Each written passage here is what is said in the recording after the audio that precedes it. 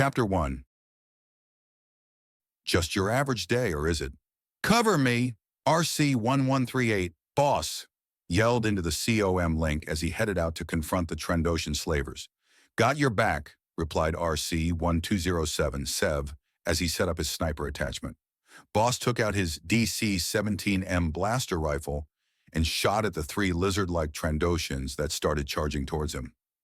Behind you, shouted RC-1262, Scorch. Before Boss could turn around, Sev blasted a hole through the Trandoshan's head that was trying to knife him, leaving it dead where it stood. Nice shot, said RC-1140 Fixer, as he killed the last Trandoshan with a punch to the head. Hard to top it. Bet I could, Scorch challenged, who was always getting into pointless arguments with Sev. Fine, next time Boss needs cover, be my guest, replied Sev as he climbed down the ledge to regroup with the rest of Delta Squad. Boss looked at his three squad mates as they walked over to stand beside him. They all had white armor with T-shaped visors, but each had different colored markings.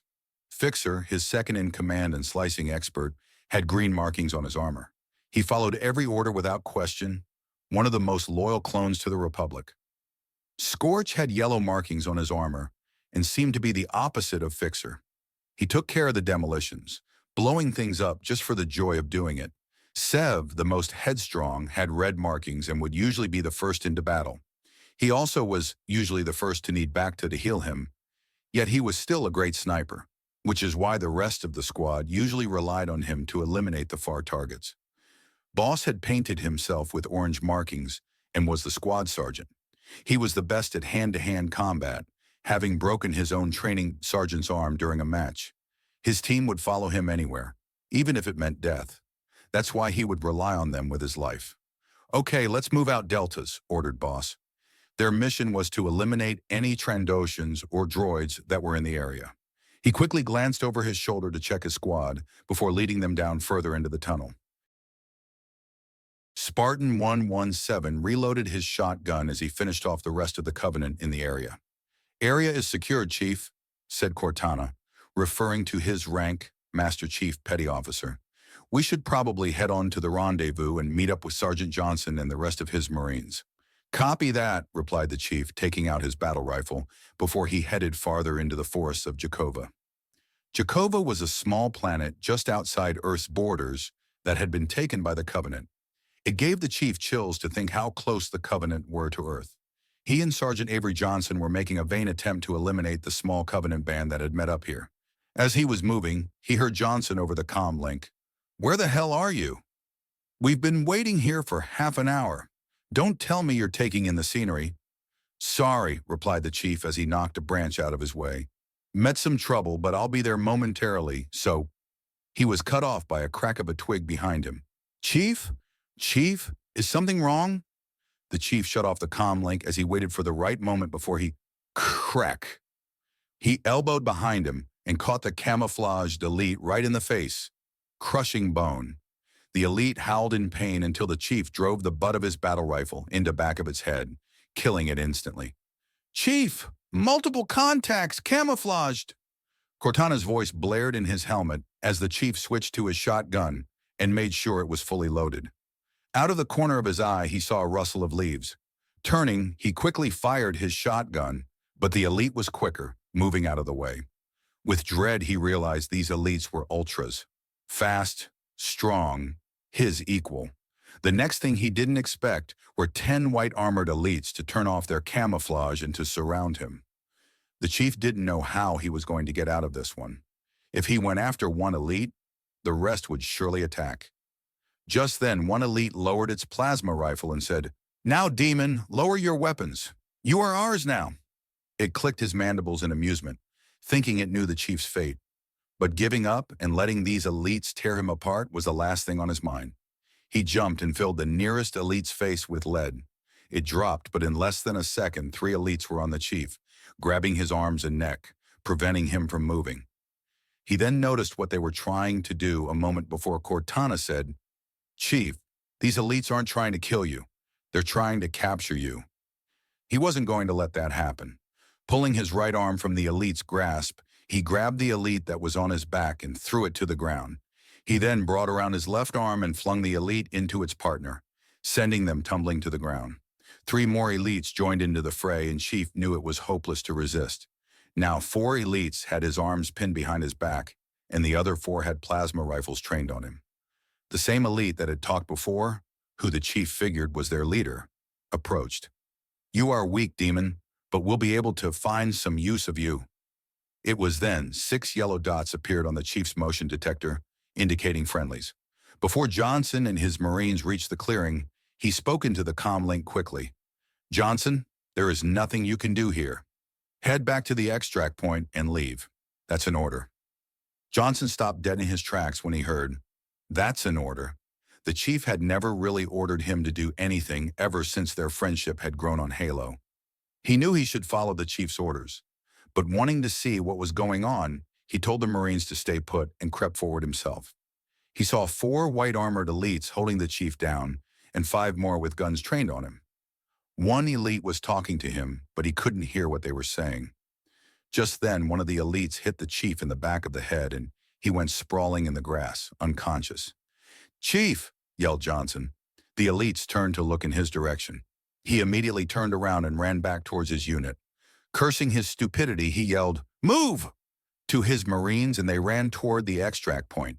It was useless. They caught up with them in less than a minute and captured his team. The Marines struggled but froze when one of the elites ordered, "Kill them. They are of no use." Johnson watched hopelessly as the elites executed each of his Marines one by one. He tried as hard as he could to break free until one elite had his plasma rifle trained on his head. "Wait!" one elite said before the other pulled the trigger. "We could be of use with this one."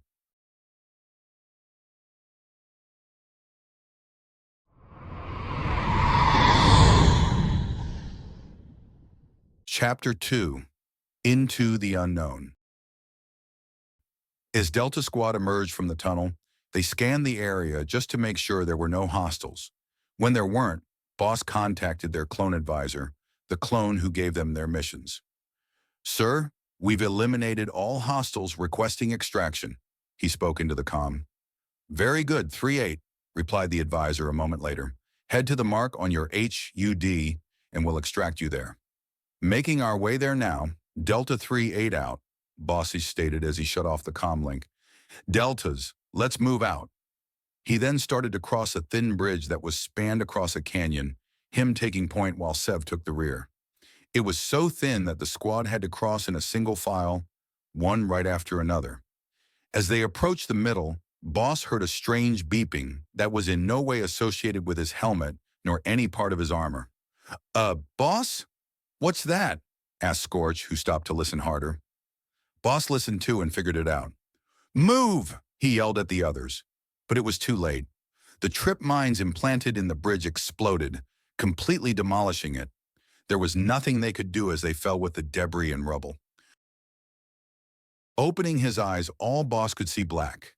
He then realized his HUD had shut down, and he blinked several times in succession to reactivate it. When it was fully on, he checked for the rest of his squad, but saw that none of them were linked to his system. Standing up, he checked himself for injuries, but the worst one he had was a bruise on his leg, giving him a slight limp. Boss shook it off and tried to contact his squad mates, as they could be in a worse situation than he was. "Deltas? Deltas? Can anyone read me?" But it was no use. The only answer he got was static.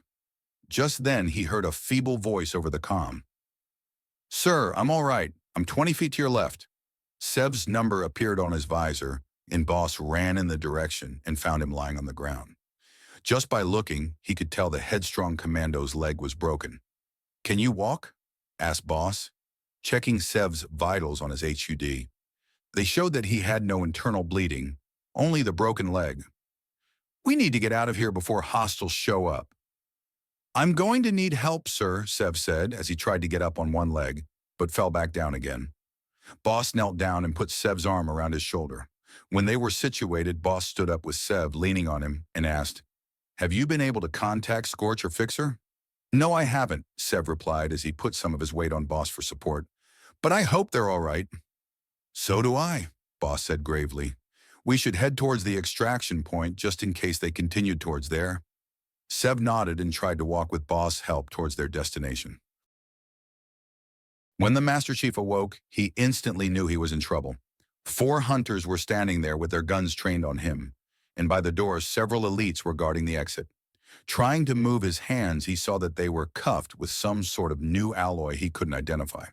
He looked around and saw that he was in a room with blank purple walls and ceilings with an energy shield draped across the entrance. Most likely it was a cell. Suddenly he realized something was missing, and noticed his energy shield covering his Mjolnir armor was gone, along something else. Cortana. He swore under his breath, but one of the elites heard him. "So you are awake, demon?" It growled at him, then turned to the elite next to him. "Let the hierarchs know he is awake." The elite nodded and went out the door, only to be replaced with another elite right after. Nobody moved as the time passed, and 10 minutes later, the elite that had left returned.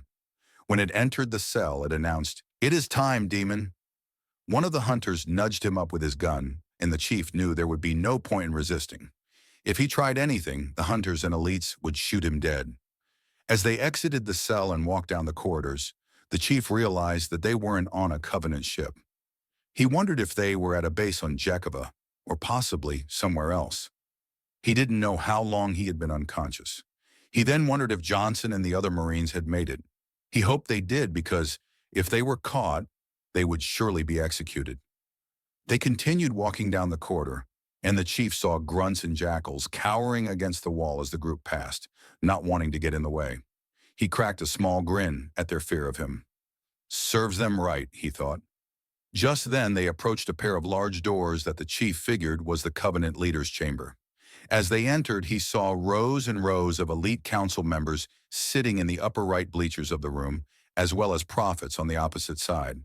At the end of the room sat the 3 lead prophets. When they were in front of the Covenant hierarchs, the elites and hunters knelt down, but the chief remained standing. An elite guard walked towards him, but one of the prophets held up his hand, causing the elite to stop in its track. "Don't be so hasty. Show our guests some respect." One of the elites in the crowd stood up and yelled, "That's the last thing we should be showing him. He deserves to be shown the blade of an energy sword." There were roars of agreement to this. "If that were to happen, the demon wouldn't be able to be put through our test," the prophet replied. He then turned his attention to the chief. "Do you know who we are, demon?" "We are the prophets of truth, mercy, and regret." He pointed to each one in turn. "Do you know why you're here?"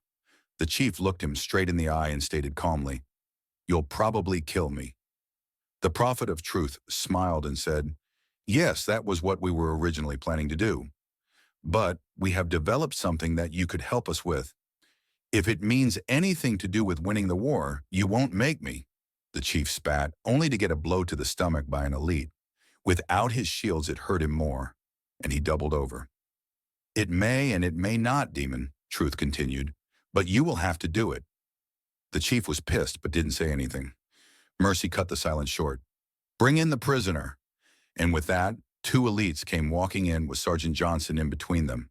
The Spartan looked over and his heart sank. "Sorry, Chief. Couldn't help it," he said with a weak grin, though his face was one of guilt. "If you are to do this, his life will be spared." The chief looked at the prophets defiantly. If he refused, Johnson would be killed, and most likely so would he. But agreeing to the prophet's demands was the last thing he wanted, though he knew in doing so there was a small chance he and Johnson could escape. "What do I have to do?" the chief said in a resigned voice. Truth smiled. "I knew you'd see it our way." Turning to one of his elite guards, he whispered something to him, and the elite growled an order in their own language. To the right of the chief, 2 sliding doors opened and revealed a path that was pitch black. Looking closer, he could tell it led to nowhere because the light from the chamber did not illuminate the beginning of the path at all, as if there was something blocking it. "This is a time portal we have created to go back in time to alter certain things." The chief immediately knew what he meant by alter. They would be able to change the outcome of the war if the portal worked. But the elites we have tested it on have not survived the process. They have either not come back or come back dead. But with your shield technology, you might be able to survive transportation process. Regret spoke up as he said, "It's not that you have any choice, demon. If you decline, this human will be executed," and he gestured toward Johnson. The sergeant glared back at the prophet but spoke to the chief. Yes, you do have a choice. These bastards don't know what they're talking about. If it works, the whole human race will be in more danger than it already is. That's worth sacrificing me.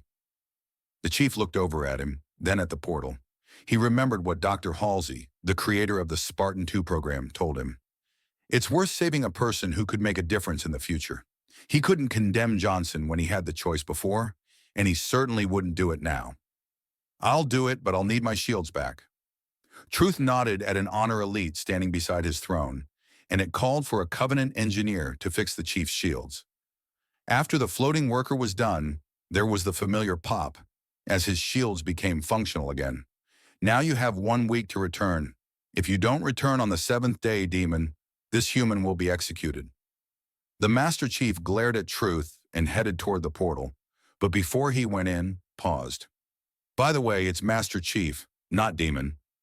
And with that, an elite rushed forward and pushed him into the portal, where everything went dark.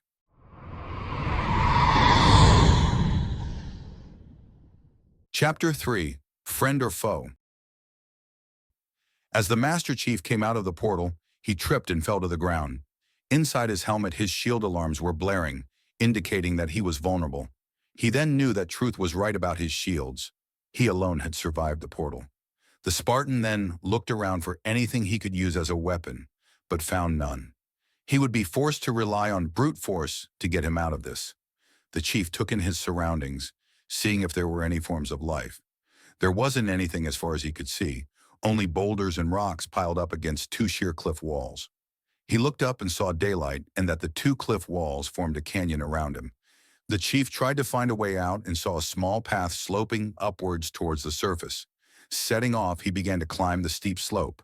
As he continued walking, he kept one eye on his motion detector. He wouldn't be helpful if someone or something snuck up on him and killed him. He had no clue what was out here, and he didn't want to take any chances. The chief was then confused for a second when his shield bar drained a quarter, and he felt something blunt on his back. He was knocked forward slightly, and reacting instantly, he whipped around to face his attacker. The alien was about as tall as his shoulders, wearing a small helmet and what appeared to be goggles around its eyes. Brandishing 2 knives, the creature tried to attack him again, but the chief clenched his fist and punched the alien across the face, causing it to tumble backwards and almost off the edge.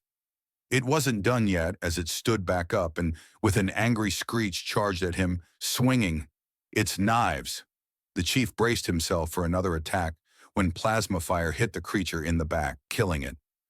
You must be new around here if you can't even notice a Trandoshan sneaking up on you.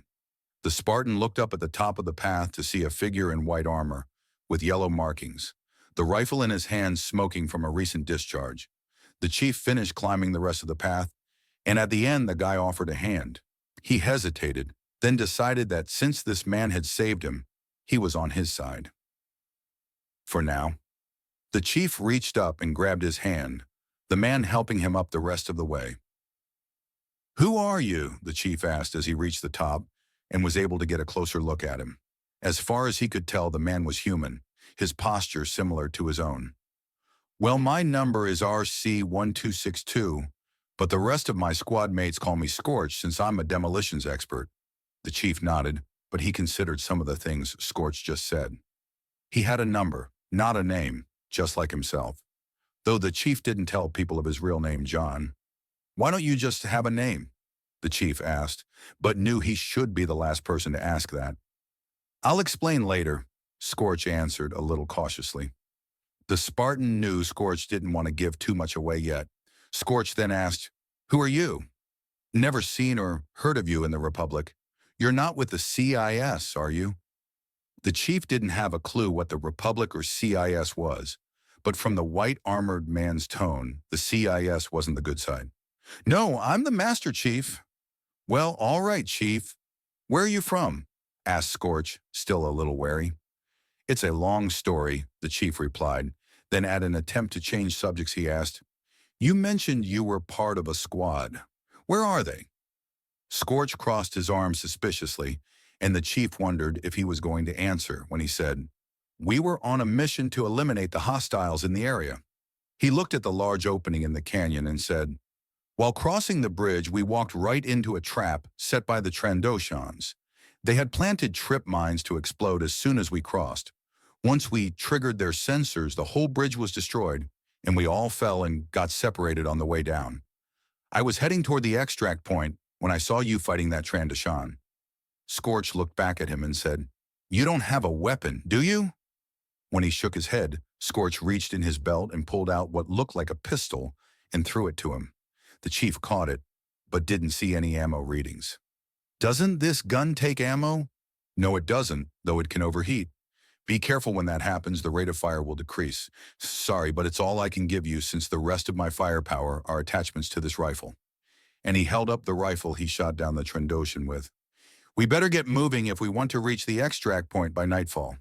The chief cocked his head, confused. "You don't care if I come with you? I saw you fighting the Trandoshan. If you were a part of the CIS, you wouldn't have been fighting it. Besides," Scorch gestured to the weapon in the chief's hand, "I'm going to want my pistol back." Boss walked into the clearing cautiously, still supporting Sev. They were still in hostile territory, and with Sev being wounded, the commando had to be extra cautious. Once he made sure there weren't any Trandoshans, he made his way fully into the clearing. "Set me down right here, boss. I need a rest," said Sev as they reached the middle. As he slowly sat down, Sev asked, "Made any contact with the others, sir?" Boss shook his head and replied, "No, I haven't. I'll try again." With that, he turned on his comm link and announced, "Deltas? Boss and Sev at the extract point. Meet us there." He paused but wasn't surprised to hear only static in reply. He shut down the comm and knelt down beside Sev. "Do you need a brace on that leg? We'll be here for a while." "No, I'll live, sir," he replied. "No contact?" "None," answered Boss as he stood up again to watch over his teammate in case the Trandoshans launched a surprise attack. "I don't know where they are, but I'm right here, sir," cut in Fixer as he walked into the clearing with a slight limp. "Sorry about not replying to your calls, but my comm link short-circuited." "That's all right. I'm just glad you're alive," Boss exclaimed as he walked over to meet him, clapping him on the shoulder. Fixer nodded to his squad leader, then looked around the clearing. "Where's Scorch?"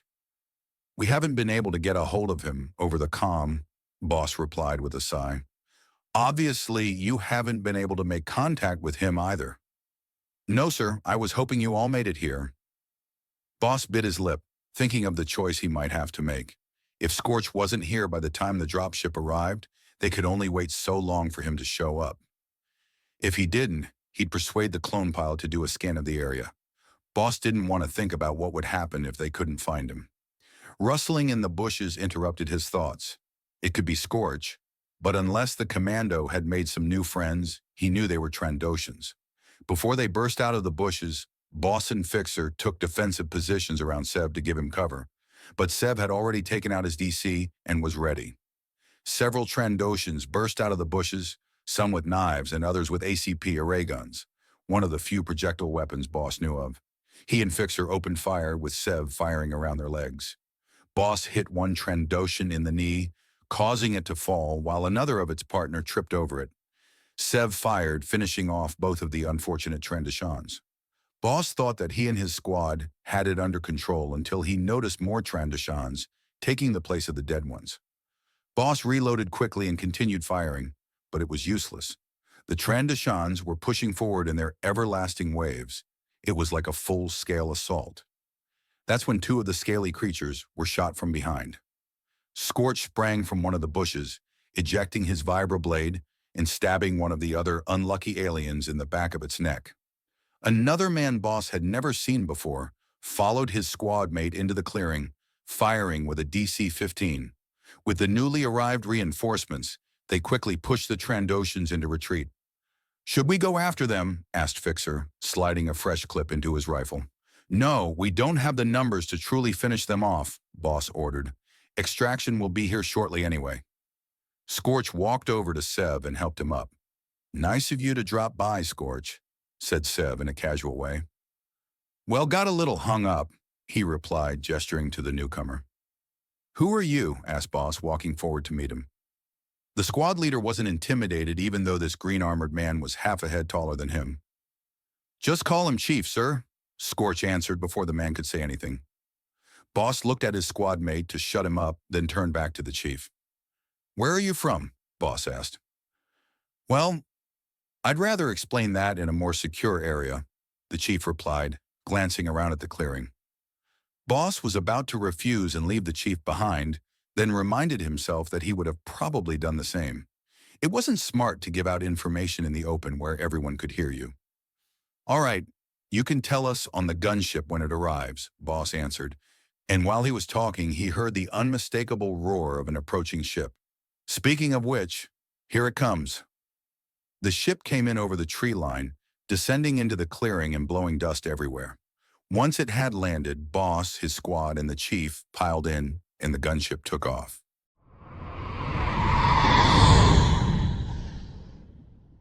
Chapter 4. Revealed. As the chief climbed into the dropship, he was in awe at how much firepower this thing had. On both sides there were turrets that could be manned by a single person, and the ship itself had several barrels sticking out of the side. He sat down next to Scorch and handed him back his pistol. "Thanks, but I probably won't be needing it for a while." Scorch took it as the one with the red markings asked, "Where are you from anyway?" "Never seen you around here before." He turned to Scorch. "You're sure he's not CIS? "Well, he helped us out back there. Isn't that enough for now?" The leader looked at the chief for a moment and then stated, "Since you're here for at least a little while, we might as well introduce ourselves."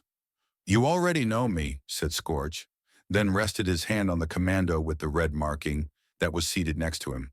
"This is Sev, sniper expert and the most headstrong." Sev turned his head towards him. "Am I incapable of introducing myself?" "Yes, you are," Scorch replied simply, and then pointed to the one with the green markings. "That's Fixer, second in command and a computer nerd.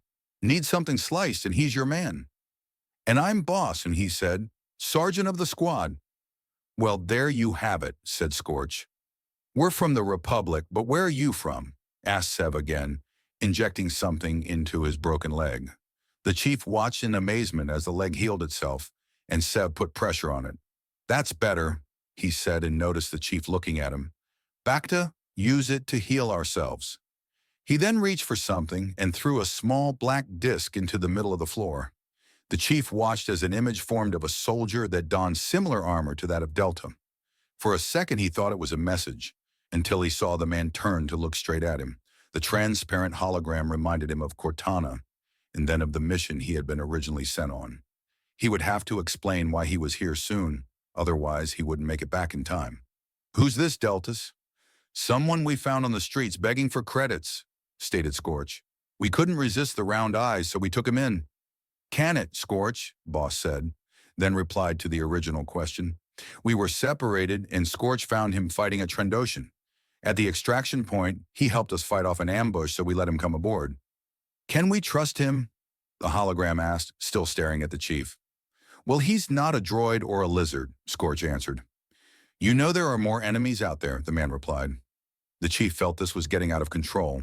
If he explained himself, their questions would be answered. "Look, I don't know who the Republic or the CIS are, but if you let me explain, you'll get some answers." He couldn't see their faces because of their helmets, but he could tell they were surprised. "Were you born yesterday, Chief?" Boss asked. "We're at war right now. It's taking place all over the galaxy." The hologram held up a hand for silence. "Explain." The chief sighed. "Where did he start?" "Might as well from the beginning. Where I'm from, there is no way you could have heard of it. I was raised from the age of 6 in the military on a planet called Reach. 74 other children were raised with me, but only about half that number survived the procedures we were put through. It was all a part of a project called Spartan 2. The survivors became Spartans or super soldiers." There was a brief silence until Sev said, "That's kind of like us, except we were born to fight." The chief just nodded in reply and continued. "During that time, a band of different aliens known as the Covenant declared war on us and began wiping out our planets one by one." "A whole planet?" asked Fixer, amazed. "There is no such firepower. They didn't completely destroy the planet, they glassed it, evaporated all the water and burnt every bit of foliage. No one survives. We humans were fighting a losing war, and the Spartans were their only hope. So we were sent on a mission to capture a Covenant ship and find out where their home planet was. Right after we left, Reach was attacked and we were called back. That planet was one of our few remaining military bases and the biggest. There really was no hope when we arrived. And the Covenant fought through and glassed Reach, and I was the only Spartan that survived. He paused for a little bit, getting ready to begin again. It always pained him when he thought of his lost team. After a few minutes, he continued. I escaped aboard the ship the Pillar of Autumn and have made it through a lot of things since then, causing me to earn the nickname Demon among the Covenant. They must really hate you to give you your own name, said Sev, almost in awe. Shut up, let him finish his story, Scorch interrupted before Sev could continue. Yes, that still doesn't explain how you got here, Boss noted. But your story is starting to make sense. The chief started again. A long time after Reach fell, a fellow soldier named Avery Johnson and I went to a planet called Jakova to eliminate a small band of Covenant that had gathered there. This planet was right outside of Earth's borders, which is our home planet. Sergeant Johnson and I were captured, and I was forced to test out a time portal they had created, or Johnson would have been killed, and likely, so would I. Then the time portal brought you here, said Fixer, finishing it for him. When the chief nodded, the hologram said, your story fits, but how would you return? And you would be given a limit to how long you could stay here. 10 days, the chief answered shortly, and the portal is still there. I need to take it back before the time limit is up.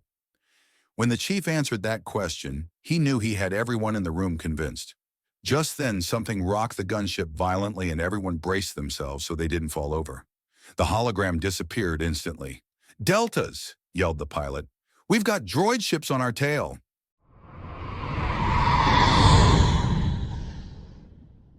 Chapter 5, Kill or Be Killed. After the pilot had told him about the ships, Boss ran to the front, wanting the full detail of the situation. How many? 3 of them, sir, the pilot replied, steering the ship violently as he tried to evade the blaster fire from the ships. Boss had to grab onto a rung from the ceiling to avoid falling over.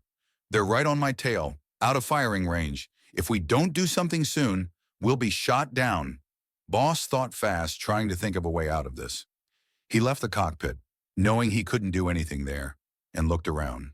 The laser turrets on each side of the dropship were empty. Sloppy, he thought. But it was then an idea struck him. He walked towards the edge of the ship and forced open the door. Boss, are we evacuating? Asked Scorch as Boss looked outside and saw the 3 ships on their tail. Not yet, he replied over his shoulder. If I fall, go on without me. What? Fixer started, but Boss ignored him and took a flying leap, landing on one of the laser turret's cockpit. At first it was all smooth, and for one frightening moment he thought he was going to fall after all. But then his hand found one of the poles that held the turret in place and he grabbed on. With his other hand, he reached forward and slipped his fingers into the slot, wrenching the door open. Boss, are you crazy? Scorch asked over their comlink, surprise and awe both in his voice. No, I'm just trying to save our criffing hides, he replied, swinging into the seat and closing the hatch. Activating the panel inside, he turned the laser toward the 3 Geonosian fighters. They had seemed to have missed him, not firing until the bright green beams nailed the front end of the first fighter, sending it flying into the ground below. One of the fighters flew to the other side and out of range, but the third one flew in closer, taking a few shots at Boss. One blaster beam passed way too close to his liking, but he kept his head down and fired another shot. The laser grazed the side of the fighter, causing it to pull out and away from the fight. Admitting defeat against the final fighter, Boss pushed open the hatch and cautiously stepped out. Setting his feet in place, he jumped back into the dropship, and Sev and Scorch grabbed his arms to help him in. Nice shot, sir, said Sev, quickly grabbing a rung above his head when the ship shook again. But I think you missed one. Feel free to finish the job, Boss said, walking back towards the cockpit. Sev shrugged. Okay. He then started walking towards the edge of the ship until Scorch grabbed his shoulder. Sev, no, Scorch said, pulling him back. He was kidding. Boss continued onto the cockpit, standing at the pilot's shoulder. Good shooting, but that last one's going to end up getting us, the pilot stated, tapping a few controls. You've only just bought us time. Boss nodded in understanding. Fly low to the ground, as low as you can get. We're evacuating. Yes, sir, the pilot replied, typing in the necessary controls. Boss felt the ship decelerate and drift slightly down under his feet. He then headed back to where his squad mates and the chief were standing. We're evacuating now, aren't we? Asked the chief, most likely noticing the ship's change of flight. Yes, get ready. As soon as the pilot gets back here, we're jumping. It took a few moments, and as each one passed, Boss became more agitated. Finally, after what seemed like forever, the pilot stumbled into the back, stationing himself on a rung. I've set a course for the cliff wall, the pilot reported. We have to jump now. Let's go! Boss immediately yelled, motioning for them to move out. Sev was the first to jump, not even hesitating at the edge as he stepped over. Scorch and the pilot quickly followed, but while approaching the opening, Fixer glanced over his shoulder. Go, Boss ordered. I'll be right behind you. Fixer nodded and immediately jumped, his body dropping out of sight. It was then only Boss and the chief. Without exchanging a glance, they both stepped off, immediately dropping downwards fast thanks to the weight of their armor. Fortunately, it was not a long fall as they hit the ground 30 feet below, and both rolled to take the impact of the jump. As they stood up, Boss turned to look at the chief, who was looking back at him. In the chief's faceplate, Boss could see his own T-shaped visor reflected in the light. Maybe we're not so different after all, Boss thought, turning to look towards where the dropship was heading. The Geonosian fighter, unaware that its target had jumped ship, was hard on the Republic ship, heading right towards the cliff. Once it saw what was going on, it was too late to pull up, and it crashed right into the rock, instantly exploding into a giant fireball. Woo, what an explosion! Scorch cheered, pumping a fist up in the air, and Boss couldn't help but grin. Good job, Deltas, Boss said, and nodded to where the pilot and chief were standing. And you two as well. Thank you, sir, the pilot replied while the chief just nodded in acknowledgement. Okay, I'm calling the advisor for an extra extraction, if possible, Boss announced and stepped away from the group slightly. Activating his comm, he said, Advisor, this is 3-8, come in. A pause, no answer. Sir, this is 3-8, answer if you can read me. Once again, just silence met his words, making him confused. He changed his frequency so that any Republic forces could hear him.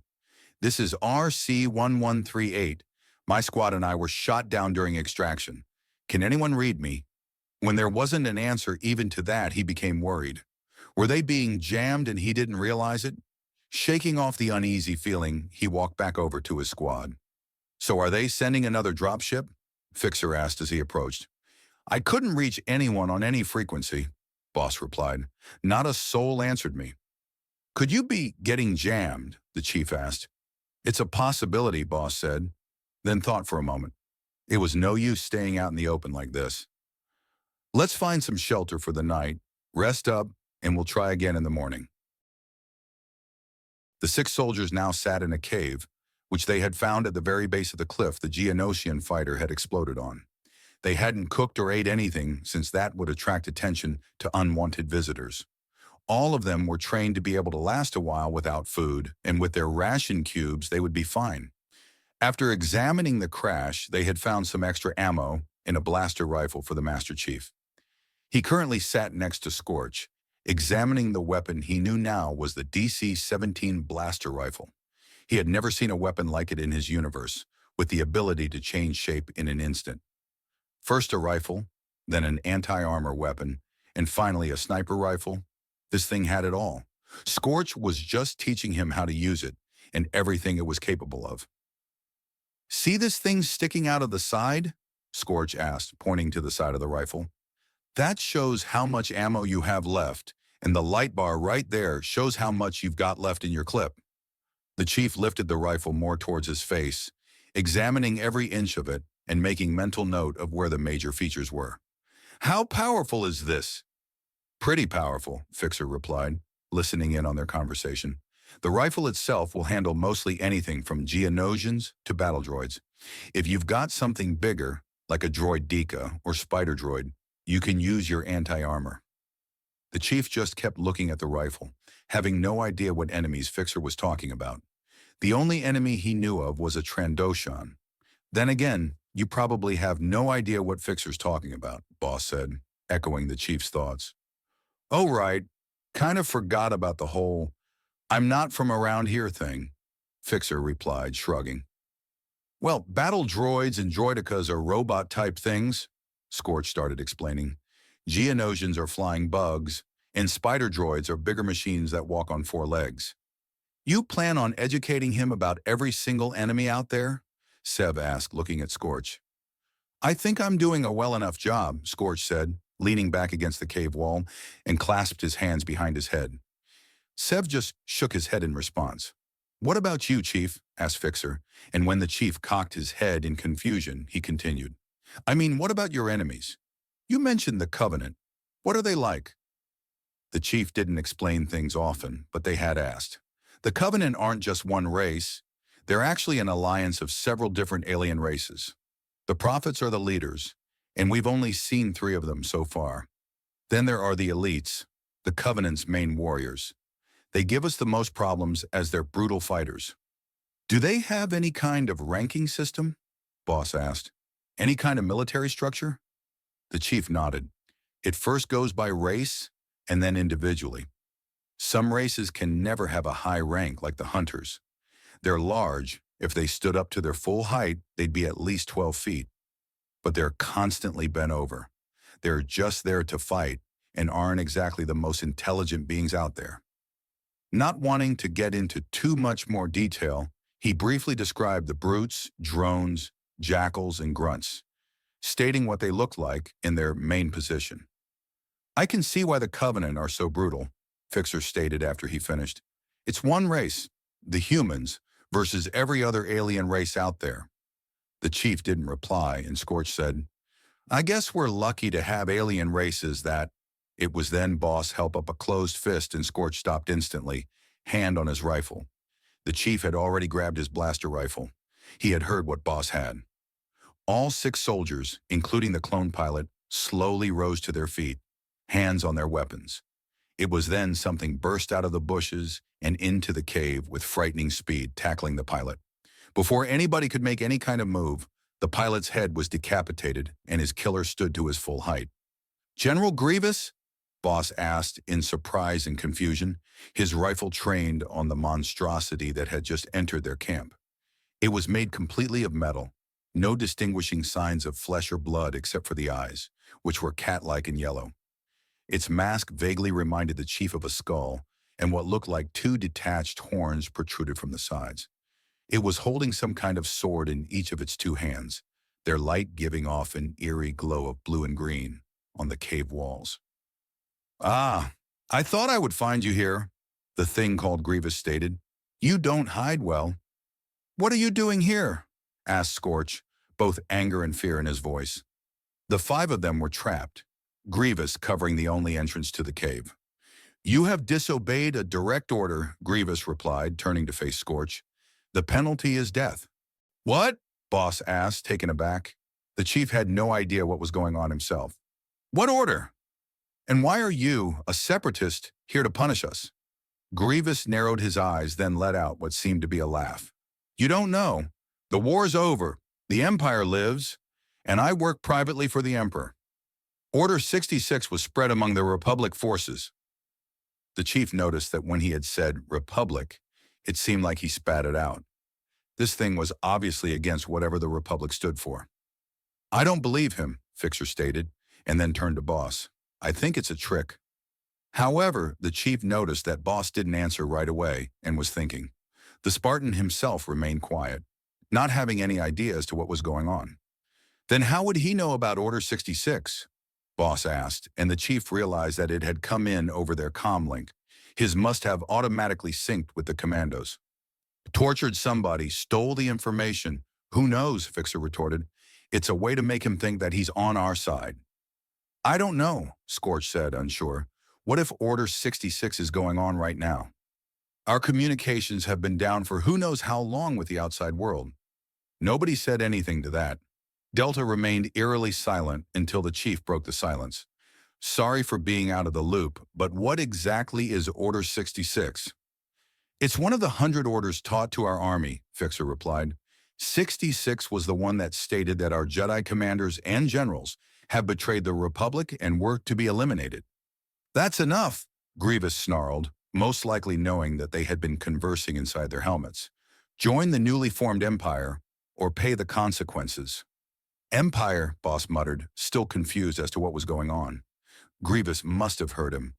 Yes, the Republic has fallen, and the Empire has been established with Emperor Palpatine at its head. This sounds ridiculous, Scorch said, shaking his head. Grievous turned his yellow eyes upon him, and Scorch slightly raised his weapon. The cyborg must have noticed as he laughed. You think you could face me? He asked. When I've defeated countless of Jedi? I could sure as hell try, Scorch snapped back, obviously getting pissed at this thing. Boss ordered him to stand down, then turned to face Grievous. If the general could smile, the chief knew he would be right now. So what will it be, Sergeant? He asked. Will you join the Empire, or face the penalty? Boss remained silent for a few moments. The Master Chief knew exactly how he felt, having to make a decision that both ways could get his squad killed. It was a heavy burden to bear. A few more seconds passed by until Boss finally gave his answer.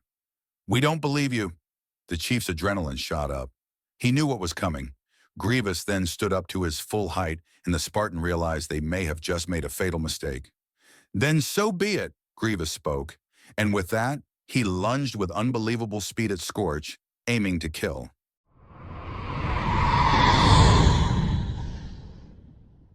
Chapter 6. A Decision is Made.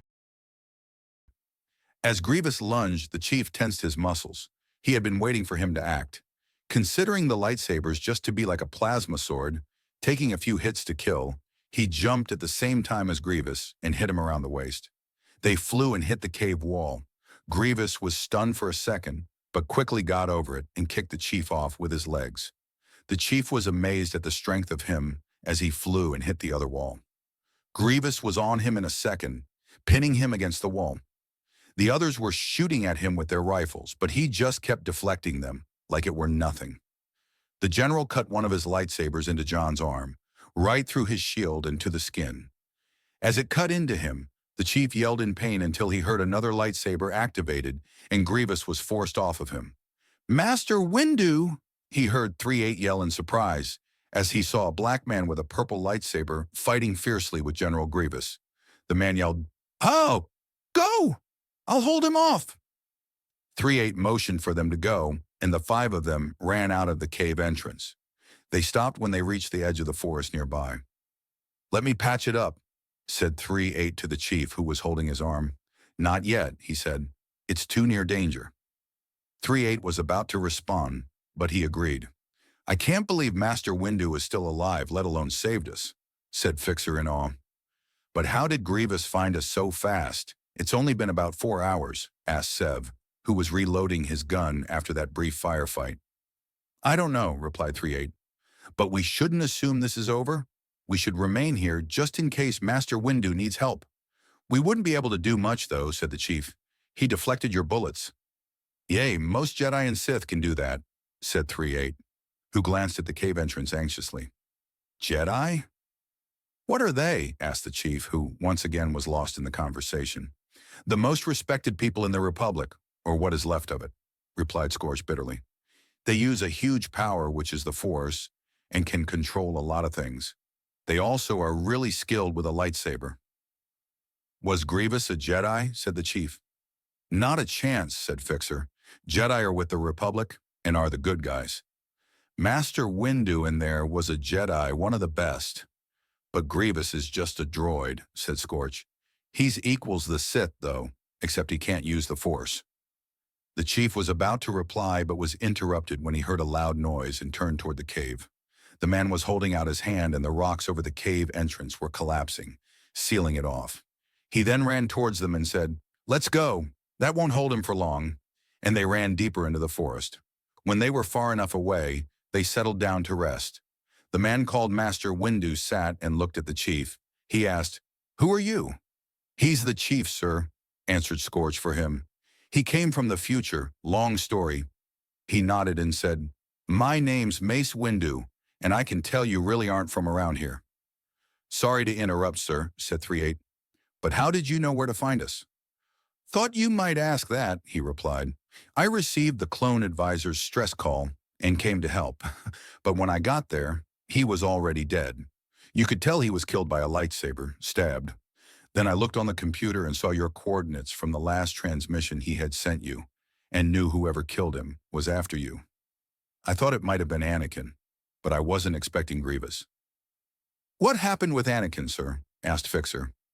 He sighed and said, Anakin has been overcome by the dark side of the Force. He is on his way to becoming a Sith Lord. Everyone was shocked to hear this except for the Chief, who didn't even know who Anakin was. I can't believe it, said Scorch. Is that why the clones aren't with us anymore? Mace Windu nodded. They take orders from the Emperor now. Are there any Jedi left? Asked Seb, in a hopeful kind of way. Yes, I believe Master Yoda and Obi-Wan Kenobi are left, but I don't know where they are. I think Obi-Wan went to help Padme until she gave birth. Seb nodded grimly, thinking of all the Jedi that had been murdered. The Chief was slowly taking all this in, thinking of what was going on. Obviously, Anakin used to be a good guy around here, a Jedi, but became bad, which was the Sith. What if... But the Chief was cut short when he heard a weird whirring noise behind him, and he turned around to see what it was. He saw a black ball-shaped thing floating, and he saw what looked like a camera in the center. "Recon droid, move!" yelled Mace Windu, and they all got up and ran, with the recon droid going the other way.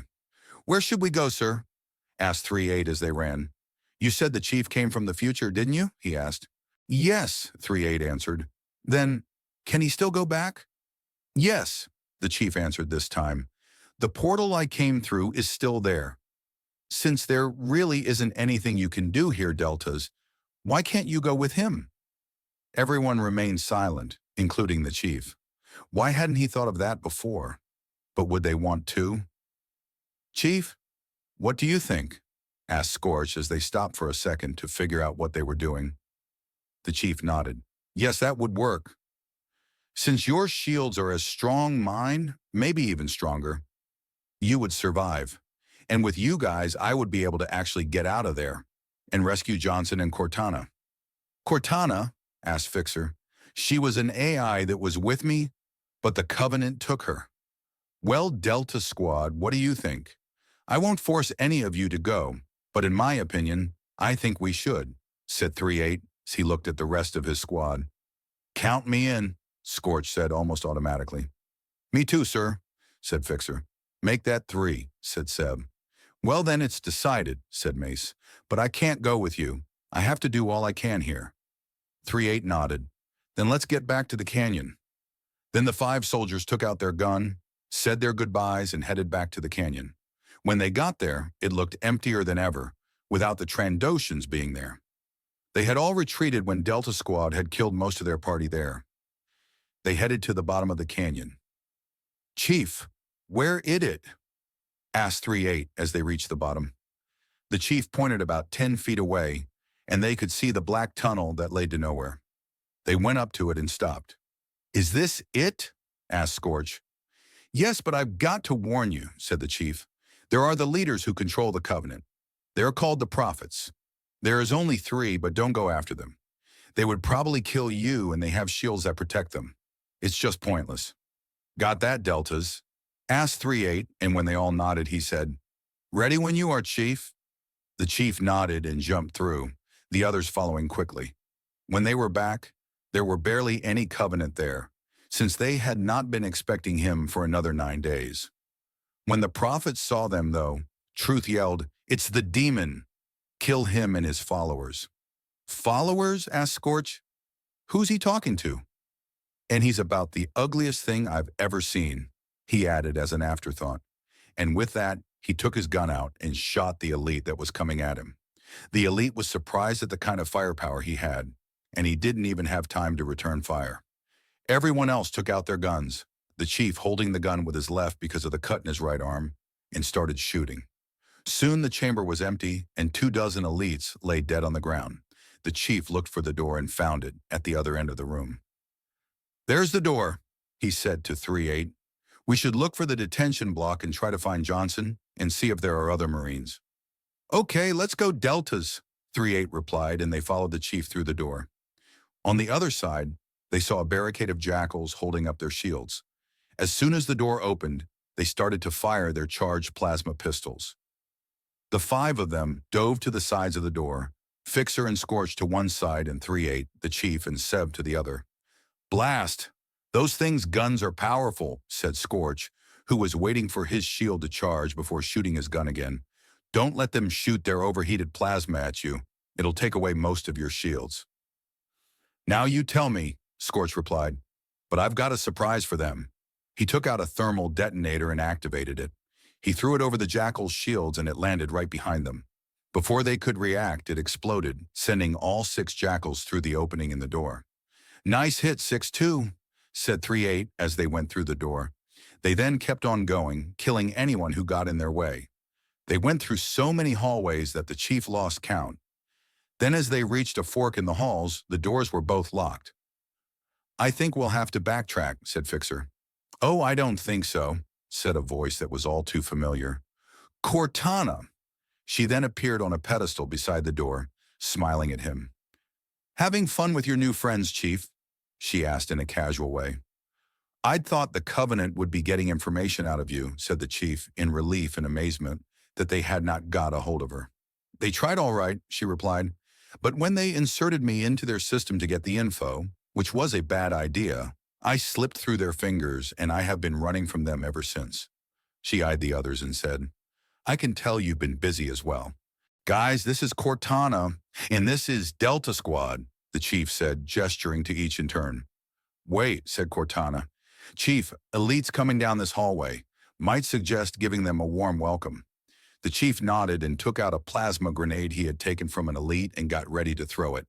The commandos got the idea and took out their own thermal detonators and got ready. "Now," yelled Cortana, and the 5 of them primed and threw their grenades. No less than a dozen elites jumped right on top of the grenades, and an unlucky elite got the plasma one stuck to his face. 3 seconds later, all the grenades blew up, and all 12 of the elites went with them. "Whoa, I've got to get me one of those," said Scorch as he saw the plasma stick to the elite. "Wait, Chief, hold fire." "Unidentified figure coming this way." The chief and the others froze when General Grievous stepped into the hallway, all 4 lightsabers drawn.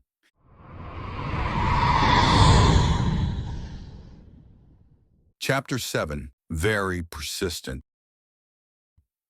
The chief couldn't believe his eyes. How could he have got here? That recon droid, or whatever it was, must have given them away.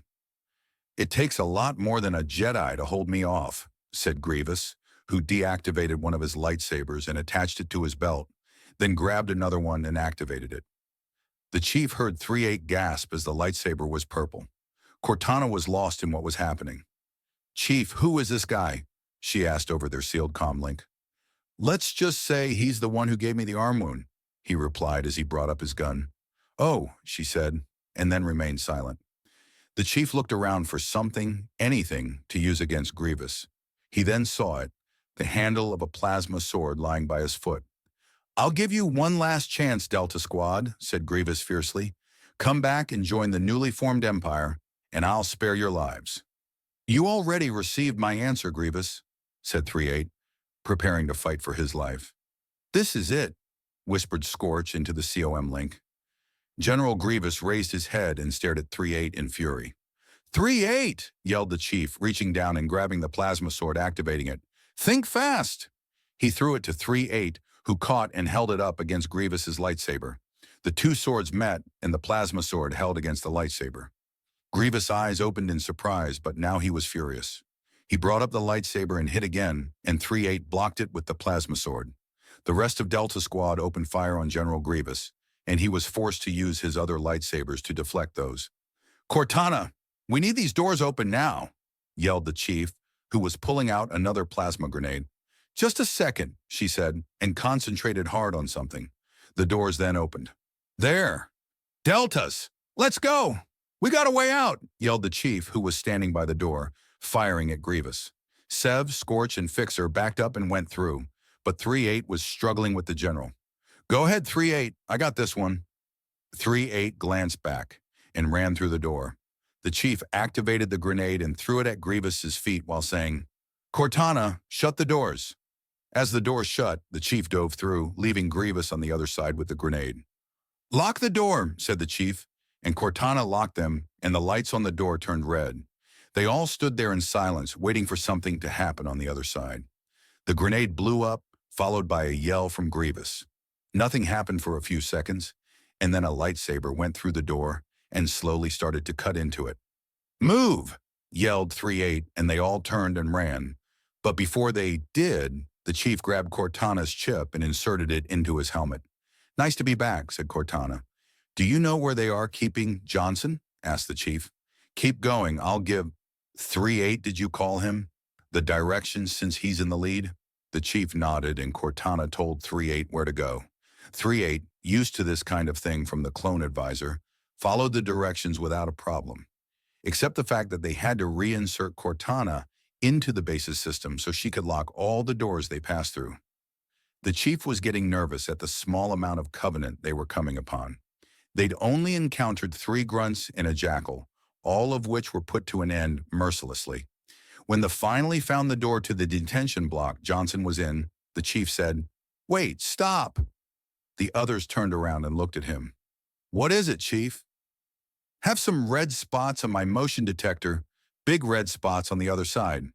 Cortana appeared on the pedestal by the door and said, "I see them too, hunters." "Yeah, you told us about those guys," said Scorch, remembering their conversation.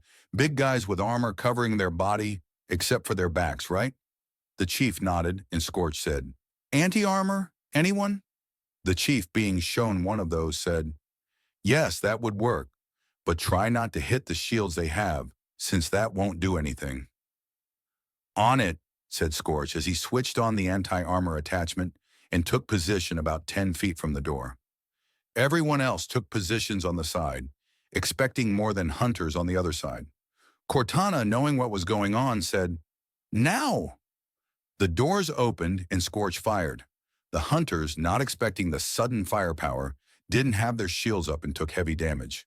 "Ha! How do you like that?" yelled Scorch as he kept firing. When he stopped, both hunters were dead and smoking. "I don't think they stood a chance," said Scorch, who had switched back to his rifle and was firing at the elites that were standing behind the hunters. The chief and the rest of Delta's squad jumped up to help. One of the elites got past all the bullets and managed to get a hit at Seb with his plasma sword. "Ah, never pissed me off," said Seb, who kicked the elite in the stomach, kneed him in the head, and finished him off with his DC-17. "That's the way to do it," yelled a familiar voice from inside one of the cells. The chief and the others ran inside when all the elites had been killed, and they saw Johnson in the farthest cell back.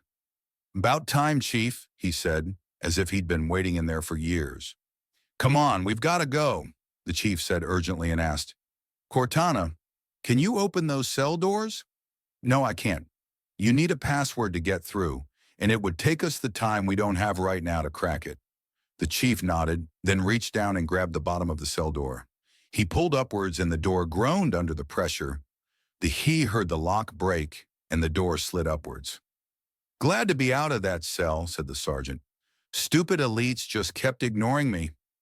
But then they all heard a noise they all were hoping wouldn't happen, the sound of a lightsaber cutting through a door. "Go!" yelled the chief as he grabbed Johnson and pushed him in front of him, and they ran to the door to the right, with 3-8 in the lead and Scorch bringing up the rear. When they ran out there, they saw the purple lightsaber cutting an almost complete circle. They ran to the door, but they realized it was already closing.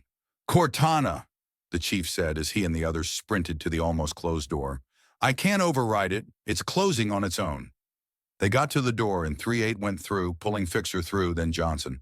But Seb was having trouble getting through. The chief, without thinking, grabbed the edges of the door and held it open and yelled at Seb, "Go through! Hurry up!" Seb hesitated, but then jumped through. "Now you," said the chief, struggling to hold the door open. "No way, I'm not leaving you behind," said Scorch. "Brothers don't leave another behind." "You have to, I can handle it," the chief said, slowly loosing his grip on the door. Scorch didn't reply, but he didn't move either. The chief knew there was no convincing him, and said to Johnson, "Get Cortana back. We're going to need her." Then he let the doors close. "No!" yelled Sev, who hit his fist against the door in anger. We have to get that door open somehow. Cortana, can you get those doors open? Asked 3-8 almost desperately, not wanting to leave one of his squad members and the chief behind. I can't, said Cortana quietly.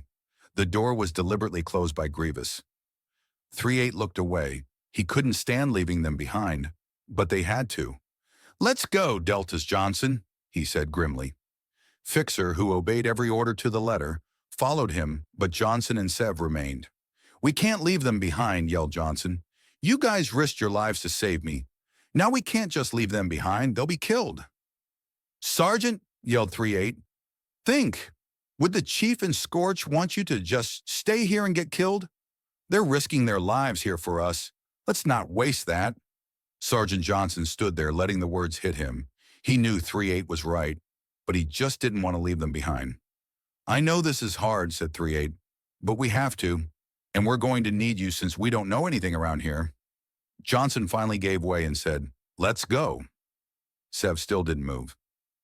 Sev, let's go. There's nothing we can do, said Fixer. Sev glanced back at the door and then followed the others down the hallway. During this debate, the chief and Scorch had their guns pointed at the door that Grievous was cutting up. When the lightsaber had finished its circle, it stopped and was pulled out. The two of them waited, waiting for him to jump through and finish them off. A foot kicked through, then Grievous followed, but now the chief understood why he was chasing them down. Grievous was now only holding 3 lightsabers, because as far as the chief could tell, the grenade he had laid earlier had blown off one of his arms. Immediately, Scorch and the chief started to shoot at Grievous, but he just once again deflected them. When the two of them stopped firing, the general started to laugh. You might as well stop trying, he said.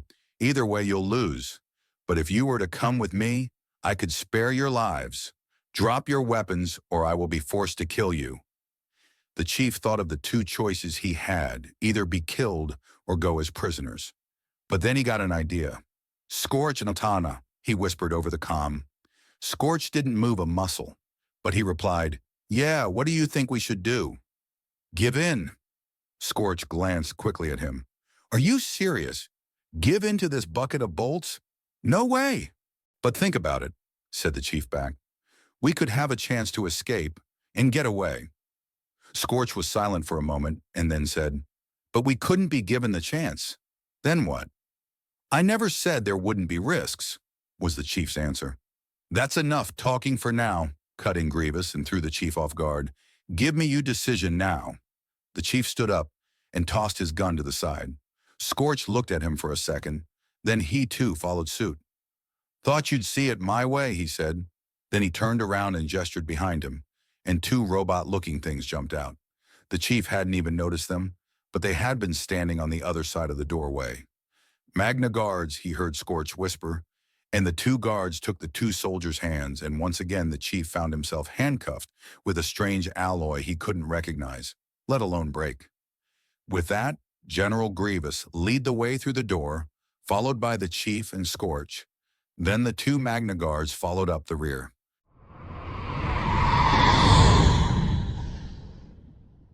Chapter 8, Escape.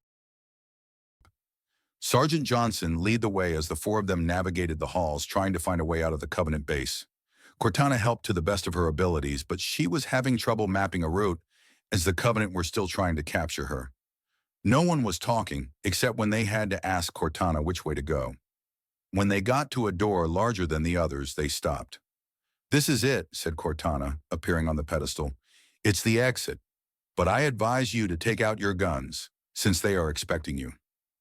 With that, 3-8, Sev, and Fixer took out their DC-17s, and Johnson the plasma rifle he had picked up. When Cortana saw that they were ready, she opened the door, but she immediately saw something wrong. Move back, she yelled at them. They looked at her, and then ran back a second before a huge ball of plasma exploded where they had been standing. Wraith, said Johnson, who recognized the tank outside the door. They took cover behind the pillars that were there. Blast, doesn't this thing ever quit? Asked 3-8 as the Wraith continued firing for another 5 minutes. But Cortana ignored him, looking at the Covenant that were behind the tank. There were about 100, all mixed up with grunts, jackals, elites, and a few hunters. Cortana knew that the three from Delta Squad and Johnson couldn't possibly hold them off. "Cortana!" yelled Johnson over all the explosions from the tank. "Try to call for help." Cortana nodded and sent out a transmission on the comm link. "Any UNSC forces come in." "I repeat, come in." She waited for a little bit, then repeated, "Any UNSC forces, we need assistance." She was then surprised when a voice answered, "I copy, this is Sergeant Greg Carter. Cortana, is that you?" "Affirmative, but can't chat. We need immediate assistance. Sending our coordinates now." "Got them. I'm on my way." General Grievous led the way through the cut-open doors as they made their way back to the time portal. The chief, already having a plan, was waiting patiently for the right moment. Chief, you got a way out of this, don't you?" "Just follow my lead," the chief replied as they walked back into the Prophet's chamber. There was no sign of any covenant, and the chief knew Grievous had seen to that. As they reached the portal, the chief braced himself, ready to take action. As Grievous stepped in front of the portal, the chief lunged, knocking Grievous into it. The two of them turned around just in time to see the Magna Guards swinging at them with their staffs. The one attacking the chief swung low, making him jump to avoid it. Scorch, on the other hand, had a more brutal guard, and it swung at an uppercut. Scorch, meaning to block it with his handcuffs, was surprised when the staff cut right through it, freeing him. Scorch stood there for a moment, but then decided to swing at the guard's head. The guard brought up his staff to block it, and Scorch punched the staff. The staff didn't give way an inch, and Scorch brought his hand back, yelling, "Fear feck!" The chief had no clue what that meant, but didn't engage the matter, as he was too busy trying to fend off his own guard. The chief faked a hit to the head, then brought up his leg in lightning-fast speed to hit the guard in the abdomen. The guard staggered a bit but kept its balance. It then swung over its head, but the chief threw his handcuffs in the way. A moment later, his hands were also free. "Chief, we got to get out of here. Grievous will be back any second," yelled Scorch as he dodged another swing to the head. The chief knew this, but unless they could get rid of these guards, they weren't going anywhere. Then he got an idea. "Scorch, catch!" And he threw a plasma grenade to him and then took out his own. "On my mark." Scorch caught it and nodded. "Mark!" yelled the chief, and then they both activated it and threw it at the Magna Guards. The guards, who weren't expecting this, tried to pull off the grenade. When it wouldn't come off, they panicked, but not for long, since the grenade exploded a second later, taking them with it. "Let's go," said the chief, and they made their way to the door, which now had a huge hole in the middle of it. "Cortana!" yelled the chief as he made a vain attempt to reach her. But for all he knew, they could already be gone. But in fact, Cortana did hear him, and she started to scan to figure out where he was.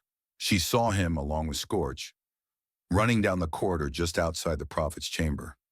"Guys," she said to the others, who were still under fire from the Wraith, "I found out where the chief and Scorch are. I'm going to help them." "They're still alive?" asked Sev in disbelief, but she had already gone into the base's system and appeared on a pedestal outside the door. The chief and Scorch were coming through. The chief turned and saw her and said, "So you heard me?" Cortana smiled and then said, "Where's Grievous?" "I'm not picking up his life signs anywhere." "You didn't kill him, did you?" "He pushed him into the portal," said Scorch, gesturing to the chief. "I'm sure he was happy," replied Cortana. "I don't know. I haven't seen him since I pushed him in." Cortana was about to ask them something else until she picked something up from the chambers. "Chief," said Cortana urgently, "he's back." The chief glanced over his shoulder as if to see if he was there, then said, "Better not stick around to make sure." And he and Scorch took off down the next corridor, with Cortana once again entering the system. The two of them kept jumping through the holes in the door, trying to keep ahead of Grievous. When they reached the door that had cut them off from the others, Scorch found the console the general had used, and Cortana opened it. But now they could hear Grievous catching up to them. They sprinted, trying desperately now to stay ahead. Meanwhile, the other four were still hiding behind the pillars, which the Wraith was still shooting at. "If I don't get to kill something soon, I'm just going to run out there." But Johnson's last words were drowned out by the sound of missile firing. They all peeked out and saw a Pelican dropship firing at the Wraith. Within moments, the tank was a smoking wreck. The Pelican continued to fire at the other Covenant forces, but lowered to pick up the soldiers that were pinned there. A few Marines jumped out to help them, firing with their battle rifles at the few Covenant who got too close. The Delta Squad and Johnson got in, then the Marines. One of the Marines, which had a sergeant insignia on his shoulder, made a hand gesture to the pilot, who started to take off. "Wait, don't go yet," yelled Johnson to the pilot, who looked around to ask, "Why not? You're all here." "Not all of us. You're forgetting a man that's about a foot taller than you." The pilot's face lit up. "The chief was here?" "Never mind that," said the sergeant, who was obviously Sergeant Carter. "We can't wait long, otherwise we'll be killed." Johnson nodded, but still looked down desperately to see if they had made it yet. His heart then missed a beat when he saw the two of them run out, but then sank as he saw what was chasing them. When the chief and the Scorch made it to the doors, the chief paused for a split second to grab Cortana and then caught back up with Scorch. He glanced backwards and saw in surprise that General Grievous was right behind them. He then watched as Grievous lunged, making a desperate attempt to stop them. One of his lightsabers caught Scorch in the back of the leg, and with a cry of pain he fell down. The others watched helplessly as Scorch fell, and Grievous advanced upon them. Sev jumped up and pulled out his blaster rifle, but 3-8 grabbed his shoulder and forced him back down. Johnson then yelled, "Shoot him!" The pilot, having no clue what was going on, shot at Grievous. The general, not used to having projectile weapons shot at him, was caught off guard and was forced backwards. "Get down there!" yelled 3-8.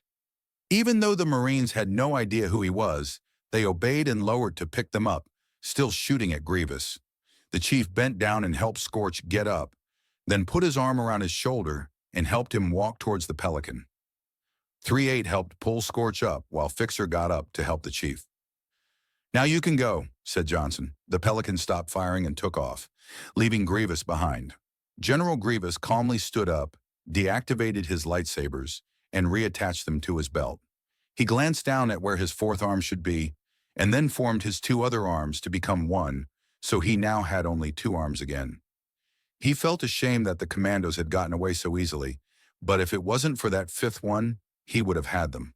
"Oh well," he thought, "they'll be mine next time," and he'd be sure to kill the green one first.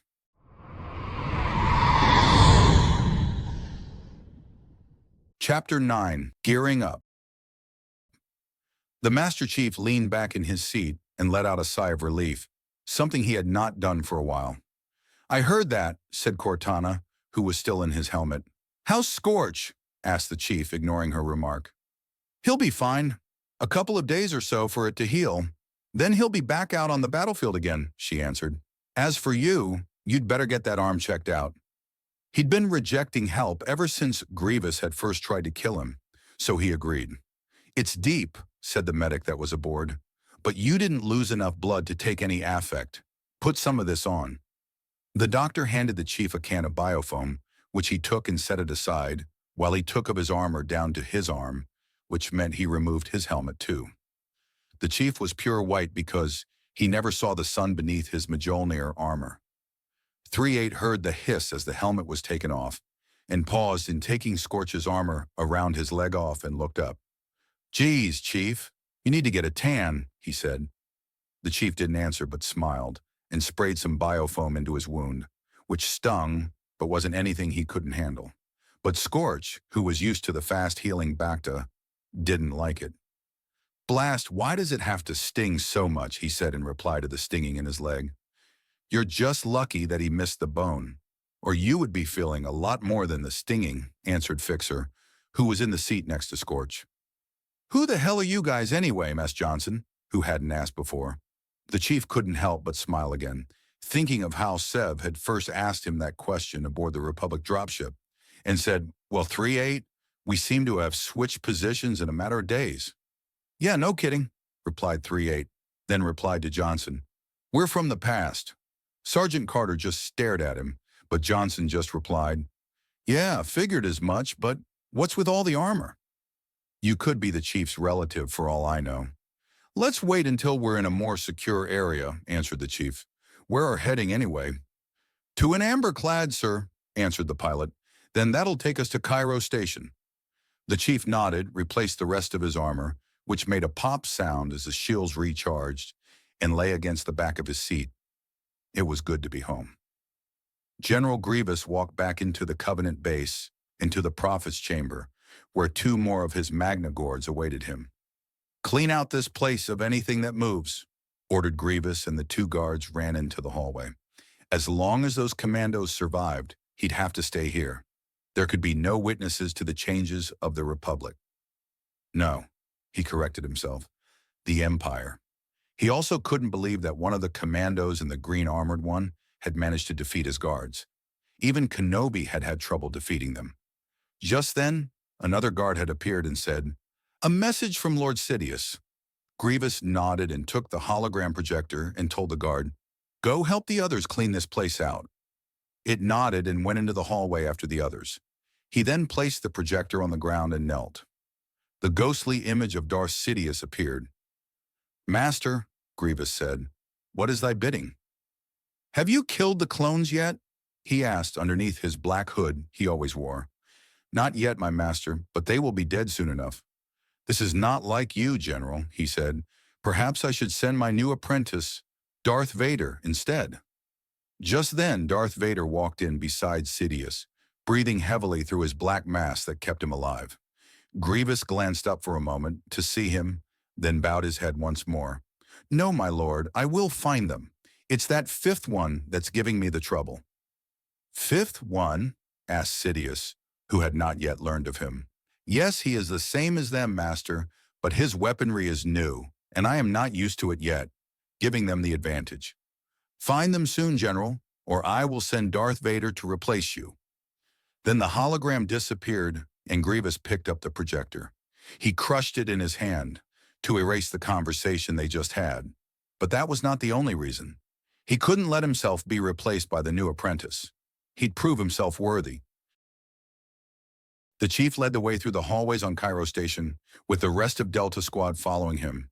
They were reporting to Lord Hood, who was in charge of Cairo Station, and its Mac guns, which could punch a hole through a Covenant cruiser easily.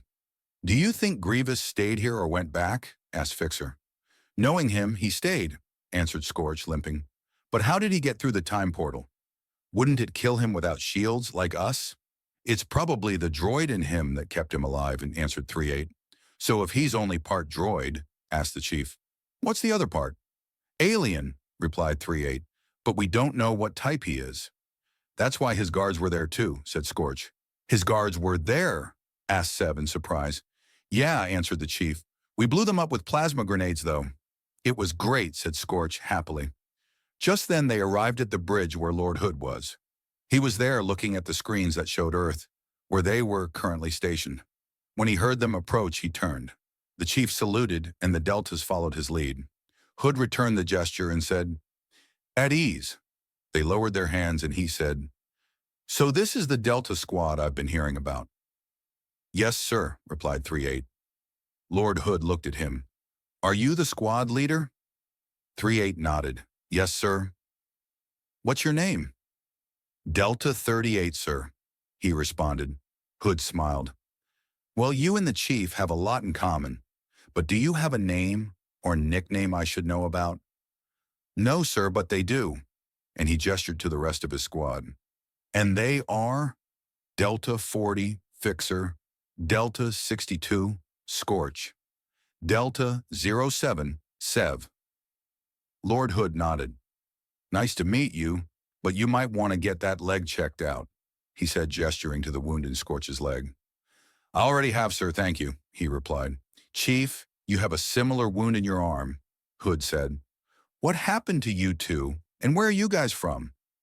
The chief had been ready for this, so he started out how he and Johnson had been captured on Jakova, how he was forced to go in the time portal, and then he met up with Scorch and the rest of Delta Squad, then how their ship was shot down, and that night they had been attacked by Grievous. "Grievous?" asked Hood. "Who's he?" "A general of the enemy army back in my time," answered 3-8. "He's deadly, sir, as you can tell with the chief and 6-2 here." Lord Hood examined the chief's wound and asked, "What kind of weapon did that?" "I've never seen a wound like it." "A lightsaber, sir," replied 3-8. Hood just looked at him. "A lightsaber?" Is it a weapon used in your time? 3-8 nodded. It's a sword with energy that can cut through pretty much any material. Almost like a plasma sword, sir, said the chief. Hood nodded. Please continue. They finished the rest of the story, including the part where they split up, with 3-8 explaining his part of the story and the chief his. That's when we took off from Jakova and went to Inn Amberclad, and that took us here, the chief finished. That's one hell of a story, Chief, said Hood in awe, but his voice suddenly got cold. But I've got some bad news. The Covenant are closing in on Earth, and we only have a day or two till they get here and the fighting begins. The chief wasn't shocked. He was ready to fight, as long as it was on Earth and not in a space battle. He hated fighting in space. He felt so worthless. He looked at the others, who nodded and said, "What do you want us to do, sir? By the time the Covenant get here, you two should be healed and ready to fight again. We'll hold them off as long as we can, us, the Athens, and the Malta.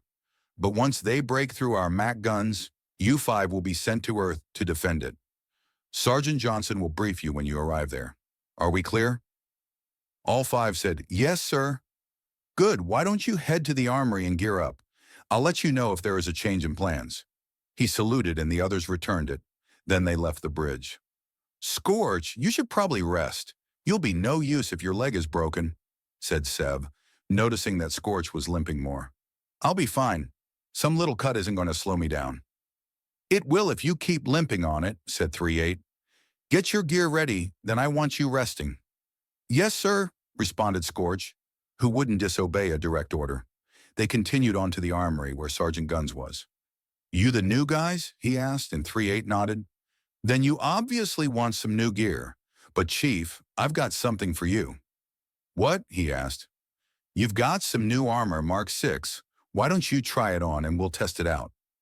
The chief walked into a separate room where he could see the armor. 3 mechanics helped him take off his old armor and then put on his new Mark 6 armor. When they sealed his suit, he heard the familiar pop as his shields recharged. He walked back into the armory where the others were still waiting.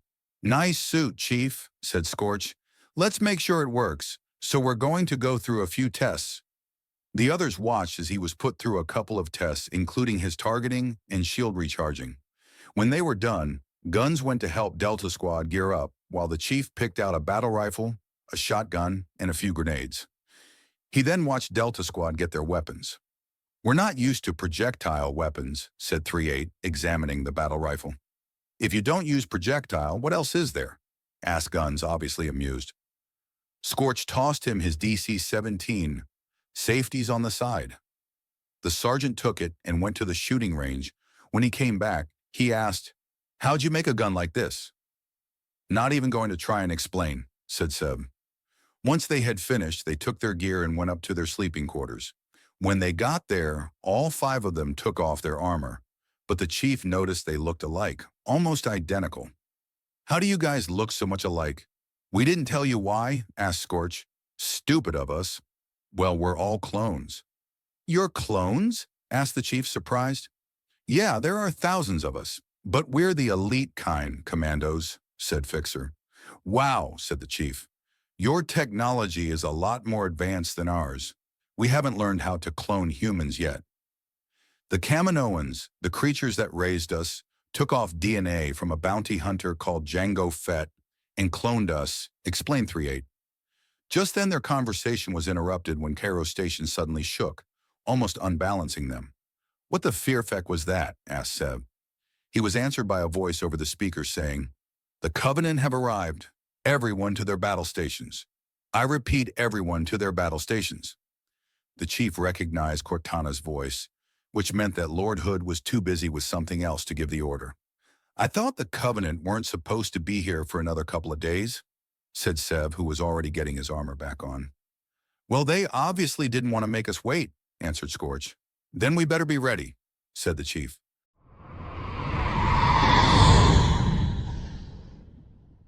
Chapter 10, Defending Cairo. When Delta Squad and the chief had all their armor, they grabbed their weapons. The Deltas all had their DCs, but they also grabbed the UNSC guns they had picked out since their ammo wouldn't last long. 3-8, Fixer, and Scorch, though he had been eyeing the rocket launcher, had grabbed a battle rifle and Sev, both a battle rifle and a sniper. Before they had left the quarters, a Marine came in. "The Covenant are trying to board, and Sergeant Johnson wants you down there ASAP. Follow me." They followed him out into the hallway, which was filled with Marines holding battle rifles and SMGs. "Come on!" yelled the Marine, and they followed him out of the hallway down to an area by the bridge.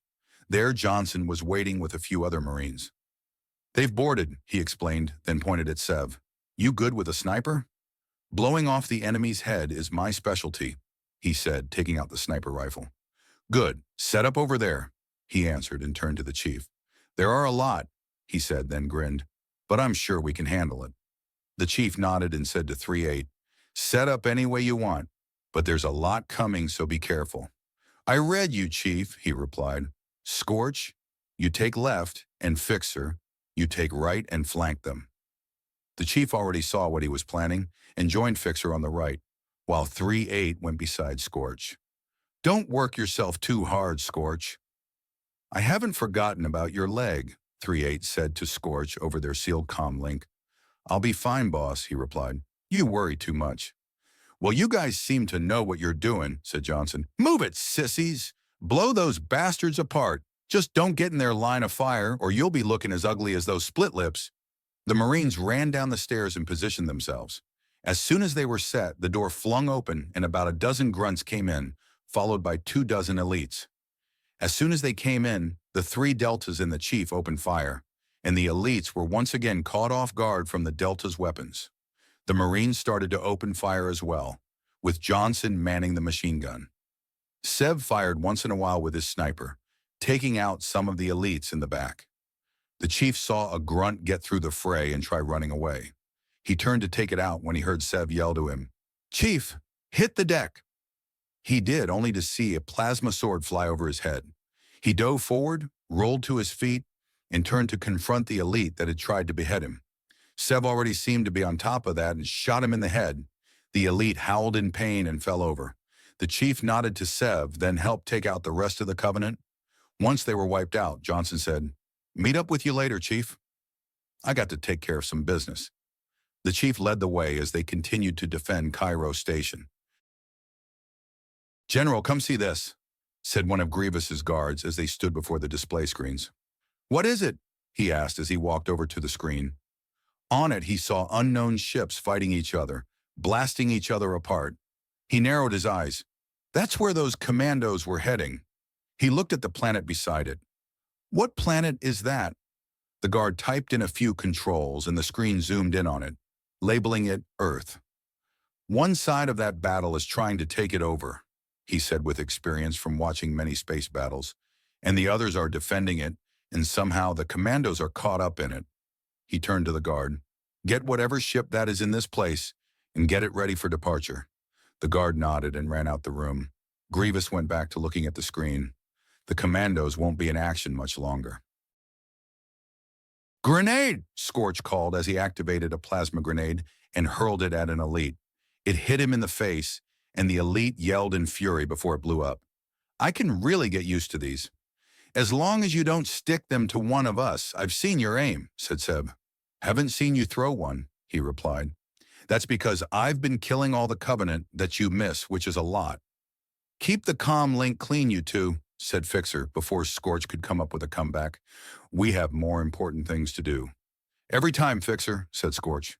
"Come on, Deltas, move out," said 3-8, and they went into the next hallway. Seb was in front and Scorch was bringing up the rear. 3-8 noticed that Scorch was fallen a little behind, and he was limping far more than earlier. He slowed down to walk beside Scorch. "I'm fine, boss, really," he said as soon as 3-8 matched his pace. "From the looks of it, you're not," replied 3-8. "It hurts a little bit," Scorch admitted. 3-8 sighed and shook his head. "What am I going to do with you?" "Well, you can let me fight," said Scorch. 3-8 smiled behind his helmet. "All right, but as soon as we're done, you're going to rest." "Yes, sir." They kept moving until they met up with Johnson again, who was with a few other Marines and a commander 3-8 could tell from the sign on her shoulder. They were hiding behind some boxes and getting shot at by some Covenant at the other end. "Nice of you to drop by, Chief," said Johnson. "We've got this one, Johnson," said the chief. "Well, you better have," he replied. The chief took lead and started to flatten the Covenant forces with the help of Delta Squad. When they were all killed, the commander said, "Thanks, Chief. I owe you one." The chief didn't reply and moved on into a hallway that led to the outside. "Your suits are vacuum sealed, right?" the chief asked. When 3-8 nodded, he opened the door by pressing a button on the wall. 3-8 didn't know how he saw it, but the chief yelled to Fixer, who was about to go through the door, to move. Just as he did, 2 elites with jetpacks jumped into the entrance and fired their plasma rifles. Everyone took cover, including Fixer, and started to return fire. The elites retreated outside the door where they couldn't see them. 3-8 turned toward the chief. "How'd you do that?" "Know the elites were there?" he asked. "Motion tracker on my HUD." And he tapped his helmet. "We need one of those, you know," said Scorch. They formed up and approached the door cautiously, looking to the chief to tell them if the elites were going to attack again. They didn't, and they continued outside, which led to the 0G atmosphere. The path stopped outside the door, and they had to jump down to the lower level. They looked around for the elites but couldn't find them. "They're still here," said the chief. "They never give up without a fight." "Chief," 3-8 heard over the comm. It was Cortana. "The Malta has driven off their borders, but I don't like the looks of it." Just then a huge explosion went off, and the Malta was completely destroyed in bright flash of light.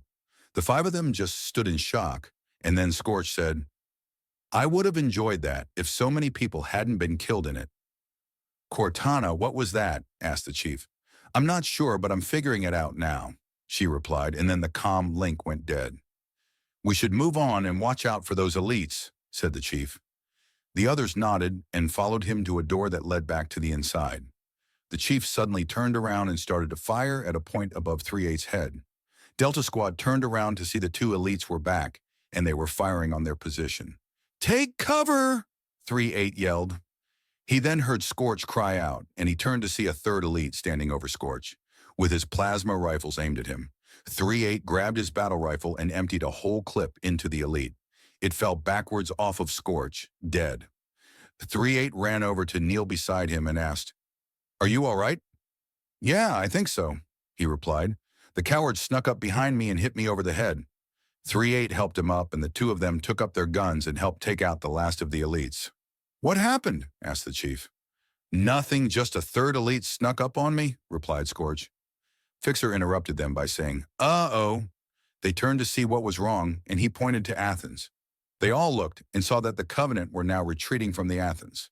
With a sinking feeling, 3-8 knew what was going to happen, and a second later the Athens exploded. Over the comm link, he heard Lord Hood. "Cortana, do you know what happened?" "Yes, both had a bomb implanted in it." "Well, they sure as hell brought one here." "Chief Deltas, find it." He then signed off. Lord Hood then returned to looking at the screens. His hands gripped the railing tightly as he thought about the one question that was going through his mind. Why is this Covenant fleet so small? He just couldn't think of an answer. Just then, one of his lieutenants looked up and said, "Sir, incoming transmission." "Who's it from?" he asked. "It's unknown, sir." Hood thought about it briefly. It was probably something about the Covenant. "Send it through," he said, and the lieutenant nodded and tapped a few buttons. Then someone or something appeared on the screen. It had a skull-like mask and a cape was hanging over its shoulders, but it appeared to be on a Covenant ship.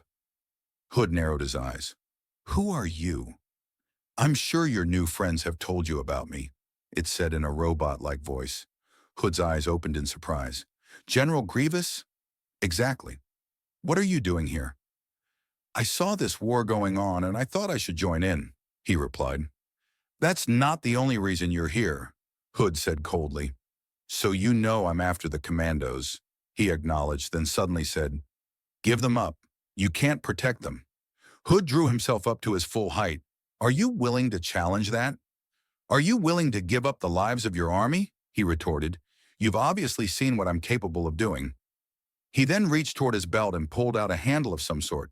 He pressed a button on it, and a purple beam came out. It was the lightsaber 3-8 had told him about. "If you think you're going to scare me into doing it, then you're wrong." "Still no?" asked Grievous. "You'll regret it." Then the screen went blank. "Sir, his ship is heading towards Earth," a lieutenant called out. "Shoot it down," he yelled, but it was too late. It was already in Earth's atmosphere and still going. "Track it. See where it lands." "I can't," the lieutenant replied. "He's resisting it somehow." Hood closed his eyes and took a deep breath. This General Grievous was a real threat to the UNSC now, and he'd have to deal with it somehow. He contacted 3-8 and the others. The chief and the others were about to enter the elevator when Lord Hood contacted them. "Chief, let me talk to 3-8. 3-8 was a little surprised. He barely knew the man, but he answered, "I'm here, sir." "Just had a little chat with someone you know," he said over his and 3-8's sealed comm link. 3-8 could only think of one other person, and he wasn't a person at all. General Grievous? Yes, somehow he knew who I was. "What did he say?" asked 3-8. "He asked me to hand you 4 over." "Did you?" 3-8 asked, not knowing if he could trust him. "Of course not. You think I would sink down to that level?" "I told him no, and he threatened me, and the UNSC. Sir, you don't have to. Cut it out. You and the rest of Delta Squad are my men, and I don't just send my men to their deaths." 3-8 sighed. He knew he was right. "All right, sir. We'll have that bomb in no time." "Good," he replied. Then the comm link went dead.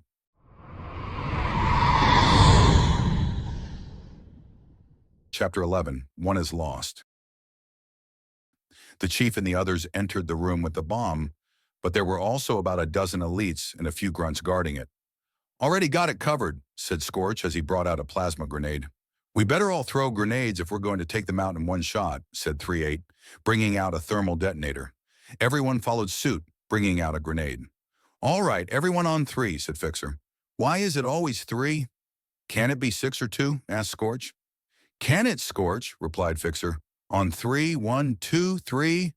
All 5 of them primed their grenades and threw them into the throng of Covenant.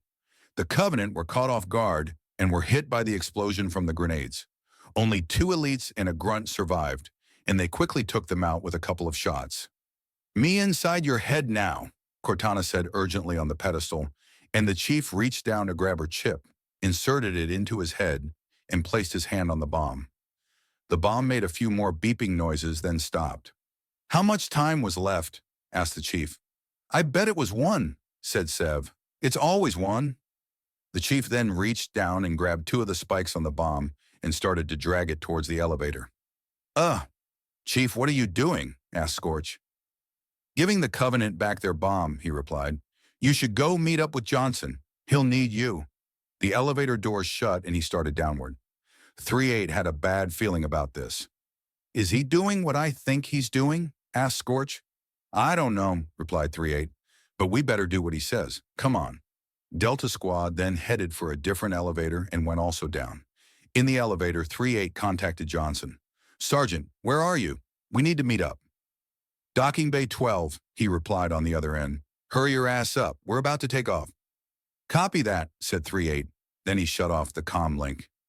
5 minutes later, they were in Docking Bay 12, where an amber clad was waiting. "Come on," yelled Johnson. "We've got to pick up the chief." The Deltas ran the rest of the way there and into the ship. Johnson followed them in, and the door shut, and in amber clad took off from Cairo Station. "Johnson," asked 3-8, "what do you mean pick up the chief?" "You'll see," answered Johnson. In a few minutes, a loud thud was heard, and Johnson said, "For a brick, he flew pretty good." Sev looked out the window and saw the Covenant ship that the chief had just blown up, and he muttered, "Show off." "Chief, get inside," said the commander named Keys. "We're taking this fight to the surface." Just then, a door opened briefly, and the chief climbed in. "How'd you pull that off?" asked Scorch in awe. "Never mind," replied the chief. "We better get ready." "Except for Scorch," cut in 3-8. Scorch was about to object, but then stopped. He knew he'd never win. "All right," said Scorch glumly. "But the moment it heals, I'm back out fighting." "Fair enough," said 3-8. "But what are we doing once we get to Earth?" "We have a camp set up outside Metropolis," said the chief. "We're grouping up there, then we're going to try and take Metropolis." "Chief, won't they know we're coming?" asked Fixer. "We figure they already know," he replied. "That's why they need us down there." Just then, Johnson came into the room and said, "We better get those pelicans ready. Chief, figure out who's going on which pelican, but hurry up. We only have 3, but we need to get situated." He left the room and the chief turned back to the others. "Any suggestions?" "You make the call on this one, Chief," replied 3-8. The chief stood still for a moment, as if thinking, then said, "Fixer, you're with me, 3-8, and Sev. You'll each be on a different pelican. Are we clear?" "Oh yeah, Cortana's coming with us too." 3-8 looked around at the others, who nodded, then said, "We're clear." "Then let's move out," said the chief. Then he left the room and Fixer and Sev followed him, but 3-8 stayed behind with Scorch. Scorch was taking off his helmet when it was off. He looked at 3-8. "You have to do this to me, don't you?" 3-8 sighed. "If I had a choice, you'd be coming with us." "Come on, I can still fight, and we haven't heard from Grievous since we escaped. I'd be fine." "On the last part, you're wrong," said 3-8. "What, the part about me being fine?" asked Scorch, and when 3-8 shook his head, Scorch's eyes opened wide, and he said, "You've heard from Grievous?" "Not necessarily me," he replied. "Him and Lord Hood had a little chat." Scorch then narrowed his eyes. "About what, boss?" "About us, of course. Grievous demanded that Hood hand us over, and when he didn't, Grievous got pissed and threatened him. That would probably mean heading to Earth." Scorch sat there for a moment and then said, "I see your point now, sir." 3-8 walked up to him and clapped his hand on Scorch's shoulder. "I've been your leader for too long to take any risks that would kill you." Scorch looked him in the eye and smiled. "Proud to serve under you, boss." 3-8 returned the smile, though Scorch couldn't see it under the helmet, and said, "I'm proud to lead you." He then gave Scorch's shoulder a little shake, and then he turned around and went after the others. When 3-8 entered the docking bay with the 3 pelicans, the chief didn't ask him what took him so long. He already had it figured out. The chief climbed into the pelican with Johnson and said, "Are we ready to take off?" "Hell yeah, I've been ready for a long time." The chief nodded. "I'll tell the others." He then walked back outside the pelican and found the other 3 grouped up, waiting for orders. "We're ready to go deltas," he said. "Which pelican should we take, Chief?" asked 3-8. "Fixer, you're coming with me. 3-8, you can take the middle one. And Sev, the last one." They all nodded, and 3-8 said, "Move out, deltas." The chief then headed into his pelican along with Fixer, 3-8 to his, and Sev to his.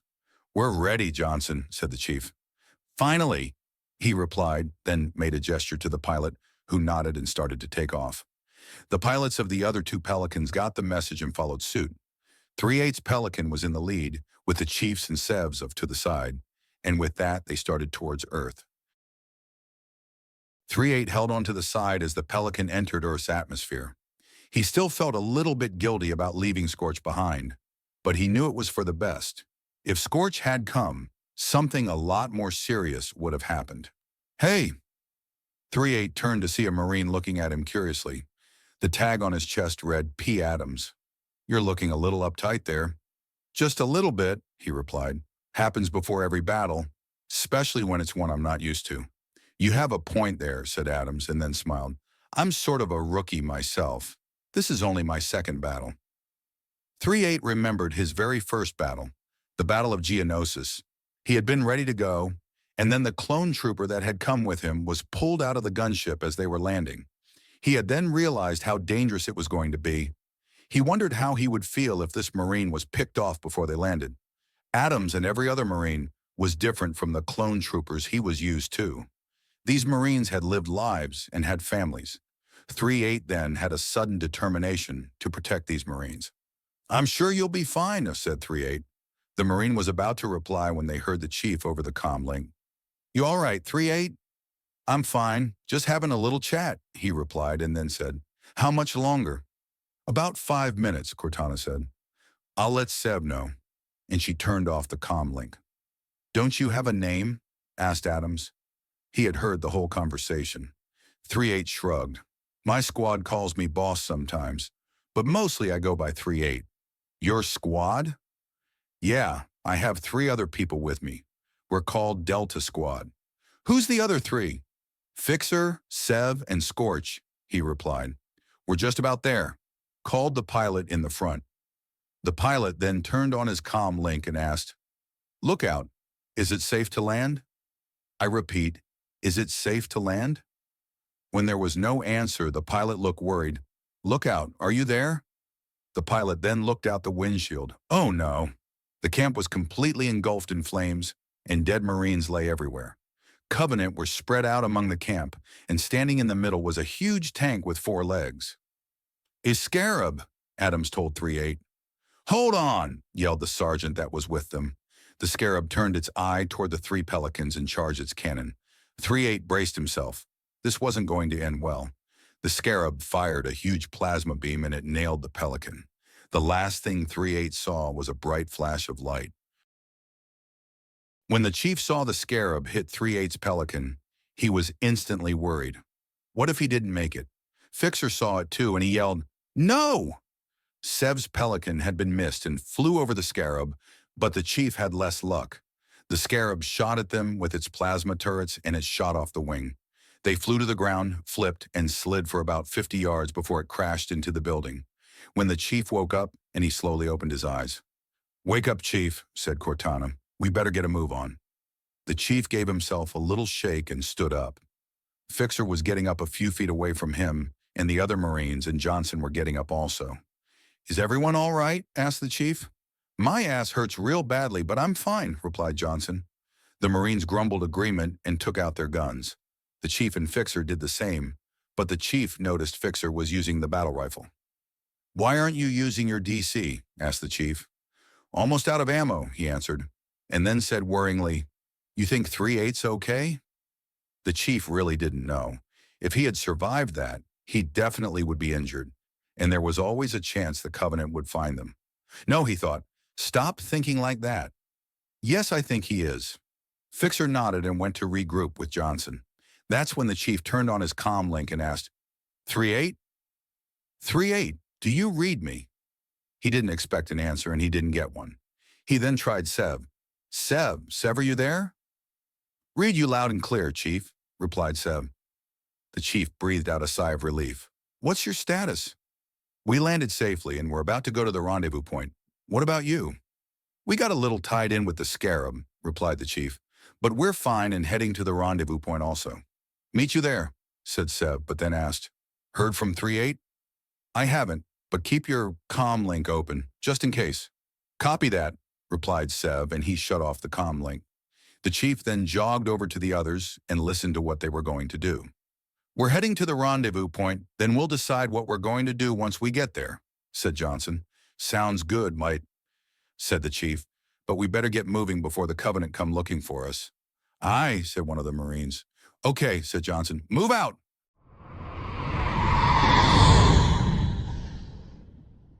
Chapter 12. Return of Others. 3-8 opened his eyes. He felt pain everywhere in his body, probably from the impact of hitting the ground. But what hurt the most was his arm. He couldn't move it. He struggled to look at it, and he saw it was broken. He lay back down for a second and tried to figure out what to do. 3-8 figured it would be best to call for help, but when he tried to turn on his comlink, all he got was static. It must have short-circuited when the Pelican exploded, he thought. Just then he heard the sound of a ship landing somewhere behind him. It could always be a ship from the UNSC, but he didn't want to take any chances. He tried to sit up but failed, then tried again and made it.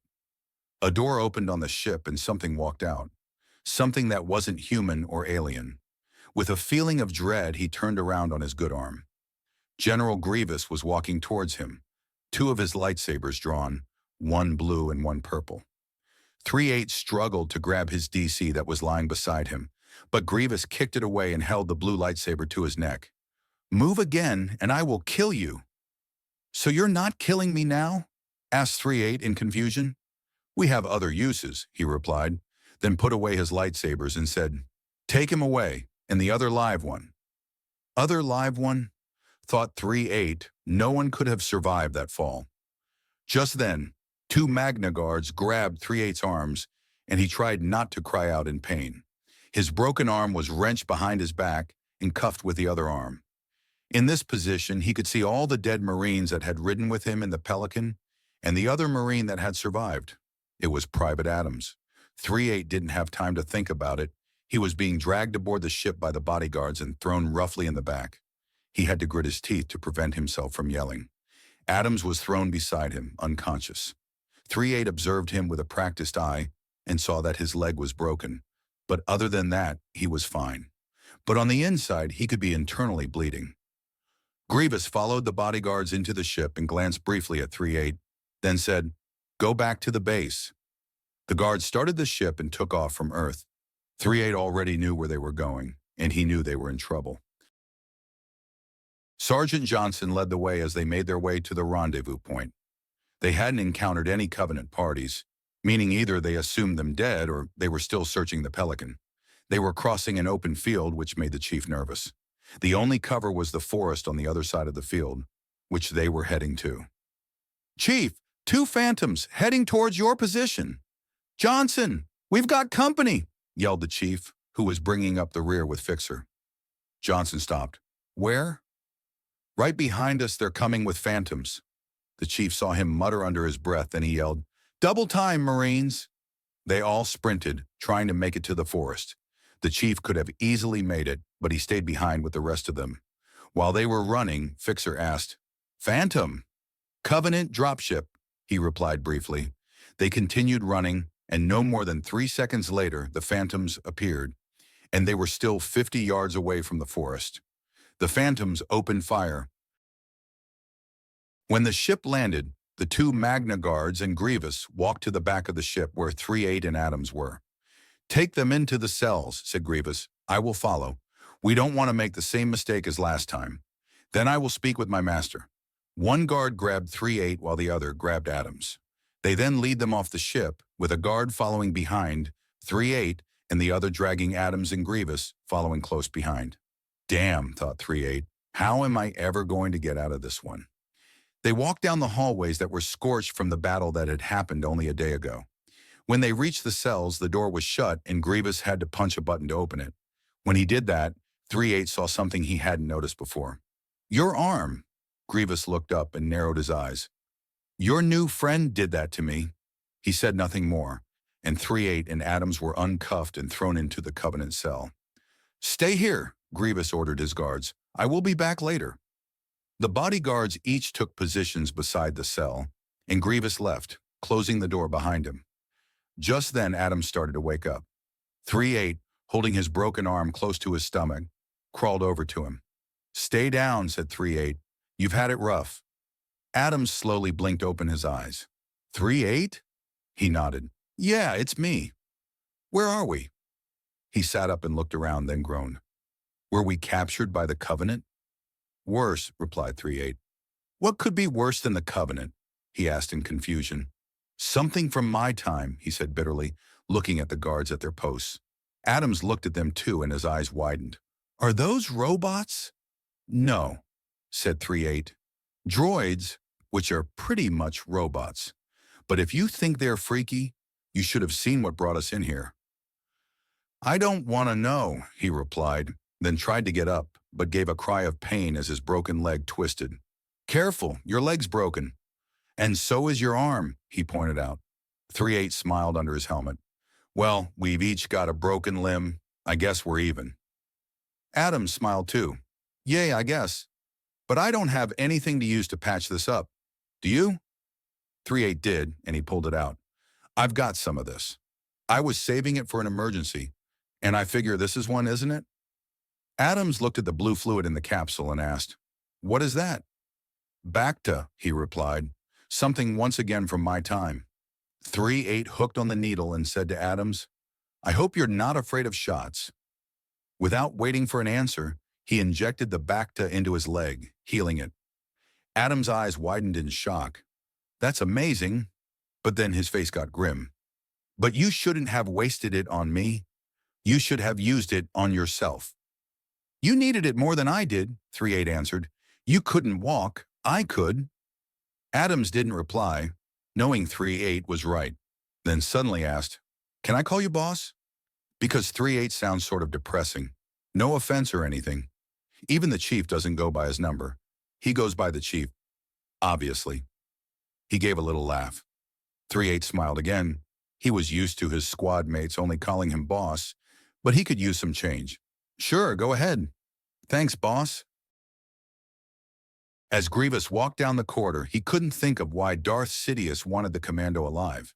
Just a day earlier, he was mad at him for not killing the commandos. He shook his head to clear his thoughts. Whatever his master was planning, it was for the good of the Empire. Just then a Magna Guard came up to him and said, "General, we have an unidentified ship heading towards us. We don't know who it's from." "Show me," the general replied, and they headed to the control room. On the screen that had previously shown the space battle, now showed a ship heading towards Jakova. "No classification?" asked Grievous. "No, sir." "Then I'll just have to meet it. You two," he pointed to 2 of the 4 guards that were there. "Come with me. You two stay here." They headed out the control room door into the entrance. When they got there, Grievous asked, "Where is the ship landing?" "This way, sir," a guard said, and it led the way into a clump of forest. "It'll land here, sir." Grievous nodded and took cover in some bushes that were by there with his 2 bodyguards. 5 minutes later, a ship landed in the clearing. "Wait," said Grievous, though knowing they wouldn't attack unless he told them to. Just then, a door on the ship opened and a walkway spread out onto the ground.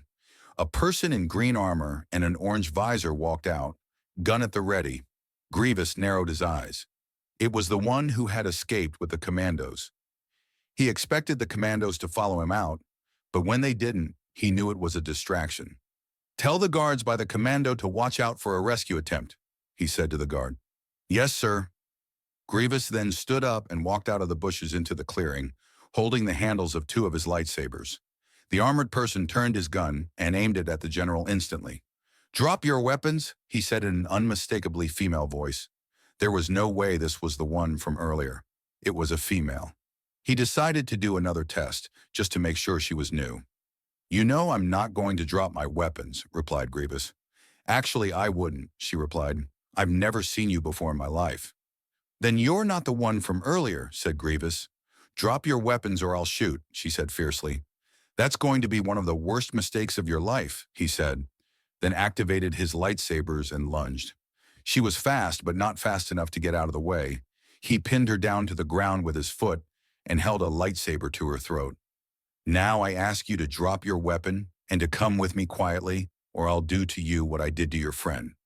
She threw her gun to the side in defeat, and Grievous let her up, still pointing his lightsaber toward her. She held her hands behind her head, and one of the guards came and cuffed her wrists behind her with the same handcuffs they had used on the others earlier. What they didn't know was that the handcuffs were made with the same alloy that was used for the Magna Guard staffs, which is why the commando and the other one hadn't been able to break it before. "Don't make the same mistake you did last time," Grievous spat to the guard, "and conduct a search of the ship. Make sure no one else is aboard." The guard then led the girl away toward the cells. When 3-8 heard the guard speaking into the comm link, he instantly knew something was going on. "What's going on, Hero?" asked Adams. "I don't know," replied 3-8, "but whatever it is, it's not good." Just then the cell door opened, and a guard came in leading someone that looked exactly like the chief, but more feminine. They opened their door and threw her in with them, uncuffing her. The one guard then left. She looked at 3-8 and Adams, then back to 3-8. "Who are you?" "I was just about to ask you that," said 3-8. Adams could tell they were sizing each other up and stayed out of the way. "If you must know," she said, "my name's Kelly. Now who are you?" "Delta 3-8, he said. "Or just 3-8. "Don't you just have a name?" she asked. 3-8 then had to laugh. "I don't see what's funny," she said. "It's nothing, but you just sound too much like the chief," he replied. She then suddenly stiffened. "You know Chief?" "Of course I do. If it wasn't for him, I'd probably be dead by now. But how do you know him?" "We've known each other since we were both 6, she said. "We trained together." "Wait a second," 3-8 interrupted. "Are you a Spartan?" She nodded. "Yes. How did you know?" "The chief told me about you," he replied, "but he said you all died." Suddenly her shoulders fell. "He said everyone?" 3-8 nodded and she looked away. Then again the door opened and a guard came in with another woman. She looked like a scientist with her white lab coat. The bodyguard opened the cell and threw her in with them. "Hello, Kelly," she said, breathing heavily. "Dr. Halsey," replied Kelly, nodding. Dr. Halsey then looked around the cell and saw Adams and reading his name tag said, "Hello, Private Adams." "Hello, ma'am," he said, smiling. Dr. Halsey then looked at 3-8. "I've never seen you before. Are you part of the Marines? Because you sure do look like it." "You could say that, ma'am," said 3-8, "but I've only been a part of it for about a day." Dr. Halsey narrowed her eyes in confusion. "Then where are you from?" "You'd never guess," said 3-8. "He's from the past," Adams blurted out. "You are?" asked Kelly in amazement. "Yes, I am." "Take off you helmet," said Dr. Halsey, "so I can tell if you're telling the truth." "All right," said 3-8. Then he unsealed his helmet and took it off. Underneath was an exact copy of Jango Fett's head. Of course, no one in the cell knew that except for him. Dr. Halsey looked at him and then said, "You're not lying, but what's your name?" 3-8. "No name?" asked Dr. Halsey. "No, ma'am." "Now you sound like John, always wanting to go by rank and number. Not that he has a choice," she added as an afterthought. "John?" asked 3-8 in confusion. "Who's that?" "So the chief didn't tell you his real name?" asked Kelly. "Didn't think so. He never does." "So the chief's real name is John," said 3-8. "Never would have guessed." Once more the cell door opened, but instead of a guard with a prisoner, General Grievous came in. "Commando, you're coming with me and no tricks this time," he said, "or you will be dead." 3-8 quickly grabbed the helmet and put it back on before the guards grabbed him and cuffed him again, sending a shot of pain run up his broken arm. Once they left, Adams said, "I hope they don't do anything bad to him." "Who is that thing that took him away?" asked Kelly. "I don't know," replied Adams. "He's from 3-8's time, though." "Where is he from, though?" asked Dr. Halsey. "I don't know. All I've heard is that he and 3 others from his squad came from the past and that they helped the chief escape from the Covenant." "Escape?" "Yeah, the chief was captured by the Covenant, and so was Sergeant Johnson. I don't know if you know him, though, ma'am." "Yes, we do," said Dr. Halsey. "He was with us when we escaped from Reach." "Is it true, though," asked Kelly, "that all the other Spartans are dead?" Adam's face fell. "Yes, it is.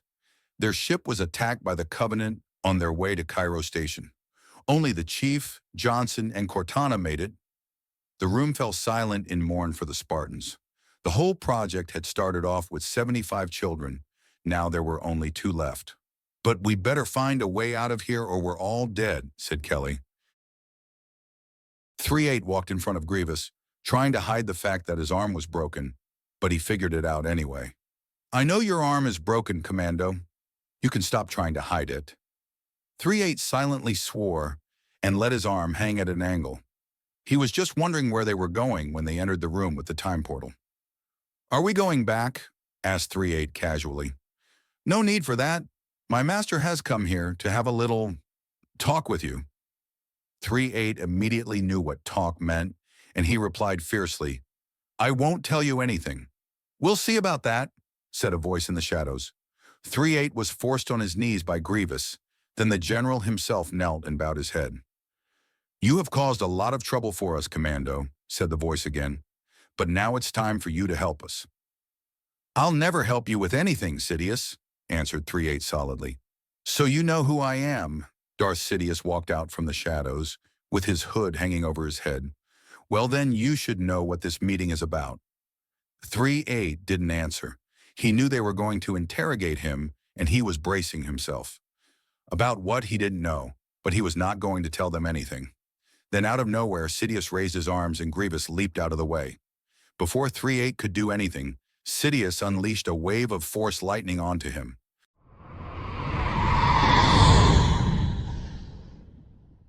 Chapter 13, Assault. The chief and the others kept sprinting towards the forest while the phantoms were firing at them with their plasma turrets. One Marine was hit, and he fell, screaming.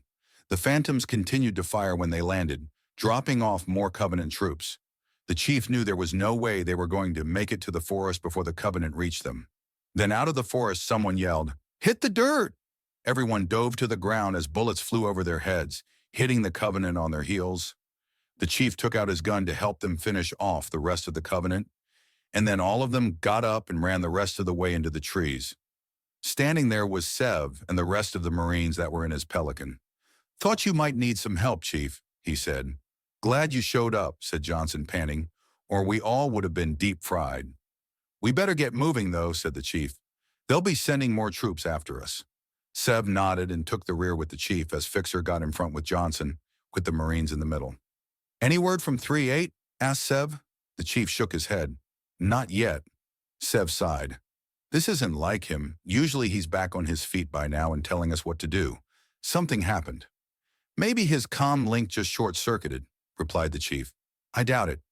They continued on in silence towards the rendezvous point, looking out for more Covenant. When they arrived there were already a few Marines that had set up a camp, and waving at them was Scorch. Johnson and the Marines went to help with the camp, while the chief, Sev, and Fixer went over to Scorch. "Finally you guys show up," he said, then asked with a hint of worry in his voice, "Where's boss?" "We don't know," said the chief sadly. "His Pelican was shot down by the Covenant, and we haven't heard from him since." "He didn't even make it planetside?" asked Scorch. "That doesn't sound like him." "That's what I said," replied Sev. "Wherever he's at, I hope he's okay," said Fixer. "Chief," yelled Johnson, "get over here. We need you." The chief jogged over to him while the others waited. "What is it?" asked the chief. "We're trying to figure out the best way to get rid of these bastards," he said. "What do we got?" "Well, we can go in and try to exterminate them one by one. Or we could bring in the artillery and blow the living shit out of them. But that would endanger the city." The chief thought for a second, then got an idea. "How about we use both?" Johnson looked at the Metropolis blueprint, then back to him. "How are we going to do that?" "We could go and take out as much Covenant as we can, like you said," replied the chief. "But we can evacuate the city while we're there. Then we can hit them with the artillery." The sergeant was silent, then grinned and said, "Sounds like a plan." 3-8 lay on the ground as Sidious finished using the Force Lightning. He was panting. He'd never experienced anything like that before. Grievous stood in the shadow by the wall, and 3-8 knew if he was allowed to, he'd be laughing. "So, Commando, now that you have experienced the true power of the Sith, are you ready to answer some questions?" 3-8 didn't answer, and he was hit with another bolt of Force Lightning. He tried to take it, to not show weakness, but he couldn't help it. He started to yell in pain. Sidious kept at it for a few more seconds, then he dropped his hands, and 3-8 stopped yelling. "Now I ask you again, are you ready to answer some questions?" "I'll never tell you anything," he managed to say. "You are stubborn," replied Sidious, "but I know something that will loosen your tongue." He then held up a hologram of the rest of Delta Squad. "You're a liar," said 3-8. "There. Not even here. And Grievous. Obviously can't catch them." Grievous narrowed his eyes and took a step forward, but Sidious held up a hand. "I caught you, clone," Grievous said fiercely. "Don't think that I can't get them too." 3-8 managed to get up on his knees and stare at Sidious to show he wasn't afraid, but on the inside he was.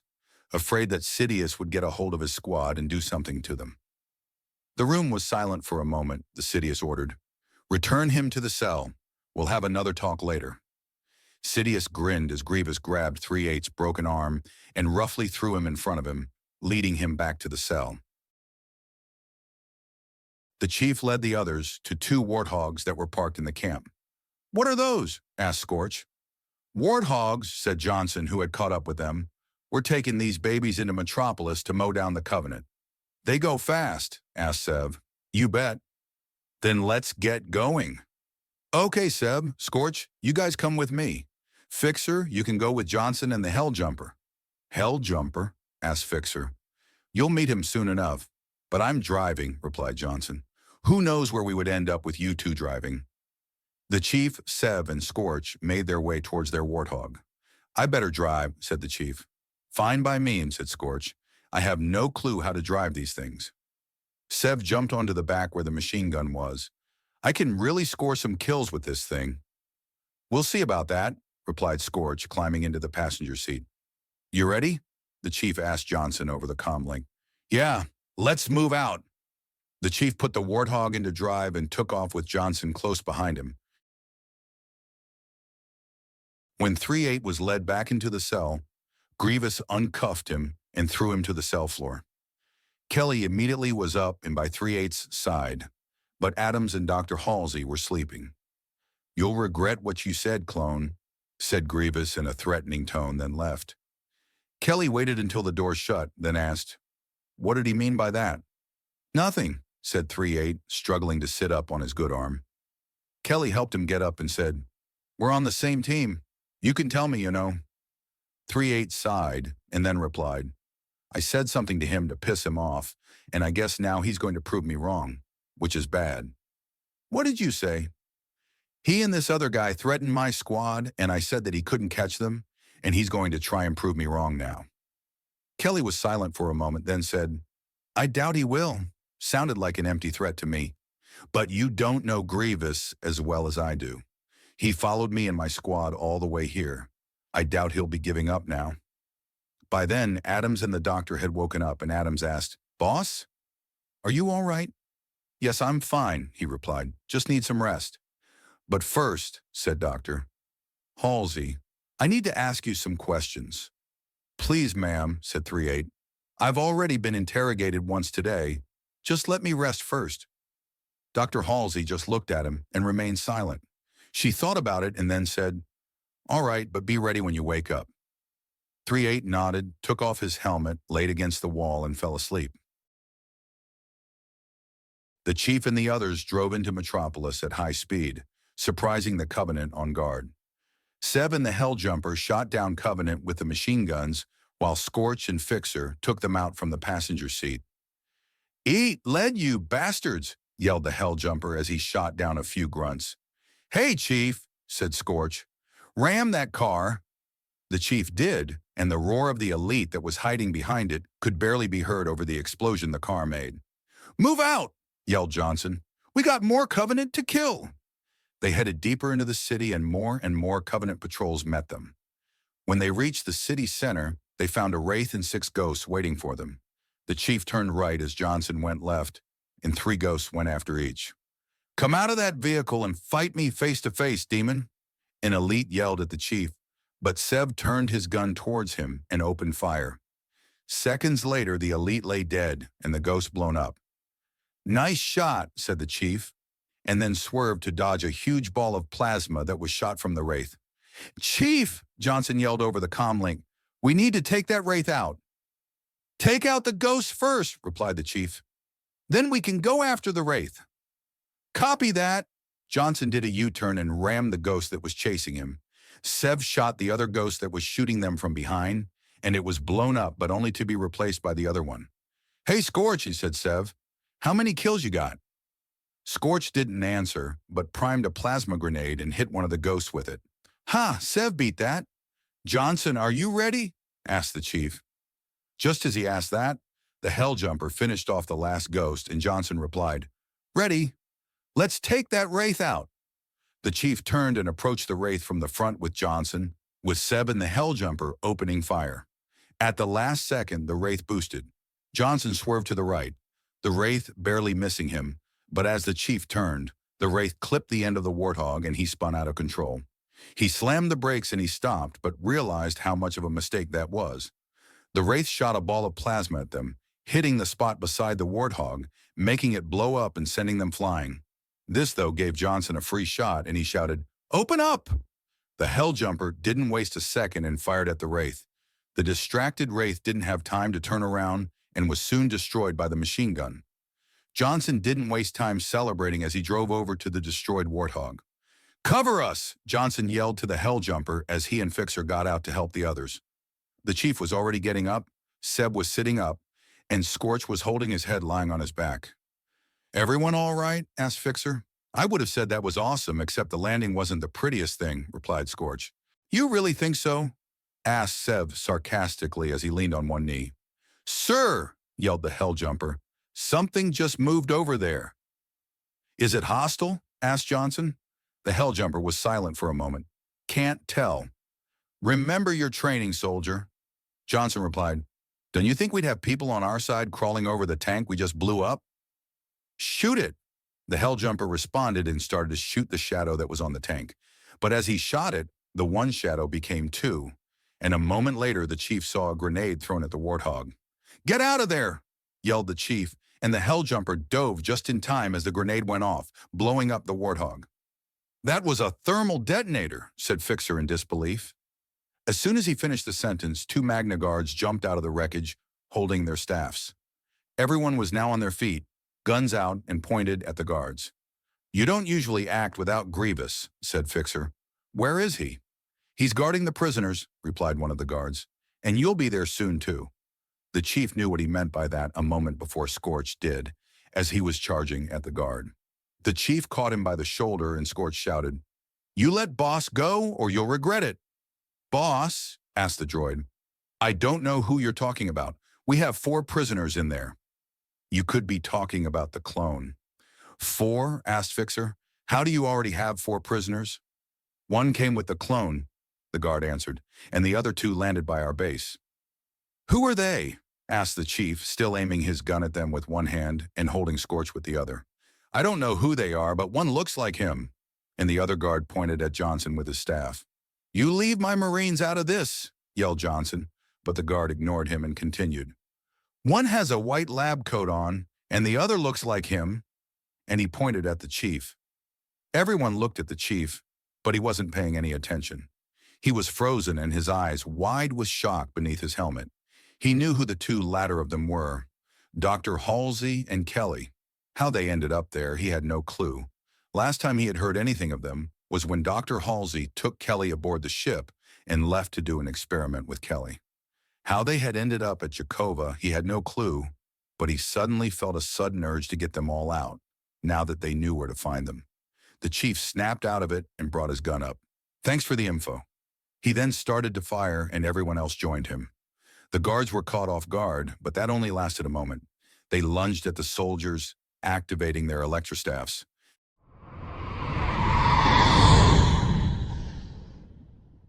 Chapter 14, A New Squad. When 3-8 woke up, he could tell immediately something was wrong. Everyone in the room was staring at the door that led to the cell, and everyone was silent. What's wrong? Asked 3-8. They turned to him, startled, not knowing that he was up. Something's up, replied Kelly. Listen. 3-8 sat up and listened, and what he heard sent a chill up his spine. There was the sound of marching and things rolling. It was the sound of the droid army. That's impossible, 3-8 whispered. What is? Asked Adams, but he ignored him and got closer to the door to listen. Suddenly the door opened and 2 droidekas rolled in.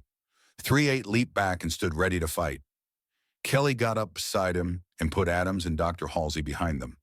The droidekas unfurled themselves from their ball position and stood on their tripod legs, their 2 blaster arms pointed at the 4. When they didn't fire, 3-8 relaxed a little bit, but didn't let his guard down. That's when 2 super battle droids, or SBDs, marched in behind the droidekas, their arms against their chest in a non-attack position. We're moving, said one of the SBDs. Come with us now. 3-8 hesitated. He didn't know how these droids got here, or why Grievous's guards weren't doing the moving, but he knew he had no choice. He walked in between the waiting droids with the others following his lead. When they walked out into the corridor, 4 more SBDs were waiting for them. They formed a circle around the prisoners, with the droidekas following behind. They walked down the hallway for 10 minutes when 3-8 noticed a door farther down. He then got an idea that might help them get out of this situation. On my mark, take out these 2 lead droids, he whispered to Kelly, who was walking beside him. Are you crazy? She whispered back. By the time we do that, we'll be killed. I know this thing's way better than you, he said. By the time we've done that and get out of here, they wouldn't have even fired. And their aiming isn't the best. He paused for a second, thinking one of the droids had heard him. When it didn't do anything, he continued. See that door? We could run in there and take cover. Do you know how to lock these doors? Yes, she replied.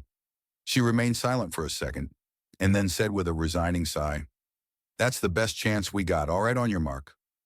3-8 nodded, then waited a moment. They were lucky that they hadn't handcuffed them. He waited a few more seconds, then without hesitating yelled, "Mark!" Both him and Kelly lunged forward and punched the lead SBDs. Their fists went through their armor and into their wiring, short-circuiting them. They fell forward, but before they even hit the ground, 3-8 had grabbed Adams, and Kelly grabbed Dr. Halsey, saying, "Sorry, ma'am." They leaped over the dead SBDs and made a break for the door. They were halfway there when the droids finally started shooting, and the droidicas started to stand up in their tripod stance. Their shields took the shots up until when they reached the door, when they ran out. The door opened automatically when they reached it, and they all dove in.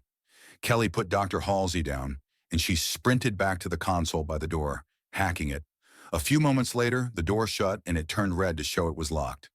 They stood there waiting until they heard blaster fire hitting the door. They all dove for cover, but when the door held, they got back up. Guys," said Adams, "I think luck might be on outside." They looked at him, and what they saw gave 3-8 hope that they could actually get out of here. Weapons upon weapons lined the wall and were stacked up on the floor, with ammo piled onto shelves. Not only were there Covenant weapons, but there were human ones as well. "We just locked ourselves into an armory," said Dr. Halsey in awe. "Did you plan this?" asked Kelly, turning to 3-8. "No," he replied, surprised as everyone else in the room. "I hadn't the slightest idea." "Well, finders keepers," said Adams, grabbing a shotgun. Kelly and 3-8 moved forward and grabbed their pick of weapons. 3-8 stopped still when his left arm started hurting him, his broken one. He probably hadn't felt it during battle because of the adrenaline. Kelly looked at him and asked, "That escape took a lot out of your arm, didn't it?" "Oh," 3-8 responded, continuing forward. "I've still got a lot left." They chose their weapons, Kelly picking out a battle rifle and an SMG, 3-8 picking up a shotgun and a battle rifle. Dr. Halsey picked up a Magnum to defend herself. Kelly eyed the sniper and murmured sadly, "Linda would have used that." 3-8 didn't reply, not knowing who Linda was, but figured she was a Spartan along with the chief and Kelly. "I think it's time to take out those droids," said Adams, tossing a grenade up and down. "Let's do it," said 3-8. The chief dove to the side as a Magna Guard lunged at him, his staff whirring as it was activated. He wasn't fast enough, and the guard caught him in the back. Fixer shot the guard, who was advancing on the chief. It didn't flinch at all from the shot and was on Fixer in a second, hitting him over the head. He fell backwards, but before the guard could make his move, Sev leaped in and hit him from behind. The guard stumbled, but caught his balance. He whipped around, but the chief and Sev were ready and opened fire. The guard wasn't able to defend itself in the onslaught on bullets. It fell over and lay still. Fixer, who was closest, got up and slowly walked over to the guard. "Is it dead?" asked Sev. "If not, let me add a few more bullets." Fixer reached him and jabbed him with his foot. When it didn't respond, he said, "Dead." But as Fixer turned to help the others with the other guard, it leaped up and wrapped its arm around his neck, holding him in front of him as a human shield. The chief and Sev immediately had their battle rifles at the ready, but didn't shoot, afraid that they would hit Fixer. The other Magna Guard leaped from its fight with Scorch, Johnson, and the Helljumper, and landed beside the guard and his hostage. "No!" yelled Scorch as he saw Fixer, and without the chief to hold him back this time, he ran forward. "Scorch, don't!" yelled Fixer. But before anybody could do anything, Grievous leaped out of his hiding place and landed right in Scorch's path. He leaped back out of Grievous's range and joined back up with the others. "You're not supposed to be here," said Sev. "Your guards said you were guarding the prisoners." "And you thought their information was reliable?" He replied, "You have a lot to learn, clone. But of course their information on the prisoners was true." "So you do have boss?" yelled Scorch. "Yes, and we plan on taking the rest of your pitiful squad too." He then turned quickly to his guards and muttered, "Take him away, and don't wait for me." With that, he leapt forward, 3 lightsabers in his remaining 3 hands. As everyone was distracted by Grievous, the 2 Magna Guards dragged the struggling Fixer toward the Phantom they had come in on. As soon as the 3 of them were in the ship, the gravity lift shut down and the ship took off towards Jakova. "We can't win here," yelled Johnson over the comlink. "Chief, we've got to bail." The chief knew he was right. He could tell Grievous wasn't even trying, and since Fixer was already captured, there was nothing they could do. "Retreat! Find cover!" yelled the chief to everyone. They started to run, firing over their shoulders. To their surprise, Grievous did not pursue. Instead, he deactivated his lightsabers and watched them run. "Run while you can," muttered Grievous. "You won't be able to hide." It was nighttime on Kashyyyk when two clone commandos made their way down into a valley, blaster rifles raised. They kept silent until one asked, "Niner, are you sure this is the last place Delta Squad was?" "Yes, Dar," the other replied. "General Kenobi said that General Windu came out here looking for them, but he hasn't heard from him or Delta Squad since." They fell silent again, keeping a lookout for enemies when the first commando asked, "You think they're dead?" The other didn't answer for a moment, and then said in a solemn voice, "I don't know, Dari." Omega 36 Darman turned around to make sure there wasn't anyone sneaking up on them, and then said over the comm link, "Fi, Atin, you still got our backs?" The first to reply was Omega 15, Phi, who was positioned on one side of the valley. "Course we do. You expecting us to fall asleep on the job?" "Wouldn't put it past you," said Omega 22, Atin from the other side. "I might," he replied. "We haven't had one bit of action yet." "Which is a good thing," said Omega 09, Niner, who was also the sergeant of the squad. "At least it looks like Delta Squad got their mission done. I haven't seen one hostile yet." "They get the job done," said Darman. "Trust me, I've worked with them before." As Darman was talking, he wasn't paying attention to where he was going, and he tripped over something. "Ah!" he yelled. "Dar!" said Niner, running over to him. "You all right?" "Yeah, just tripped," he replied. Then when he shined his light on what he tripped on, he let out a cry of surprise. "General Windu!" Mace Windu was laying on the ground spread eagle with his eyes open in surprise. Niner didn't have to feel his pulse to know that he was dead. He knelt down and went to retrieve his lightsaber when he noticed that it was gone. "Where's his lightsaber?" asked Niner. Darman looked up. "It's not here." "No," said Niner, getting up and looking around. "I don't see it anywhere." "Maybe it flew somewhere when he was killed," replied Darman, turning on his headlight and scanned the valley wall. That's when he saw something really strange. "What the?" he said, passing his light over a certain spot several times. "What is it?" asked Niner. "Watch this," he said, and he passed over the spot with his light again, but when he did, the spot didn't light up. It stayed pitch black.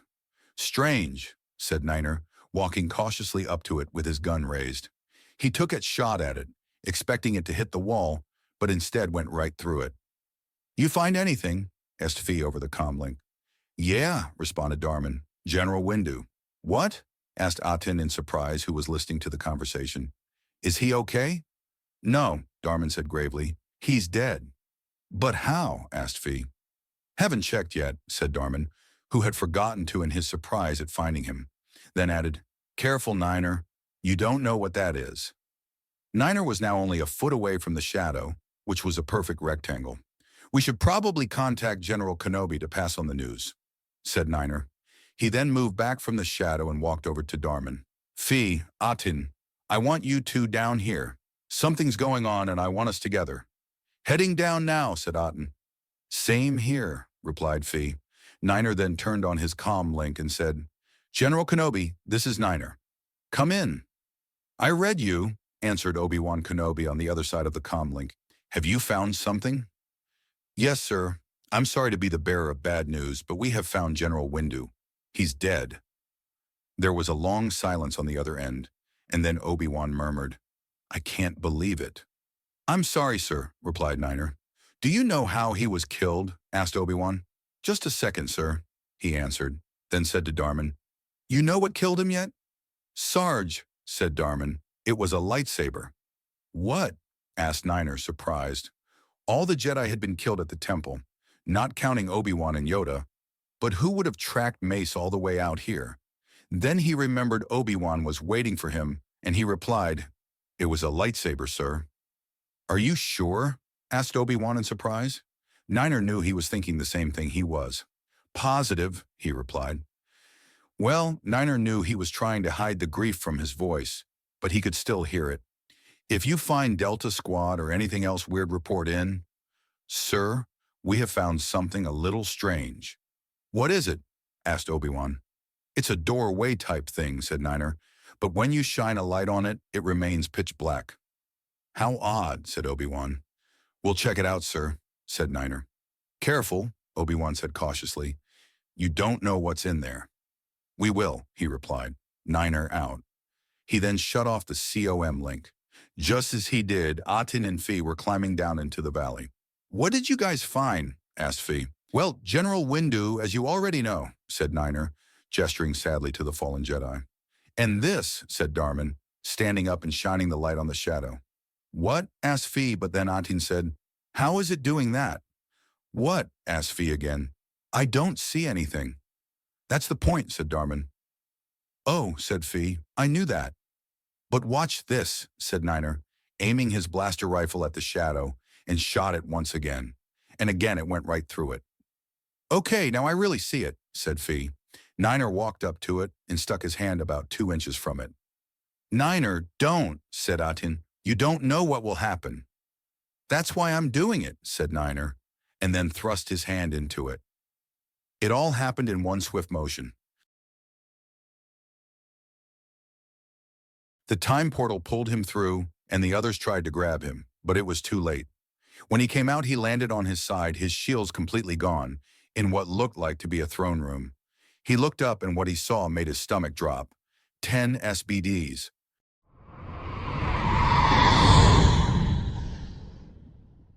Chapter 15, Halo. When Niner looked up and saw the SBDs standing there, he immediately switched his DC from rifle to anti-armor attachment and fired a round at the closest SBD. It exploded, and also the 2 unfortunate enough to be standing beside it lost their armor plating on the front of them. By then the rest had noticed that he was there and raised their blaster arms into firing position. Before they could fire, he shot 4 more anti-armor rounds, taking out 6 more SBDs. But then he was in a much more critical position than before. He was out of ammo. Niner switched back to his rifle and began to open fire, but it wasn't enough to keep the remaining 3 SBDs at bay. They returned fire instantly, and Niner was caught in an onslaught of blaster fire. His shields for only a few seconds, then he began taking fire into his armor. He kept returning fire until he couldn't take the pain anymore, and he fell backwards, yelling. Just then, he heard a strange noise, and the blaster fire was directed in a different direction. Niner tried to sit up, and he caught a brief glimpse of the rest of his squad fighting the SBDs. Then he fell back and slipped into unconsciousness. 3-8 was waiting tensely for Kelly to open the door, ready to throw the grenade. Adams was beside him, also holding a grenade, while Kelly was on the other side by the console, ready to activate it. Dr. Halsey was hiding behind a box with a pistol, letting the soldiers do their work. But what they didn't know was at that same time, the 2 Magna Guards had just landed with Fixer and led him out handcuffed, heading down the same hallway where 3-8 and the rest of them had locked themselves into the armory. "What's going on?" asked one of the guards, motioning for the remaining guard and Fixer to stay back. The guard walked to one of the droids and asked again, "What are you doing?" "Sir, the prisoners are..." But before it could finish its sentence, the door sprang open and 3 grenades flew out. As soon as they hit the floor at the droid's feet, they exploded, taking the SBDs, the droidicas, and the Magna Guard with it. After the smoke cleared, the remaining parts of the droids lay strewn across the floor. "What, a Magna Guard?" asked 3-8. "That can't be good." "Boss, look out!" yelled Fixer, surprising 3-8. "Fixer!" he yelled before he was bowled over by the remaining guard. Just then, Kelly and Adams ran out. Kelly with a battle rifle and Adams a shotgun, and helped get the guard off of 3-8. As the guard leaped, Adams caught him in the stomach with a blast from his shotgun, throwing him off balance. The guard got up to leap again and was kicked in the head by Fixer, and then was under fire from 3-8s and Kelly's battle rifles, with Adams coming in with his shotgun. The guard, already weakened before by the Chief and Sev, took the hits and fell dead. Just in case, though, Adams came up and hit him with 3 blasts of his shotgun. "I think he's dead," said Adams, reloading his shotgun. 3-8 rummaged through the bodyguard until he found what he was looking for, the key to Fixer's handcuffs. He brought it over to Fixer and slid the key in, and a second later the handcuffs fell to the floor. "Thanks," said Fixer, and then asked, "How did you escape?" "This droids are so stupid, they couldn't keep us in order," said Adams, kicking a SBD on the floor. "What happened to you, though?" asked 3-8. "These guards," said Fixer, "and Grievous, that's what happened. We were attacked by a Covenant tank, but we managed to destroy it. But then Grievous's guards ambushed us and caught me. That's when Grievous showed up, and the last thing I knew was that Grievous was fighting the others." 3-8 nodded. "We're not out of here yet, so we will worry about what happened to them later." And then he said to Fixer, "How did you get here?" "By a ship, I think Covenant by the looks of it." "Do you remember the way out?" asked 3-8. "Yeah, I can lead the way," replied Fixer, catching on to the plan, and then said, "Someone will need to drive it, though." "I can," answered Kelly. "I can too," said Dr. Halsey, who had come out of her hiding spot to listen to the conversation. "I might be able to help," said Adams. "A little." "Then let's head that way and—" Then 3-8 stopped as he heard something. "What?" whispered Fixer, and 3-8 held up a finger. It was very, very faint, but he could barely make out what it was. It was blaster bolts being fired. And was that DC rifles returning fire? "Do you hear that?" asked 3-8. "Yes," said Kelly. "Sounds like the weapons the SBDs were using." Dr. Halsey and Adams, who couldn't hear the sounds, just waited for an answer. "You think the others are already coming for us?" asked Fixer. "If they were fighting Grievous like you said," answered 3-8, "I doubt it. It has to be someone else." "We should check it out," said Kelly. 3-8 nodded. "Kelly and I will go.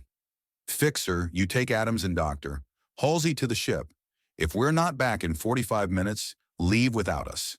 Fixer nodded and then said to Adams and Dr. Halsey, "Let's go." Then he led the way back down the hallway. 3-8 and Kelly then pulled out their battle rifles and headed toward the sound of the blaster fire. It took them about 5 minutes to navigate the hallways, and when they repeatedly went through the doors where Grievous had cut through them, 3-8 knew where they were heading a moment before they reached it. The blaster fire was a lot louder now, 3-8 knowing for sure that it was coming from the Prophet's chambers. "On 3, said 3-8. "1, he started. "2, Kelly continued. "3, yelled 3-8, and they charged through the door. What they saw made 3-8 stop dead. Inside, a squad of commandos were fighting 3 SBDs. One of the squad was unconscious in the corner, while the other 3 fought the droids. 3-8 knew they needed help, and he was ready to give it to them. He nodded to Kelly, raised his battle rifle, and charged at the droids, firing. Kelly followed his lead and fired her own battle rifle. Soon, one SBD lay dead with the other, 2 following it closely. When they had all been killed, 2 of the commandos ran over to the fallen one to help him, while the remaining one walked over to 3-8. "Thanks for the help, boss," said the commando. "Darman?" asked 3-8 in disbelief. "You bet," Darman replied. "But I'd thought you were killed," replied 3-8. He shrugged.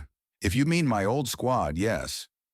I was the sole survivor of my squad on the mission at Geonosis, but this is my new one." "How did you guys get here?" 3-8 asked. "Same way you did, I guess," he replied and pointed to the portal, and then asked, "Who's he?" "She," said Kelly firmly. "My name's Kelly." "Sorry," said Darman, holding up his hands. "No offense, but I couldn't tell with the armor." 3-8 then remembered what they were trying to do, and he said urgently, "We have to get out of here." "Why?" asked Darman. "You know General Grievous?" asked 3-8. 3-8 could see him stiffen in shock. "He's not here." "Yes, and he's hunting us down. Well, me and Kelly and the rest of my squad. But I'm sure you'll be on the list soon enough."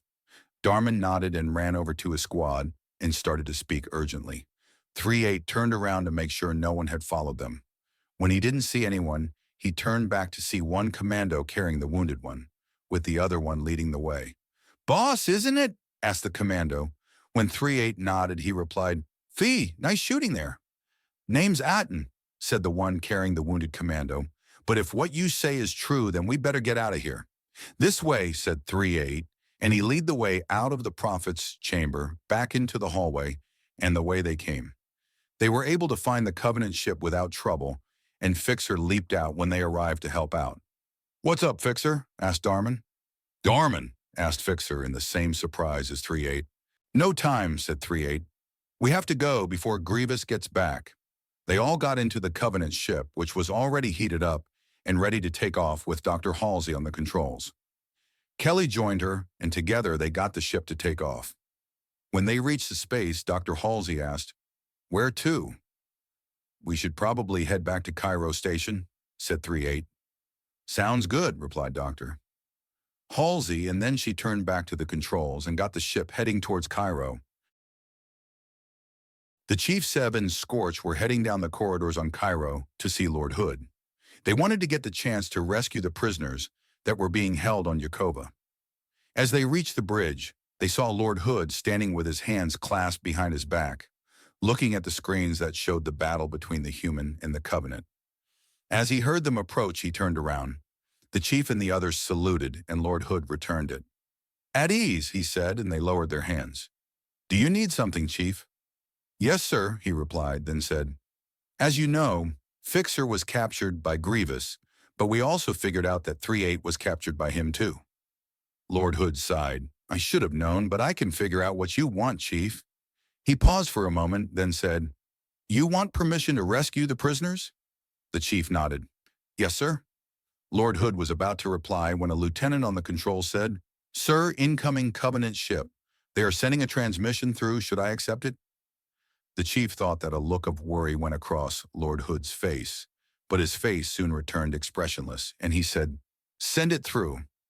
They waited a moment, then a face so familiar to heed Chief appeared on the screen, a face he hadn't seen for a long time. Dr. Halsey. "Long time no see, Lord Hood," said Dr. Halsey. Then the Chief saw something else that made his heart leap. 3-8 and Kelly were standing right behind Dr. Halsey, listening to the conversation. "Dr. Halsey," Lord Hood said in surprise. "But how?" "Kelly and I made the mistake of landing our ship on Jakova, only to be captured by—" And she turned to 3-8, who muttered, "General Grievous, ma'am." "Yes, I know who he is," replied Lord Hood, hearing 3-8. "Me and him had a little chat a couple days ago." "Well, as you can tell, we escaped and are heading your way. I assume we have permission to land?" Lord Hood nodded to the lieutenant and then replied, "Yes." "Good. We'll be there in a little bit. But we need a medic down there. One of the commandos was hurt and he needs medical attention right away." She paused, then added to the Chief, "And it's good to see you again, Jon." The Chief nodded, and the screen went blank. The Chief saw Scorch, who was standing at his right, look at him, then look away. "Well, Chief," said Lord Hood, "I think that answers your question. I think you should go down and meet them." The Chief saluted, and so did Seb and Scorch, then turned and left. "Jon?" asked Scorch. "My old name, before I became Master Chief," he replied. "So you do have a name," replied Scorch. "Dr. Halsey is the only one who uses it. Everyone else that used that name is dead now, except for Kelly." Scorch nodded in understanding. He didn't want to be called that, not by Dr. Halsey, not by anyone.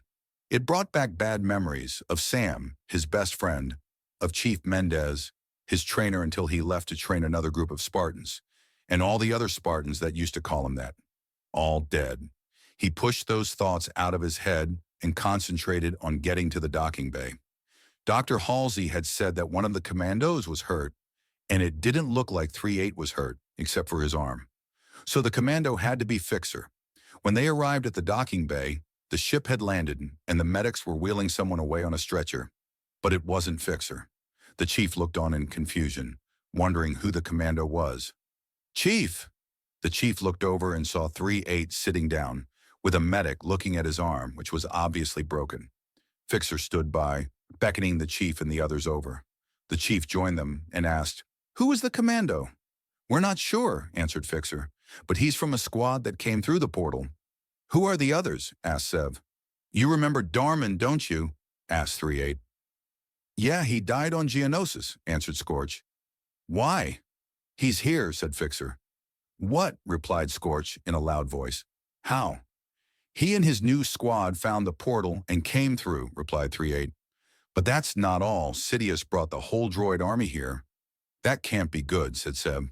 That must have took a while getting them in from that little portal. I don't know, said 3-8. I think he's using another way. Just then, Kelly and Dr. Halsey left the ship and walked over to their group. Kelly drew with her fingers across her faceplate in a smile, a gesture they've always used to show an emotional outburst. The chief returned the gesture. He was overjoyed to see that Kelly and Dr. Halsey had returned from their mission, and that they were still alive. He had never expected to see them again.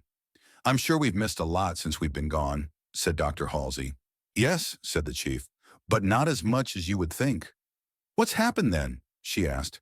He then jumped into the explanation, pausing briefly after describing what happened to the other Spartans. The chief could see Kelly's shoulders sag with grief, and Dr. Halsey's face looked as if it was carved from stone. Please continue, John, she managed to say. He then continued on to how he and Johnson made it back to Cairo, and then how Lord Hood had given them the mission to destroy what they had thought then was a small Covenant fleet stationed at Jakova. Of how he and Johnson had been captured, how he was forced to go back in time through the portal the Covenant had made. By then, the rest of Omega Squad had joined them, and they remained silent as the chief continued on. The chief then explained how he had met up with Delta Squad and how General Grievous had cornered them into a cave and was about to kill him when Mace Windu showed up. So that's what happened to Mace Windu, murmured one of the commandos. By the way, I'm Darman. You found him? Asked 3-8, who was replacing his armor around his arm. He nodded. We found him dead right outside the portal, he said sadly. So he tried to save us, said Fixer. But what happened next? Asked Otten. Now 3-8 helped him with this part of the story, saying how Grievous had followed them and captured the chief and Scorch. Then how they had escaped and all had made off and back to Cairo. So how did the Covenant make it to Earth? Asked Dr. Halsey. They already knew of where it was, said the chief, speaking of when Cortana had announced to them that the Covenant had found Earth. But they took out the Athens and the Malta and were about to blow up Cairo, but we managed to save it. During that time, they made it through to Earth. Then you've known what's happened from then on.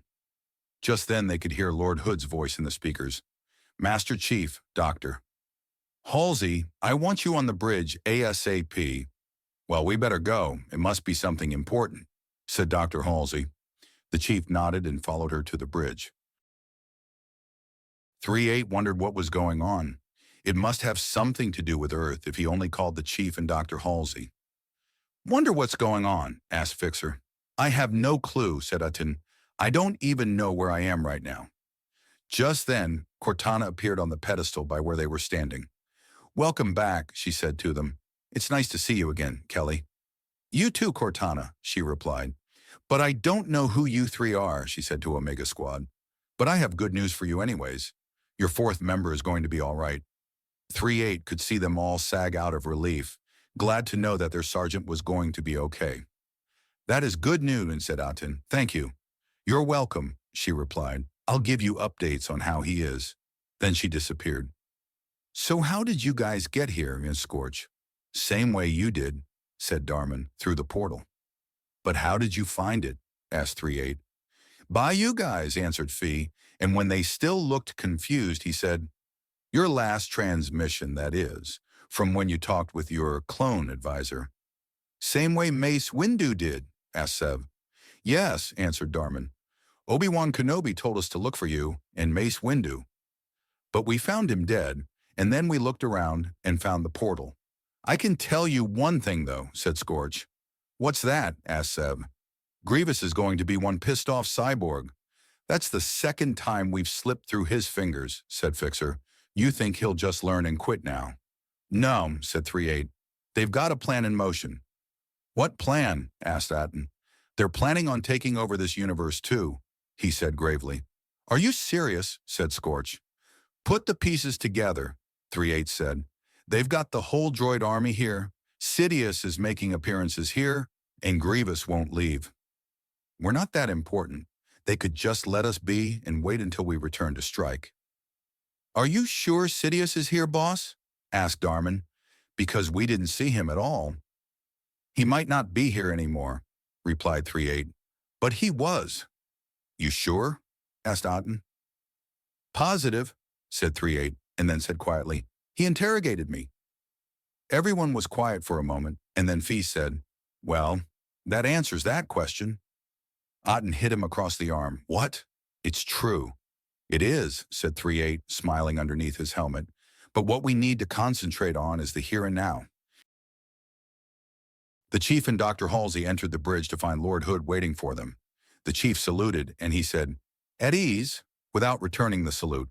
The chief knew there was something wrong. "Chief Dr. Halsey, I hate to say that Metropolis has been destroyed." "How?" asked the chief.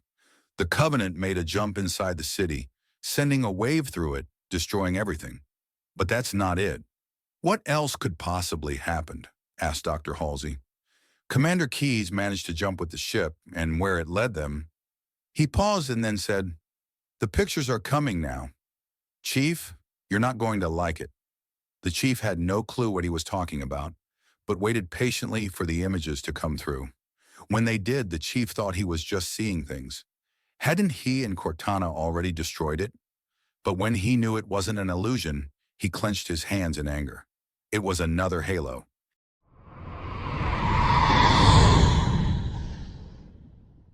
Chapter 16, A Deal Oncoming. "How?" asked the chief, staring at the monitors with shock and anger. "I don't know, Chief," replied Lord Hood, "but it's there, and if it's as dangerous as the last one, we'll have to get rid of it. That's why as soon as we get an amber, clad slip space coordinates, you, the other Spartan, and the commandos will be heading out there to explore it." "I request to come too," said Dr. Halsey, tearing her face away from the screens and addressing Lord Hood. "I need to learn more about this ring." He nodded. "Permission granted. I suggest you get geared up and ready to go." "Yes, sir," said the Master Chief, and he turned around and left with Dr. Halsey. When they were out in the hallway, Cortana's voice sounded in the chief's helmet. "Surprised, aren't you?" "I never expected it to return," replied the chief. "When we blew it up, I thought it was all over." "Well, it apparently isn't," said Dr. Halsey, who had been listening to the conversation. "And it's good to see you again, Cortana." "You too, Doctor," she replied. "We better go back and tell the others," the chief interrupted. "We can't really plan anything until the chief gets back," said Scorch. "We might as well rest for a minute." "I guess you're right," said 3-8. "We'll plan what we're doing when the chief gets back."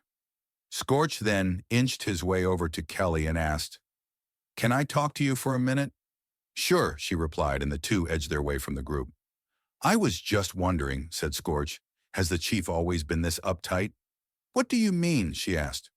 "What I mean is, I think he's only laughed once since we got here. He hasn't joked around with anything. He always takes everything seriously." "He is a leader," she pointed out, "but Boss is our leader, and he jokes around with us all the same." "I guess I am a little surprised you got him to laugh at all," she replied. "He wasn't always this uptight, though."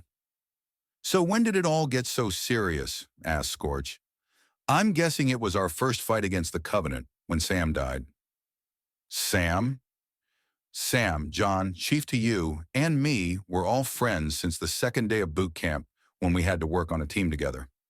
Sam, John, and I used to mess around with each other until John became leader. He became more serious, but he never forgot our friendship. One day the ship we were on was attacked by a Covenant ship. It was our first time with our armor, so the Spartans decided to jump into the vessel and take it out from the inside. We three were the only ones who made it in there. We moved toward the center and we met a jackal, took it out easily because we surprised it. But the second time we didn't, it had its gun charged and shield up. It tried to shoot John with the charged plasma, but Sam pushed him out of the way and took the shot, and a few more, leaving a hole in his armor. Once we reached the control center, John ordered Sam to stay behind because he knew that Sam wouldn't make it through the vacuum back to our ship. He would suffocate. We planted the bomb, and John and I left. I remember him saying to me, "Don't look back, Spartan." Since then, he's always taking everything seriously. Scorch sat silent for a minute and said, "I never knew."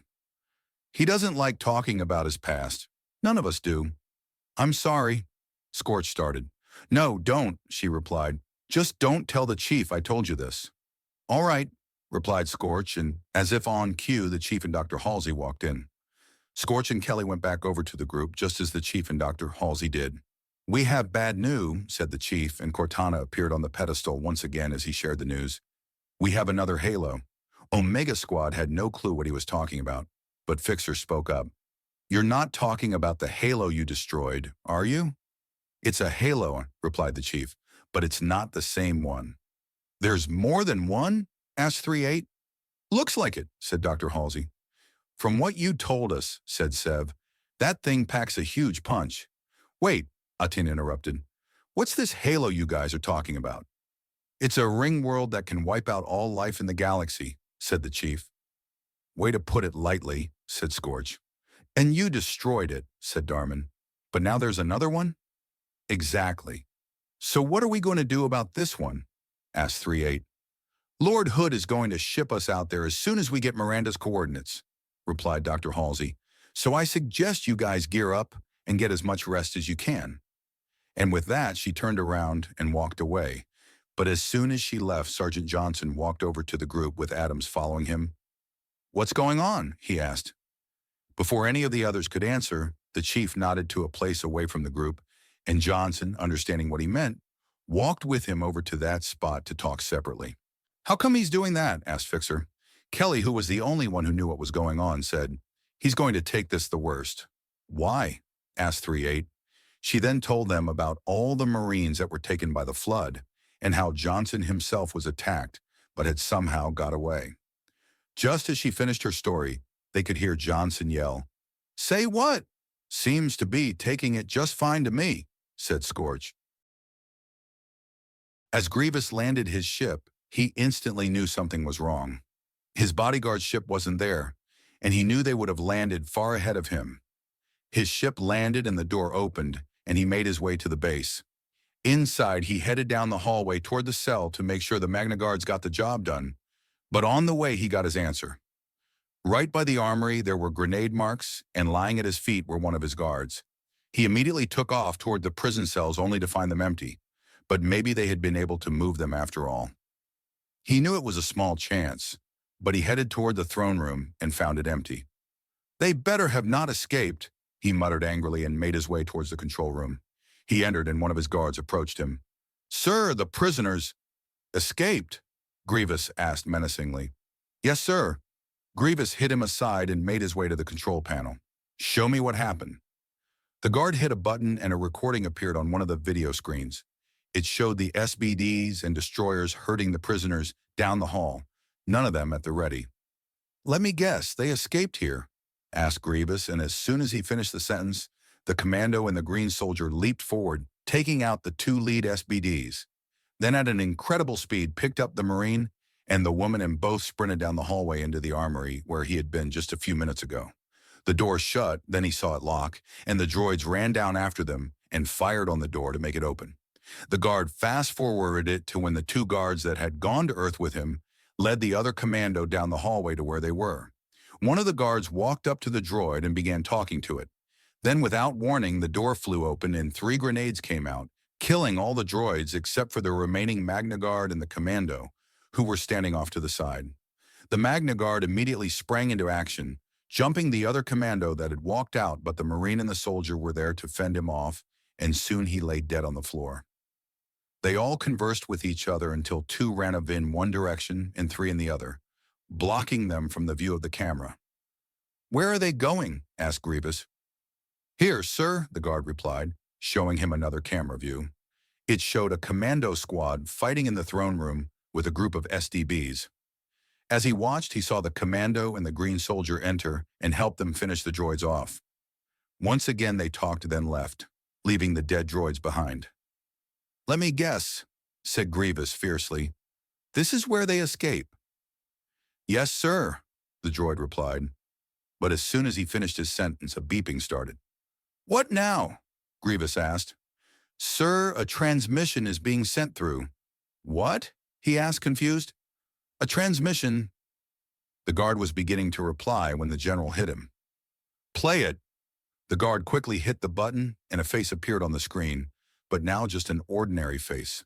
It was somewhat hairy and had long ears coming down the side of its head, and it wore something resembling a crown. "Greetings, General," it said. "I am the prophet of truth, and I wish I could say, You are welcome here. But as you have slaughtered all of my Covenant forces that were once in that base, I do not want to lie to you." He paused, then continued on. "We know what you are after here, the new commando soldiers that have teamed up with the demon. I do not know where you are from, but I wish to make a deal with you. The demon has killed many of our forces and we want him dead. You had the unfortunate chance of meeting him face to face, and you ended up losing your arm."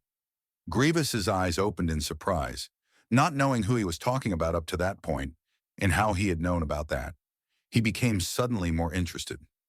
"The video feeds that have been planted inside that base are not only for it, but we are receiving feeds to this very ship I am currently on. So I have seen your army that you have assembled there too, your droid army. I once again do not know where you got them, but I know a way you can put them to use. I have sent a code with this recording if you wish to reply. I hope we talk soon." And with that, the transmission ended and the screen became black once more. "Do you have the code?" asked Grievous. "Yes, sir." "Then enter it in." "You think Grievous has figured out that you guys are gone yet?" asked Scorch. "It's kind of hard to miss it," said Fixer. "They left a huge black mark in the hallway." "That's not important," said 3-8. "We need to concentrate on the new Halo." "He's right," said the Chief. "We need to take this seriously." "You gotta cut us some slack here, Chief," said Kelly. "None of us has ever been on a Halo here except you and Johnson." "You're right," he replied. "Sorry." "Hey, no biggie," said Scorch. "But what are we planning on doing when we get there?" With this, Cortana gave the facts from her pedestal. The Covenant already has a firm hold on it, having found it first. "What we're planning on doing first is to confirm the fact that the Prophet of Regret is there. If he is, we'll come up with a plan to capture him. He'll be heavily guarded, so you'll need to be careful." "We should probably split into groups so we don't appear so obvious," said Aten. "If 10 of us are trying to appear not seen, that's not going to go over well." "Point taken," said 3-8. "Any suggestions, Chief?" "I don't think you should come because of your broken arm," he replied. "Fixer?" asked 3-8. "Got it here," replied Fixer, reaching into his pack and taking out a syringe. He ejected it into his arm, and the Chief could tell that the arm healed. "What?" yelled Scorch. "You could have used that on my leg the whole time and you didn't?" "That's because your injury wasn't as serious," said Fixer, "and I only have 2. Also, we'll need as many people to deal with the new Halo." He was about to argue back, then figured out it was useless and remained quiet. "So, Chief," said 3-8, "how do you think we should split up?" "I would just say stick with your squads," replied the Chief. "But since Omega Squad Sargent is out of action, and they don't know anything about this place, I think we should separate differently. I think my squad can stay together, but we'd need someone who knows this place to come with us." "I could," said Johnson, who had gotten over his shock, replied. "I know the Marine Corps, inside and out. And I can go with Omega Squad since they only have 3, said the Chief. "But Cortana, do we know where Regret is?" "No," she answered, "but we'll do a little searching, and I'm sure we'll find it. Bound to be the biggest structure there." "We've got the plan somewhat laid out then," the Chief announced, "so we might as well gear up and get as much rest as we can, like Dr. Halsey said." "Sounds good to me," said Scorch, laying back. "I'd rather be back out on the battlefield," replied Sev, cocking his sniper. "When do you not want to be on the battlefield?" asked Scorch. "He's got a point there," Fixer said, getting up and stretching. "Where's the armory again, Chief?" "I need some new weapons." "Same with us," said Darman. "Out DCs are bound to run out sometime." "I'll lead you there," replied the Chief as he turned around and started to walk out of Landing Bay. Omega Squad and Fixer got up to follow him, leaving the rest of Delta Squad, Kelly, Johnson, and Adams. "I've got a shotgun," said Adams, holding it up. "Now that's all I need." "You're obsessed with them, son," said Johnson. "You really need a longer range weapon, otherwise you can kiss your ass goodbye when you're getting sniped." "Come on, Sarge," he said. "You know I always carry a battle rifle." "I'm not that stupid." "Sometimes I doubt that," said Johnson. Adams just smiled and said, "I'm getting more ammo." "I'm going on this mission, right?" "You sure as hell are," replied Johnson. "Unless you don't want to, of course."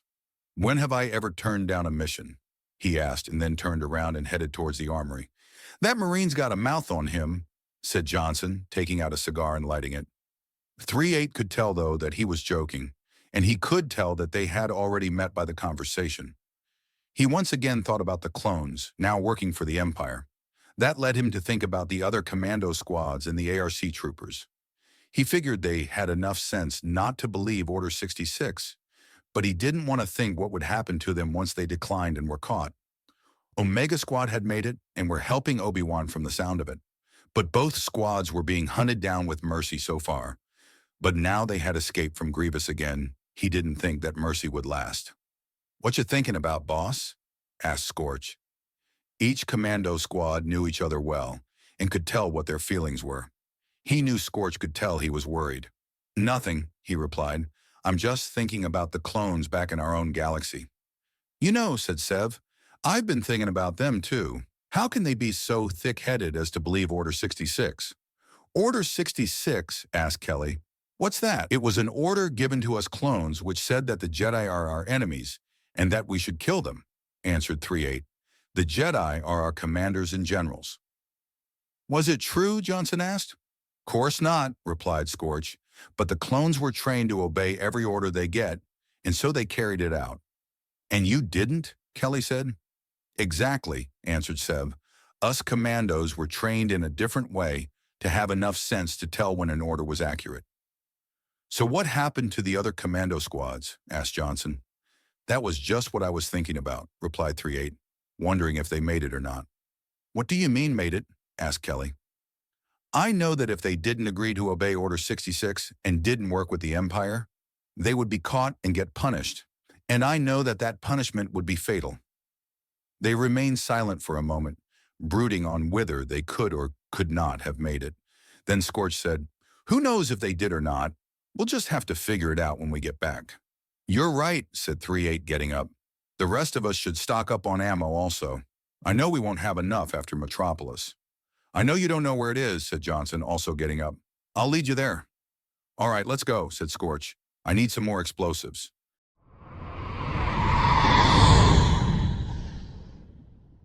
Chapter 17, Helljumper Style. As they waited for the coordinates of the new Halo, everyone that was going relaxed until then. They were all in a room, with the Chief, Johnson, Atin, and 3-8 talking, Kelly, Sev, Fee, and Fixer cleaning their weapons, and Adam showing Scorch and Darman how to use a rocket launcher. "You know, I'm not sure how to hold it," said Scorch, making fun of the directions on the side. Adam started laughing. "They think that we're too stupid to figure that out. It's not like I'm going to hold it like this." And he held it upside down. "I think they put that on there just to take up room," replied Darman. "Actually, Scorch," said Fixer, coming over, "I think you might need that." "Shut up, Fixer," he said. "What's he talking about?" asked Darman. "You want to know how he got his nickname?" "No, trust me, you don't," Scorch answered quickly. "No, really, I do," replied Adams, grinning. "Well, during an exercise involving explosives, he set them wrong. So when they blew, he and his sergeant got caught in the blast, leaving them with no eyebrows." "Hey, I was new at it," said Scorch over them laughing. "Anyway," Adams finally managed after laughing so hard, "how do you guys get your nicknames?" "Usually the rest of the squad gives them to us," answered Darman, "whether they're based off of our numbers or something we did." "So how'd you guys get yours?" "I'm an expert at slicing computers," said Fixer, "so that's why I got Fixer." "You already know why I got mine," said Scorch bitterly, "but Sev just got his from his number, which is 07. "Same with Fee and Niner," replied Darman, "whose numbers are 15 and 09. "What about you and Atten?" asked Fixer. "Not sure," said Darman, obviously thinking, "Can't remember how I got mine." "Atten means a stubborn in Mandalorian, which explains him to a T," said Fee. "Mandalorian?" asked Adams. "A language by Mandalorian warriors," replied Fixer. "They're a race that was wiped out and only one lived, Jango Fett, who we were cloned off of." "Oh," said Adams. "Yeah, I'm sure you're confused," said Sev, "but Boss got his, well, since he's the boss." "Scorch started that one," said Fixer. While they were talking, the rest were making up a more developed plan.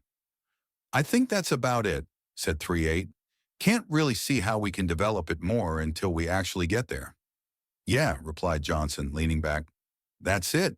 We might as well relax while we can. The others have already started, said Otten, gesturing to the others talking and laughing. When he did that, Scorch looked up and asked, Finally done? Yeah, replied Boss. 'Bout time, said Fee. You guys have been over there forever. Better to have a laid out plan than to get planet-side and not have a plan at all. He's got a point, said Kelly. Just then a voice came out over the speakers. Master Chief, please report to the bridge. The chief got up and said, That's probably it. Hopefully, replied Johnson. As the chief left, he stopped to let somebody come through the door before him.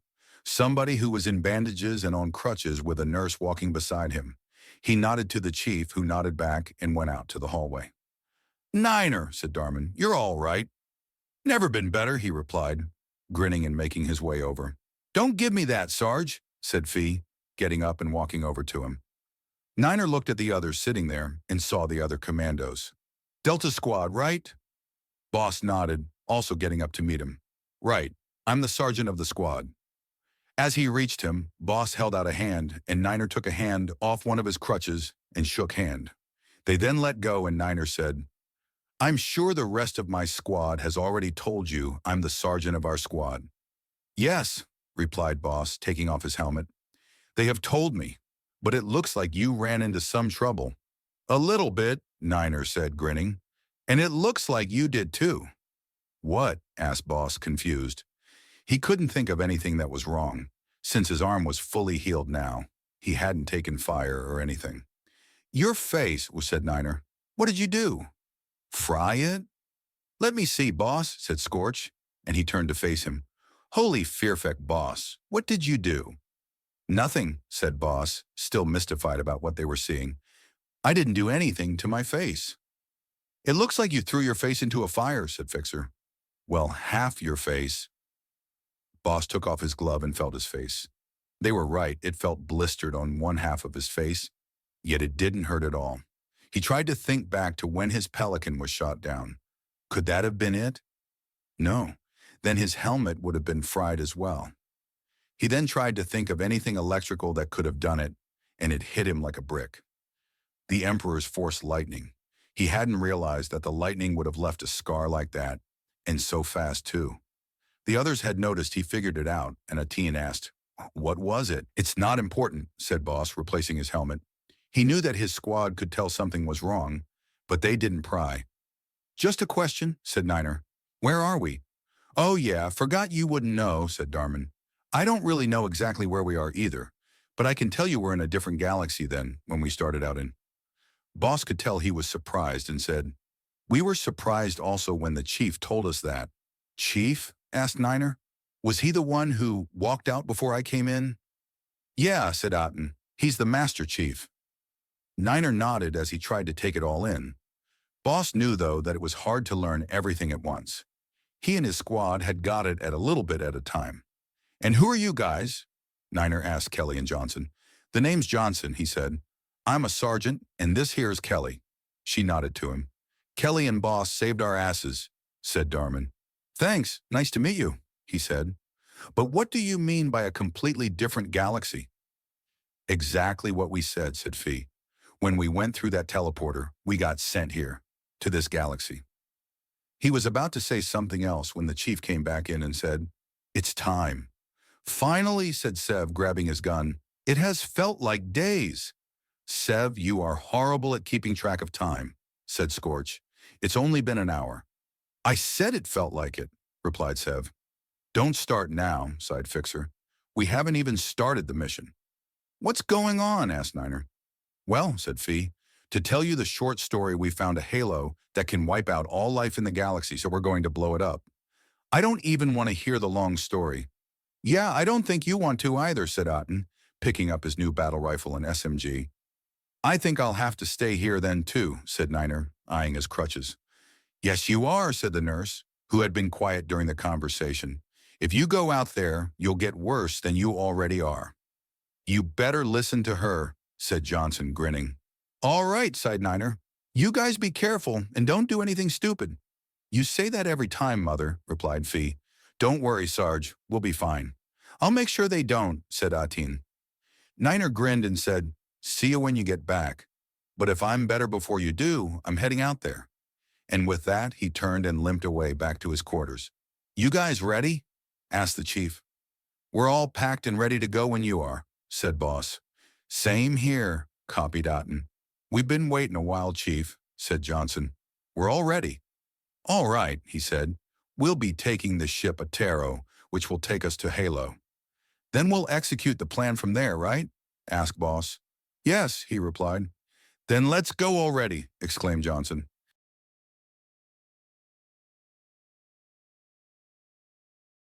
As Grievous waited for the prophet guy to respond, he considered what the commandos would do next, thinking now that they were officially a part of this war.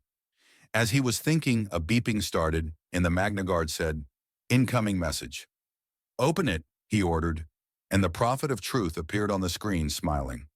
I'm glad you've considered my request, he said. I've considered it, Grievous replied coolly. But what exactly is it? Well, your commandos and the demon have joined forces against each of us, he paused. I say we join up against them, Covenant and droids together. They wouldn't stand a chance. Grievous narrowed his eyes. How do I know this isn't some kind of trick? You don't, he replied, smiling broader. But I know you and your droids alone cannot take down the demon and his army. Already he has killed thousands of the Covenant. Grievous had not known these facts. He didn't even have 1,000 droids here. And now with 2 squads of commandos helping, it would be before long that the droids had been completely wiped out. I can give you time to consider your answer, said the prophet. No, Grievous said.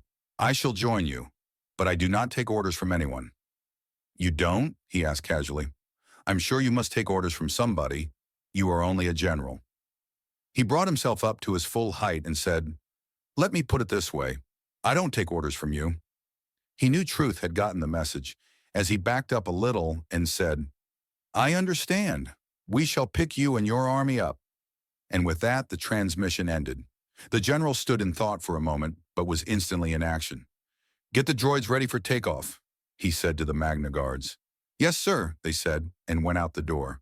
Grievous then took out his holopanel. There was one more person he had to contact. We'll be arriving in 20 minutes, announced Cortana from inside the chief's helmet. You know, said Atin, resting in one of the chairs in the room, this slip space is pretty much exactly like our hyperspace. Now that you mention it, said Boss, it does. Same speed, and I guess same accuracy. The Covenant bastards have it better than us, scoffed Johnson through his cigar. They could appear right in the middle of a battle if they wanted to. Now that's accurate, said Scorch, who was seated next to him. He then turned to his other side and hit Sev on the arm. We there? Asked Sev, instantly grabbing his gun. No, not yet, replied Darman. We've got about 20 minutes. You should have let me sleep more then, said Sev, leaning back again. You know that if we let you sleep too long, you'll never get up, laughed Fixer. Same with Fee, said Otten. Okay, that's not true, he defended. I'd be up in a second. If you really wanted to, Darman finished for him, but we all know that you prefer to sleep on the job. Kaminoans would have my head for that, he said, then added, literally. Now who's that? Asked Adams. Kaminoans? They pretty much raised us to be perfect, replied Boss. Now there's something to be scared of, said Scorch. Sounds like Chief Mendez, Kelly said as she smiled. She had her helmet off and was adjusting it.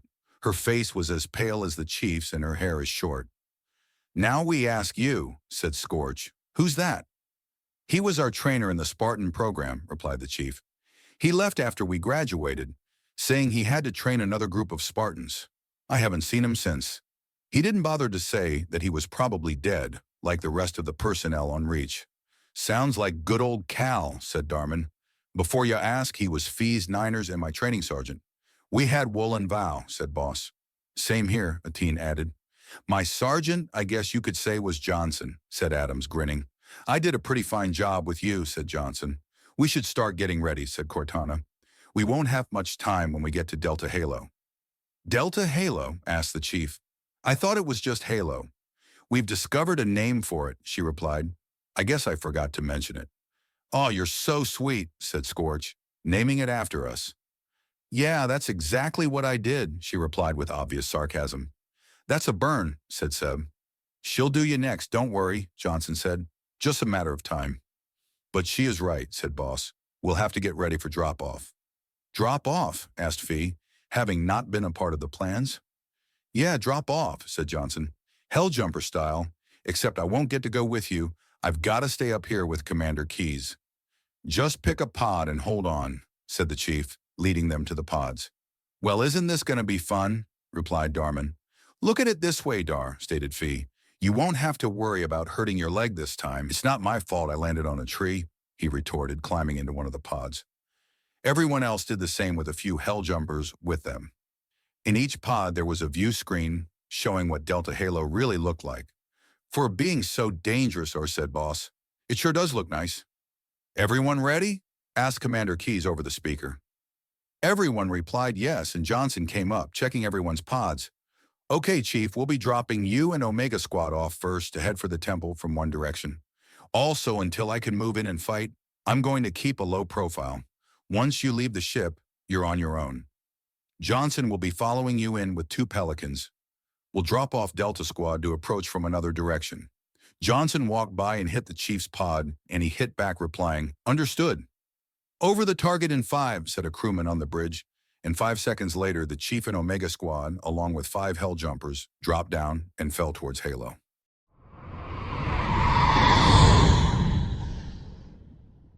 Chapter 18, Wounded. "Mind the bump," said Cortana, as the Chief and Omega Squad plummeted towards Delta Halo. As they were heading down the Covenant, forces below spotted them, and their turrets opened fire. Fortunately, they made it down safely, jumping out of their pods and pulling out their battle rifles. "Sir," a Helljumper yelled to the Chief, "we've got to neutralize those turrets." "Darman," the Chief called over the comm link. "Get rid of those turrets." "Consider it done," he replied, pulling out his rocket launcher. He jogged up the path a bit to get out of the cover of the trees and crouched down, aiming. A moment later, he shot out a rocket hitting the turret. "Nice shot, Dar," said Otten. "Kinda hard not to miss," replied Darman. "It's got a lock-on feature." "You not supposed to say that," said Fee, taking down the few grunts that come down the path. "We're supposed to think you're actually good." "Ha ha, very funny," Darman said sarcastically, and aimed to take out another turret. "Heads up, we've got some elites heading out of the building," said the Chief, spotting them through his battle rifle scope. There were 2 red elites and a blue elite. "Aten, Fee, you guys flank left. Darman, come with me and flank right. Helljumpers, distract them in the middle. Concentrate your fire on the blue one," the Chief ordered. "All right, let's go," said Aten, and then he and Fee headed up the left side with the Chief and Darman on the right. The Helljumpers found cover and fired at the elites, who returned fire unaware of the Spartan and 3 commandos sneaking up from behind. The Chief was the first to leap from cover, hitting one of the red elites in the back of the head. It fell forward, dying instantly. Darman was right on his heels, shooting the other red elite. His shields held, but with the distraction, Aten came out, grabbed the elite's shoulder and drove his vibro blade through his back. The elite howled in pain, falling to his knees, and ended up on the ground. The blue elite turned around and noticed his 2 comrades had fallen and that he was completely surrounded. He roared in rage and leapt at the nearest person, a Helljumper. The Helljumper brought up his gun to protect himself from the elite's gun, which it was using as a club. But the elite knocked it away and hit him in the head, knocking him backwards. Before he could finish him off, the others all shot him, killing him instantly. Another Helljumper ran to help him, while the Chief and the commandos ran to clear the building. "Is he all right?" asked Darman, kneeling beside the unconscious Helljumper. "Yes," he said, glancing up at the commando. "Just out cold." "Building's clear," they heard someone yell. "Let's bring him into the building," said Darman. "They can evac him out when the Pelicans arrive." Darman lifted him onto his shoulders and carried him into the building, with the Helljumper coming in behind. He set him down and said, "Give him some cover." "That's it?" asked Fee, surprised. "I'd expected more." "Chief, incoming Phantom," said Cortana, her voice coming out of his helmet speakers. "There you go, Fee. You jinxed it," Darman said, reloading his rifle. "We may be here a while. stated the chief calmly. As Boss's pod landed, he kicked it open and brought his gun to bear, but was surprised not to see any Covenant. 7 Fixers' pods had landed close to his, but Scorch, Adams, and Kelly's pod had landed up a ways. Adams and Kelly were already out of theirs, but there was a loud banging in Scorch's, and he shouldered his way out, tripping over the door. "Smooth one there, Scorch," said Adams, helping him up. "Mechanical things don't like me," he replied, honestly. "Where is everybody?" asked Fixer, looking around. "Maybe they got scared," said Sev, shrugging. "No, they don't get scared like that," said Kelly. "Knowing them, they'd be swarming all over us." "They might have gotten distracted by the others," replied Boss. "Now I know they're able to do that," said Adams. "We should just move toward the temple," said Kelly. "We'll most likely run into some forces there." "Not that that's a bad thing, of course," said Sev. "There's a path up here," said Fixer, who with Adams had scouted ahead to find a way while the others were talking. "Let's take it then," said Boss, heading up with the others following. The Arbiter panted heavily, holding his stomach from the blow he had taken from one of the holograms of the heretic leader. In his hiding place, he glanced out only to pull in his head again as the heretic let out a barrage of plasma from his spot in the air. "Come out, Arbiter." "I expected you to be more of a challenge." The Arbiter took a deep breath, trying to calm himself down. He had been able to take out the 2 holograms. He'd be able to take out the heretic himself too. Bracing himself, he got ready to activate his camouflage. When he did, he dove out from his cover, rolling behind a pillar. He glanced out and saw that the heretic had not spotted him. His camouflage wore out, but he didn't need it anymore. Crouching down, he snuck around the heretic, using boxes for cover. "I should have known someone working for the prophets would be so cowardly," he called to the empty space. Just then the heretic lurched forward as the Arbiter jumped on his back, pulling out his plasma sword. He drove the sword into his back, destroying the jetpack and causing them both to fall to the ground. Without hesitating, he leaped forward, trying to slice the heretic. The heretic brought up one of his plasma rifles, trying to block it, but the sword sliced right through it. The Arbiter brought down his sword again, only to cut another plasma rifle. The heretic leader, now weaponless, glared at him. The Arbiter glared back and pulled back his sword and then stabbed the heretic's stomach. He glanced down at it, then stared the Arbiter right in the eye and managed to say, "One day, Arbiter, you'll realize what the prophets plan to do, and you will regret ever killing me." "Save it for hell," he retorted and pulled out the sword. The heretic fell forward, dead. The Arbiter grabbed him and pulled him toward the door that led outside. As he did, the monitor came down to hover next to them.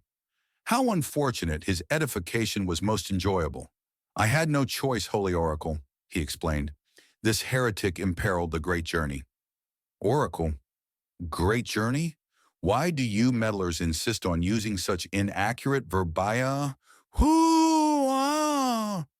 The monitor was cut off when he was pulled back from some force. The Arbiter turned quickly to see Tartarus, leader of the brutes, suck him up into his hammer. He pulled the monitor from it and held it in the air, grinning at the Arbiter. "That is the Oracle," exclaimed the Arbiter, both shocked and confused. "So it is," he replied unimportantly, throwing the monitor into the gravity lift. "Come, we are leaving this station." Hating being ordered around by a brute, he followed him into the gravity lift that took them into a phantom. In it, he headed towards the back, wanting to be away from the brutes. There he saw the Spec Ops leader there, better known as Half-Jaw, as he only had 2 mandibles on the same side, with a few other elites. "Did you do it?" he asked. "Yes," he replied. "He will no longer be disrupting the great journey." Half-Jaw nodded, pleased to know that the mission was completed. But the Arbiter stood against the wall, thinking of the heretic's dying words. General Grievous waited at the front of half of his droid army with his 2 remaining Magna Guards at his side, waiting for the Covenant to arrive. He left half his army here to guard the portal, knowing before this was over, the commandos would try to reach it. He glanced up and saw a ship, most likely Covenant, appear out of nowhere, and he figured they had something similar to hyperspace. "Get ready," he said, breaking the silence as he saw a few ships head towards the planet. As he stepped off the dropship and into the landing bay, he saw 2 aliens there waiting for him. "We are the elites of the Covenant," one said. "We're heading to our base high charity, and there you can meet the prophets." Grievous felt the ship rumble beneath his feet, and then felt the familiar lurch as the ship jumped. "Another one?" Darman groaned, seeing the third Phantom coming in to drop troops. "Just get ready," said the chief. "This will most likely be the last one." "Hope it is," said Darman. "I've only got 2 rockets left." "Don't waste your ammo on the Phantom's turrets," replied Outen. "We'll just take cover till it leaves." "All right, it's getting ready to drop troops," announced the chief, watching it slow down and stop. They all waited, watching for the troops to come down. When they didn't and the Phantom turned around to leave, they became confused. I think that Phantom's broken," said Fee.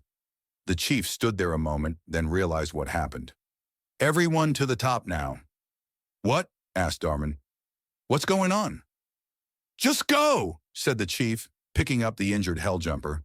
They headed to the back where there was a path that sloped up to the top. When they reached the top, the chief set down the Helljumper and ordered, "Cover every path to get up here. If you see anything move, anything at all, shoot at it." "Chief, what's going on?" asked Otten. "Holy fearfeck, why is there a floating sword?" and asked Darman. "Shoot it," called the chief, heading over to where he was. Darman brought up his battle rifle and fired. He was surprised to see a black elite appear, but it jumped away and disappeared. "Spec Ops," said the chief, scanning to find more. "They have camouflage?" asked Fee, surprised. "Yeah," replied a Helljumper.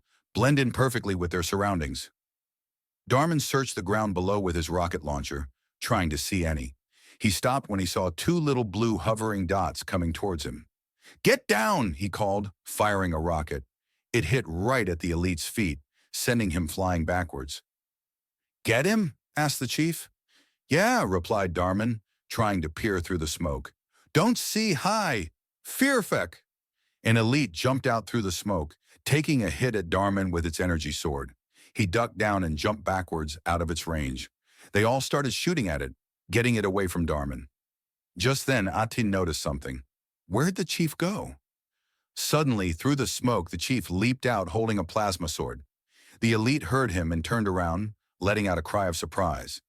But before it could do anything, the chief ran the sword right through his chest, then ripped it out. The elite fell forward, clearly dead. "Chief," said Darman, breathing heavily, "I owe you one." "You all right?" he asked, ignoring the comment. "Yeah," he said while the chief helped him up. "That thing just came out of nowhere." "There might be more, though," put in a Helljumper. "Darman, I don't think I've heard you say fearfeck this much in such a short period of time before," said Fee. "What can I say?" Or he replied, "It gets to you after a while." "What is fearfeck anyway?" asked the chief. "Just a swear word we use," replied Otten. "That's what I thought," said the Helljumper, "since I've heard you guys say it when we would say shit or damn." Just then Johnson's voice came over the comm. "They gone yet?" "I think so," said the chief. "We had a couple run-ins with camouflaged elites, but I think they might be dead." "Better make sure," replied Johnson. "Doing it now," he said, then shut off the comm link, addressing the others. "Let's make sure they're gone." They walked down to the ground and out of the overhanging, keeping their guns at bay. The last elite stood up on time of the overhang, waiting to be able to pounce on one. He saw one of the commandos come out, it being unaware of his position. He waited for the right moment, and when it came, he leapt. Hatton walked out the front while the others went the sideways, and the Helljumpers stayed inside to cover their wounded. When he was clear of the overhang, he felt something heavy land on his back, and he rolled forward and off the edge down 5 feet to the ground. The elite who had landed on him had the advantage and knocked his gun away, trying to pin Aten. But before he could, he brought out his vibro blade and cut the elite across the face, splashing purple blood over his armor. The elite yelled in pain, having lost one of his eyes, but it had not been deep enough to slow it down. It made him actually mad and stronger. He hit Aten's hands away and went for his neck, choking him. His shields were completely gone, and he had no way to fend of the elite, who was as strong as he was. He tried to call out to the others, but the elite's grip cut him off. "Aten! Aten! Where'd you go?" he heard Darman call. Aten couldn't call back, and he desperately tried to pull the elite's hand from his neck. "Aten, where are you?" called Fee. He felt himself getting weaker, and he saw the elite grin as he noticed it too. Aten! His vision was blurring. He could only make out the elite in front of him. Die now, human, whispered the elite, making his grip stronger. Aten knew he was dying, and he gave out one last feeble struggle before he passed out. Aten, Fee called, walking around to the front. I don't get it, he was just here. Something's wrong, said Darman. There's no way he wouldn't just not answer us. Hurry up, look around, said the chief. He's in trouble. Fee got a horrible feeling in his stomach, hoping Aten was okay. He sprinted down the path to below the edge, thinking maybe Aten fell. But what he saw made him freeze. The elite was on top of Aten, choking him. He saw Aten struggling, but he was weak, and then his arms fell to the side, limp. Aten! He yelled, leaping forward and hitting the elite off of him. It rolled and leaped to his feet, ready to fight. Fee didn't hesitate, and he jumped at him, trying to hit him over the head with his battle rifle. The elite blocked it, punching him in the stomach. His shield took the brunt of the blow, but he still doubled over. The elite elbowed him in the back of the head and fell down to his stomach. Pathetic human, he said, taking out a plasma sword. He brought his sword up to strike, and Fee tensed himself. As soon as he swung it, he leaped back. But the sword still hit him across the shoulder, cutting right through his armor and to the skin. He yelled in pain and fell over, but soon scrambled up, not letting the elite attack him while he was down. Fee, duck, he heard someone yell, and he did. The elite looked at him curiously, but then a bullet went right through his head, going out the back. Fee looked up toward the building and saw the chief with a Covenant sniper standing on the overhang. He nodded to him, but then remembered Aten. He got up and ran over to him, kneeling down beside him. He removed Aten's helmet just as Darman sprinted down and knelt on Aten's other side. What happened? He asked. The elite, replied Fee, setting his helmet off to the side. Aten's eyes were closed, and he looked as pale as a ghost, making his scar on his face stand out. But when Fee put his head to his chest, he heard him still breathing. It was weak, but he was still breathing. Johnson, they heard Chief say over the comm link. All clear. Okay, coming in now, Johnson said back. They then heard a familiar voice. Chief, Boss said. Boss here. What's your status? We've got 3 wounded, but we've cleaned out the landing zone. Who's the wounded? A hell jumper, replied the chief, and Aten and Fee. There was a pause, then Boss asked, Are they all right? Fee's all right. He was hit across the shoulder from a plasma sword, but Aten and the hell jumper are unconscious. They should make it, though. How is it over there? We've got absolutely nothing, said Boss. We haven't had any contact with hostiles. Okay, keep me updated, said the chief. Will do, he replied. Boss over and out.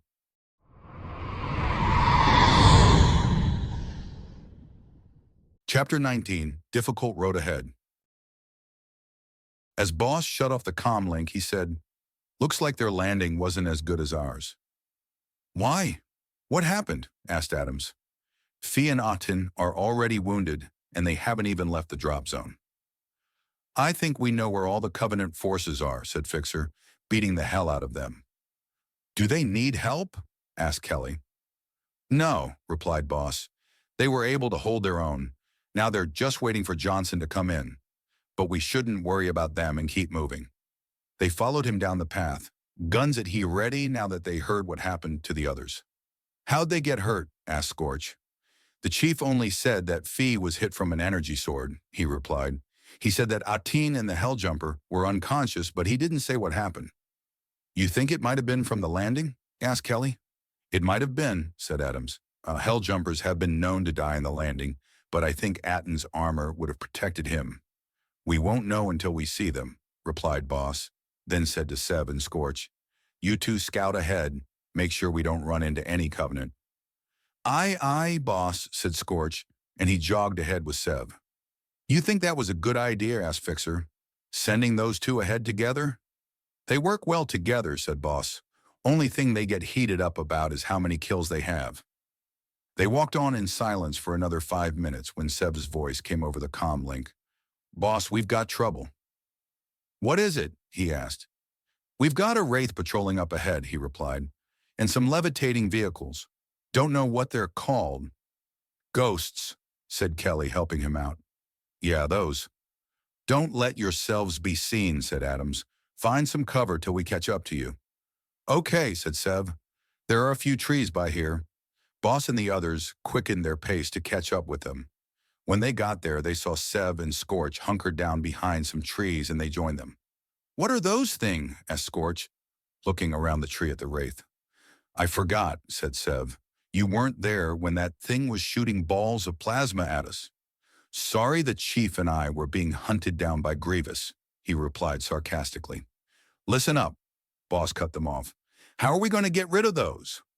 Rockets, replied Kelly. It's all we got. Allow me, said Scorch, taking out his rocket launcher and starting to move from cover. No, said Kelly, grabbing his shoulder and forcing him back down. We've got to distract the ghosts first. Then you can move out and fire on the tank. If they see you with the rockets, you'll become a primary target. I bet I could distract the ghost, said Sev thoughtfully, looking at the 3 ghosts patrolling around the wraith. Does it matter if I end up killing them? Course not, she replied. If you get a chance to, do it. Well then, allow me, he said, grabbing his sniper. I bet I still get more kills than him, he muttered. Just stay under cover until we got the ghost nicely distracted, said Kelly. It will most likely take more than 1 shot to take it out, though. Got it, he said. Not a 1-shot, 1-kill scenario. She nodded and moved out with the rest to help distract the ghosts. Seb was already crouched down, aiming for one of the elites in the ghost. He fired and hit the elite in the head, causing him to fall off. Got one, he announced. Nice shot, said Adams. By then, the 2 other ghosts in the wraith had seen them and started firing. Watch out, yelled Fixer, as a ball of plasma from the wraith came hurtling towards them. They all dove out of the way, and where they had been there was now a huge crater. Boss turned to yell at Scorch to take it out, but he already saw him creeping up aiming his rocket launcher. He fired off one, the rocket launcher lurching from the recoil. The rocket headed straight for the wraith, nailing it, but now the wraith knew where he was and fired. Scorch held his ground and fired off the second rocket, which again headed straight for it and hitting it, this time causing it to explode. But now the wraith's plasma was heading right for Scorch. Scorch! Move! Yelled Boss, but the plasma came down on him. Boss ran over to him, and when all the dust and smoke cleared, he saw Scorch propped up on his elbow, holding his head. Boss grinned and walked over to him to help him up. You're one lucky commando. Not really, he said, getting up with Boss's help. Shield saved my life. You all right? Asked Sev, walking over and hitting him on the shoulder. Yeah, fine. Well, then I won't feel bad to say I'm beating you right now, he replied. 3 kills. And he gestured to the empty ghosts in the clearing. A tank has got to count as more than 1 kill, he said, grabbing his rocket launcher. Like 5. Oh, don't give me that. I'm beating you fair and square. Don't start already, Fixer cut in. We've barely begun the mission. The Master Chief ramped off of a hill in the Warthog he was in, surprising the Covenant forces below. Darman, who was in the passenger seat, aimed at one of the turrets there with his rocket launcher and blew it up, causing the grunt to go flying. Chief, he heard Cortana say, wraiths on the far side. The moment after she said that the bridge that led to the other side retracted into the building, leaving the pass uncrossable. Of course, said Fee from the back, who was operating the turret with one hand since they needed Darman's rockets in the passenger seat. They're scared of us. Cortana, asked the chief, how do we get it back down? There's a control panel inside the building. You can activate it from there, she replied. But there's Covenant guarding it, so be careful. I'll do it, Darman spoke up. Just drop me off by the door. The chief U-turned and stopped in front of the door. Darman hopped out and took out his battle rifle. Knowing his rocket launcher wouldn't do anything once he was inside, he crept forward, looking out for any Covenant that would sneak up on him. He dragged his foot forward and winced as it hit a rock, causing it to roll into the room. Someone's coming, he heard a grunt yell. Hide! Stay where you are, an elite ordered, and Darman flattened himself against the wall. He braced himself, knowing well enough that the elite he had heard would most likely come to see what had hit the rock. He decided to catch them off guard while he still had the chance. He pulled out a frag, armed it, and threw it. "Grenade!" screamed a grunt, only to be followed by a boom and a yell from a few grunts and an elite at once. It remained silent for a moment. Had he gotten all of them? But a red elite jumped through the door, yelling in fury. Darmin brought up his arm to block the elite's swing and kicked him in the stomach, sending the elite into the wall. The kick barely affected him as he sprung onto Darman, knocking him down.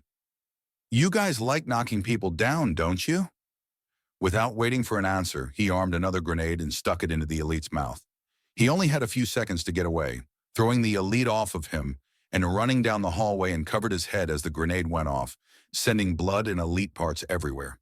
He looked over and saw nothing but the legs remaining. "That was a little messy," he muttered, and then remembering that the bridge still needed to be lowered, ran inside. 4 grunts and an elite lay on the ground, killed by his previous grenade. He found the control panel and activated it, causing the bridge to crawl towards the opposite side. He then made his way outside where the chief and Fee were waiting in the Warthog. "Wow, Darmin, what did you do?" asked Fee, looking over his armor. Darmin looked down and saw that there was elite blood all over his armor, leaving purple splotches everywhere. "Well, just ran into a little trouble," he said. "Good to know you put him down nice and neat," Fee replied sarcastically, laughing. "Just forget it and let's go," said Darmin, leaping into the passenger seat. "Good, you got the bridge down," said Cortana, noticing the bridge attaching to the other side. "Now about those wraiths." "Roger that," they heard Johnson over the comm link. "Armor's on the way." And sure enough, they looked up, and a pelican came over the horizon, carrying what looked like to be a tank. "Darmin," said the chief, "take the wheel." "What?" he replied, caught off guard. "I don't know how to drive this thing." "I need to drive the tank," the chief answered, getting out and pointing out what he needed. "All you need to know are the pedals and wheel. That pedal goes and that one stops," he said, pointing to each one in turn. "And obviously," he said, getting into the tank, "the wheel is used for turning." "Darmin, 3 words," said Fee from the back while Darmin got in the driver's seat. "Watch the road." "Shut up, Fee," replied Darmin. "Okay, head out in front," said the chief over the comm, "and distract the wraiths and take out any ghosts that come out. I'll take care of the wraiths." "Ghosts?" asked Darmin. "You'll know them when you see them," he replied. "Now let's go." Darmin put his foot on the pedal and they went forward, crossing the bridge with the chief following close behind. "Don't go too close to the wraiths," the chief said, "since they'll be blowing up in a little bit." "Yeah, you won't have to worry about that," said Darmin, trying to keep control of the wheel. He sped across the bridge and right in between the 2 wraiths while Fee shot the turret, switching back and forth between the 2.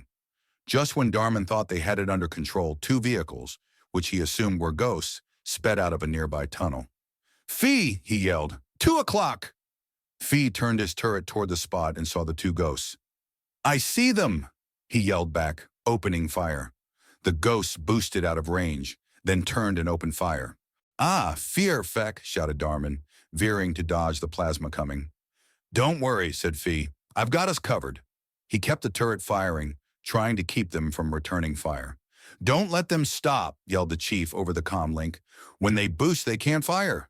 "Now you tell me," Fee yelled back, not stopping. He kept the turret trained on one of the ghosts, not letting it even slow down.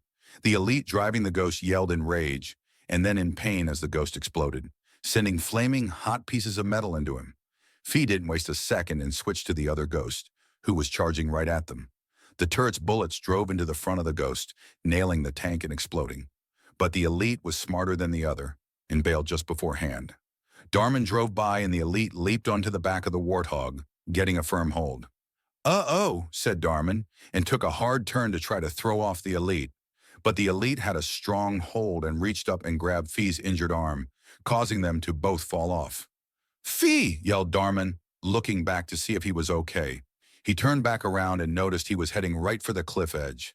"Oh, damn!" he yelled and made a U-turn, the back wheels barely touching the edge. He gave a sigh of relief, but then remembered that Fee needed his help and pressed the pedal and moved forward. He saw Fee and the elite fighting hand-to-hand, guns lying forgotten. He then got an idea. Fee jumps backwards. When Fee heard that, he looked up and saw Darmin heading right towards him. He didn't hesitate in jumping backwards. The elite, however, didn't notice until the last second, where he turned his head and let out a cry of surprise. only to be bowled over by Darmin and the Warthog. He slammed on the brakes and yelled, "You owe me one!" Fee sprinted forward and leaped into the turret and replied, "I could handle it." "Yeah, sure," he said, going forward and turning. "Let's see if the chief needs help." "Grenade barrier!" yelled Boss, and everyone dove for cover as the plasma grenade went off. Boss and Scorch were hiding behind one block, popping their heads up every once in a while to take a shot, while Kelly, Adams, and Fixer took a spot along the left side behind another block. Seb was back up a ways, sniping any Covenant that poked their heads out. But unfortunately, he couldn't keep up with all the Covenant they had met up with. Right now they were pinned down, having met an enemy patrol in the small structure. They had been able to call reinforcements, and now they were outnumbered by at least 3-1. Boss popped up again and shot a grunt in the head with his battle rifle, but was forced to take cover again when an elite shot at him with its plasma rifle. Boss laid his back against the block and took a quick rest. "We're gonna be stuck here for a while, Boss," said Scorch, who was kneeling beside him. "Make that a long time," said Kelly. "Look." Scorch looked first and said, "Oh, great, just what we need." Boss, not wanting to look but forced himself to, reached his head above the top and looked. "Why this?" groaned Boss. 2 hunters had appeared from behind the structure, shields raised and fuel rod guns leveled toward the soldiers hiding in the rubble. "Sev, take cover!" yelled Boss. "Wait," he replied. "I've got a good shot." One of the hunters spotted him up on the ridge and fired towards him. Boss saw Sev dive behind a ledge, and where he just was, there was a black spot. "Sev, you all right?" asked Boss. "Yeah, it missed me," he replied. "Keep your head down," said Boss sternly. "We can't afford to lose anybody." "Can do, sir." "Scorch?" "Yeah, Boss?" he asked, pausing in his shooting. "You got any rockets left?" "I've only got one, sir." "Then now would be a good time to use it," he replied. "Good idea," he said, grabbing the rocket launcher off of his back, then yelled, "Everybody hit the dirt!" With that, everyone ducked down and Scorch shot a rocket at the hunter's feet, sending pebbles and dirt everywhere. When the smoke cleared, they saw that one of the hunters had been killed, but the other one was still standing. He raised his arm and shot at Scorch, who dove down and yelled, "Damn! I can't believe I missed him." "Just stay down," Boss said back. "He knows where you are." "We need to get them to turn around," yelled Adams. "I remember they don't have armor on their back," said Sev. "If you could get them turned around, I'd have a shot." "Let me do it," Kelly said. "I've probably had more experience with hunters since the chief and I, and the rest of our squad were the first to encounter them." "You'll get fried," said Fixer. "Their guns are too fast." "You haven't seen me yet," she replied, and crouched and walked toward the side of the block. When the hunter shot again and had to let its gun cool down, she sprinted up the left side and out of sight. "Damn, she's fast," said Scorch. Suddenly, battle rifle rounds could be heard from behind the hunter, and it turned around firing. "Sev, now!" yelled Boss, but he had already leaped from cover, aiming. A second later, the bullet went past Boss's head and into the back of the hunter, killing it. It fell forward, revealing Kelly standing over dead elites and grunts. "The hunter had a little case of team killing," she said, gesturing to the burnt bodies. "That's good in our case," said Adams, moving out from behind the block. "Hell of a lot better than dealing with them personally." "I agree completely with that," said a voice from behind a pillar.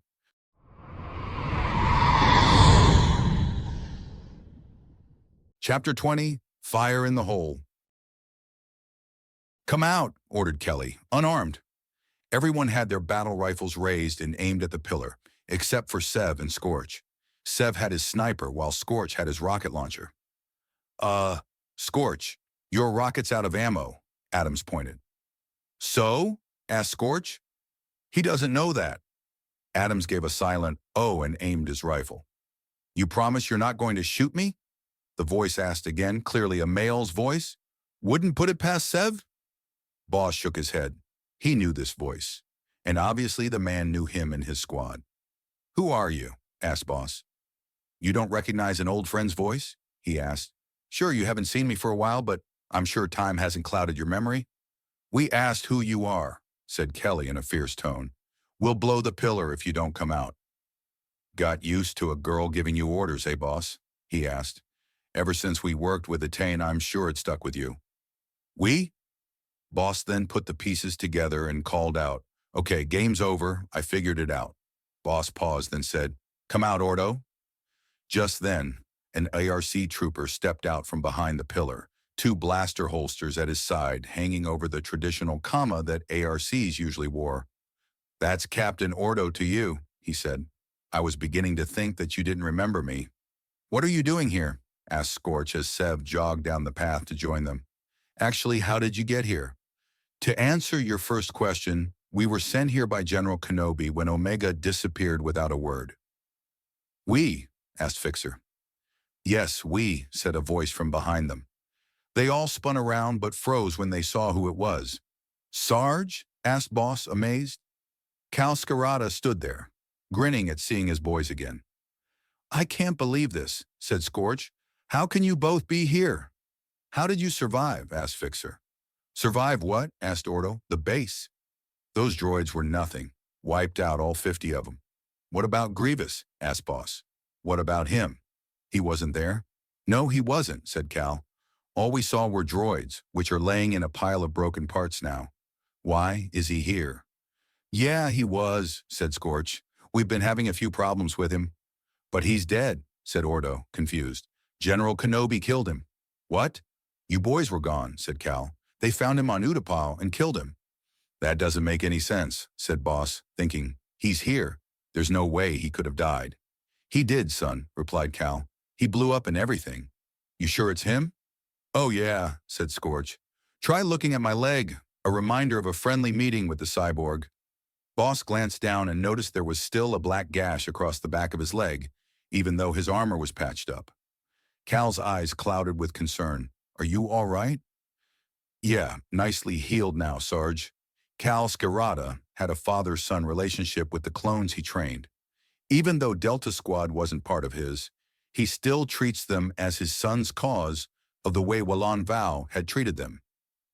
"Is Omega here?" asked Ordo. "Yes, they're with the chief," answered Boss. "Well, Fee and Darman are." "Where's Niner and Atten?" asked Cal. "Niner had a run-in with about 10 SBDs and got a little beat up," said Boss, "but he's healing now." "What about Atten?" Cal asked, not satisfied with his answer. "We don't know," he replied. "Last we heard of him, he was unconscious." "Why, what happened?" "Don't know that either, Sarge," said Fixer. "That's all we heard of him." Cal sank into thought, but Kelly cut in. "Hate to break up the reunion, but we've still got to hunt regret." "Yeah, Chief's probably close by now," said Scorch. "Who are you two?" asked Ordo. "Kelly, and he's Adams," she replied shortly. "Now can we go?" "What's the hurry?" asked Cal. "We'll explain on the way," said Boss. "But we should go. I'll contact the chief to tell him we found some more friends." "There's no way I'm jumping down," said Darman, peering over the edge of the waterfall. "How else are we going to get down?" asked Fee. "Climb?" "Better than jumping," muttered Darman. "We're going to have to," said the chief. "No other way." Just then a sniper beam went right in front of Fee's face. "Holy!" he yelled, jumping back. Darman and the chief raised their battle rifles and shot the jackal, causing it to fly backwards. Just then, a low buzzing could be heard over the waterfall. "Jump and find cover!" yelled the chief, and he jumped down closely, followed by Fee.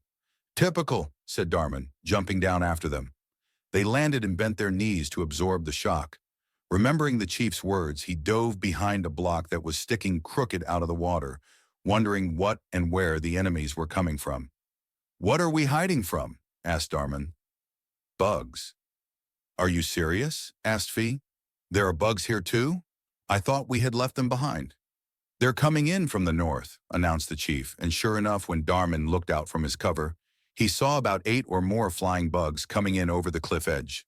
He lifted his battle rifle and fired, hitting a bug in the head, causing it to fall. "Nice shot, Dar," called Fee, and lifted his own rifle to fire at the oncoming horde. "Just keep firing," said the chief. "It's easier when they land." "I've always liked a moving target," said Fee.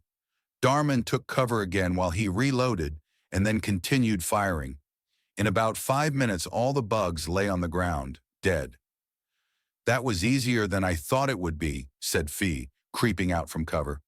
"Heads up," called Darman, and he shot a jackal sniper on the ledge above Fee, who had been aiming straight down at him. "Nice call," said Fee, as the jackal rolled off the edge and landed right in front of him. 2 more sniper beams went by them, and Fee said, "Here we go." The chief repeatedly popped out of his cover, shooting at the jackals. Just then, Boss came in over the comlink. "Chief, Boss here, where are you?" "We just jumped off a waterfall," he replied. "We're pinned down by some jackal snipers, but should soon be moving again." "Can you see the temple from where you're at?" "No, we're in a small valley right now." "All right, but you're mostly likely closer now since we got a little held up." "What happened?" "Met some old friends," Boss said. "You won't know them, but Darmin and Fee will?" The commandos who were listening in on the conversation asked, "Why, who is it?" "Cal Skirata and Ordo." They both froze in mid-fire, not believing what they heard. Then Fee said, "You've got to be kidding me." "Why, Fee?" said Ordo into the comm. "You didn't miss me?" "Oh, wow, he's really here," said Fee. "You seem surprised," he said. "Well, come on, we haven't seen each other for years," replied Fee. "Then you just pop up with us in a completely different galaxy." "Yeah, I'm just a little surprised." "Completely different galaxy?" Ordo asked. "We'll explain later," Boss cut in. "Chief, you'll probably be able to see the temple when you get out of the valley." "I'll let you know when I see it," he said. "Chief out." "Follow me, General." Grievous turned to see one of the elites standing there. In his hunched-over state, he was about as tall as the alien, but he knew standing up he'd be a good foot taller. "I will take you to the prophets." Grievous narrowed his eyes but went to follow him, motioning to his guards to come with. The alien led him down corridor after corridor until they reached a door. "This is the bridge," he said. "2 of the 3 prophets are here. The 3rd is on a special mission." The alien gestured to the door, and Grievous walked forward, and the door opened, showing him the bridge. It had windows showing space, which was empty now because of the jump. Toward the window, he saw the 2 prophets, and the one he recognized as Truth spoke. "Welcome, General, to High Charity. This is the Covenant base, where we generally operate from." "Where is the 3rd?" asked Grievous. "He is on a mission that is not important to you right now," the other prophet replied. But Truth cut him off and said, "Of course it is important to him, Mercy. He is on our side now, so he must know our operations." He turned to Grievous and said, "The Prophet of Regret is currently at Delta Halo, protecting it from the demon and your commandos. From our recent reports, he seems to be doing a horrible job." The bitterness he heard toward Regret made it seem that Truth and Mercy were upset with something he had done. "What has he done to upset you?" Truth looked at him, then replied, "Now I see why you were made general. But Regret attacked the human base with too small a fleet, so when he reached their planet, the demon held them off." He paused and then said, "Your commandos were there too, but there had only been 4. When we realized Regret would not win, we demanded he retreat to Delta Halo and protect it. We thought it a simple job since the humans had not yet found it. But of course one of the human ships jumped with Regrets, leading them right to it. Now the demon and the commandos are heading right for Regret." "Do you plan on helping him?" asked Grievous cautiously. Truth grinned and said, "We plan on using him, General, and that's where you come in." "What do you need me for?" "Well, when they reach Regret's temple, they'll charge right in and take him, dead or alive. When they do, we'll blow the temple, taking everyone inside. We need you to lead a fleet and to take out the temple." "You trust me with a fleet already?" he asked. "We have seen you fight," replied Truth, "and you would not be general if you had not known how to fight in space. We trust you enough, but if you plan on turning your backs on us, we will have honor elites on your ship standing by, ready to take you down." Grievous snorted, knowing that these elites would not be able to take him, but nodded anyway and said, "I'll do it." "Great," said Truth. "Your ship is waiting for you in the hangar." When he finished the sentence, Grievous felt the lurch of the ship and saw that they had arrived at Delta Halo. He turned and walked away, not bothering to be dismissed, but Truth called to him, "And remember, we do not care of what happens to Regret. He must be punished." Chief, Darman and Fee made their way into the structure after taking a gondola. The structure was possibly the one that held Regret, but they had their doubts, since a little farther out into the lake, there was another bigger one. "You think this is it?" asked Darman. "I don't know," Chief said. reloading his shotgun he had picked up. Only one way to find out. He led the way in, heading through a small entryway, and then into a larger room with paths heading up and out of the structure. In the middle, there was a large hole. The chief was about to investigate when a few jackals popped out, blocking his way. One let off a charged-up shot, which nailed the chief in the chest, completely taking his shield down. Darmin and Fee moved up to his shoulders, firing at the jackals with their own battle rifles while Chief took cover. Once his shields recharged, he leaped back out to help them finish them off. He leaped at one and kicked aside its shield, leaving it open for Darmin to shoot in the head. Fee was able to get a shot into the slots on the side of the shields, throwing it backwards where he finished it off. The three of them ganged up on the last jackal, and in no time it was on the ground with its comrades, dead. Just then a low buzzing let them know of the oncoming drones coming in from the roof. They all raised their guns, 2 battle rifles and a shotgun, up towards the roof where they fired at the drones. Soon they too lay on the ground dead. "Check this place out and make sure there's no Covenant hiding," said the chief, and they all spread out. The chief headed towards the hole, Fee to the back of the room, and Darmin took the pathways up to the ceiling. The chief heard a gunshot, and then Darmin said, "What is that?" The chief ran up there to see a dead grunt lying on the ground, and beside him a gun. "Fuel rod gun," replied the chief. "We're lucky that grunt wasn't awake to use it." "I'm taking this," he said, and bent down to pick it up. He shouldered it while the chief said, "Don't fire it too close. You'll blow yourself up." "Hey, I think we've got reinforcements coming," Fee called up to them. "You think?" asked Darmin, him and the chief heading down to the floor. "An elevator is coming up the hole. It might hold reinforcements." "All right, surround it. It's most likely just holding more jackals." Darmin and the chief came down and with Fee surrounded the hole. When the elevator came up, the doors opened to Darmin and Chief's side while Fee had to run around to help them. There were only a few jackals, so they dispatched of them quickly and decided to get in the elevator. It led down into the lake, traveling in the water until it rose up again into another structure. They continued on, fighting patrol after patrol of Covenant. Finally, they made it to the gondola that took them to the temple. "Boss, Chief here? You receiving?" "Boss here," he replied. "Can you see the temple?" "Yes, we're right across from it. We just have to take a gondola across the lake to get to it. We've got the temple in sight too, but we're far from it to do any good. You might as well go in without us. It'll take too long if you wait." "All right, we're heading in now, Chief out," and he shut off the comlink. "Well, let's go then," said Darmin, and they headed toward the gondola. Last time there had been Covenant guarding it, but now there was nobody here. "This can't be good," said Fee, thinking the same thing. "We should be in a huge firefight." "Here are some weapons," said the chief, noticing some pods. "Grab what you can. We'll need it." The chief grabbed a rocket launcher, just in case he needed it for regret, and some shotgun rounds. Fee grabbed a sniper, and they all grabbed ammo for their battle rifles. Darmin, who still had the fuel rod fun strapped across his back, walked onto the gondola and said, "Let's get this over with." Chief and Fee got on, and Darmin hit the button in the front, and the gondola started forward. They were about a quarter of the way there when the chief noticed 2 banshees coming in from behind them. "Heads up!" yelled the chief, and he brought out his rocket launcher to fire at the first banshee which was firing at them. But Darmin had brought out his fuel rod gun and shot, hitting the banshee's wing, blowing it off. The banshee wavered, trying to keep steady, but was put to an end when the chief fired a rocket. "Nice shot," said the chief, "and you didn't have to lock on." "Was that a joke, Chief?" asked Fee. The chief didn't answer and locked onto the banshee. The rocket hit it head-on, causing it to plummet into the lake. "Heads up, we've got some snipers coming out," said Fee, kneeling down and looking down the scope. He fired 2 shots and said, "Not anymore." When the gondola was close, 2 grunts in turrets opened fire on them. Darmin fired another round of the fuel rod and nailed one, while the chief was able to stick the second one with a plasma grenade. Just then the chief looked up, and there were many slipspace ruptures, and a whole Covenant fleet came out of slipspace. "That's the largest Covenant fleet I've ever seen, the largest anyone's ever seen," said Cortana in awe. "Get inside the temple and kill regret before it can stop us." The chief nodded and sprinted into the temple with a new sense of urgency, with Fee and Darmin behind him.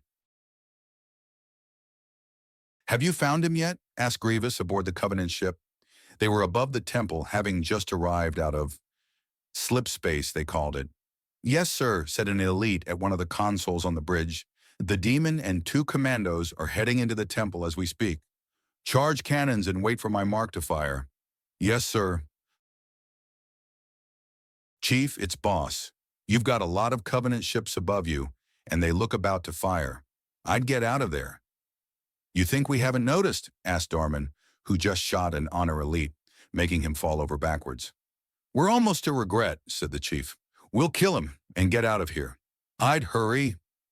The chief ran forward through a door, only to walk into the biggest room yet. And at the back of the room, sitting in his hover throne, was Regret. How did you find this place? Yelled Regret with a hint of fear in his voice. Kill the demon. Don't let that vermin near me. Come on, Chief. You gonna take that? Asked Fee, firing at a couple of grunts. The chief immediately took out his rocket launcher and fired at Regret. It flew and nailed him. But when the smoke cleared, he noticed Regret was unscathed. He's got shields, yelled Darman.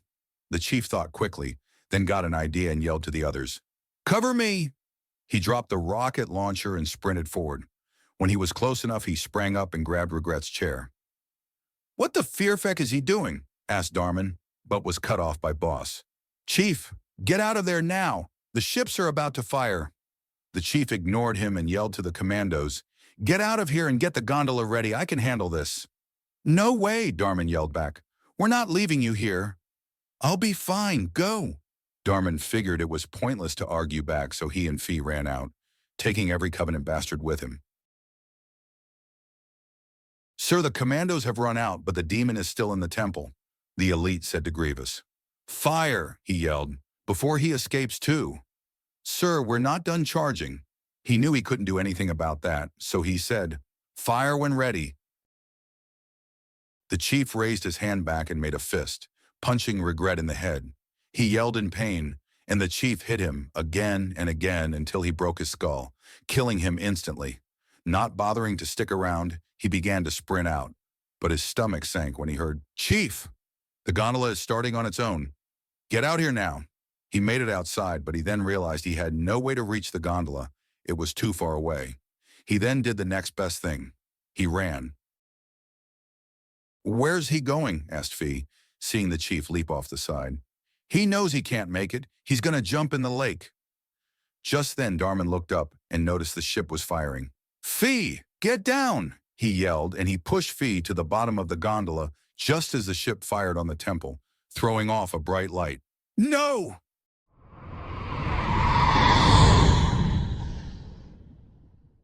Chapter 21, Reunion.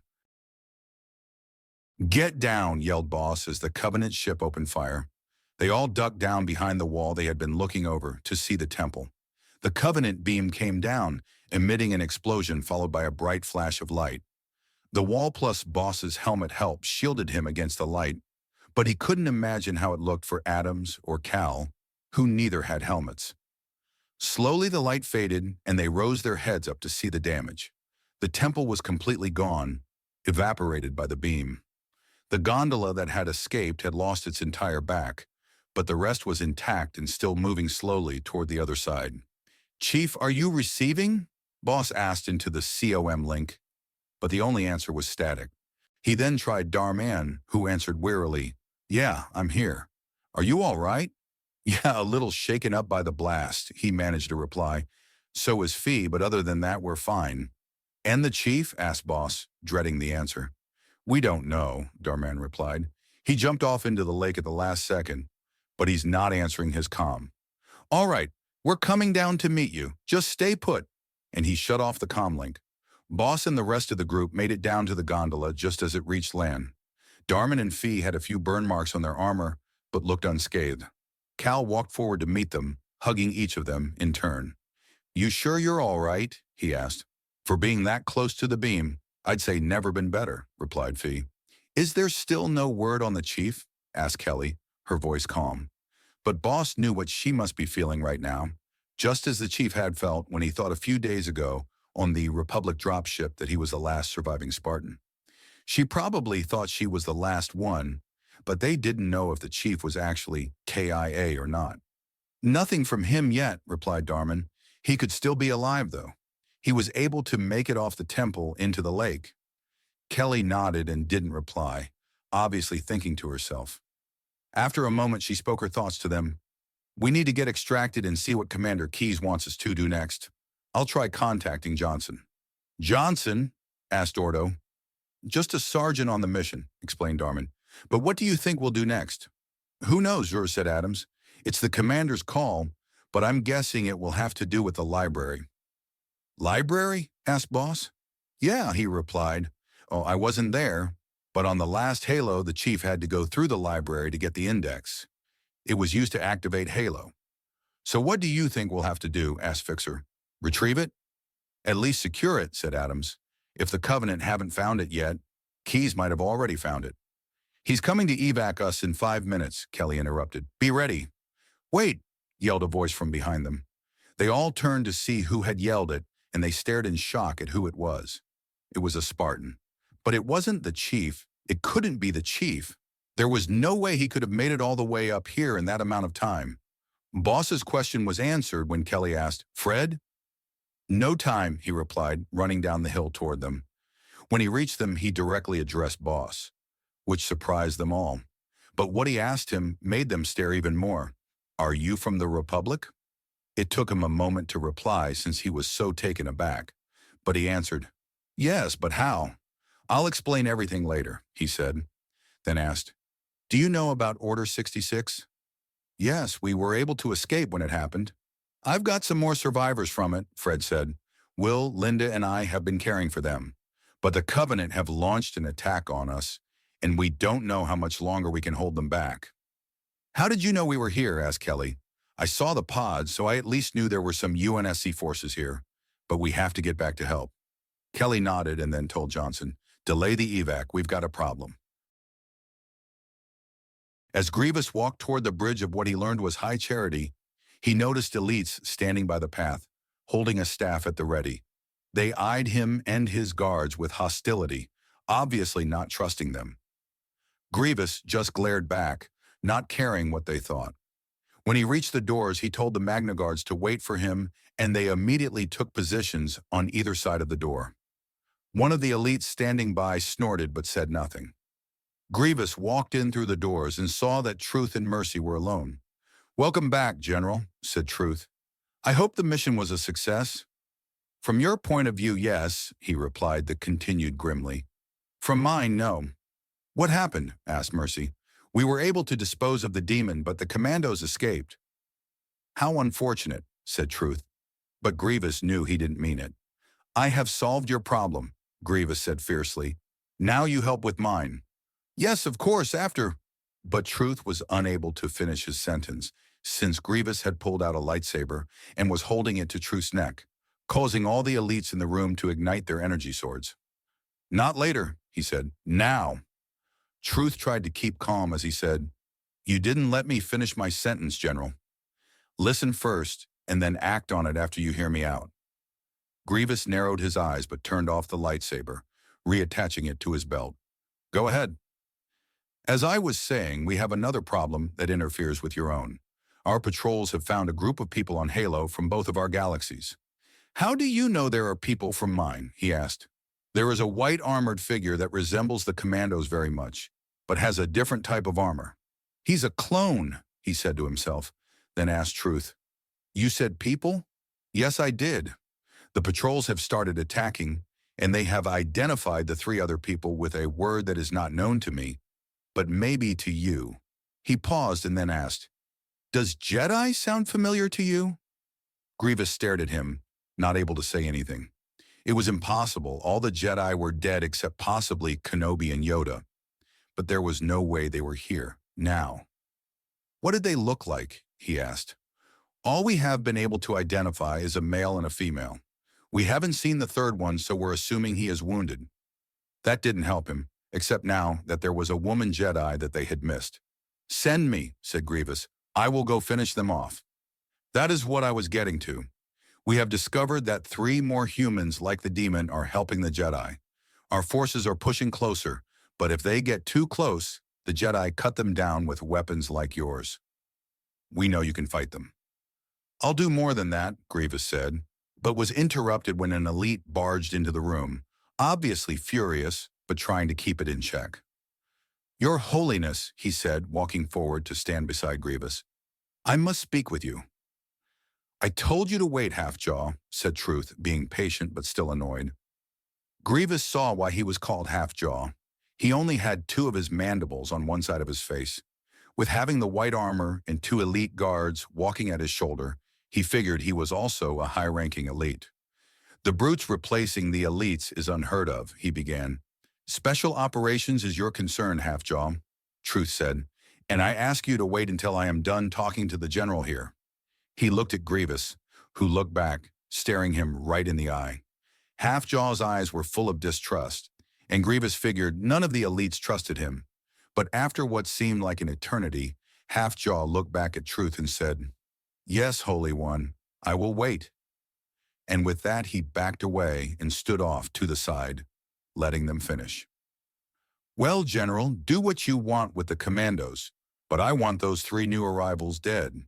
"Consider it done," he replied, and with one more glance at Halfjaw, he left. "How much farther?" asked Boss. They were sprinting toward the spot where the survivors were being attacked.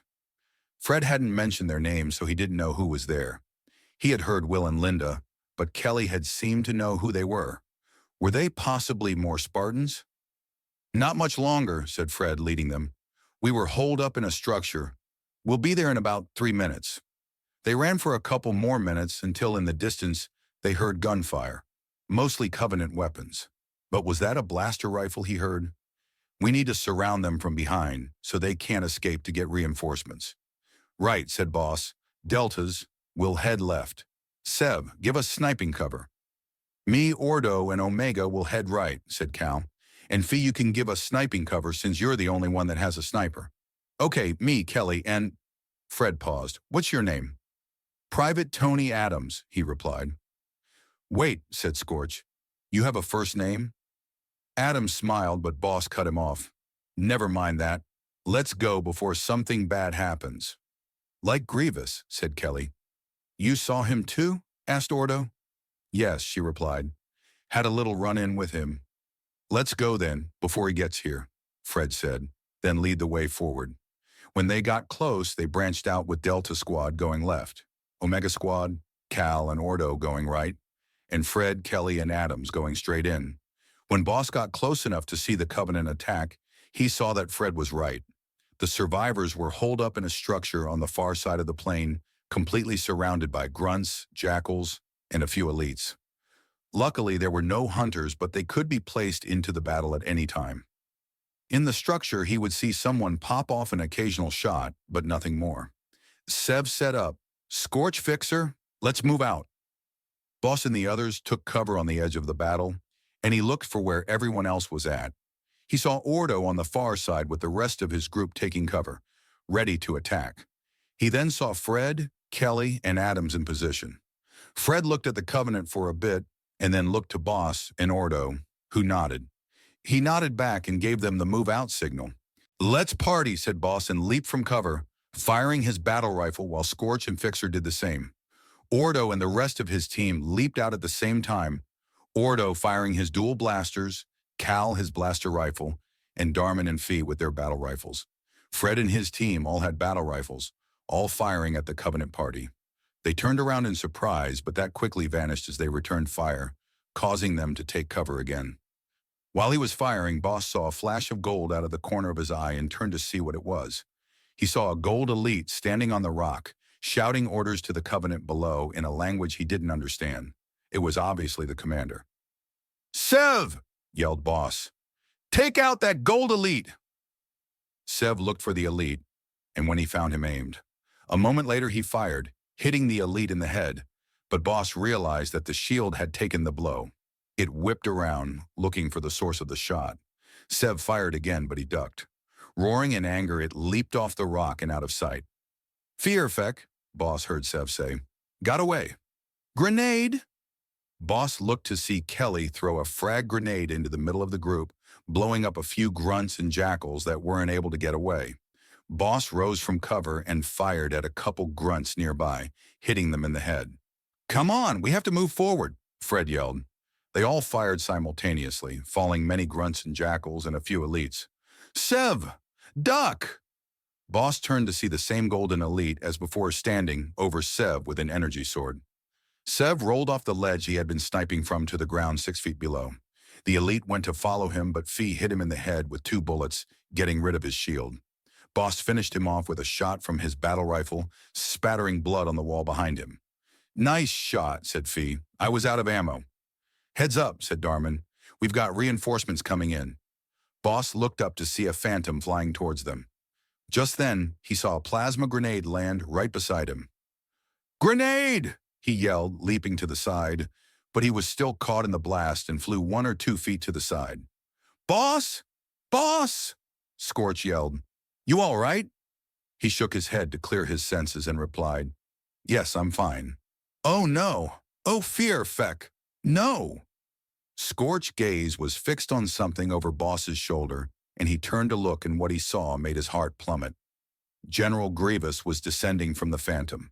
Take cover! Boss yelled. Don't fight him! Delta Squad, Kelly, and Adams were the only ones who had any experience with him, Boss and Kelly being the only ones to have actually fought him. Believe us now? Scorch asked Cal over the comlink. Yes, Scorch, he replied. I believe you now. As long as they stay in cover, Boss thought, and didn't do anything stupid, they'd be fine. But Grievous was already staring at Boss, and as he watched, he took out 2 lightsabers and headed right for him. Damn, he said and rolled to the side as Grievous lunged at him. You won't escape me this time, clone. You remember me? Asked Boss. I'm impressed.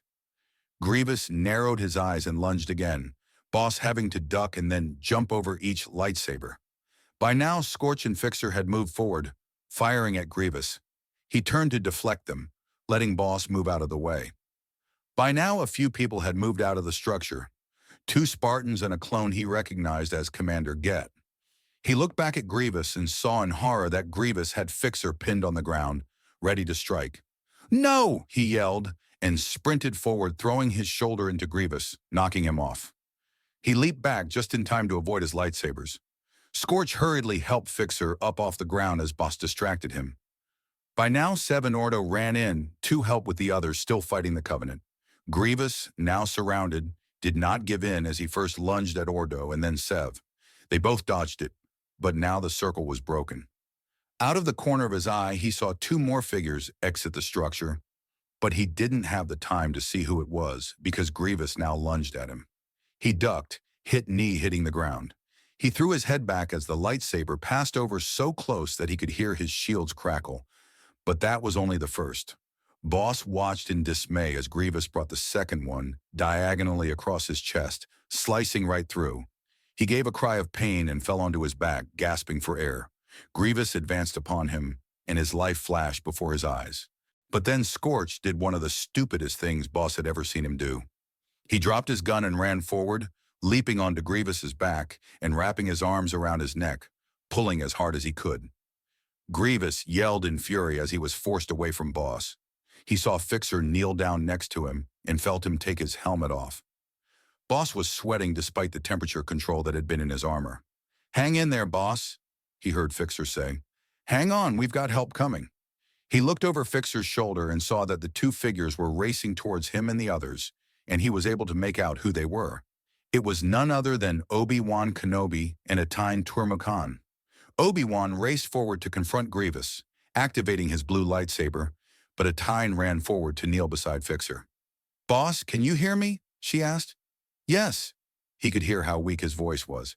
Just breathe normally. Don't try to gasp for air, then said to Fixer. Help me get the rest of his armor off. Boss felt his chest plate being lifted. He looked over and saw Obi-Wan come up to Grievous with Scorch still clinging to his back. Scorch! Yelled Ordo. Get off of him, you dickit! Scorch looked over to see Obi-Wan standing there with his lightsaber at the ready. Oh, whoops, he said and brought up his legs to kick off of Grievous, landing on his back behind Obi-Wan. Grievous, now furious, whirled around to strike Scorch but froze when he saw Obi-Wan. He opened his eyes in surprise for a moment, then narrowed them as he said, So, Kenobi, you are here. You're dead, he replied. I watched you die. Yes, you did, Grievous said, but I was rebuilt. Sidious found me as a worthy general still, even though I had failed in killing you. Yes, I needed parts replaced and reconstructed, but it was all done. I really think he had rehearsed that, Scorch whispered to Sev, who laughed quietly. Looks like I'll just have to do it again, Obi-Wan said, obviously unfazed. Grievous replied by detaching another lightsaber and taking it into his third hand, activating it. It was Mace Windu's. The shock and grief appeared on Obi-Wan's face, but then turned to a calm Boss had never seen. He'll be avenged, and with that he lunged forward, Grievous bringing up his lightsaber to block it. As Boss watched them, he realized that Etain and Fixer had taken all of his upper body armor, and he saw the gash across his chest, bright red but no blood. He gritted his teeth against the pain, struggling to breathe. He wasn't surprised when she said, "It punctured his lungs, but I'll probably be able to heal it if I hurry." "Probably?" asked Fixer, but she ignored him as she placed her hands on his chest, closing her eyes and concentrating deeply. After a moment, he felt something weird in his chest, as if something inside him were moving. Then he felt a flash of pain, and he shut his eyes, grimacing. But after the pain was gone, he realized that he could breathe again. He took a deep breath, relieved. "I can't heal the gash," Etain said, "but I was able to heal the lungs so you could breathe." "Thank," he said, but then looked up in alarm when he heard Grievous yell, "Finish off the commando." He saw that 2 Magna Guards had descended from the Phantom, and as soon as they landed, they ran straight for him. Etain leaped up and activated her blue lightsaber and started dueling with one of the guards, but the other one went right past. Fixer now got up, firing his battle rifle at the guard. It did nothing to slow him down, so Fixer leaped over Boss to meet him head-on.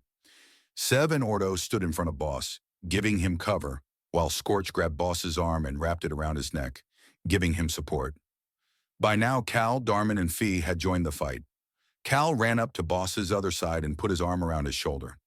"You all right, son?" asked Cal, his concern for him showing fully. "Better than earlier," said Boss. Cal looked at him with a confused look. "He could barely breathe," Scorch answered for him. Grievous's lightsaber had punctured his lungs, but Etain had healed it. Darmin and Fee were walking on either side of them, giving them cover. Fixer tried holding the guard back, but was thrown aside when he was hit in the head with the staff. Ordo and Sev ran forward to distract him, using their forearms to block the staff. Etain was still fighting with the other Magna Guard, which was putting up a good fight. The 2 Spartans that had been standing by the structure ran forward to meet them. "We saw what happened," said one, "but we couldn't come down to help since we have to guard Jusik." "Barden Jusik is here?" asked Cal, surprised. "Yes, he was wounded during Order 66, so we're making sure nobody gets in here," he replied, then added, "By the way, the name's Will." "Linda," said the other Spartan, a girl. They were interrupted when they heard Ordo yell, "Darman! Fee, look out!" They turned around too, see the Magna Guard rushing towards them, having got away from Ordo and Sev. They were chasing him, but it was too fast, so Darman and Fee ran forward, Darman tackling him around the waist. "Come on," Cal said, and with the help of Scorch got Boss into the structure. "Friendlies!" yelled Scorch when Jusik activated his green lightsaber when they walked in. "Scort?" asked Jusik, surprised. Then he saw everyone else. "How are you all here?" "We'll explain everything later," said Cal, setting down Boss. "What happened to Boss?" asked Jusik, seeing the gash across his chest. "General Grievous, that's what," said Scorch, kneeling next to Boss. "You sure you're all right?" "Yes, I'm fine now," said Boss. "The others will need you. Go help them." Scorch hesitated, then nodded and ran back out of the structure.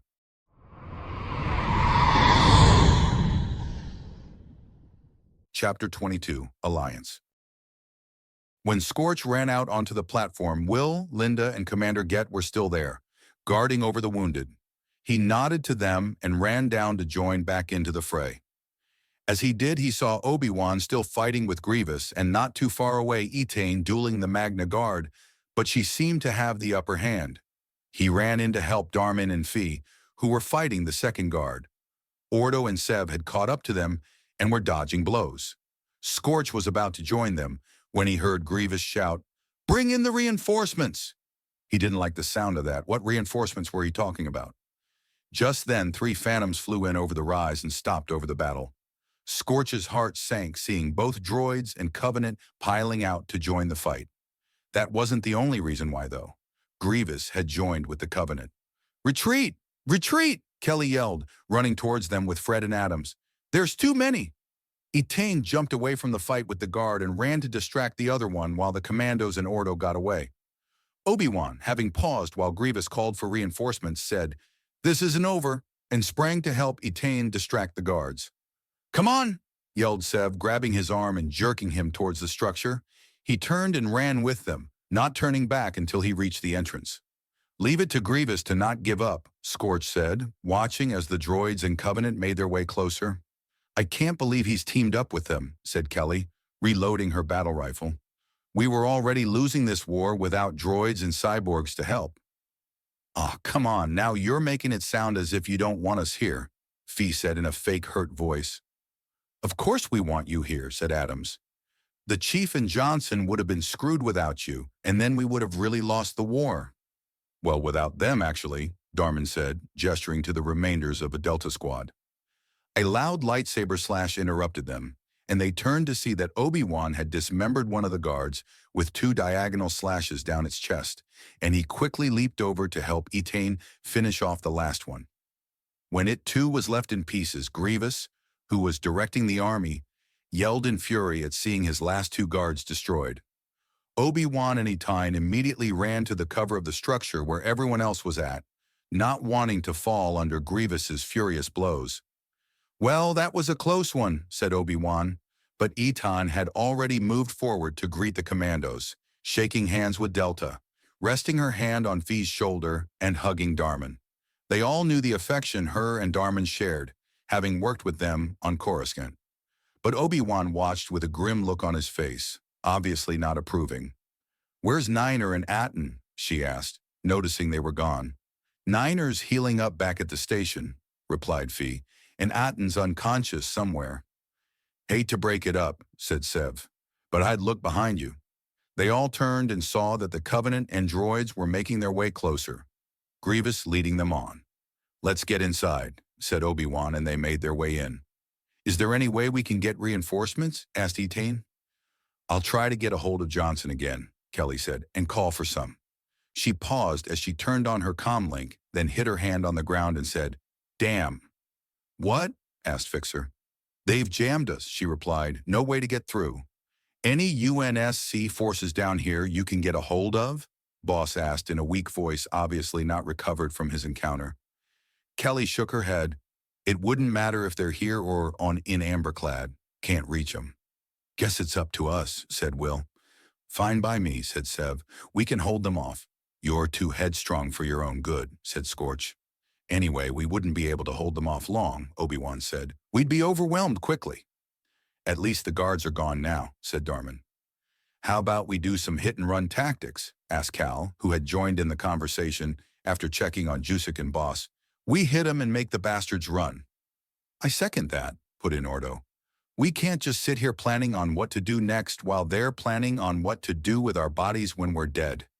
"You're right," said Obi-Wan. "A few of you go out there to hold them at bay, and then we'll figure out a better plan." "Ordica, you lead them," said Cal. Ordo nodded and gestured to the commandos, knowing he had no right to order the Spartans around.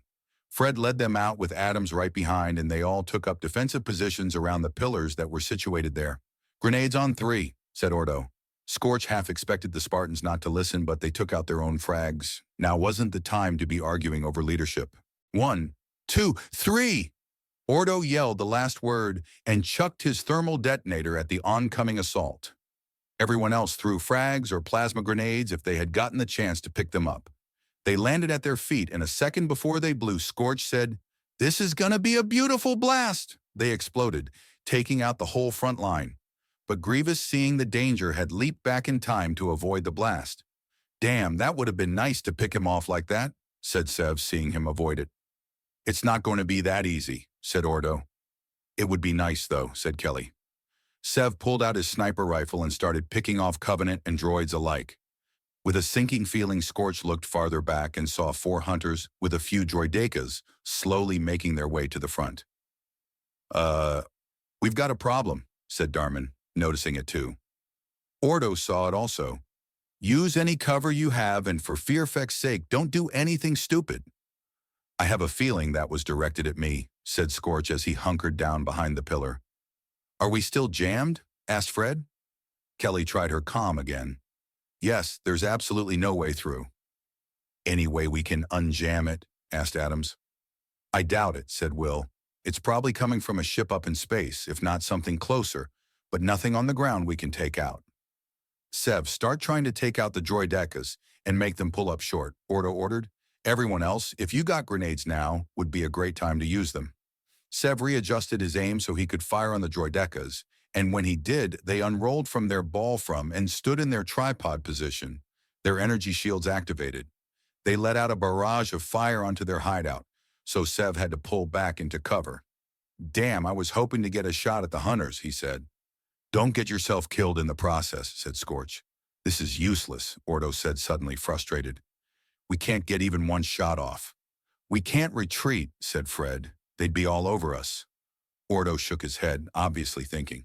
Scorch armed a frag and threw it, keeping them at bay, but he agreed with Ordo. They couldn't get any shots off without getting nailed by the droidecas, plus the hunters and the rest of the assault party. Grenades were all they had, but how long would that last? Ordo must have been thinking the same thing since he said, use your grenades sparingly, they may not last long. Scorch peeked out and saw that the hunters were even closer than before, with the droidecas creeping forward behind them. If they made it to their cover, they'd be fried. Suddenly, a low roar was heard over the chaos of the battle. You guys hear that? Asked Scorch. They all paused to listen, trying to figure out what it was until Will said, Now that's a beautiful sound. It continued to get louder until Adams yelled, It's a pelican! As soon as he said that, 3 pelicans flew over the structure, buffeting the ground with the draft. They did a U-turn and landed at the back of the assault party, and Scorch saw none other than Sergeant Johnson and Atten, each leading a group of hell jumpers out of the pelicans, and a third group of Marines jumped out of the third, guns blazing. The Covenant and droids, now surrounded, turned every which way to hold off both groups. Come on, yelled Ordo, and led them out of cover and into the open to face the enemies. Sev, the hunters! Sev immediately knelt and brought out his sniper, aiming at the hunters, while the others rushed past him and into the battle. Obi-Wan and Etin came out of the structure, closely followed by Cal and Commander Get, and they all came in behind them. Grievous, having watched all this unfold, clenched his fists at the fact that he wouldn't be able to take them all on. Retreat, he called, and he himself headed back to the Phantoms, followed closely by his troops. The Covenant hesitated, not sure if they should listen to Grievous or not. But when the Pelicans' turrets started mowing them down, they quickly changed their minds and headed for the Phantoms. That's right. Run, you cowardly bastards, and never come back, yelled Adams after the retreating army. When they had all left, the new arrived group headed over to where they were standing. I think I missed a lot, said Atten. Darmin and Fee ran forward and met him while Cal followed more slowly. You all right? Asked Darmin. Yeah, I'm fine now, no thanks to that elite, he replied. Jumped at me from out of nowhere. He then saw Cal, Ordo, and the other newcomers and asked, When did you all get here? Ordo and I heard that Delta Squad, and then you guys had disappeared without a word, so we decided to investigate, Cal answered. Johnson, have now joined the group, asked, Where's the chief? We don't know, Darmin said grimly. I guess you could say he's MIA. What happened? Asked Atten. We should probably get out of here before we tell each other our stories, said Fred. But it's good to see you again, Johnson. Johnson grinned. I seem to make that impression on people. Someone help me with Boss and Yusik, said Get. Can't leave them behind. I'll help, said Scorch and followed Commander Get to the structure. When they walked in, they saw Boss standing up and placing his helmet on as if he were never injured. But the way he stood clearly gave him away. Get walked over to help Jusik up, while Scorch walked over to Boss. We've got some help, he said, and we're getting the hell out of here. That's good, Boss replied. This wound is starting to sting. Ha, sting, said Jusik, who had his arm around Get's shoulder for support. Come on, Boss, even you can't admit that it doesn't hurt. I've had worse, he replied simply, and walked outside with Scorch and Get, helping Usyk, following him. The fact that he walked with a lopsided gait and held his arm over his chest showed that in fact the wound was still hurting. "Is that everyone?" asked the pilot when they had all loaded into each Pelican. The Hell Jumpers and Marines were staying behind to keep the Covenant parties on Halo under control. "Yeah, that's it," replied Johnson. He, Boss, Sev, Fred, Darman, Etten, and Obi-Wan were in the Pelican. The pilot nodded and took off, the other two Pelicans following it out. "Now is probably a good time for story time," said Darman, leaning back in his chair. "We've got a long enough ride," said Johnson. "Boss, how about you start?" "All right," he said, his voice stronger now, and explained everything that had happened since they landed and when they saw the temple explode. There was a huge flash of light, and the next time we looked, the temple was completely gone along with half of the gondola. "I literally had to tackle Fee so he didn't get himself killed in the blast," said Darman. "What happened in there?" asked Sev. "We got in there, and of course there's a bunch of Covenant guarding Regret," Darman began. "So we fire at him and figure out that he's also got an energy shield protecting him. So the chief drops his weapon and attacks Regret with his fists ordering us to get out of there. We get the gondola ready, but it starts up on its own, and when the chief comes out, he's forced to jump into the lake. That's when we last saw him." "What I don't get," said Boss, and then gestured to Obi-Wan, saying, "is how you got here. Weren't you the one that ordered Omega Squad here?" "Yes, I was," he replied, "but when they disappeared after saying they were going to investigate the shadow, I decided to see it for myself. But before I left, I received a distress signal from Etan, who had escaped the destruction of Order 66. With her was her commander, Get, who had disobeyed the order and helped Etan escape. Then there was Barden Jusik, who hadn't been as fortunate and was attacked by his clones. That's how he was wounded. They agreed to come with me, but when we got to that one base and saw all the droids, we figured we were in the wrong place. So we did the next best thing," said Etain. "We took a ship and got out of there before we were noticed." Usyk tried jumping with the ship, but there was something different about it. It wasn't like hyperspace, so we ended up landing here. "It's 'cause it's slip space in this universe," Johnson pointed out. "Well, that's where we met up with them," said Fred. "When our ship had been attacked, we were able to find a longsword and escape before it blew up. The Chief and Johnson had already taken a longsword each to distract the Covenant when it blew. I guess that's why the Chief had thought we were dead. But we wandered around and found Halo, recognizing it from the Chief's descriptions. We were there even before the Covenant." "How did you know we needed reinforcements?" Boss asked Johnson. "Come on, when Kelly said there was a problem and then didn't say anything else, I figured you needed our help. Atten was conscious and better by then, so me and him took a few Pelicans and came to the rescue. We've got ourselves a problem though," said Darman. "I mean, droids and Covenant. That's going to keep our hands full. But now," said Fred, "with all of us here, we've got a good chance of coming out on top. As long as Grievous is here though," said Obi-Wan, "we'll have to be careful. He is not a cyborg to mess with. But I've got a question. What happened to his fourth arm?" Sev, who had his helmet off, smiled. "You can thank the Chief for that one."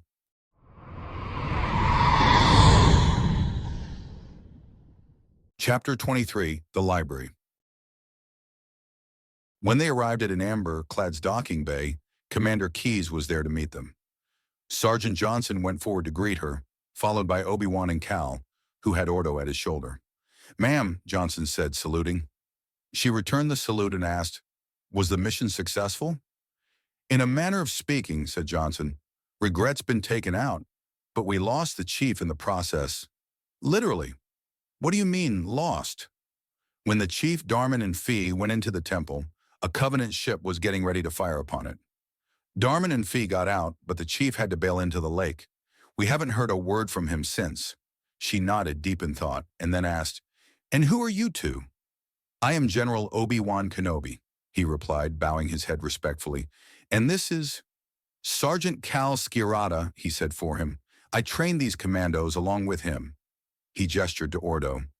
"The name's Ordo," he said, without showing any respect. "He's a captain," he explained. "Where did you come from?" she asked, unfazed by Ordo. "The commandos' time?" "Yeah," said Obi-Wan.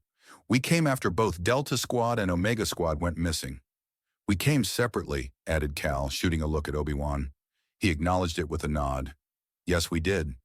Cal and Ordo had found Delta Squad, and Kelly, I believe. The others and I were found by the 3 Spartans, Fred, Will, and Linda. We were in a bad way, having escaped Order 66, but in the end we met up along with the remainders of Omega Squad. That's when Sergeant Johnson and Otten came in with reinforcements. Where's the chief? She asked Johnson. MIA, ma'am, he replied. We don't know where he went. We lost contact with him after they fired on the temple. Her face remained expressionless as she said, we must move on. If we don't hear from him, when we have the time, we'll send a search party.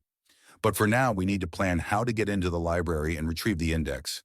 Johnson nodded and walked back to the group. All right, leaders with me? We're discussing how we're getting the index. I knew it, said Adams as Otten, Fred, and Boss, who was still moving with a small limp, walked forward. Any news on Niner? Asked Otten. Not that I've heard, replied Johnson. You can ask Keyes when we're in the briefing room. Otten nodded, not satisfied, but followed Johnson nonetheless. All right, let's get ourselves rested, said Adams, since we'll have to play the waiting game again. We'd better gear up first, said Fixer.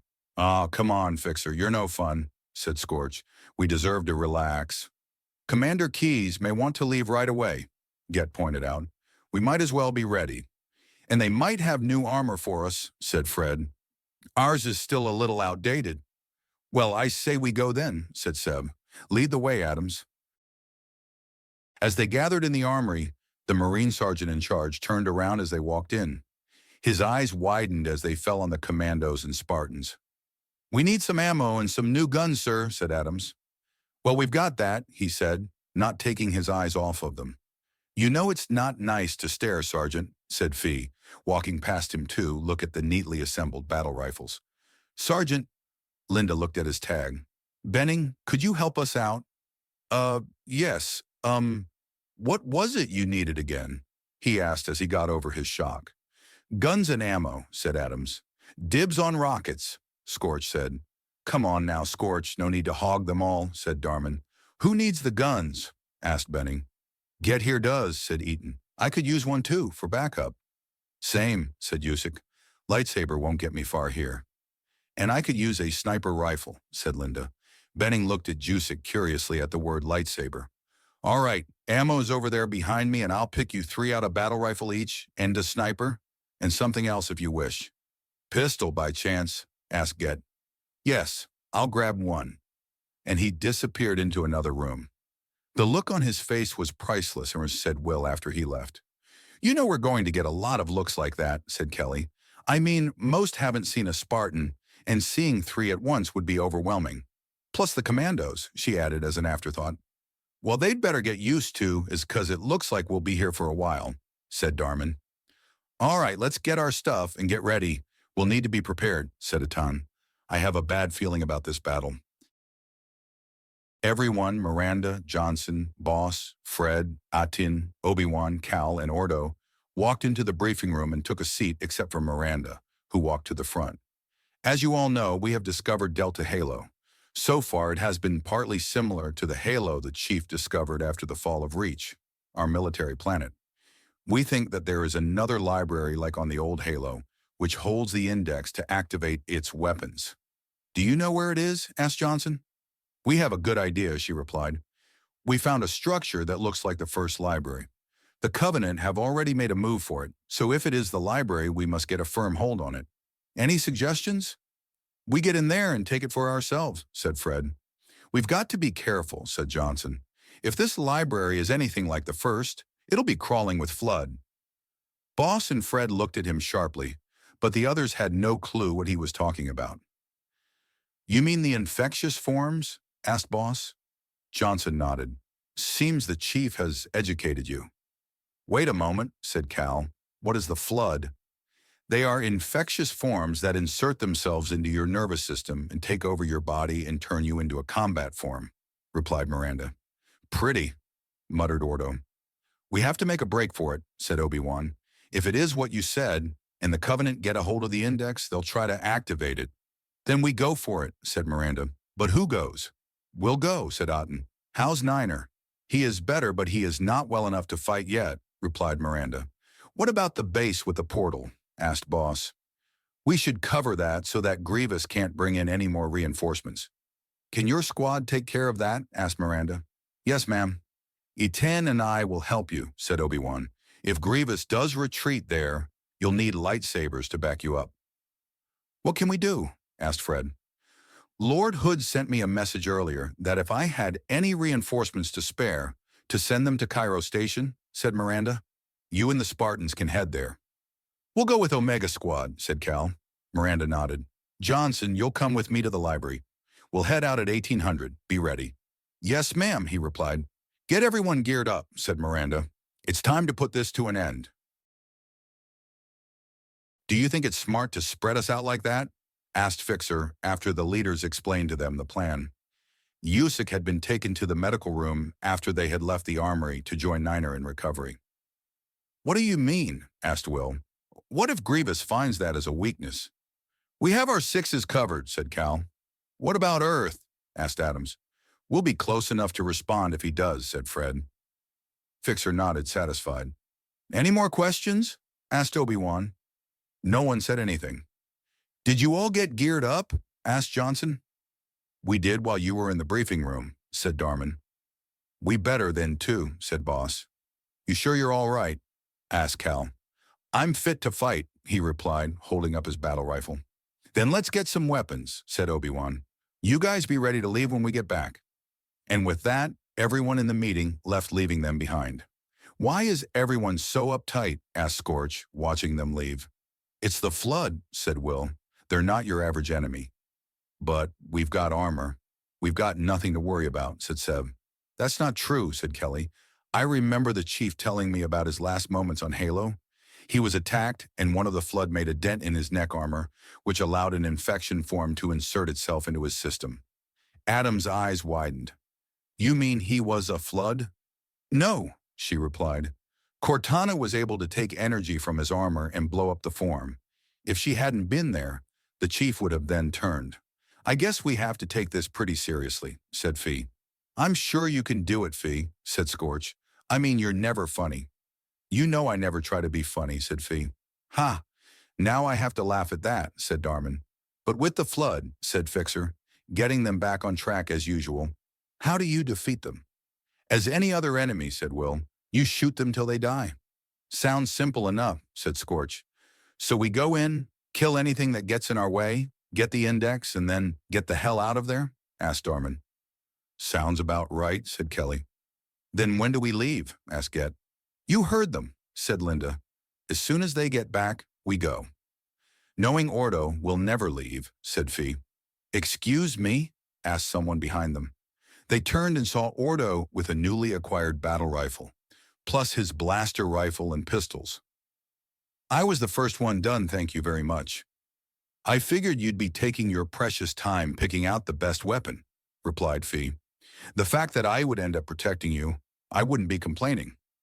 After he finished his sentence, the rest of them returned from the armory. Let's go, said Johnson. Miranda's waiting for us in the docking bay. Everyone who isn't going into the library will stay on in amber clad, and it'll take the jump to Cairo Station. Cal, Omega Squad, come with me. They followed him down to the docking bay where they saw Jusik and Niner standing there, waiting to say goodbye. Thought you were leaving without saying goodbye? Asked Jusik with a grin. They walked over to where they were standing, and Cal walked up and gave Niner a hug. Feeling better? He asked, letting go. Lots, Niner replied, but I guess I can't go out with you guys yet. The nurse barely would let us come out here, Jusik said. 'Cause you should be resting, said Cal. Don't worry, Sarge, we will, replied Niner. Once we're ready, we'll be right out there at your side. Cal smiled. Son, I know you will, and he clapped a hand on his shoulder. All right, we know you love each other very much, but let's get a move on, said Fee. Someone is impatient, said Darman. Stay patient, Fee, Cal said, hitting him in the side of the head lightly. We've got plenty of time. Sorry, Sarge, just the adrenaline before the battle starting up, he replied. Didn't know you had any, said Ordo. Fee was about to come up with a reply when Johnson walked over. Pelicans are all set and we're ready to go, The commander's waiting. All right, let's go, said Cal, and then turned to Niner and Jusek. You two rest up, and afterwards you can help us out. You got it, Sarge, said Jusek. We'll be out there soon, said Niner. Cal nodded, and they said their goodbyes as the remainders of Omega Squad, Cal, Ordo, and Johnson, boarded the Pelican. Commander Keyes was already in there, studying a chart. She looked up as they walked in, and then said to the pilot, Take us up. Aye, aye, ma'am, he responded, and they felt the Pelican rumble as is lifted off of the docking platform and into the reaches of space. Darman, I need to ask you something, she said. Yes, ma'am, he asked, surprised. This was the first time she had addressed any of the commandos directly besides Boss and Otten. When you, the chief, and Fee were making your way towards the Regret, you stumbled upon a hologram from one of the prophets. Am I correct? Yes, ma'am. Did you happen to get a recording of it? Yes, we did. The chief and I each have one. May I see it? Of course, ma'am, he replied, pulling out a holo projector and setting it in the middle of the seats. Good to see something from home, said Otten, as a projection of one of the prophets came on, speaking a message. I shall light this holy ring, release its cleansing flame, and burn a path into the divine beyond. Cortana thought that it meant the Covenant wanted to activate Halo, said Darman. Keyes nodded. Yes, I thought as much. That is why they are already making a break for the Index, and that's also why it's crucial for us to get there first. They don't understand Halo's destruction. So pretty much this is based on who gets there first, Ugnars asked Otten. Pretty much, said Johnson. Well, a race to the finish, said Ordo. Won't this be fun? When they landed outside the library, they leaped out with the few Marines that came with them. Darman would have liked it if Adams had come, but he was going with Delta Squad back to the Covenant base. Linham, Dawson, you two scout ahead and report back with anything dangerous, said Johnson. Yes, sir, they replied and ran into the entrance to the library. All right, let's follow them in slowly, said Johnson. This place could or already be crawling with flood. They walked in silence for a while, keeping a lookout for Covenant and flood alike, when suddenly they came upon a floating robot that had two wings sticking out with a red eye in the middle. What is that? Asked Otten. A sentinel, whispered Johnson. Careful, those things aren't friendly. Take it out. As soon as he gave the order, they all opened fire on it. In no more than 3 seconds, the sentinel lay on pieces on the ground. What exactly do they do? Asked Ordo. They shoot lasers out of that little eye thing. They're used to control the flood, but I guess they're not so fond of us. Sergeant Johnson, a Marine's voice cut in over the comlink. What is it, Linham? Asked Johnson. We found a couple of flood combat forms, but they're not doing anything. Don't fire at them. Wait till we catch up with you guys. Yes, sir. Argo. Linham? Linham, Johnson yelled. Sir, Linham is down. I repeat, Linham is down, yelled Dawson frantically. There are infection forms everywhere. I'm surrounded. Hold your position, we're coming. He ran forward yelling, come on. Everyone followed him as they hurried to help Dawson. Darman's heart was beating. What had the flood done to Linham? As they grew closer, they heard a weird noise, almost like a mutated growl, and then one screech that sent chills down his spine. Dawson, where are you at? Yelled Johnson, looking wildly around, but he never answered. Dawson, God damn it, answer me. Just then, one of the horrific beings Darman had ever seen leaped out in front of him. Its head hung on its shoulder as if its neck didn't work anymore. The fingers on the right hand had been elongated so they looked like whips, and the face was horribly mutated. But the thing that made it worse was the tag that was still somehow stuck to its chest. P. Linham. Darman didn't know what to do. He didn't want to shoot him since it was Linham. But when it lashed out with its hand and struck him across the face, sending him sprawling to the floor, he had different thoughts. He rolled to his back and whipped out his battle rifle, firing at the flood form. His eyes opened wide when he shot off its left arm, but it didn't slow it down at all. It charged at him, ready to deal another blow, when Johnson jumped forward and nailed it in the chest with a shotgun round. It fell over backwards, dead. Johnson offered a hand and he took it. Thanks. He nodded, a grim look on his face. You did what you had to do, Johnson, said Keyes, walking up beside him. but their conversation was cut off as a succession of mutated growls and screeches rang around the room, and without warning, flood combat forms and infectious forms poured out from the walls. Everyone opened fire without hesitating, holding them off. The battle had truly begun.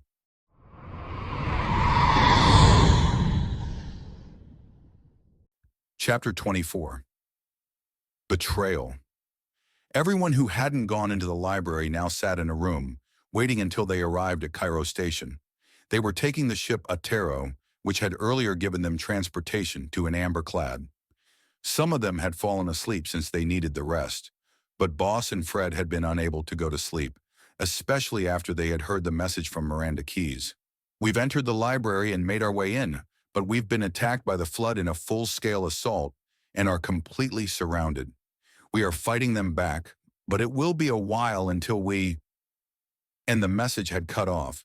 The others hadn't heard the message since it was for the commanding officers only, but Fred and Boss had been discussing it ever since they heard it. "So you think they'll get past it?" asked Boss.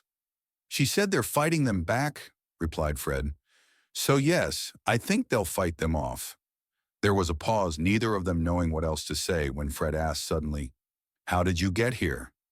"Through the portal," Boss replied, confused. "No, not the transportation. I mean, how were you in the right spot? It could have been any other person in that time. Someone who would be unwilling to help us out. Hell, if Grievous had found it first, we would have been screwed by now." Boss shook his head. "I have no clue.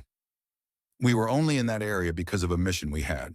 It went wrong, and that was when we met up with the chief, or Scorch did anyway." "What about Grievous? How did he get tied up into all of this?" "He came to kill me and my squad," Boss said flatly. "Gave us a chance to join him and the Empire. We refused, of course, and he set out to kill us since then. Scorch would have died that night if it hadn't been for the chief." There was another moment of silence until Fred asked, "Have you ever lost a squad member?" Boss looked at him. "Almost, once." "Almost." "It was Sev. We thought he had been killed on a mission. On the same planet we were before we came here, actually. During an attack on an assault ship, we lost contact with him, his last words saying that he was surrounded. We went on, having our orders, when a few weeks later we got word of him. A group of clone troopers had found him in the forest, near dead. We headed out right away and figured out that he had actually fought off his attackers and, not able to get a hold of us, stayed in the jungle." He paused, then said, "Knowing the pain I felt when I thought we had left Sev behind, I can't imagine other people's, like Omega Squad." "Why, what happened?" Fred asked. "Every member had once had a different squad and had all lost them at the same time. Aten having lost two. There they were put together and have worked with each other ever since." "That would be hard," said Fred. Boss was about to reply when he heard a shuffling in the corner of the room and saw Scorch sit up on his elbows, his helmet removed. "Aren't you guys having such a lively conversation?" said Scorch, grinning. "Great way to get us motivated for the upcoming mission." "Go back to sleep, Scorch," said Boss. "Nah, I'm up now," he replied, getting up into a sitting position. "Why aren't you guys sleeping?" "Just can't," replied Fred. "Huh, like I'm gonna believe that." "All right, we got a message from Keyes in the library," Boss said. "They all right?" Scorch asked, his playful mood suddenly serious. "From what we know, yes, but the message was cut off, and we don't know if they made it or not, since they were attacked and surrounded by the flood." "She said they were fighting them back," added Fred. "So they're most likely okay." "Who's okay?" asked Obi-Wan, coming over to join the conversation. "The group that went into the library," replied Boss. "They met some flood, but we think they'll fight through it." Obi-Wan nodded. "I'm sure they will. That's a formidable group that went in there." "We're formidable too," said Scorch. "Whatever that means." "Hard to deal with," replied Sev, walking over. "Come on, Scorch. Even I knew that." "Yeah, 'cause the word fits you perfectly. I barely know you two, and I can already tell that you both use the comm link the most," said Obi-Wan, smiling. "You could say that, sir," said Scorch. Just then a sudden lurch by the ship cut their conversation short. "Are we there?" asked Boss. "I don't know," replied Kelly, who had joined in. That seemed too short of a trip. By now everyone was awake, woken by the Atero's sudden stop. Could just be something up with the ship, said Fixer. But his words didn't calm the tension that had filled the room. Just then their door to the room opened, and the captain of the ship, Captain Danello, entered the room. "Sir," Fred said, and everyone besides the Jedi snapped a salute. "At ease," he said, returning the salute. "As you probably figured out, we jumped out of slip space earlier than planned." "Why, sir?" asked Boss. "We picked up something on our radar, something big, so we decided to check it out." "Anything yet?" asked Obi-Wan. "Not yet, but we're looking for it. Whatever it is doesn't want to be found. We'll keep you updated, but I suggest you all be ready in case you need to be deployed, since this could be an emergency." "We will, sir," replied Fred. Danello nodded and left the room. "What do you think it was?" asked Linda. "It might be related to the Covenant somehow. Or even Grievous," replied Adams. "Well, he said it didn't want to be found, so we can assume it's not on our side," said Will. "All we can hope for is that it's a false alarm and not related to the Covenant," said Get. "Ordo, behind you!" yelled Otten. They were still completely surrounded by the flood. Now they were fighting desperately to hold them back, but fortunately the wave of the mutated beings seemed to be getting thinner and thinner.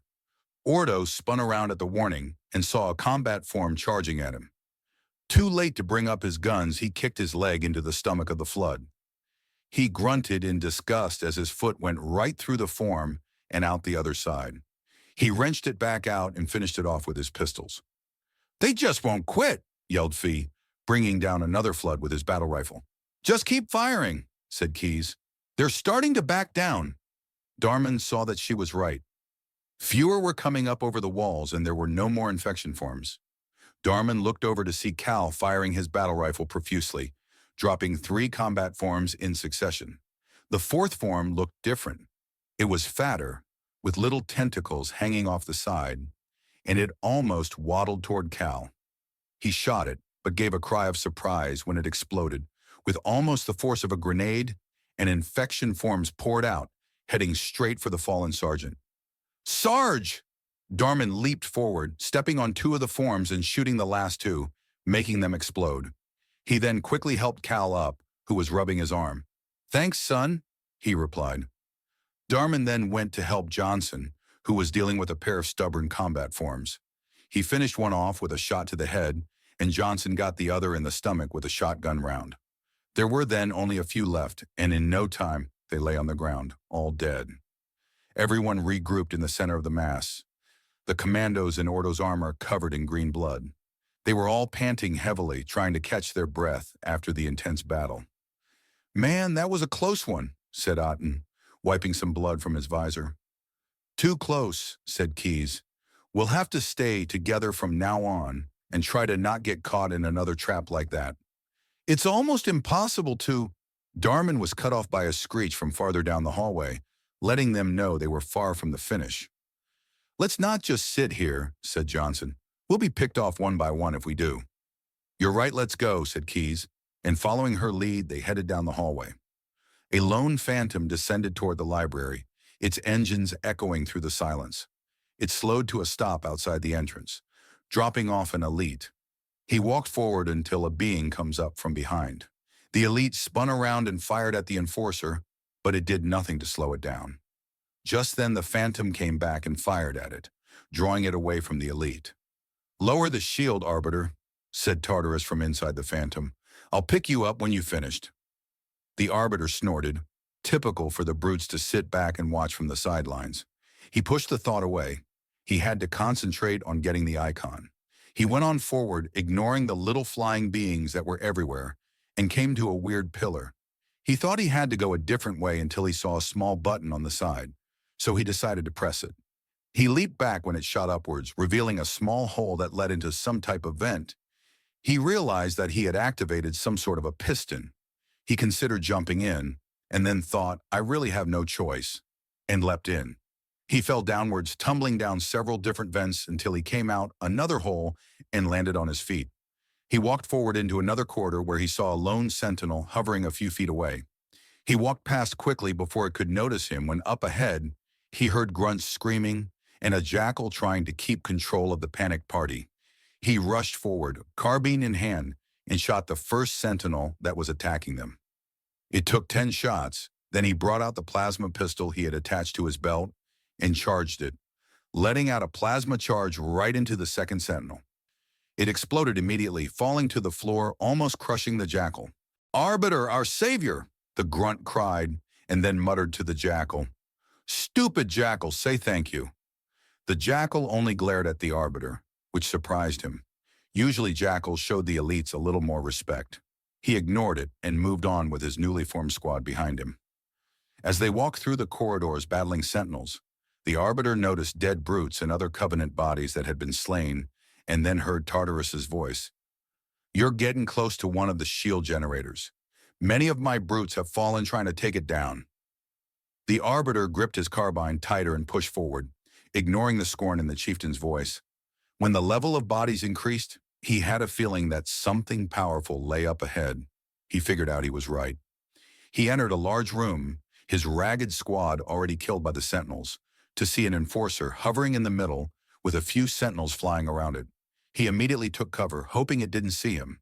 When it didn't, he heard Tartarus's voice once again. "It's useless to attack an enforcer from the front. Hide in the shadows, wait until it loses interest. Then strike the beast when its back is turned." The arbiter stayed in his cover, waiting for the enforcer to turn. When it did, he grabbed a plasma grenade from his belt, armed it, and threw it at the enforcer. It stuck to one of its legs, exploding 3 seconds later, but instead of blowing it up, it only turned to try to find its original owner. The arbiter clicked his mandibles in frustration and dove back into cover, moving quickly through the shadows. It was a repetitive fight. Every time the enforcer turned its back, the arbiter primed another grenade and threw it at it. When he ran out of grenades, he looked around desperately for some and found a dead brute with some plasma grenades lying beside him. He didn't hesitate and burst out of his cover, sprinting for the grenades. The enforcer instantly saw him and fired its little red bullets, making explosions in his wake. When he reached Brute, he didn't slow as he picked up the grenade, primed it, and threw it at the enforcer. The grenade went right over its shields in the front and stuck to its back, and 3 seconds later, it exploded completely, debris raining down on the ground. The arbiter brought up his hand to guard his face from any stray debris, then ran down into the center. "Now find a way to lower the shield," Tartarus growled, obviously showing no sign of a congratulations. The arbiter looked around and noticed 4 pillars standing in a square shape. He proceeded to activate them, and when he did, he saw a panel rise up in the middle. "You've released the shield's power source. Now find a way to remove it from its cradle." As if the arbiter couldn't figure it out, he walked over and hit the button, which sounded off a loud groaning, and then the platform he was standing on started moving forward and then outside the structure. "I'll pick you up at the ledge," Tartarus said, bringing in the phantom from the left. But then an enforcer swooped in front of them from the doorway that had just opened, forcing the phantom to bail to one side. "Blasted machine!" yelled Tartarus. "Find your own way through the wall, Arbiter!"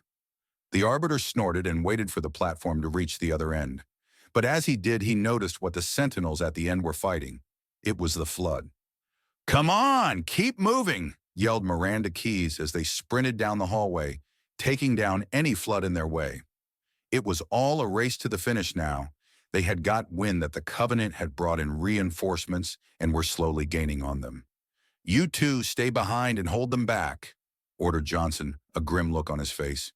The Marines that he chose knew what they were doing, and one replied, "Don't worry, Sarge. We'll hold them back until our last breath." And they both turned and ran back the other way. Johnson stared after them for a while until Atten broke the silence. "Come on, we better keep moving." He nodded, and they all followed Keyes once again. They ran in silence for a few minutes, no flood attacking, when they heard a voice over the comlink. "Proceed to the objective. We'll hold them off as long as we can." It was one of the Marines that had gone back. Suddenly, the other Marine let out an inhuman scream and yelled, "Get it off me! Suppressive fire! Suppressive fire!" The other Marine yelled, then the comm cut off. Johnson shut his eyes tight for a moment, as if trying to block out the images in his head, then opened them again and went forward. Darman felt a whole new respect for the sergeant, able to do what had to be done in order to achieve their mission, even if it meant sending his men to their deaths. If in the same position, would he be able to do it? He pushed the question out of his head. He had to keep his mind on what was at hand. Suddenly they heard a flood growl from the left, and it leaped from its cover, knocking Fee to his side. Ordo quickly brought up his pistols and fired at the form standing over Fee, bringing it down in a few shots. He walked over to help Fee up and said, "You're welcome. You owe me one." "I'm pretty sure that makes us even," replied Fee, following everyone else as they continued down the corridor. "What? When did you save my life?" asked Ordo. "Remember the grenade?" "Oh, come on, I would have survived that. It was the cops that were there that you saved." "Don't remind me of that," said Cal. "Fee, you've never given me more of a scare that day." "Why, what did he do?" asked Johnson. "Had some terrorists locked up in a building with some hostages and we were all called in," said Ordo as if it was an everyday thing. "A Jedi went in to try and negotiate but was killed and thrown back outside. Niner and Fee went up with some local cops to check out the dead body when they figured out it had grenades strapped to it. Fee, being the decoot he is, threw himself on top of it and smothered the blast." "I was a hero that day," said Fee. "Yeah, and you could have been a dead one too," said Darman. "How come when someone does something heroic and doesn't die, they get contradicted afterward?" asked Fee. "'Cause what they did probably could have killed them, Navad," said Otten. "Aw, so you do care about me," said Fee. "Don't be expecting a hug," replied Ordo. They went on in silence, the momentarily distraction lost as they focused on any movement in the shadows that could be the flood ready to strike. They heard screeches up ahead, letting them know that there was still some flood left to be fought, and soon enough 3 or 4 combat forms appeared in front of them, one holding a shotgun and another holding a pistol. They were instantly taken down without mercy. "They can use weapons," said Atin, as Johnson grabbed some shotgun ammo. "Sorry, must have missed mentioning that," replied Johnson. Darman ignored their conversation and looked up farther ahead, seeing something. Guys, I think we're close." Everyone turned to look, and they saw a gondola which led to a structure on the other side. Nothing else led to it, showing that they had to take the gondola across. "Let's get on before the Covenant catch up with us," said Keyes. The Arbiter moved quickly forward, followed by Halfjaw. He had met up with the Spec Ops leader on the way to the Icon. Now he had an entire squad of elites at his side, and was ready to deal with anything that got in their way. When they saw a gondola ahead, Halfjaw only followed him onto the gondola, but when they reached it, they saw another gondola already heading towards the other side. "More humans," growled Halfjaw. "They must be on their way to the Icon," the Arbiter pointed out, watching the gondola slowly crawl towards the structure. They were cut off by a screech from behind them, and they both turned toward the noise. Suddenly, Halfjaw activated his plasma sword and said, "On your way, Arbiter. I'll deal with these beasts." And with that, he leaped off the gondola and headed toward where the screech came from. The Arbiter moved forward, admiring Halfjaw's courage, and activated the gondola, which slowly moved forward after the humans. Suddenly, Tartarus's phantom came in from behind, and his voice came in over the comlink. "I see that coward didn't join you. I'll do what I can to keep the flood of your back." Anger burned in his belly at the brute's comment, but he bit back a reply. Now was not the time to start petty arguments. "We must not let the humans get the Icon. The hierarchs do not take kindly to failure." The Arbiter ignored his comment and readied himself. "Look, up ahead," one elite said. "The parasite gathers for an attack." "I'll break their ranks," said Tartarus, bringing the phantom forward and firing upon the flood. "Be ready," yelled the Arbiter, but no need. The elites were all ready for the upcoming fight, and sure enough, when the gondola was close enough, the flood leaped and Parasite and Covenant joined in battle. "Mackenzie, Perez, you cover the entrance," ordered Johnson, and the 2 Marines went to each side of the entryway. "Actually, everyone stay here," said Keyes. "I'll grab it myself." Johnson was about to protest, but the look on her face silenced him. The gondola had made it to the other side. They were now right outside where the index was. Keyes walked in, while everyone else stayed by the entryway. After a few minutes, Johnson said, "This is taking too long. Come on." "Marines, stay here." Omega, Ordo, and Cal followed them into a large circular room. In the center there lay a large hole, where in the middle, hovering above it, was the index. There Miranda was hanging onto some sort of tentacle, trying to grab the index. Johnson hurried forward just as he grabbed it. As she did, the tentacle slipped, and she started to fall before Johnson grabbed the other end. "You know, your father never asked me for help either." Darmin had no clue to who her father was, but she ignored the comment and attached the index to her belt. "The index is secure," she announced. Darmin breathed a sigh of relief. At least something had gone right in this whole thing. "Mackenzie! Perez! How's our exit?" Johnson yelled after a short pause. He asked again, "You hear me, Marines?" After another moment of silence, he said, "We've got trouble." Everyone instantly had their guns at the ready, scanning the room for any hostiles. When Johnson started firing, Darmin had no clue what he was firing at till he saw the elite in camouflage. "Fierfek!" he yelled and started to fire too. But the elite had already reached Johnson, and it was too dangerous to fire for fear of hitting him. The elite grabbed him by the shoulder, disarming him, and they looked at each other for a moment. "How you doing?" Johnson asked before the elite hit his head on Johnson's, knocking him out. "Sargent, stay down," yelled Keyes, firing at the elite with her dual SMGs. It did nothing to the elite, for it dodged behind a rock. "Johnson! Johnson!" she called, but got no reply. Darmin scanned around the room for the elite, which was obviously a much higher-ranked elite to be doing this much damage on its own. It suddenly then appeared from behind the rock and hits the SMGs from Keyes' hands. But before he could do anything to her, there was a wave of electricity, and Keyes flew into the hands of an alien he had never seen before. "Excellent work, Arbiter. The hierarchs will be pleased," he said. "The icon is my responsibility," the elite replied. Darmin and the others remained silent, not knowing what in the hell was going on. "Was your responsibility," the alien replied, plucking the index off of Keyes' belt. "Now it is mine." Darmin watched as 3 brutes closed in on the elite, one dragging Johnson away. "A bloody fate awaits you and the rest of your incompetent race. And I, Tartarus, chieftain of the brutes, will send you to it. When the prophets learn of this, they will take your head," the elite growled in reply. "Learn of it?"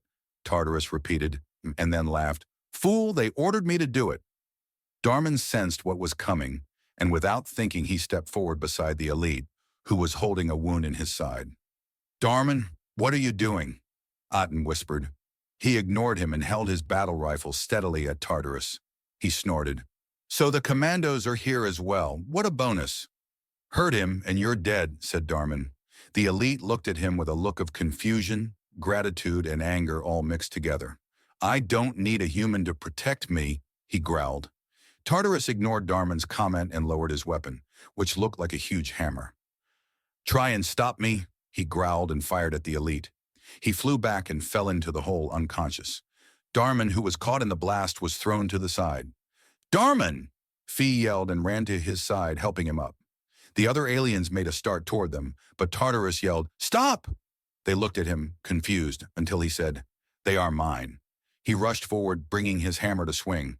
Darmin was immediately on his feet, and him and Fee together fired at him. It did nothing to him as he swung with a swiftness Darmin wasn't expecting. Obviously, neither was Fee, as he failed to dodge the hammer, and was hit in the side and thrown into the wall where he lay motionless. "Fee!" yelled Darmin, but his attention was drawn back to Tartarus as he tried to swing at him. The others had joined into the fight and fired at Tartarus until he yelled, "Attack!"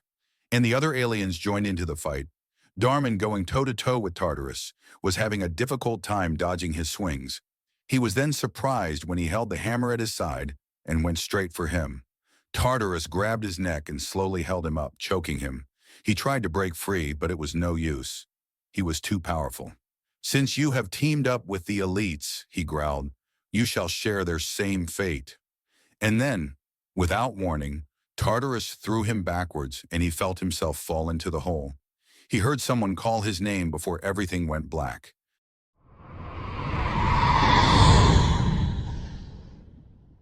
Chapter 25. Revelations. The chief slowly opened his eyes, trying to adjust to the darkness. The last thing he remembered was a bright flash of light and then falling. Was he dead? But when his eyes adjusted to the darkness, he realized that if he was dead, he was surely in hell.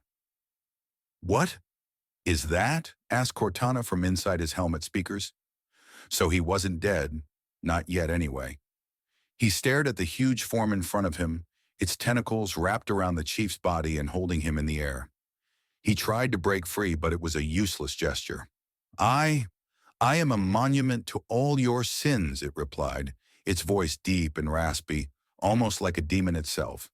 Suddenly, to his right, he saw an elite be brought in, its hands and legs wrapped by what looked like a flood form, maybe even its leader if it was even possible. The elite struggled to release itself before the chief interrupted him. "Relax, I'd rather not piss this thing off." "Demon," he said in surprise, finally noticing the chief hanging next to him.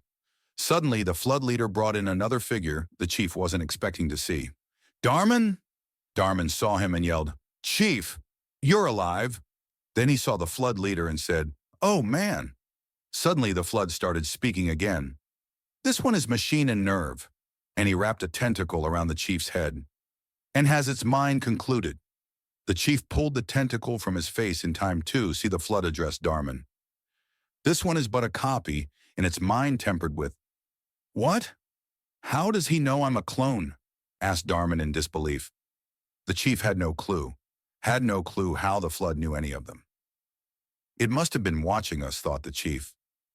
"This one is but flesh and faith," the leader said, now addressing the elite, "and is the more deluded." "Kill me or release me, parasite," the elite said boldly, "but do not waste my time with talk." "There is much talk," replied the flood, "and I have listened through rock and metal and time. Now I shall talk, and you shall listen." Suddenly the flood brought up two different figures. One made the chief's adrenaline spike as he saw a monitor that looked a lot like 343 Guilty Spark from the first Halo, who had tried to kill him. The other he saw was the Prophet of Regret, which confused him since he had already killed him. "Greetings," said the monitor cheerfully. "I am 2401 Penitent Tangent. I am the monitor of Installation 05. And I am the Prophet of Regret," he said, "Counselor Most High, Hierarch of the Covenant." Tangent then spotted the chief. "A reclaimer? Here?" The chief remembered the name Guilty Spark had given him on the first Halo, which made him immediately not trust the little robot. "At last, we have much to do. This facility must be activated if we are to control this outbreak." "Stay where you are," ordered Regret. "Nothing can be done until my sermon is complete." "Not true," said Tangent. "This installation has a successful utilization record of 1.2 trillion simulated and 1 actual. It is ready to fire on demand." Regret then turned to the elite, his voice harsh. "Of all the objects our lords left behind, there are none so worthless as these oracles. They know nothing of the great journey." "And you know nothing about containment," Tangent replied with an annoyed tone. "You have demonstrated complete disregard for even the most basic protocols." "This one's containment," the flood cut in, holding up Tangent, and then held up Regret and said, "And this one's great journey are the same." Regret and the monitor were then lowered where you could hear Regret screaming, and the chief didn't want to imagine what he just did to him. Then the flood leader looked directly at the elite. "Your prophets have promised you freedom from a doomed existence, but you will find no salvation on this ring. Those who built this place knew what they wrought. Do not mistake their intent, or all will perish as they did before." "This thing is right," said the chief, deciding to cut in. "Halo is a weapon. Your prophets are making a big mistake." The elite turned to glare at him. "Your ignorance already destroyed one of the sacred rings, demon. It shall not harm another." "If you will not hear the truth," said the flood leader, giving in, "then I will show it to you." He lifted his head and spoke. "There is still time to stop the key from turning, but first it must be found." Then the flood addressed the chief and Darman. "You two will search one likely spot," then he turned to the elite, "and you will search another. Fate had us meet as foes, but this ring will make us brothers." Suddenly the chief felt the familiar sensation of about to be transported, and sure enough, a moment later, all three of them were transported away from the flood leader. It had been an hour since the Atero had stopped, and they had received the message from Miranda. They tried sending a message back, but it was no use since the other end wasn't receiving. They also hadn't found out what had been on the radar. It was still there, but yet it wasn't showing itself. Now everyone in the room proceeded to keep themselves occupied. The commandos, Spartans and Atoms, practicing moves in one corner, while Etain, Obi-Wan, and Get sat aside, discussing something. "Show me that again," said Boss, who was in the rink with Kelly. They had set up a square to be the boundary for the fights, and at the moment Boss and Kelly were going at it. Kelly showed him the move again, dropping down to kick him in the legs. As she did, Boss tried to jump to avoid it, but she quickly jumped up and whipped her leg around, catching Boss in the side of the head. "I couldn't to that if I tried," said Fixer, watching them. "As you can tell, she's the fastest of the group. Whenever she faces us, she slows down just to give us a chance," said Fred. "Let me do it," said Sev, getting up. "Don't be stupid, Sev," said Adams. "You're half her speed." Boss smiled. Adams was right, of course. Kelly would bring him down in a second. And also, he smiled about how much he fit into the group now. When they had first been in the Pelican, it had been kind of awkward, and now he could make fun of a commando without getting a black eye in return. He was a lucky Marine. "I can take her," said Sev, being headstrong as usual. Boss backed up to watch. "This ought to be good," said Will. "Don't go easy on me," said Sev, falling into the fighting stance. "You sure?" asked Kelly, who copied his stance. They circled each other for a little bit, then Kelly struck as fast as lightning, hitting him in the side of the head. Sev had no time to react and stumbled a little bit to the side. "Good block there, Sev," said Scorch, laughing. Sev ignored him and went for a punch to the stomach. She sidestepped quickly, turned around and grabbed his neck from behind.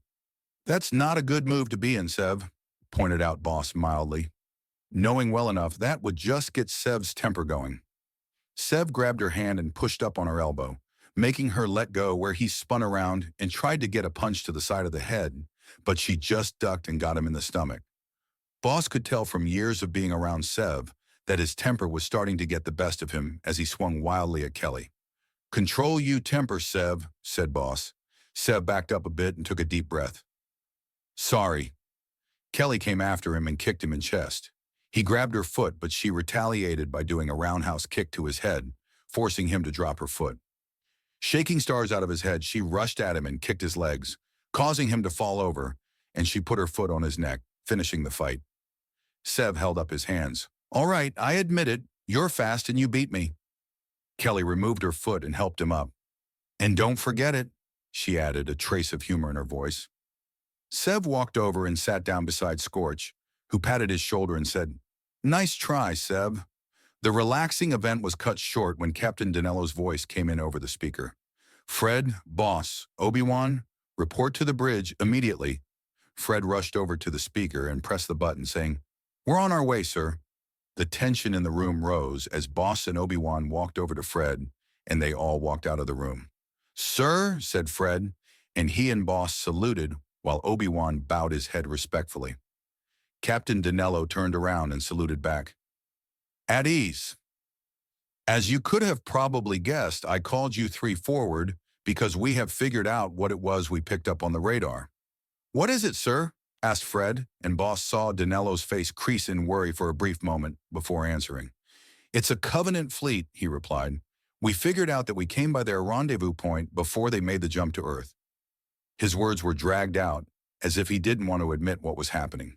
"How big is it?" asked Obi-Wan. "Bigger than the fleet that attacked Reach," replied Danello regretfully. "What?" said Fred in disbelief. "We don't possibly have the firepower to hold them off." "I know," he replied, rubbing his forehead. "That is why we're making the jump to Earth immediately. We have already sent a transmission to Cairo Station, but we're not sure if they received it or not." "Sir, coordinates are entered and the ship is ready to jump," a lieutenant announced. "Commence the jump," ordered Danello without hesitating. Boss felt the floor vibrate and the familiar lurch of the ship entering slip space. "Let's just hope to God that we get there before the Covenant." They stood there for a moment in awkward silence until he finally said, "You're dismissed." They saluted besides Obi-Wan and walked out of the room, a new sense of dread forming in their minds. "Do you think they noticed us?" asked Fred. "If we can see them on our sensors, wouldn't they be able to see us?" "Let's hope not," replied Boss. "We've got enough to worry about without a whole Covenant fleet breathing down our necks." "We may be thrown into that situation," said Obi-Wan. "Most likely we'll all be sent to Earth to hold back the assault." "Not unless they glass the planet," muttered Fred. And Boss remembered the chief mentioning that when they first met and he was telling them his story. "Glass the planet?" asked Obi-Wan. "The Covenant have these weapons that can completely take out a planet. Not destroy it, but all the water's evaporated, planes burned. It literally looks like a planet of fire, and everything melts to make what looks like a sheet of glass over the planet. Hence the term, glass the planet." "How many planets have had this happened?" he asked. "All except Earth," replied Fred. "It's our only remaining planet." "Out of how many?" "Imagine our galaxy having that happen," said Boss. "Every planet glassed except for Coruscant." Obi-Wan remained silent for a moment, the situation that was at hand hitting him at full force, and then replied, "I couldn't begin to imagine." They walked the rest of the way back to the room in silence. When they entered the room, there had obviously been a conversation, for when they saw them return, they immediately went silent. "What is it?" asked Fixer. As the three of them walked over, Boss and Fred each removed their helmets to address their squads, revealing the horrible scar on the side of Boss's face once more. "We've got some bad news, Wikwin," began Boss. "We figured out what the radar picked up." "And," asked Will, "it's a Covenant fleet that is gathering up before making their next jump." "Do you know where they're going?" asked Etain. "Yes," replied Obi-Wan, "to Earth." "How big is the fleet?" asked Kelly. "Bigger than the one that attacked Reach," said Fred, his voice cold. They all sat in silence, realizing how desperate the situation had become. "We'll need help," said Linda. "We should call back the others." "It's no use, remember?" said Fixer. "We can't reach them. The best we can do is call all forces to Earth and hold out from there," said Obi-Wan. "Nothing else we really can do," said Boss. "You know, Baw," said Scorch, speaking up. "You never told us where you got that scar from." "Must have slipped my mind," he replied, and it really had. Being on Halo and fighting the Covenant, he hadn't given it a second thought. But Scorch never let things go. "So what happened?" Scorch prompted. He thought about not telling them, and then figured there was no point keeping it a secret. "All right, I'll tell you," he said, pausing for a moment before continuing. "It's from Sidious's Force Lightning." There was a tense moment of silence before Obi-Wan spoke. "Darth Sidious was here?" he asked in disbelief. "He was," replied Boss, "but I think he's gone for now." "It worries me that he was here at all," said Obi-Wan. "What did he ask you?" "Nothing," said Boss, recalling the meeting between him and Sidious. In fact, Sidious hadn't asked him anything, not a single thing, just tortured him. "He didn't ask me anything." "Odd," said Obi-Wan. "It must have been an attempt at fear. If you hadn't escaped when you did, I'm sure something more terrible would have happened." Boss thought about it and realized he was right. If they hadn't escaped, Sidious may have carried out his threat of hurting his squad, starting with Fixer. "Well, whatever happens," said Fred, "let's hope he doesn't come back." The chief landed on his feet with Darman landing beside him and figured out right away they were behind enemy lines. There were Covenant everywhere, including two of the prophets at the end of the room. They had obviously been transported into some sort of high council room. The chief looked around and saw a lone grunt staring at him, the fear apparent in its eyes. "Boo," he said, and the grunt gave a scream and ran away. Darman gave a chuckle, and the chief saw the grunt drop a needler, which he quickly picked up and aimed at the prophets. But then the prophet of truth yelled to the Covenant in the room, "Kill the demon!" He and Mercy then disappeared into a chamber in the floor, and two brute guards came up to the chief. "Brutes!" said Cortana. The chief brought up his needler and fired at one of the brutes, who was carrying what looked like a plasma rifle but red. The needle stuck in its side and exploded, but it didn't do much as it returned fire, and the chief was forced to dodge it. He then let out a torrent of needles at the brute, which let off a huge explosion, killing the brute. "They don't have shield generators, but take them out before." She paused as the brute dropped his gun and charged. "It's berserking!" "Fear feck!" yelled Darman as he rolled to the side to avoid the oncoming brute. The chief leaped forward and hit the brute in the back of the head with the needler, but was surprised when it whirled around and struck him across the face with a strength he'd never felt before. As he struggled to gain his balance, he saw Darman out of the corner of his eye pick up the plasma rifle and fire at the brute. The chief quickly combined with it the needler, and in a moment the brute lay on the ground, dead. "I forgot how strong those things are," said the chief. You've fought them before? Asked Darmin. Yes, on a mission to take out a Covenant fleet that had been on its way to Earth. The brutes killed one of my Spartans. I'm sorry, said Darmin, staring at the brute. Just then, a voice which sounded like a brute's came over the loudspeaker. The demon has infiltrated the council chamber. Protect the hierarchs. Seal the exits. Oh, I don't think so, replied Cortana, which the chief knew that she'd be able to open the doors. But he was surprised when Darmin said, Tartarus! You know him? Asked the chief. Yeah, he's the reason why I ended up with you guys, he replied. I hope he didn't hurt the others. Who was with you? Asked the chief as he started making his way toward the door. Aiton, Fee, Johnson, and Commander Keyes, he said, following the chief, and then added, and Cal and Ordo, but you don't know them. What about Delta Squad and Kelly? He asked as he reached the door. The Spartans, Delta, and 2 of the Jedi went back to Cairo Station in Earth since Lord Hood needed reinforcements. Darmin replied, coming up beside him. Wait, did you just say Spartans? Asked the chief, looking at him. Oh yeah, you don't know. We found Fred, Will, and Linda all on Delta Halo with some people from our time. It was right after the structure was blown up. The chief couldn't believe it. His Spartans were still alive. He had no clue how, but he would just have to ask them when he got the chance.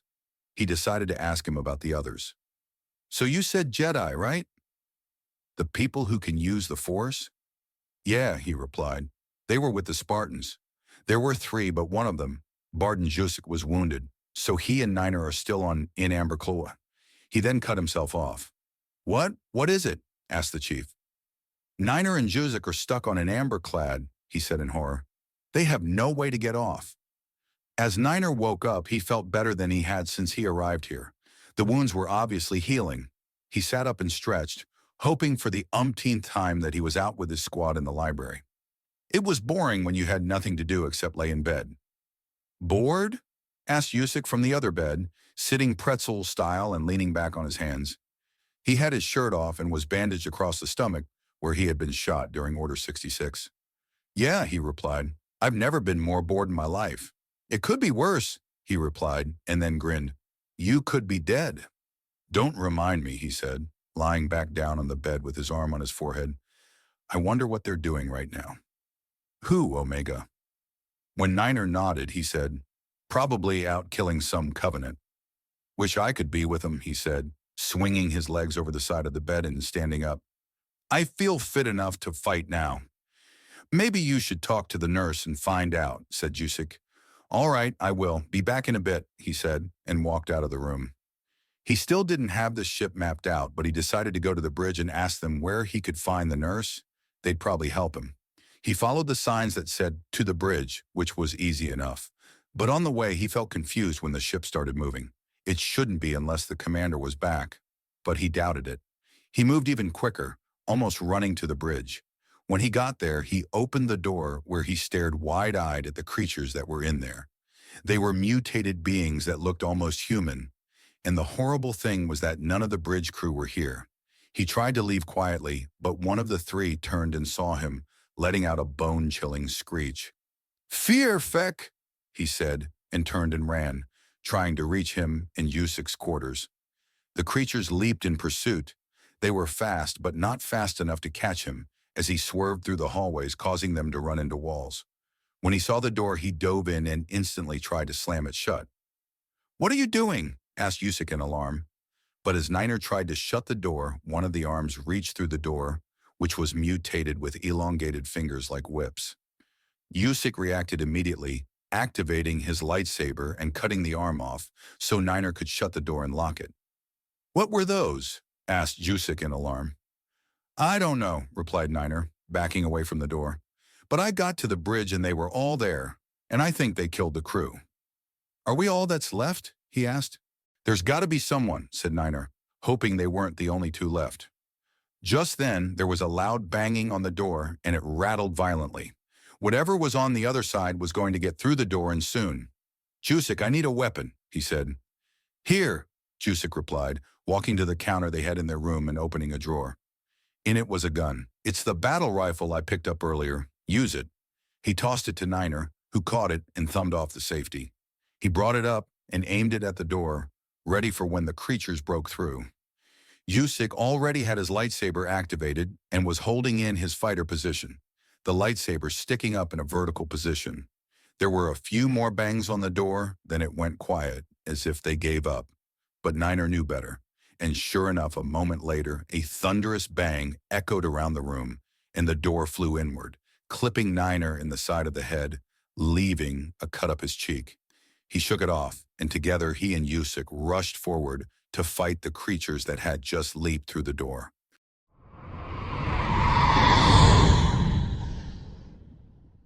Chapter 26. Friendly Fire. As Fee sat up, every part of his body groaned in protest. The last thing he remembered was him and Darmin firing at Tartarus, then getting caught in the side with the hammer and thrown into the wall, where he had fallen into unconsciousness. He shook his head and tried to stand up, using the wall for support. When he was standing, he figured out quickly that he had a couple of broken ribs. He also realized that he was standing in what looked like to be a cell with an energy shield blocking the doorway. He wondered what happened to everyone else and decided to take a look in the other cells. But what he saw surprised him. There were hunters and elites in the cells, not humans. Why would they imprison their own kind? But then he saw a familiar face among the aliens. "Atin," he whispered. "Hey, Atin, wake up." He thought he hadn't heard him until he raised his head where he was sitting against the wall. When he saw Fee, he was instantly on his feet. "You all right?" asked Atin. "Just a couple of broken ribs," replied Fee.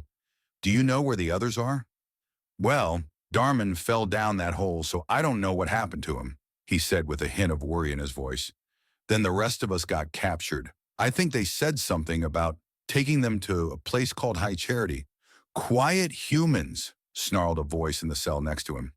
He looked over and saw an elite wearing blue armor, making it appear that it was very lowly ranked. "Hey, if you haven't noticed, we're all trapped in these cells together," Fee replied. "We're on the same side, you know." The elite just snorted and backed up into his cell where he couldn't see him. "Someone's in a bad mood, Mai," said Fee. "I would be too if I was in his position," replied Atin, looking at the elite's cell. "Why? Weren't you listening to anything Tartarus said?" he asked. "No, I was too busy being knocked upside the head with a hammer." "No, I mean before that, when he was talking to that elite, the Arbiter, I think." "How do you know his name?" asked Fee, surprised. "I've been listening to some of the conversations in here," he replied. "But that's not the point. Before he attacked, Tartarus was talking about how the elites no longer belong to the Covenant, and his race, the brutes, were going to kill them all." "You are right," said the elite from earlier, walking back up so they could see him. "The brutes have already murdered the High Council and are moving down from there until each one of my race is destroyed." "So what are they doing in here?" asked Fee, pointing to the hunters in the cell beside Atin. "They have allied with the elites, along with the grunts," the elite said. "It has become a civil war within the Covenant." Fee nodded, an awkward silence settling in until he asked, "What's your name?" The elite didn't answer for a moment, then said, "Jano Netami." "The name's Fee," he replied and then pointed to Atin, "and that's Atin." Jano acknowledged it with a nod, his mandibles clicking. Just then the door to the room opened and 4 brutes entered with a couple of jackals following them. "Oh, great," Fee muttered, eyeing the brutes. One of them heard him and turned to glare at him. "What did you say, human?" "What?" he asked, trying to look innocent. "I didn't say anything." The brute snorted. "You won't be when General Grievous comes to pick you up." Now Fee really was silent. "What's with the sudden protection?" asked Atin from the other side of the room. "Like I'd tell you," replied one of the brutes. "You look stupid enough too," said Fee, and he saw Atin put his head in his hand, shaking it. "One more word out of you," the brute snarled, but Fee cut him off. "Or you'll what? Lay on me? 'Cause I'm pretty sure if you did that you'd kill me." The brute, now furious, deactivated the shield and charged at Fee, who was waiting for this. As soon as he swung at him, he dodged to the side and ejected his vibroblade that lay hidden in his wrist. He stabbed it right in the side of the brute's head, twisting it. The brute's howl of pain was cut short as it fell to the ground in a heap. Dead. He was about to rush out of the cell when the other brutes were instantly on him, one brute grabbing its fallen comrade, while the other 2 grabbed Fee's arms, and held him against the back wall of the cell.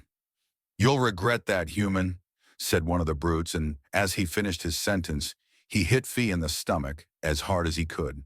He tried to bend over, the pain doubled by his broken ribs, but they held him up and continued to beat on him. Then what they did next surprised him, as one grabbed the top of his helmet and ripped it off. Now they proceeded beating his across the face and every other part of his body they could reach until he lay on the floor unmoving. The brutes laughed and walked out of his cell, reactivating the energy shield. "Fee," yelled Atten. "Come on, speak to me." "Quiet, human," yelled one of the brutes, "or you will end up like him." Fee felt broken everywhere, and he could actually feel the bruises forming on his body. He couldn't get up, couldn't move. "You must get up, Fee," he heard Jeno whisper to him from the cell next to him. "You have to show them you have not given up, or you will be killed." Fee knew he was right, and he had to get up to defend himself if they made another attack. He struggled, putting his hands by his shoulders, pushing himself up, ignoring the pain it caused. With much effort, he was able to get himself into a kneeling position. He looked around for his helmet and found it lying in the corner. He grabbed it and put it on, glad to have his HUD back. One of the brutes glanced in his direction and snorted, but fortunately, they did not attack him again. "Let's hope things get better from here," muttered Fee. Niner and Usyk didn't hesitate as they ran forward to meet the oncoming mutants, Usyk swinging his lightsaber right through them, while Niner gave him supporting fire. In minutes, they were lying on the ground in pieces. The two of them stood there for a moment, speechless, when Usyk finally spoke up. "Are you sure there's no one else here?" Niner didn't answer for a second, thinking of everyone who had come.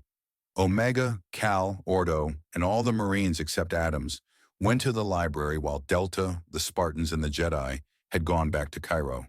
He thought hard, thinking he had missed someone when it came to him. Dr. Halsey. She had requested to come with them at the beginning and had remained on in amber clad while the others had gone off to fight. "Dr. Halsey," said Niner aloud. "She was a scientist that came with us. We've got to find her." "Where would she be?" he asked. "Probably around here, since these are the living quarters," he said, thinking aloud.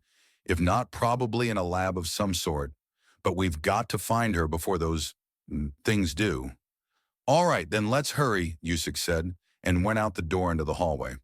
There were no more of those freaks around, but Niner had a feeling it wasn't long before they showed up. "You go that way," said Usyk, pointing right, "and I'll go this way. We'll be able to check the rooms faster." Niner nodded and took off down the hallway, kicking in every door to every room he saw. He found her in the 5th room. Kicking in the door, he saw her jump almost out of the chair she had been sitting in. "What are you doing?" she asked in surprise as she pulled herself together. "We've got to get out of here," he said quickly. "These mutant-type things have taken over the ship." "It's the flood," she said in awe, and then said after seeing Niner confused, "They infect humans and elites to take over their bodies." She instantly got up to follow Niner. "Do you know a way off of here?" he asked, moving back down the hallway to find Usyk. "Escape pods," she replied, and then pointed behind them. "But they're back that way." "We've got to meet up with Usyk first," he said. He headed up this way. They kept running, passing their old quarters, when suddenly a flood form leaped out from a room and slammed Niner into the wall, making stars appear in his eyes. It was right on top of him, and he couldn't bring his rifle up in time to defend himself, and he certainly knew that Halsey could do nothing, so he did the next best thing. "Usyk!" He hoped he heard him as he brought up his leg and tried to push the flood off of him so he could use his gun. Suddenly, off to his left, he heard a lightsaber activated, and the flood was cut cleanly in two and fell to the floor. "Thanks," said Niner, wiping his forehead as Usyk deactivated his lightsaber. "Dr. Halsey, correct?" asked Usyk. "Yes," she replied, and then to their surprise said, "And you are Niner and Barden Usyk, are you not?" "Yes," said Niner. "How'd you know?" "I try to know all of our allies," she answered simply. There was a sudden sound from down the hallway, and then the sound of the flood running, trying to catch them. "Come on, let's get to the pod," said Niner, and led the way back the way they came. The chief and Darman quickly mowed down the small patrol jackals and brutes that had been waiting for them at the bottom of the lift. Cortana had made so that the gravity lift that usually went up would actually carry them down. The chief now had a carbine he had picked up from a brute previously, while Darman had what they had figured out to be a brute plasma rifle. They had also learned that Truth actually did have the index, and that they had to get it from him. Suddenly, Tartarus's voice come over the loudspeakers. Reinforce all approaches to the holding pens. Slay the demon on sight. Oh, sure, leave me out, said Darman. What does he mean by holding pens? Asked the chief. I'm not sure. It could mean holding cells, replied Cortana. But be careful, you guys. They're beefing up their patrols. Stay sharp. Roger that, said Darman, picking up a few plasma grenades off the ground and stashing them in his ammo belt. They continued on for a couple more minutes when Cortana stopped them. Wait a minute. I'm reading Marine IFF transponders, said Cortana, surprised. The signals are originating somewhere below your position. Any related to me? Asked Darman. Not that I can tell, said Cortana, but I may just not be able to pick them up. But if you keep going, there's a grav lift in the next room you can use to get down to the cells. The chief and Darman rushed forward only to be met by a patrol of brutes and jackals. They fired upon them quickly, forcing the two to dive for cover. The chief saw Darman pull out a grenade and prime it, throwing it at the closest brute. It stuck right to his face, causing it to panic and run right into the other brute standing next to him, causing them to explode in the grenade's onslaught. Nice throw, said the chief, but we shouldn't worry about these guys. Let's rush the grav lift. All right, just let me cause a distraction, said Darman, getting ready to throw another grenade. He primed it and threw it, causing it to land in between a couple of jackals. They screamed and dived away right before it exploded. But as soon as it did, the chief and Darman sprinted inside the small structure in the middle into the grav lift, where Cortana appeared on the pedestal. Hurry, jump in, she said, and the chief and Darman jumped in, immediately falling downwards. There are 2 groups of Marines in this detention block. I'll deal with their location. You neutralize the guards. Quietly, the chief snorted. When did he ever do things quietly? As they landed, the brutes guarding the grav lift turned around in surprise, which left them enough time to shoot the brutes dead. Just then, several grunts ran up the ramp that led to the platform, firing a combination of needlers and plasma pistols. They quickly put them to an end with a few headshots. Right after Cortana spoke up again, Come to the middle level, Chief. The Marines are just inside. Careful of the guard. They won't be a problem, said the chief and led the way to a set of gravity lifts at the far side of the room and jumped into one, sending him down to the lower level. Darman came down behind him, but as soon as they were both there, a brute and jackals that were waiting for them opened fire, and the 2 of them once again were forced to take cover. Take out the jackals first, said the chief. Then we can deal with the brute. Copy that, said Darman, rising up to fire a few shots at a jackal's shield. It glowed brightly, then disappeared, leaving it vulnerable to the headshot the chief gave it. Nice work, said the chief as he primed a plasma grenade and threw it. He aimed it perfectly, flying through the slot hole in the jackal's shield and sticking it, causing it to panic and run into the brute, blowing them both up. With the way clear once again, they made their way to the unlocked door. It opened up automatically, and inside were rows of cells holding Marines captive inside.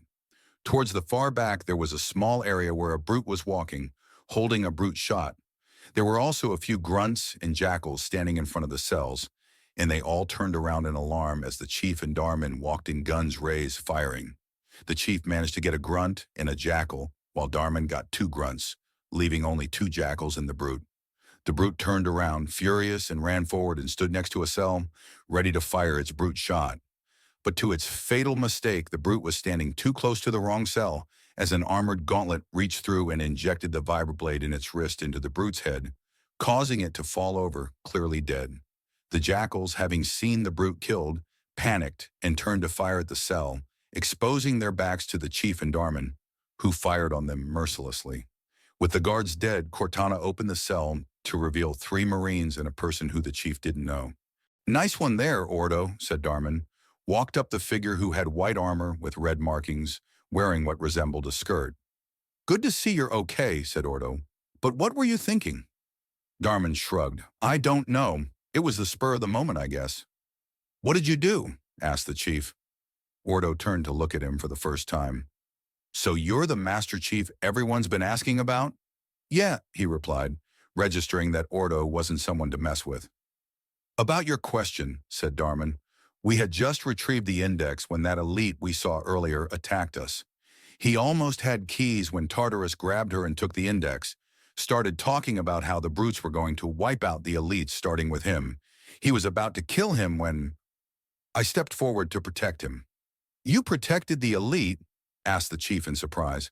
Like I said before, it just felt like the right thing to do at the moment, he said defensively. You almost got yourself killed, said Ordo. Never mind me, what about the others, he asked.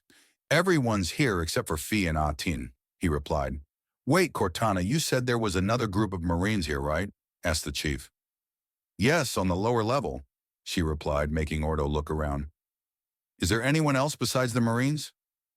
Scanning, she said, pausing for a moment. There is a man there who isn't registered as UNSC. That's gotta be Sard, said Darmin, looking at Ordo.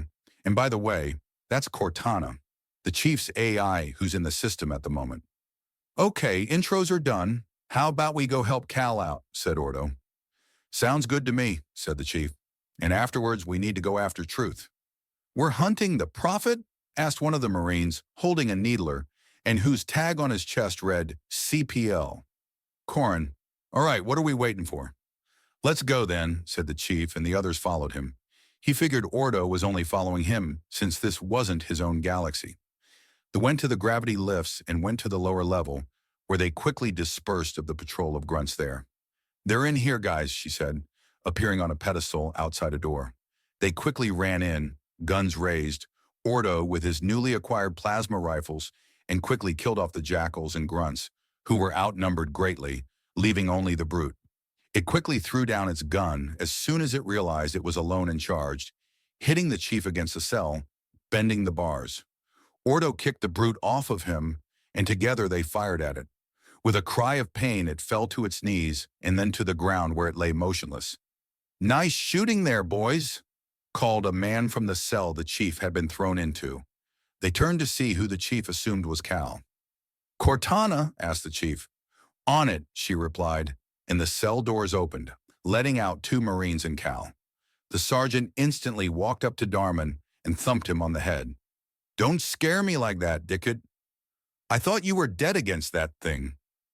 Come on, Sarge, you know me, said Darmin. Yeah, you don't think before you leap, son, he replied, sighing and shaking his head. I'm alive and well, said Darmin. And unscathed. Can't you at least be thankful for that? Sorry to interrupt, said Ordo, but if this prophet guy we're going after is on the move, he's probably gained a lot of ground on us during these rescues. He is right, said Cortana, talking from the pedestal. I'm able to track him since he's broadcasting on the move, and he's moved a lot while we were in here. Then we'll continue this later, said Cal, and they headed out of the cells to return to hunting down Truth.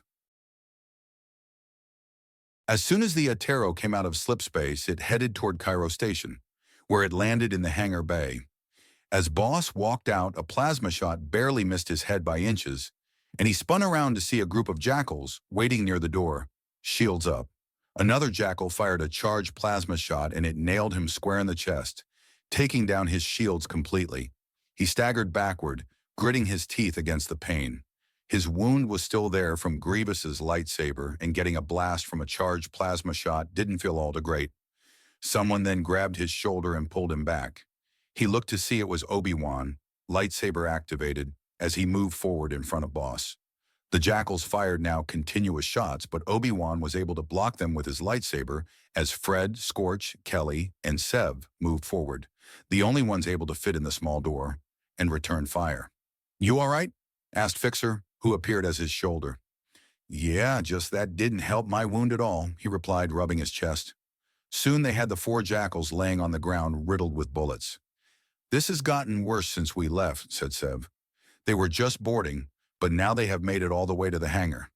We better move quickly to the bridge, said Obi-Wan, and see if they got the transmission about the fleet, and then see where we're most needed. Let's go, said Fred, and he led the way to the bridge, following the signs. They didn't meet as much Covenant as they thought they would, and Boss was beginning to think that they'd get there easily, but he thought wrong as they entered the next room. There were at least 3 patrols of Covenant, each consisting of 2 elites, 4 jackals, and 3 grunts. There were even a pair of hunters there. But luckily, they had not noticed them enter the room, because currently on the other end of the room, there was a squad of hell jumpers pinned down, wearing their black armor and helmets, desperately trying to fight them back. "Oh, Fearfeck," said Scorch. "I think we need our snipers," said Fred, looking at Linda and Sev. "Finally, it's about time," said Sev, pulling out his sniper rifle while Linda did the same.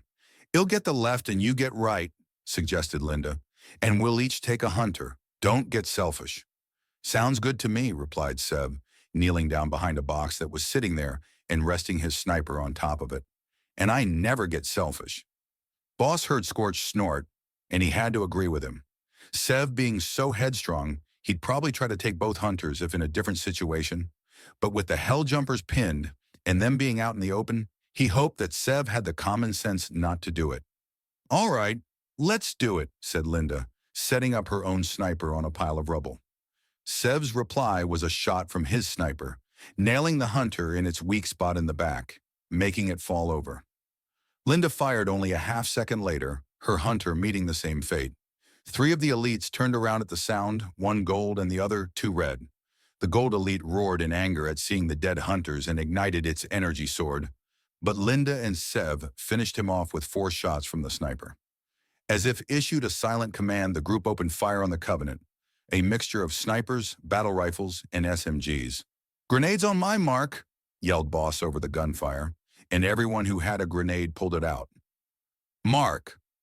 They all threw them into the massive Covenant, and when they went off, it created one giant explosion, vaporizing a quarter of the Covenant and exploding half into nearby walls or boxes, sending blood and gore everywhere. After that, there was only 1 red elite, 3 jackals, and 2 grunts left. The hell jumpers then proceeded to leap from cover and help them finish off the last of the Covenant. One of them leapt behind the elite that was firing at Boss and grabbed its head, twisting it and breaking its neck. Soon the Covenant lay everywhere in the room, their bodies piled up. The hell jumpers crawled over the rubble to them. "You really saved our asses back there," said one. "The name's Corporal Breton." Fred walked forward. "Fred, but how bad are things here?" "They're all over us. Their boarding parties have doubled since they first started, and more ships are making it through to Earth. If we lose Cairo, we're definitely screwed." "Then I'm pretty sure you don't want to hear our news." "What?" Fred told him about the Covenant fleet and how it was on its way to Earth. "Oh no," said Breton, his helmet shaking back and forth. "Oh man, it's all over." "It's not over," said Boss, stepping forward. "If we get enough ground forces to repel the troops and keep Cairo alive, we've still got a fighting chance." Breton looked at him. "But if they glass it..." He let the sentence trail off, all of them knowing what would happen if the Covenant did. "We shouldn't concentrate on that," said Obi-Wan. "We need to get to the bridge and alert Lord Hood of the situation." "We'll give you support," said Breton, bringing his gun to bear, overcoming his sudden hopelessness of the situation. "Good," said Fred. "I was hoping you would. Now let's go and tell Lord Hood. Then we can prepare for whatever's coming at us."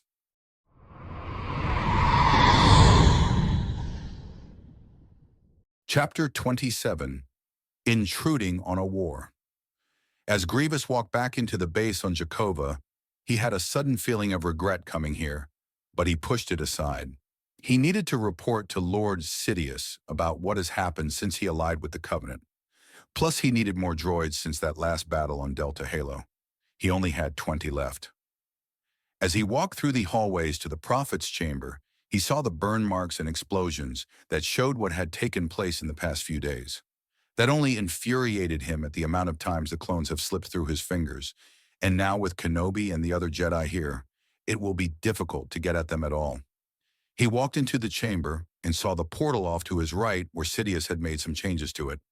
The portal was much larger, as it would be difficult to have 100-plus droids walking in through the small opening it had before. And also, he had enabled it so beings without shields could pass through, which Grievous wished he hadn't, as maybe the Jedi would have died when they walked through it. He was about to activate his holoprojector and contact Sidious when he noticed a sound. It was a heavy mechanical breathing, and it made him furious. "I do not need your help," Grievous said fiercely, looking towards the sound. "It seems to me like you do," a voice in the shadows replied, and the figure walked forward. He had black body armor on, with a black cape and mask, all sealed to help him breathe. "Lord Sidious sent me to help you." "Oh, really?" said Grievous. "What was your name again?" "Darth Vader," he replied, "but I am someone you used to know all too well." "I'm sure," said Grievous dismissively, continuing to activate the projector. Vader walked over to him and said, "You're a bit shorter than I expected." It took Grievous a moment to register what he meant, and when he did, his eyes widened in surprise to stare at him. "Skywalker? The puny Jedi?" "I once was, but I have come over to the dark side. I am on your side now, General," he snorted. "Oh, goody." "And you don't need to contact Sidious," said Vader. "He says you must concentrate on killing the commandos. I am to take care of the Jedi. 1-on-3? I'm sure you can handle it," Grievous replied sarcastically, putting away the holoprojector. "Do you not remember who destroyed every Jedi in the temple?" he asked. "Yes, all the younglings," Grievous said mockingly. "You couldn't even handle Kenobi, plus these commandos." "And you could," challenged Grievous. Vader remained silent for a moment, then replied, "We must not waste time with this bickering. We have jobs to do." "Sure," said Grievous, following Vader back out of the chamber where the phantom Grievous took here was waiting. "Duck!" yelled Jusik, and all three of them bent down as a flood combat form flew over their heads and with a sickening splat hit the wall behind them. "This is no use. We won't make it to the pods in one piece," said Halsey, who was bleeding from a cut in her arm where a flood had attacked her earlier on. "We need more ammo," said Niner. "I'm almost out. Plus, better weapons." "We need to get to the armory," she replied. "I bet your armor is there too." "Really?" asked Niner, brightening up. "Where is it?" asked Jusik. "Follow me," she replied, turning down the hallway to the right. It seemed more and more flood were appearing, as if the whole ship crew were against them. They sprinted through the hallways, trying to keep ahead of the flood, but no matter what efforts were made, they always caught back up with them. Two ran down the hallway at them, charging as if they didn't care if they died, or didn't even think about it. Niner was able to drop one of them with his battle rifle, while Jusik took the other one out with his lightsaber, 2 slashes, one cutting the head off and the other slicing through the waist. "How much farther?" asked Niner. "I'm almost dry." "Just down this hallway," said Halsey, running ahead towards a door. "Doctor, wait!" yelled Jusik, who ran after her. She almost reached a door when a flood form leaped out in front of her, carrying a pistol. Halsey jolted to a stop and Jusik leaped forward, cutting off its gun hand, but it brought around its whip hand and caught him across the face, creating 4 cuts on his cheek. He staggered to the side and the flood was about to strike again when Niner appeared, grabbed its wrist and held on, shaking with the effort since it was so strong. He brought his battle rifle up to its chest with his left hand, stabbing it with the barrel and fired 3 shots. The flood's chest exploded out backwards, spattering green blood all over the floor and the walls. Niner ripped out the gun where it fell over, not moving. He then turned to see how Jusik was and saw 4 gashes bleeding heavily down his neck where Halsey was helping him up. "Are you all right?" she asked, examining the wounds. "I'll be fine," he said, "but let's hurry up and get to the armory." Niner nodded and picked up the pistol the flood had carried. His rifle was now dry. They walked in, and Niner instantly saw something that made this situation seem possible to get out of. His commando armor. He hurried over to it as Halsey shut the door and locked it. "I think there may be a first aid kit we could use in here." While she went rummaging through some drawers at the end of the room, Jusik went to check any entrances that the flood might be able to use. "I think we're good." He looked over at Niner, who already had half of his armor on. "Wow, you did that fast." "It's been too long without it," he said, grinning, but was cut off when the ship suddenly started moving faster. "What's going on?" asked Jusik. "Oh no," said Halsey, and a moment later they all felt the unmistakable lurch of the ship entering slipspace. "I didn't know Flood could pilot ships," said Niner, looking at Halsey. "I didn't know either," said Halsey, looking bewildered. Jon said they could only operate guns. Well, we have no clue where we're going, so we might as well be ready to abandon ship as soon as we get there. Then we'll have to reach the pods soon, said Yusik. How much farther to those? At the end of the ship, said Halsey, 20 minutes at the most. Anything closer? Asked Niner, who was putting on his chest plate. The Pelicans, maybe, she replied, thinking. We could take one of those, but we'd have to land on that base if we were to survive. How long? Asked Yusik. 10 minutes. Then I say we take those, said Yusik. I agree, said Niner, placing his helmet on. Damn, this feels good. All right, let's hurry up and get some weapon, said Yusik. The shotgun is the best weapon against the flood, said Halsey. But don't forget after we land, we could end up fighting the Covenant. Right, then let's gear up and go, said Niner. The chief led the way through the many corridors of High Charity, trying to keep ahead of the Covenant, but no matter what their efforts, they always seemed to be held up by countless patrols. But the farther they went, the chief started to realize how much Darman had been right about the brutes turning on the elites. He saw brutes and elites fighting, but not only that grunts fighting jackals and drones. Even once they saw a pair of hunters trying to take down a patrol of brutes. This is getting a little out of hand, said Darman, watching a brute and an elite fighting each other with only their hands. Seems we intruded on their own little civil war, said Cal. It'll at least make it easier for us, said the chief. We'll be able to get past unnoticed more often. Let them try to attack us, said Ordo, who now had a normal plasma rifle in one hand and a brute plasma rifle in the other. I'd rather we avoid contact as much as possible, said the chief. Just until we're able to get the index from Truth. The chief noticed that Ordo was about to argue, but then held himself as he knew very little about this enemy they were dealing with. Let's get a move on then, said Cal. The longer we wait, the more chance they're going to notice us slipping through. The chief nodded and moved forward, able to approach the elite from behind and give it a fatal hit to the back of the head, its shields already weakened. Ordo and Darman moved forward to get rid of the brute, who didn't notice them until the chief dispatched the elite. It turned around immediately and swung at Darman, who ducked while Ordo ejected his vibroblade and slashed at the brute, cutting through its jugular vein in its neck where it fell to the ground, grasping its neck. The group moved past, not paying any attention to him as they went through the next door, and the chief stopped abruptly to find that they were outside. Everyone stopped behind him to stare at what he was seeing. What the hell is that? Asked Corin, the Marine from earlier. It's a gravity transport, replied Cortana. Don't worry, it's safe. If the Covenant made it, I wouldn't trust it one bit, muttered one of the Marines. Well, then you better trust an ARI or you have no hope left, said the chief, who ran forward and jumped into the grav transport. As soon as his feet hit it, he felt his body lift and be carried across the opening, landing on the other side. There were some elites waiting for him, along with a few grunts. He gave covering fire to the others as they made their way across, and when they met up with them, they moved forward to take out the elites. The chief fired at a blue elite with his carbine, trying to destroy the shields. The elite was being stubborn, refusing to back down and firing back. Then the chief felt Ordo move around the box they were taking cover behind, stealthily moving behind the elite. The chief saw what he was planning to do and dove from cover, hoping to draw the elite's attention. He was successful as the elite sprang forward, trying to hit him with his plasma rifle over the chief's head.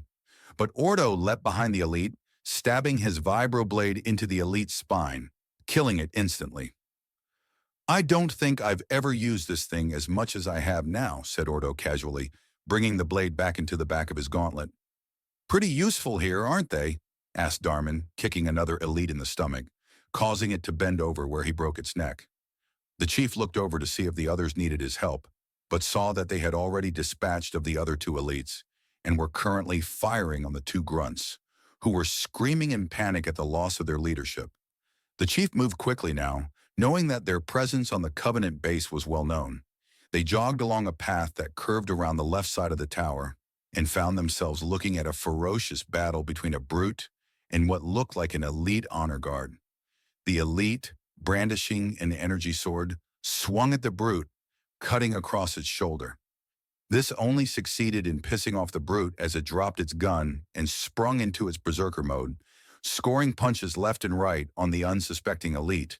In barely any time the elite lay on its back, its purple blood mixing with the water that ran through the middle of the catwalk-type path connecting the two towers. The chief felt an unsuspected pang of pity for the elite, who was now beaten to death, and began to understand what had motivated Darrin to protect the elite. But there was no time to think of that. He moved forward, the others following him into the middle of the catwalk, which had 3 pathways crossing over it, where they led to platforms sticking out of the side. Up ahead there was a brute fighting a small squad of grunts, who to the chief's surprise were putting up a good fight, not even noticing their squad leader had been slain. The chief attacked the first brute, kneeling down and firing his carbine into the brute's head. It fell over, letting out a painful howl. The second brute turned to see what had happened, giving the grunts a chance to unleash a fury of needles at it. They weren't able to get off enough to kill the brute as he turned around and went berserk on them, immediately killing 2 of the 3 grunts. The chief sprinted forward while Ordo raced beside him, both firing their weapons at the brute as the others followed them and gave them covering fire. The brute, wounded but still alive, whirled around and charged straight at the oncoming group. The chief and Ordo dodged to the side, where the brute caught one of the Marines off guard. He smacked him in the side of the head, sending him careening up the side of the edge, falling into the bottomless crevice, the chief only hoping that it ended for the Marine quickly. "No!" shouted Corin as he leapt forward out of pure anger and drew a combat knife from his belt, driving it into the brute's shoulder. Far from killing him, it drove him on as the brute punched Corin in the side of the face, making him fly to the side. By now Cal had come forward to help, firing his plasma rifle point blank at the brute's facing, burning it fiercely. The brute, now blind, yowled in agony before it was put to an end by a headshot from the chief's carbine. The chief, walking over the brute's corpse, approached Corin. "Are you all right?" he asked, meaning it in more ways than one. He had blood coming out of his nose along with a black eye that was filled with sorrow, but replied, "I'm fine." The chief rested his hand on his shoulder for a moment, then continued on, but not before noticing that Cal was looking at him with a new look in his eye, something he couldn't place. But he ignored the feeling and walked by the lone grunt, who was standing beside its 2 fallen brothers. Ordo ejected his vibro blade and moved forward only to be blocked by the chief's hand. "Wait," he said. The grunt looked up at him. "Let him be. He has suffered enough." Without looking back, he walked forward up the left-hand path, heading toward the next battle.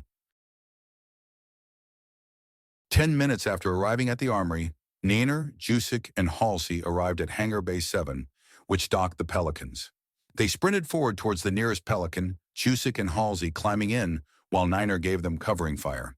The reason being the flood were right on top of them, a never-ending wave as they had raced for the hangar. Nainer brought down 2 of them with his battle rifle, but unlike normal enemies, they didn't dive for cover. They kept coming at him at full speed. He turned to climb into the Pelican while Jusik, in return, gave him covering fire with his newly acquired battle rifle. After hanging around with the commandos on Coruscant, he had learned how to use a gun. As soon as Nainer's feet touched the Pelican floor, the Atero gave a sudden lurch and came out of slip space. He looked forward out of the windshield and saw through the hangar's opening a base of some sort, and he could only guess whose it was. "Oh great, the Covenant!" "Nainer!" said Jusik, calling him back to the battle. He whipped around and noticed the flood were even closer. He brought up his battle rifle and fired alongside Jusik, bringing down flood form after flood form. "Hurry!" called Nainer to the cockpit, where Halsey was busy at the controls. "I have to deactivate the energy shields," she yelled back. "Give me a minute." "We don't have a minute," he replied, seeing that the flood were steadily getting closer and closer. Glancing forward, Nainer saw that they were also getting closer and closer to the Covenant base, almost flying directly over it. "This isn't going to end well." "Slip space rupture," said Cortana from the chief's helmet.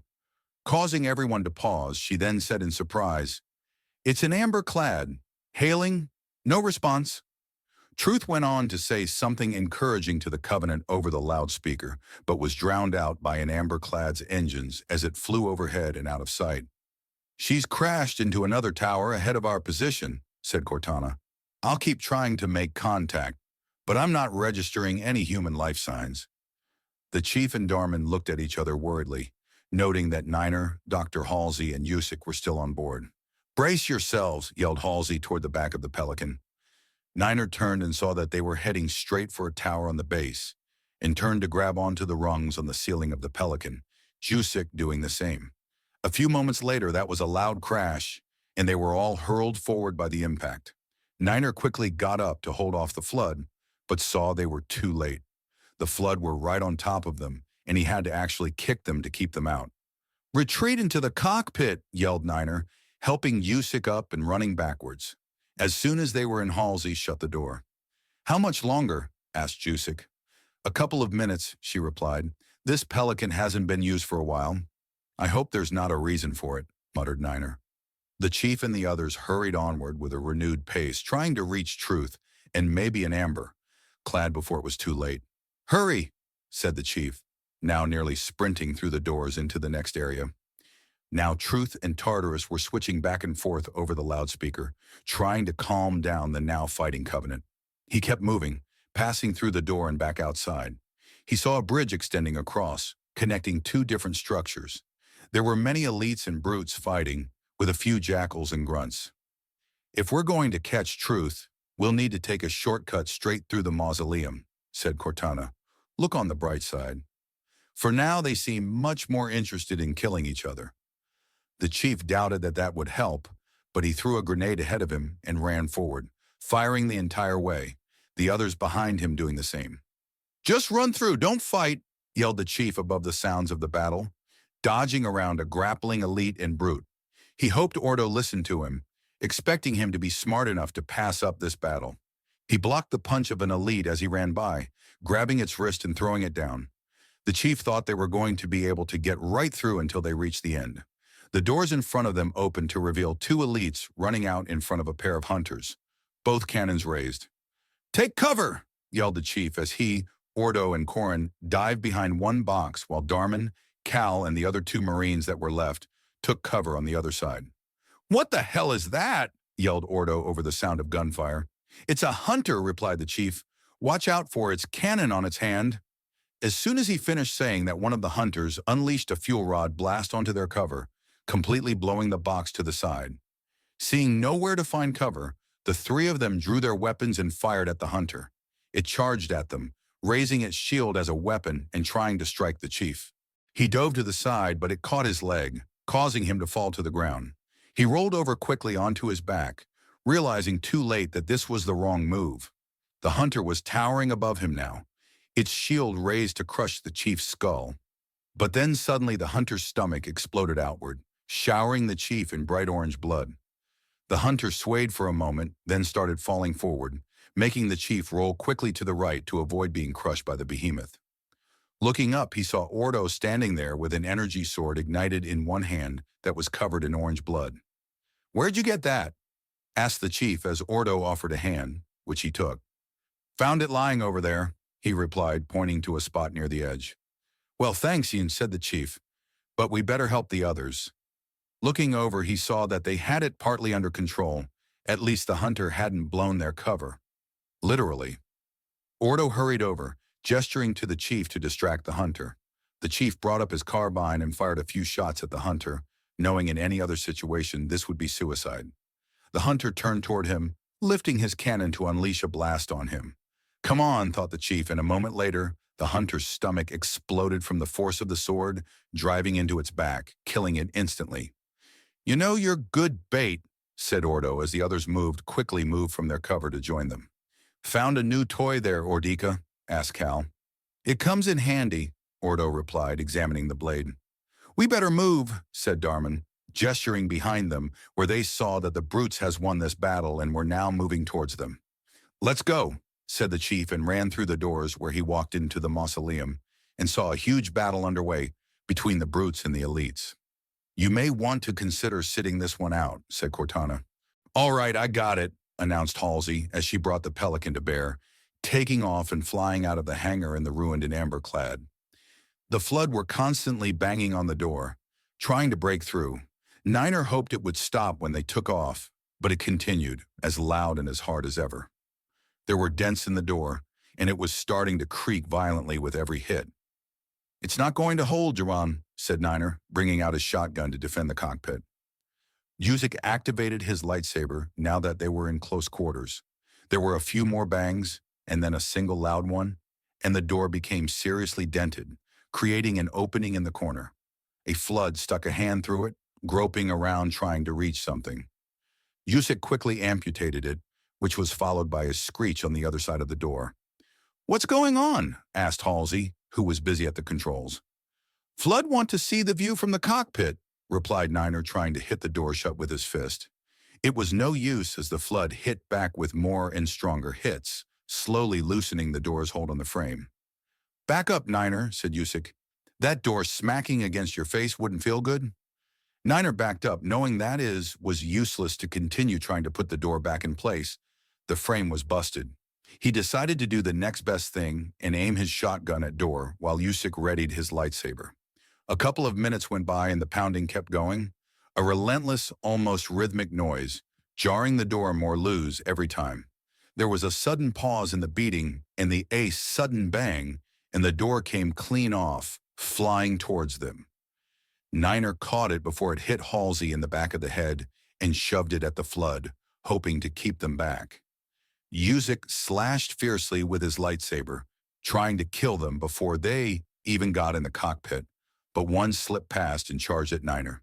It hit him across the shoulder, but with his armor to protect him, he barely felt it as he unleashed a shotgun round.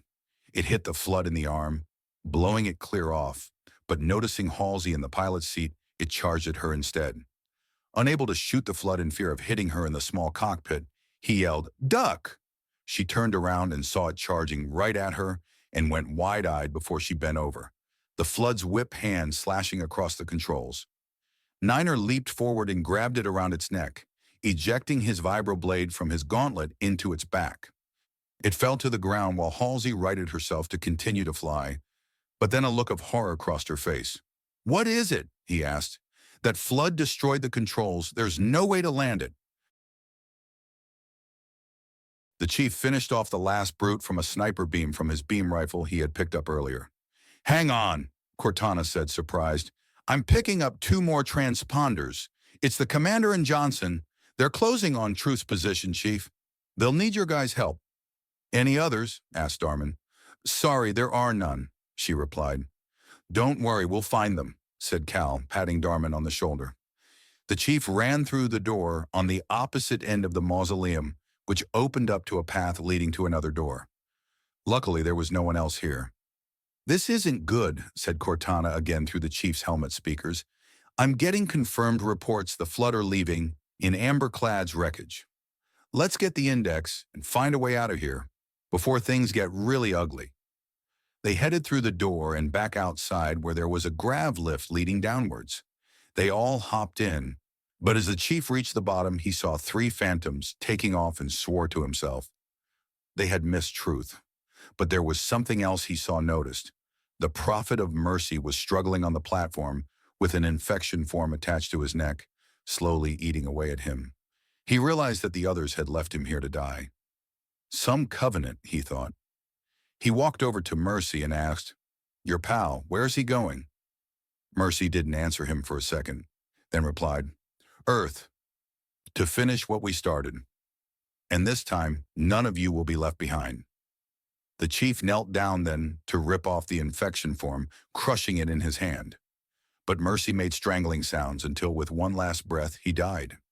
He stayed there for a moment, but then others had gathered around and saw Mercy. "Ugly thing, isn't he?" said Cal. Cortana then appeared on Mercy's throne, and they all looked at her. "That structure in the center of the city. It's a Forerunner ship, and Truth is heading straight for it. If he leads the Covenant fleet to Earth, they won't stand a chance. You have to stop him."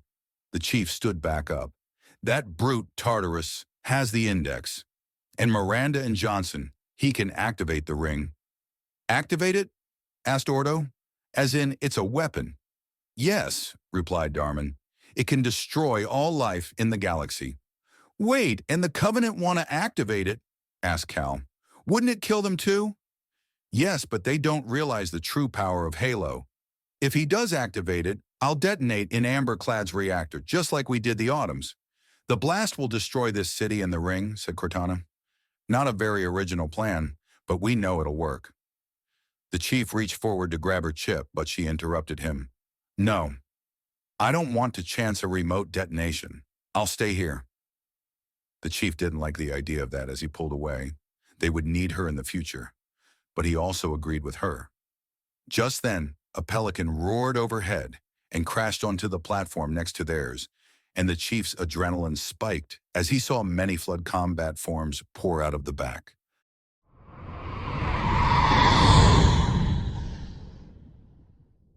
Chapter 28, All That's Left. Fred led the way through Cairo's corridors with Boss right behind him and Will in the back, keeping watch for more Covenant boarding parties. They were getting close now to the bridge, encountering few Covenant since the one large fight to save Breton and his squad. You know, when you said they were overrunning Cairo, said Kelly, I was expecting more than this. I don't know what's going on, said Breton, glancing behind them. Earlier, you could barely enter a room without being ambushed by the Coveys. They may just be regrouping to count casualties, said Fixer, then asked, Wait, do they even do that? Oh, yes, said Will from the back. They're a lot more intelligent than you think. Take cover, Fred yelled suddenly from the front. Boss, looking over Fred's shoulder, saw two blue elites and a red one turning a corner up ahead. They all dove to either side, taking cover behind any boxes and debris they could. The elites continued forward as if they hadn't seen them. We should ambush them, said Fred. Can I trip one? Asked Scorch. I've always wanted to do that. No, leave this to her, said Obi-Wan, gesturing at Etan to get ready. As Boss watched the elites walk by, Obi-Wan and Etan slowly rose into a half-crouched position and crept up on them. When they were close enough, they activated their lightsabers, stabbing the two blue elites through their spines and into their hearts, killing them instantly. The red elite spun around in surprise, only to be decapitated by Etan. Very nice, said Adams. That makes me nervous, said Breton, staring down the corridor. What? Asked Linda. He turned to look at her. It looked like they were coming in the direction from the bridge, and I don't think there's many ways to get to it. They remained silent for a moment, then Boss spoke up. That means they could have already taken the bridge. Fred instantly turned to Kelly. You're the fastest. Get to the bridge quickly and find out. Kelly nodded and took off. Running so fast, her feet made small imprints on the ground, thanks to the weight of the Mjolnir armor. They all quickly followed her, though they would never in a million years be able to keep up with her. She whipped around the corner ahead and out of sight, and they followed her a long moment later. How much longer till we reach the bridge? Asked Boss. Can't be long now, replied Breton. We were already close to it when we were attacked back. His sentence was cut short as they turned another corner and saw the entrance to the bridge. The doors were at the end of the room that they had entered, which was charred black, and there were many plasma burns. Close to the door, knocked unconscious, was Kelly. Wait, said Obi-Wan, grabbing Fred's shoulder as he made to sprint forward. I sense a trap. So do I, Etain seconded. We have to be careful. Boss looked around the edges of the room, scanning for any hostiles, but saw none. I don't see anyone, said Sev, thinking the same thing. Fred held up a closed fist, telling them to be quiet. He then reached down into his ammo pouch and pulled out a plasma grenade. He then pointed to Sev and Will and gestured to the left wall, and then to Linda and Fixer, and gestured to the right wall. He then pointed to the others and gestured to Kelly, and then to the door at the far end, holding up 3 fingers so everyone could see. They nodded in understanding, the 4 he pointed to pulling out grenades. He dropped one finger, then the other, and when he dropped the third one, he yelled, Go! The 5 of them each primed their grenades, throwing to their designated sides, the others sprinting past as they did so. Boss knelt down and grabbed Kelly, draping her across his shoulders, and sprinted to the door. Glancing to the side, he noticed what Fred had saw. 6 Spec Ops elites, 5 in black armor and 1 in white. That would have ended horribly if we ran in, thought Boss. As they reached the door, they saw it was locked, and Boss reached for the panel next to the door. Sir, open up, it's us! Turning back, he saw the others giving them covering fire. As he watched, one of the black elites dared to jump from cover and ignite his energy sword, flying at Adams. Obi-Wan activated his lightsaber to block the sword, causing the elite to stagger backwards. Obi-Wan wasted no time as he jumped forward and plunged his lightsaber into the elite's chest and whipping it out just as fast to deflect the incoming plasma fire. Boss heard a sound behind him and saw that the door had opened. Inside, he saw the control room where there were a few Marines gesturing to them to quickly come in. "Hurry!" yelled Boss as he ran inside and handed Kelly off to Will so he could go back. They mostly pulled away from the fight and were able to make it into the room, but Fred, Scorch, and the Hell Jumpers were pinned at the far end of the room. "We need covering fire," yelled Fred over the blasts.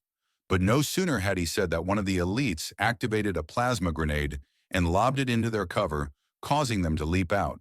Boss then saw in horror that they were out in the open. "Covering fire!" yelled Boss as he brought his battle rifle up and fired along the right side. 7 Adams came up to help, but one elite slipped through looking pissed off and holding a plasma sword, coming right at the others. "Scorch!" yelled Boss to warn him, but he already had it covered, rolling to the side and firing. But nothing was bringing this elite down as he swung again, making Scorch duck to avoid it. Then fast as lightning he grabbed the elite's sword hand, keeping him from swinging, but forcing Scorch to kneel down since he was so strong. Fred saw the fight and ran up, driving the butt of his battle rifle into the back of the elite's head, making him fall over while Scorch kicked him to the side. Fred pulled Scorch up and they made it to the door, but the Hell Jumpers wouldn't move. "Come on!" yelled Boss to them. "Go ahead, sir." "We'll hold them off," said Breton as his squad fired at the elites. Understanding what they were doing, Boss nodded and jumped back saying, "Close the door." A Marine went up to the panel and did so, locking it. Now that they were safe for the moment, everyone sat down for a breather. Lord Hood was in the next room, probably expecting them now. Boss went to talk to Fred, but stopped as a burning pain ripped through his chest, the wound that Grievous gave him. He hadn't felt it during the fight because of the adrenaline coursing through his veins. "Are you okay?" asked Obi-Wan, noticing him grabbing his chest. "Yes, fine, sir," he replied. "Just that wound acting up." "It's Obi-Wan," he said solemnly. "The Republic is no more." Boss raised his head to look at him and was about to say something else when Fred came over. "We need to report to Lord Hood," said Fred. "You sure you're okay?" "I'll be fine," he repeated, and followed Fred and Obi-Wan into the next room, Obi-Wan's words leaving a hollow feeling in his stomach.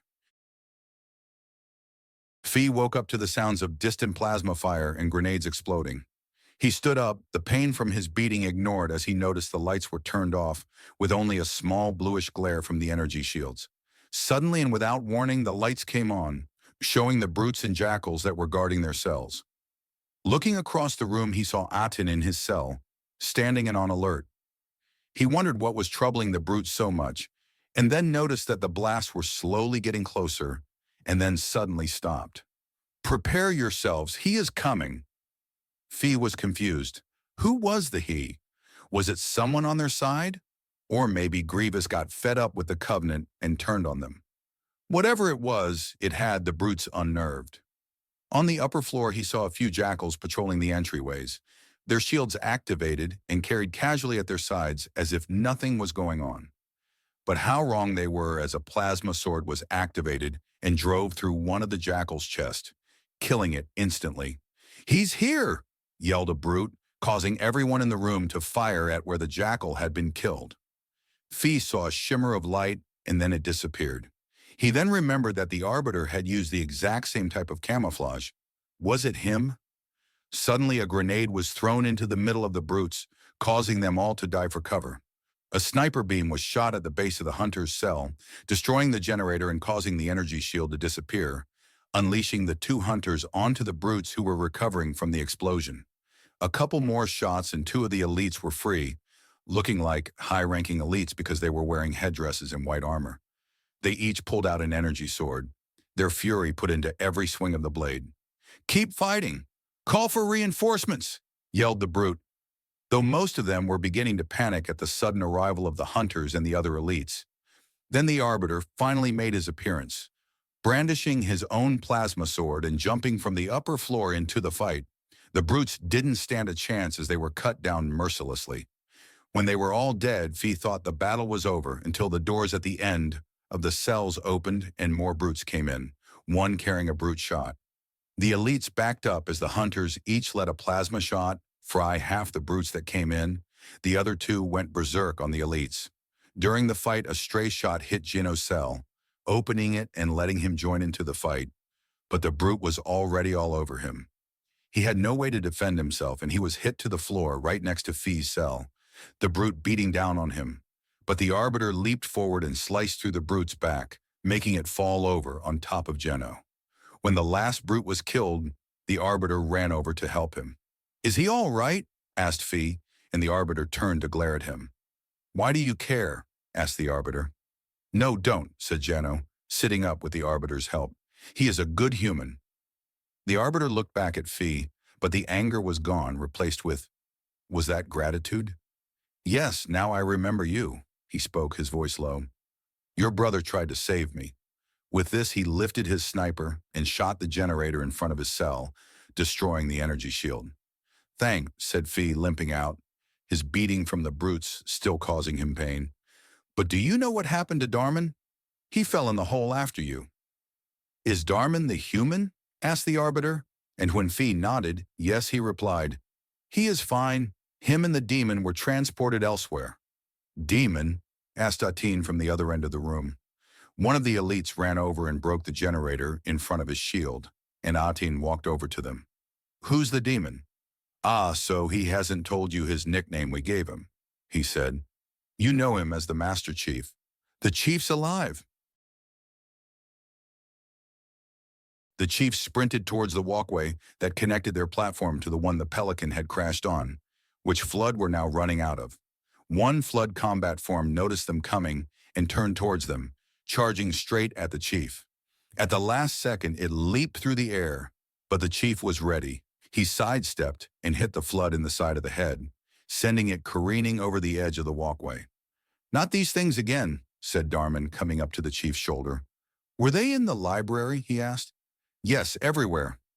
"Figured as much, Wendy Wright," said the Chief, watching as the door opened to let in a small squad of 3 grunts and 2 brutes. "But I don't see how they can fly ships." He ran forward and fired his carbine at the nearest Flood, dropping it in 3 shots.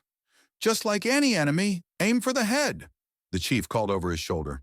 "Don't need to," said Ordo, pulling out his sword he had picked up.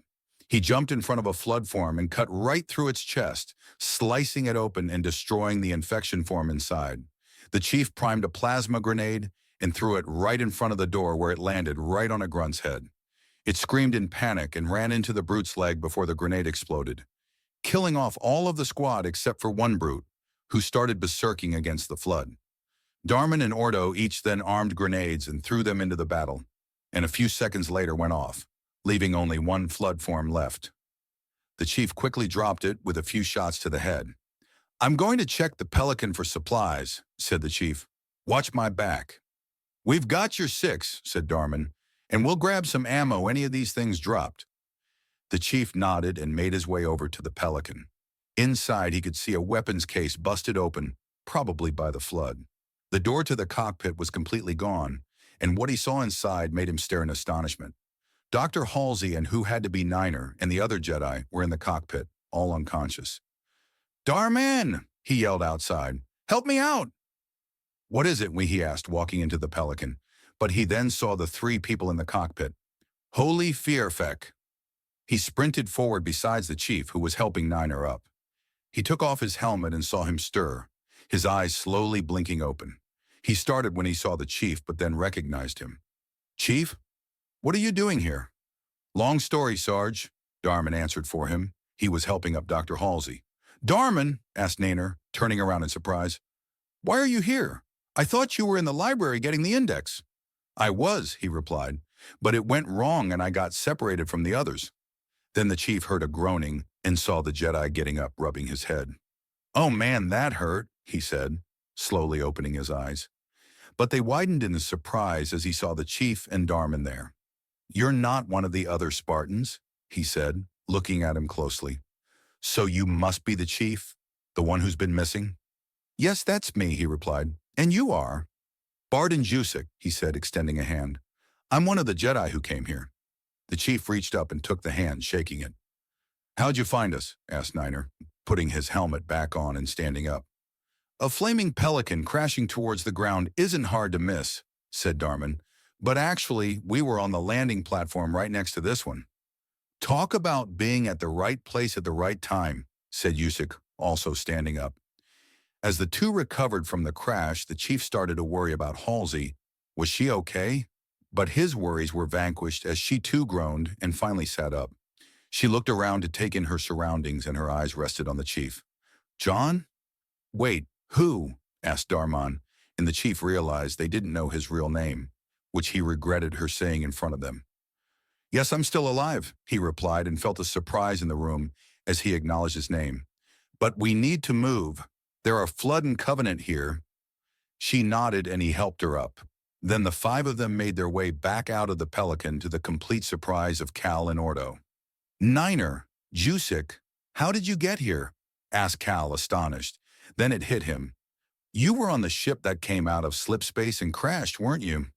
Yeah, but we managed to get the Pelican out right after it did, said Niner. As you can tell, it wasn't the best landing. And not in the best battle attire, said Ordo, eyeing Jusik, who was still shirtless with only brown pants. We didn't have the time to plan out our outfit for the day, said Jusik. Never mind that, said the chief. We just need to get out of here before the Covenant send more patrols searching for us. Hopefully, if we get away fast enough, they'll assume it was just the Flood and the Pelican. Even if we do, it's too late for that, said Darman. They already know we're here. But he does have a point, said Ordo. Let's get the hell out of here. Out of this base completely. We should, said the chief. We have to get back to Earth and defend it from Truth's fleet. There's another fleet? Asked Halsey. Yes, but they haven't left yet, replied Cal, gesturing to the Forerunner ship off in the distance. That could be our way back to Earth, said the chief. We could catch a ride from one of the ships. Then we better get moving before it takes off, said Ordo. Sir, said Boss and Fred, both saluting before Lord Hood. Obi-Wan nodded respectively. At ease, he said without returning the salute. I'm glad you all made it back. Any word on the team that went into the library? None, sir, replied Fred. Did you manage to get our transmission? Yes, he said with a sigh. Yes, it came through about an hour ago. Do you know how we'll repel them?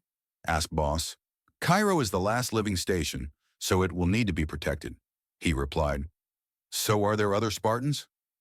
Yes, sir, 3 others besides myself, replied Fred. But unfortunately, the chief is MIA. Hood looked at him intently. What happened to him? We don't know, said Boss. Last we heard from him, he had killed Regret. You can explain later, said Hood, obviously thinking. But we need you to take out a ship that has been dealing a lot of damage to Cairo, and where most of the boarding parties are coming from. Us? Asked Obi-Wan. But what can we do? Board their ship like they have been ours and initiate the self-destruct system. To do that, you'll need a good slicer. Fixer, Boss thought instantly. So we'll be splitting up? Asked Fred. Yes, replied Hood. But after the ship is destroyed, you will go to Earth and defend her from the fleet when it arrives. Yes, sir. Boss felt better now. They had a plan to work with. Then split up your squads and tell me when you're ready, Hood said, turning back to the controls. They walked back out to their squads where they were grouped up. Fortunately, Kelly was conscious again and good to fight. They debriefed them on what was needed to do and how they were going to do it. After we complete our objectives, we return to Earth to hold off the fleet, finished Fred. Any questions? How are we going to split up the squad, asked Adams. We're going to need a good slicer on the ship, said Obi-Wan. There will be codes to break, to open doors, and to activate the self-destruct. That's Fixer, said Scorch, slapping him on the back. Yes, I'll go, Fixer said. I'm good with computers. I'll come too, said Kelly. I may be able to help him with anything he doesn't know, no offense. None taken, he replied. This isn't my universe. And they'll need plenty of cover, said Boss. Sniping cover. I'm sure you're not talking about Linda and I, are you? Said Seb. 'Cause we both know we suck at sniping, she added sarcastically. Ha ha ha, very funny, said Fred. They'll need you. I would go, said Adams. But normal Marines like me don't go well with zero-G atmosphere. Scorch, you can stay here with me, said Boss. Same with you, Will, said Fred. But I'll be going with them. Eaton, you can stay here to give support, said Obi-Wan. I'll go with them as well, but do you have a way to enable me to breath in the atmosphere? We've got special masks that you can use, said Fred. We'll get one for you. Then it's settled, said Boss. Scorch, Will, Adams, Etain, and I will stay here to defend Cairo from boarding parties. Fred, Obi-Wan, Kelly, Sev, Fixer, and Linda are going to board their ship and give 'em hell. Sounds about right, said Will. When are we heading out? Asked Fixer. As soon as we can, said Fred. I'm going to go talk to Lord Hood and ask him for the rest of the details. You guys can rest while you can and gear up on anything you need. I'll come with you, said Boss, making to stand up. No, I'll do it. Go ahead and rest. Boss was about to argue when he saw that Fred wanted to talk to him alone. What about he had no clue, but he understood and nodded, sitting back down. I'll be right back. And with that, he left, walking back through the door they had come from. We have some ammo on the side here, said a Marine, gesturing to a wall where there was an array of boxes, guns, and ammo lying in stacks. Boss walked over to grab some ammo when he saw a Marine sitting on one of the boxes, his face pale and his eyes wide. His tag on his chest read, Private, Scoranty. He looked young, maybe 18 or 19, with short brown hair and eyes. Hey, said Boss, and Scoranty looked up. You feeling all right? Yeah, fine, he replied, looking back down. Doesn't look like it to me, said Boss. It's just, he started, then looked around and asked, You won't tell anyone about this, will you? Especially a guy named Sergeant Avery Johnson. He would skin me alive if he found out I was saying this. Hey, Scoranty, called Adams and walked over. It's been forever. Boss figured they had been in training together since he knew Adams and Johnson had known each other, and Scoranty seemed to know who he was also. Hey, he said, not looking up this time. What's wrong? Asked Adams, noticing his expression. It's nothing, he replied. I'm fine. My ass, you're all right, said Adams, grabbing his shoulder and shaking it. Remember in training? You were the one always cracking the jokes. His voice trailed off, then he continued in a quieter voice. I realized we're all going to die. The Covenant will blow up Cairo and their fleet will move in and glass Earth. I overheard them over there about the other fleet making its way here, it being larger than the one that attacked Reach. Reach fell, and that was a military base. Earth is just a civilian planet with barely any defense. He looked up, the fear apparent in his eyes. We're all dead, Eddie, and I don't want to die. Boss and Adams just stood there in silent shock, not expecting him to say that. But Boss quickly overcame it. He had to stay calm for the sake of Scoranty and even Adams, who may think the same thing. He took off his helmet, showing the horrible scar down his cheek from the force lightning. He knelt down beside Scoranty and rested a hand on his shoulder and stared right into his eyes. You're not the only one who feels that way. No one actually wants to die. Everyone fears the end, but what you need to do is to fight it. Fight for life. You can't sit here and wait for it. You have to get ready to do what you planned on doing when you first enlisted, protect Earth, and to make those Covenant bastards crawl back to where they came from. It's not over, not by a long shot. We're all prepared to put out lives on the line to keep Earth safe and to protect her with all we've got. Are you ready to do the same? Scoranty sat there silently for a moment, his eyes not focused, as if he were thinking. A moment later, his eyes hardened, and he sat up straight and said fiercely, I'm ready. I'm ready to give these Covenant bastards what they deserve for starting this war.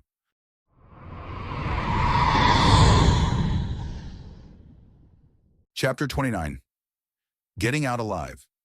After finishing his talk with Scoranty, Boss walked over to the crates with weapons and grabbed some battle rifle ammo. Along with that, he grabbed a shotgun, knowing there would be small areas to fight in aboard Cairo. See, I told you the shotgun would be useful, said Adams, seeing him grab it. When did you say that? Asked Boss. Wait, maybe I said that to Johnson, he said, thinking to himself. But it's a good weapon. Grinning, he walked back to the group and Boss chuckled to himself. He followed him back over and saw Linda fitting Obi-Wan with a black mask, which he figured was the one that allowed him to breathe in the zero-G atmosphere. It fit over his nose and mouth, the strap going behind his head with a small tank attached to his back, which almost looked like a jetpack, yet filled with oxygen. Fit well? Asked Linda. It's good, thank you, he said, pulling off the mask. Should last you the limited time that you'll be transferring between ships, she said. Let us hope, he replied. Boss sat down on a box in between Attain and Will and took off his helmet to get some air. He thought about the mission ahead, one group going aboard the Covenant ship and his staying here to defend Cairo. According to the Marines in the room, the boarding parties had been relentless, but from the looks of it, there weren't that many. Were they regrouping like Fixer said? Hello, said Get, waving his hand in front of Boss's face, causing him to snap out of his thoughts. What's on your mind? Just the mission ahead, he replied, looking up at Get's visor, which had a yellow stripe down its front. Nothing too big. What I've been starting to think about, said Attain, is the others. They haven't checked in after that last transmission, and we can't get a hold of them. Something must be wrong. Could just be in a place with no transmission, said Kelly, shrugging her shoulders. Whatever it is, we mustn't worry too much, said Obi-Wan, walking over to stand beside Get. I'm sure they'll be fine, but we must concentrate on what's in front of us. Speaking of which, said Linda, do you want a gun, Obi-Wan? I could get one for you. He shook his head. Guns are not my type of weapon. I put my trust in my lightsaber.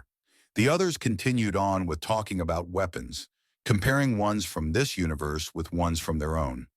He just sat back and listened, not wanting to join in. What Kelly had said about them not having transmission he didn't believe. It had nearly been a day since they left, 10 hours since the last transmission. He knew they were in some sort of trouble, but whether they would get out of it or not wasn't up to them. They were too far away to help.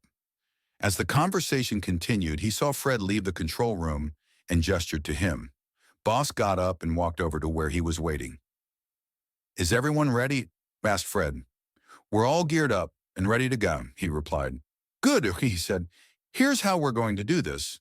My group will take the Atro as close as we can to the Covenant cruiser. From there, we'll take a Pelican, covered by 2 longswords, to the cruiser. The longswords will blast open a hole on the side where the Pelican will drop us off. What are longswords? Asked Boss. Just fighter ship, said Fred. Have any of those? Yes, he said, thinking of the AR C-170.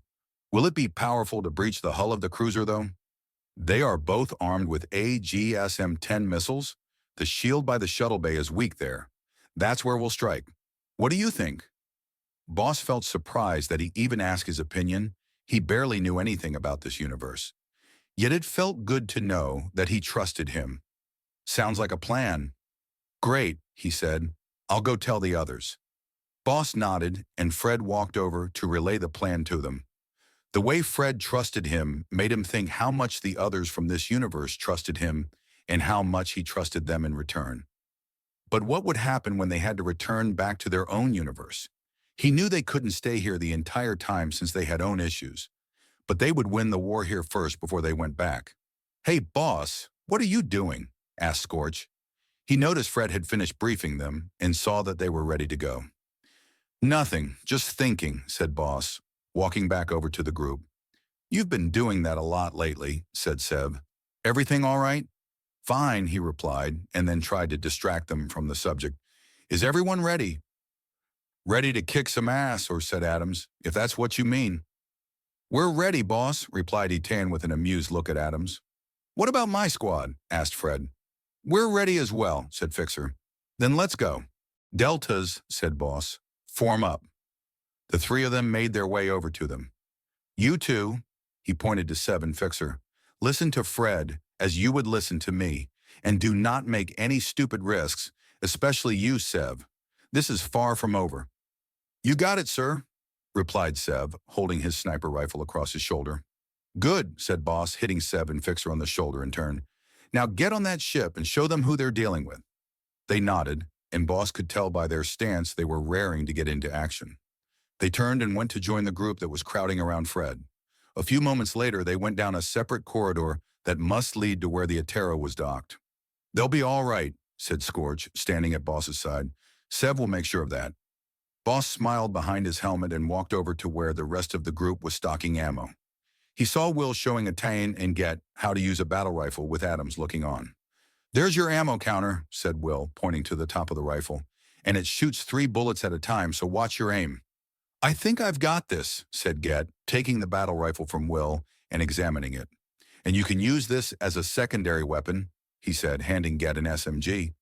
He was about to give Eaton one, but she stopped him. If it resorts to that, I'll use my lightsaber. Everyone get ready, said Boss, sitting down next to Adams. We leave in 10 minutes. They nodded in response and Will went on, describing the SMG to Get. Boss looked over at Adams and saw him focused on Scarenti, who was over at the ammo crates organizing a few battle rifles. Don't worry about him, said Boss, causing him to turn around. He'll be fine. It's hard not to, said Adams, looking down. He used to be the jokester, the guy who would break the ice before a training exercise and keep our spirits high. But the war has made him more serious than ever. The fighting can do that, said Boss. I've seen it happen before with clone troopers. Clone troopers? Troops who were cloned and trained to fight since birth? I'm one myself, except I had different training since I'm a commando. Yet no matter how much they're trained, some are not always ready. When you came here, said Adams, were you fighting a war? The chief mentioned it. Yes, we were, he replied. But I don't think it's still going since Obi-Wan, Etienne, and Yusik are here. They were all generals. Adams nodded and stayed silent for a moment, then asked quietly, Did you know what you were fighting for? Boss remained silent. He hadn't been expecting this question. Before he had thought he had been protecting the Republic and upholding its rights. But now that he had figured it was the corrupt government it was, he didn't know. I thought I knew, Boss replied finally, but now I don't know anymore. You had been fighting for the Republic and the Jedi, who wanted peace in the galaxy and still do. Etienne, who must have heard the conversation, stood by him. Only the Republic is gone, so it's up to the rebellion to overthrow the new empire. Rebellion? Asked Boss. I'll explain at a later time, but not here, she said. We should go now. Boss nodded and stood up, Adams following him. It's time we headed out. Yes, he still lives, replied the Arbiter. Why you care about the demon, I do not know. The same reason why you care about Geno, said Atten. The Arbiter thought about it for a bit, then said, Good answer, human. Fee shook his head. The way the Arbiter kept switching from hostile to friendly confused him. Maybe he was just trying to grasp the concept that they had to work with him and Atten to get this done. Not to interfere, sir, said one of the elites in the headdress, but we should keep moving before they call for reinforcements. You're right, let's go, said the Arbiter, helping Jono up. He then pointed to the two hunters and then to the door where the two took point position. Next came the elites, the Arbiter, and Fee and Aten taking the rear. As they moved, Fee's injury started acting up on him, and he began limping. Aten noticed it too. You sure you're okay? I'm fine, he replied. Aten was worried about him getting hit by Tartarus's hammer and then being beaten to near unconsciousness by the brutes. But commandos were meant to take a beating, and he pushed on, ignoring the pain from his bruises and the few broken ribs. The hallways they were walking through were large enough to fit two hunters walking side by side as they headed through the next door and outside onto a landing platform. On the platform there were a few brutes keeping guard while standing next to the platform. Many stories high was a huge tank. The tank there, said Geno, standing beside Fee, is a scarab. He then remembered Delta Squad telling them about it and how it had shot down both bosses and the chief's pelicans while flying down to Earth. Suddenly, the elites and hunters fell on the brutes viciously, showing no mercy as one elite slashed his plasma sword through a brute's stomach, while both hunters fired their fuel rod cannons at a single brute. Go, go, go, yelled a familiar voice, and Fee turned to look and saw none other than Sergeant Johnson climbing up onto the scarab. He looked around for anyone else and saw two Marines he didn't recognize trying to hold their own against the last brute, which had already begun to go berserk. Swinging its fist, it hit the first Marine in the side of the head, sending it flying like a rag doll. He was about to hit the other Marine when Fee sprinted forward, ignoring his injuries, and leapt on the brute's back. Quickly, before he could be thrown off, he ejected his vibroblade and stabbed in the back of the neck and through his spine, killing him instantly. He rolled off the brute's corpse as it hit the ground and jumped to his feet. Looking around, he saw that all the brutes had been killed and the Arbiter was approaching the scarab. Listen, Johnson started, you don't like me, and I sure as hell don't like you. But if we don't do something, Mr. Mohawk's gonna activate this ring, and we're all gonna die. Tartarus has locked himself inside the control room, the Arbiter pointed out. Well, I just happen to have a key, he replied, activating the scarab so its gun opened up wide. Come on, grab me a banshee and give me cover. He's gonna know we're coming. The Arbiter nodded and walked away and conversed quietly with Jenno and Atin. Fee had no clue what they were talking about and was about to make his way over there when Atin approached him. Fee, you should go with Johnson. Where are you going? He asked. With the Arbiter, he replied simply, gesturing over his shoulder at the two banshees that were now making their way in. Fee was about to ask him how he was going to fly it when he didn't know how, but saw that the Arbiter was waiting for him. He was most likely going to teach him. Fee, hop on, said Johnson. I'm not waiting all day. He was about to argue but squelched it. What was the point? He walked forward and jumped onto the leg, hoisting himself up onto the main floor of the scarab. He looked around and saw an opening inside the overhang with a downward slope. He walked down in and turned to see Johnson at the controls, peering out of a camera which showed the outside. There were many other buttons and displays which he didn't understand, and all gave off a small purple glow. Welcome to the party, he said, glancing up at Fee. How do you know how to work this thing, he asked, looking around. Marine training. First learned how when we figured out they had these things, as with most Covey vehicles. It helps a lot. And what's the plan exactly, he asked. To sum it up, we take the scarab and unlock the door very violently for them to enter. We come in afterwards, save the girl, and prevent Mr. Mohawk from activating the ring. Fee looked out through the camera and saw a few wraiths on the ground coming forward toward them, with Atin and the Arbiter's banshees meeting them head-on. Sounds simple enough. The sound in the room was deafening as the chief and the others made their way across the catwalk that was stretched across the water. Above them, the flood had grouped up on the above catwalk, firing down on them, and some even trying to leap on top of them. The chief lead the way with Ordo in rear, and Darman, Niner, and Jusik making a circle around Dr. Halsey, Cal, and the two Marines who were the most vulnerable to the small infection forms. Everyone was on the outside were firing every which way, Jusik blocking incoming plasma shots. The chief fired his battle rifle which he had found on the Pelican until it clicked, showing the clip was dry. He quickly ejected it and replaced it with a fresh clip, but he saw that after this one, he only had one left. He did have his shotgun which he had found alongside the battle rifle, but it wasn't as effective at long range. We have to get through this place, yelled Niner, and fast. Our ammo won't last much longer. It might settle down once we get out of this room, said the chief, quickly throwing a grenade and killing 3 combat forms coming at them. He then surged forward, knocking 2 more combat forms into the water.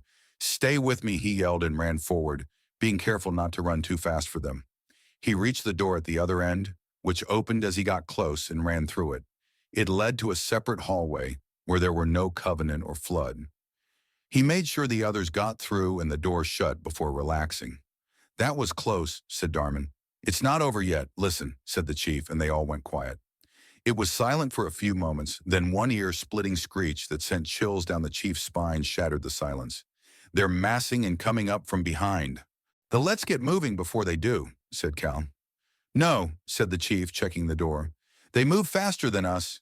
They'll be all over us in a few minutes. He paused for a moment, then he said, I'll stay behind and hold them off. No, said Darman immediately, almost as if he knew what the chief was going to say. There's no way after all this we're leaving you behind. I'll catch up with you, he replied simply. We'll stay with you too, said Corin, glancing at the other Marine who was standing at his shoulder. He was about to refuse when he thought the others could move quicker through the base if they had less people, and also he would need the support. Okay, and no Darman, said the chief, cutting off Darman before he could volunteer to stay behind as well. You'll need to stay with the others and get to the Forerunner ship. When you get there, tell me, and we'll make our way to you. Darman hesitated a moment, then Niner spoke up. Don't worry, Dar. From what I've seen, the chief can take care of himself. The chief nodded his thanks to him right before Dr. Halsey said, Good luck, John. Though he hated the use of his name, he did nod thanks to her as well, and then said, Go now. It won't be much longer. Cortana will give you directions to the ship. Come on, boy, said Cal, taking command of the group, but then said respectfully to Halsey, and girl. The chief knew they would make it now, with Cortana to help them and a formidable fighting group to help out Dr. Halsey. He then turned to Corin and the other Marine, who were standing there with grim but determined looks on their face. "Marine, what's your name?" asked the chief. "Private Sean Fezier, sir," he said. Only a private. That wasn't good. But then again, Adams was only a private, and he had proved himself time and again. "Corin and Fezier, position yourselves on the left side of the door. When the flood come through, toss a few grenades to slow them down, and then open up and take as many of the bastards out as you can." "Yes, sir," they replied and jogged over to the platform that was beside the door, bringing them a good 2 feet above the ground, an elevated advantage. As the chief made his way to the right side, he heard Cortana come in over his helmet, calm. "You do know what you're doing, right?" "Yes." "And you do know the odds of you being killed is very high." "Yes, I am well aware of that, but I needed to buy the others time." "Also, you do know that the Marines, lacking the Mjolnir armor you have been condemned to death?" The chief was quiet for a few moments, then replied, "Yes, I do. They chose this fate, and I wouldn't deny them of it when they want to die fighting." It was Cortana's turn to remain silent. Then she said, "Chief, be careful. I'll see you at the Forerunner ship." She then shut the comm link off, severing their connection, which got the chief thinking. Had I really condemned these Marines by taking them? And will I even make it through this? But there wasn't time to think much longer about it as the screeches on the other side became more frequent, and suddenly and without warning, they burst through the door. The chief then stared in horror as he saw the first 4 flood forms carrying rocket launchers.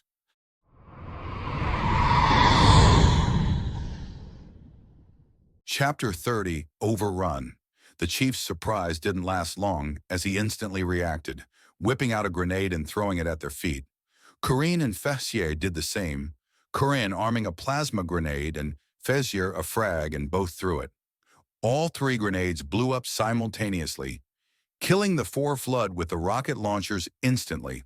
The chief looked to where the rockets landed and saw the nearest one was down on the ground. "Cover me!" he yelled and leaped down, sprinting as he hit the ground toward the rockets. He saw his shield drop a quarter as he took some fire, but most of the flood were being kept at bay by the 2 Marines. He reached down and grabbed the rocket launcher and hoisted it on his shoulder, aiming towards the door.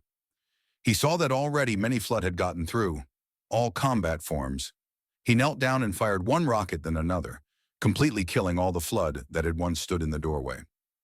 "Nice shooting, Chief," called Corin, shooting any flood that walked through the door. The chief thought they had it under control until a screech echoed around the room, and at least 100 flood of all forms came running through. The chief reloaded quickly and fired the last 2 rockets, but it seemed to do nothing to slow them down as more and more poured through.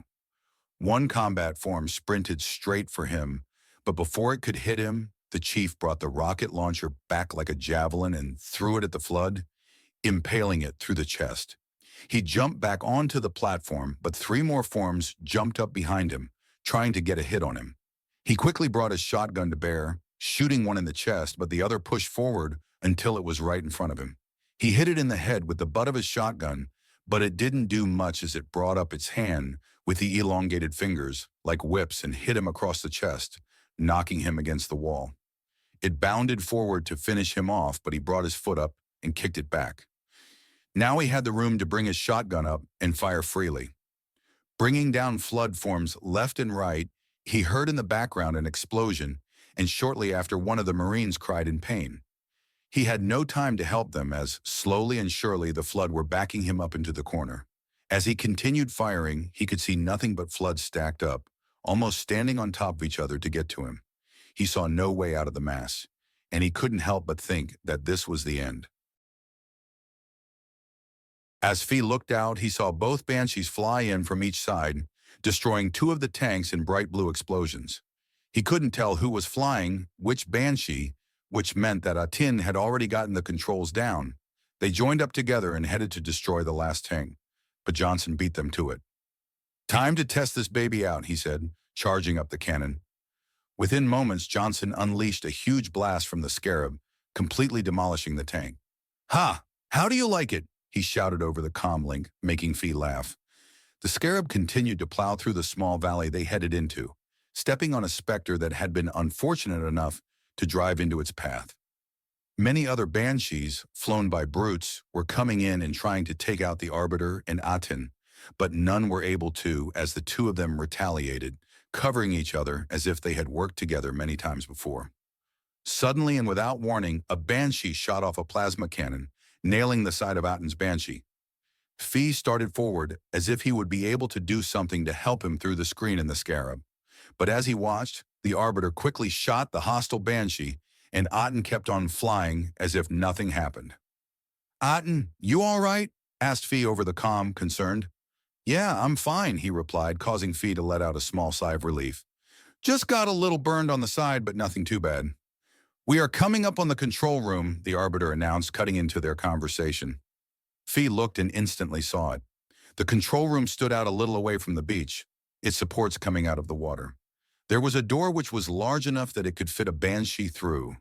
Through it was tightly sealed, and he remembered how the Arbiter had said Tartarus locked it.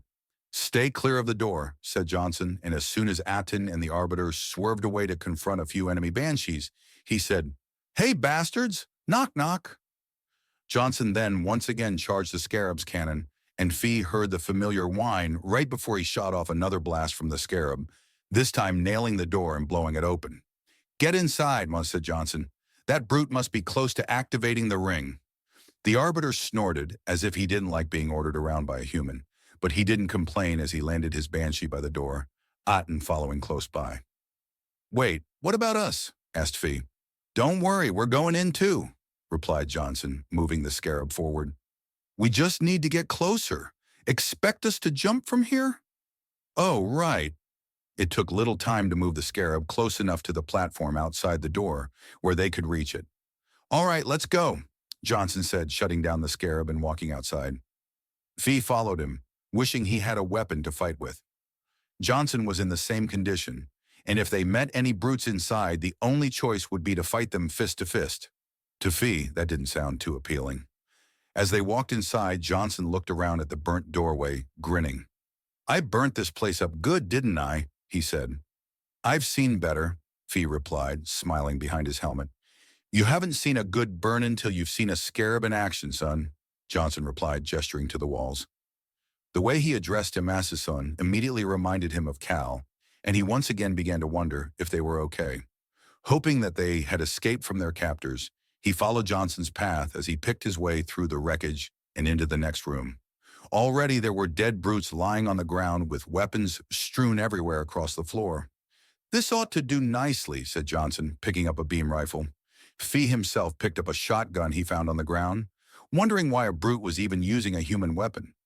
He also found a carbine to use for backup. "I think we're ready," Johnson said, giving Fee a questioning look. When Fee nodded, he headed down the large hallway at the far end of the room. In the distance, he could hear someone talking, and as they got closer, he could make out the words. "Things about Halo, even the hierarchs do not understand." Fee recognized the Arbiter's voice, and then heard Tartarus reply. "Take care, Arbiter. What you say is heresy." "Is it?"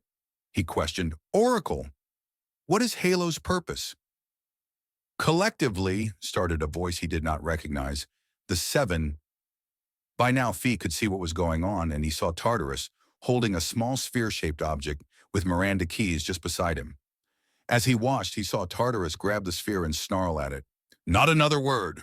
Johnson quickly stepped down and stood back away, right behind the Arbiter and Aten, his Covenant sniper aimed at Tartarus.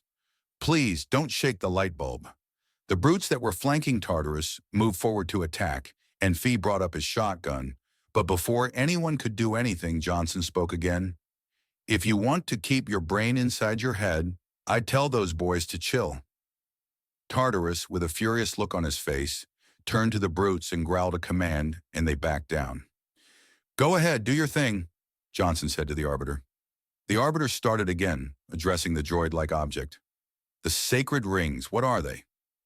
"Weapons of last resort, built by the Forerunners to eliminate potential flood hosts, thereby rendering the parasite harmless."